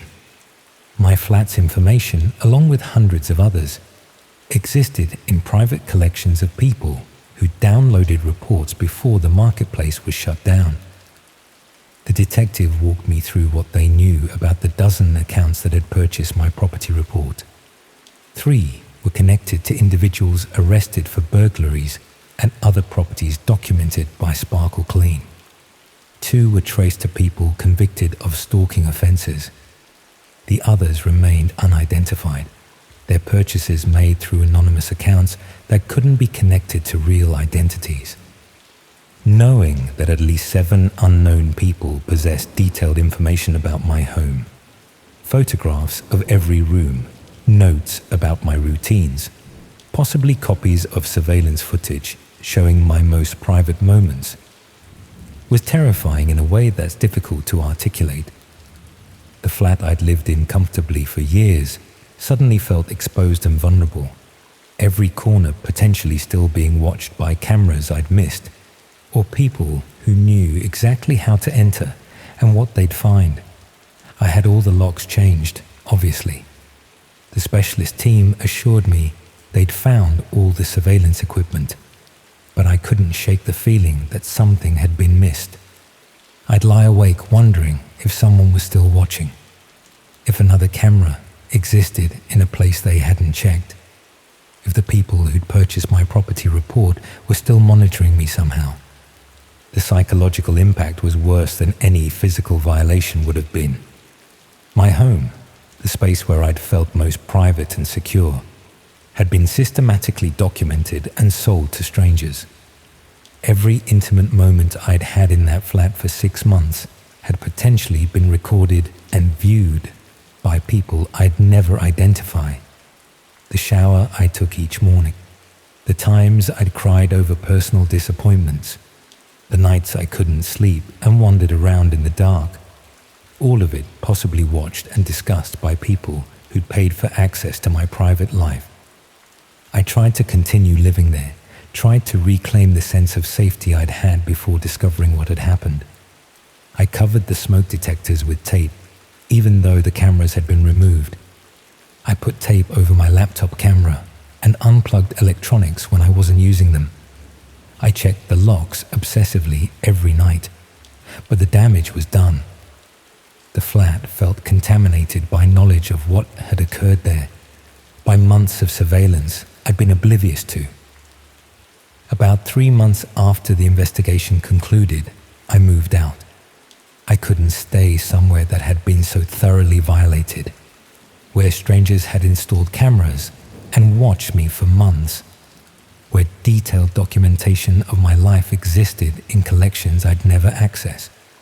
The landlord was understanding when I explained the situation, let me out of the lease early given the circumstances. My new flat is on the 3rd floor of a modern building with proper security. I'll never hire cleaning services again. Never allow tradespeople to work unsupervised regardless of what needs doing.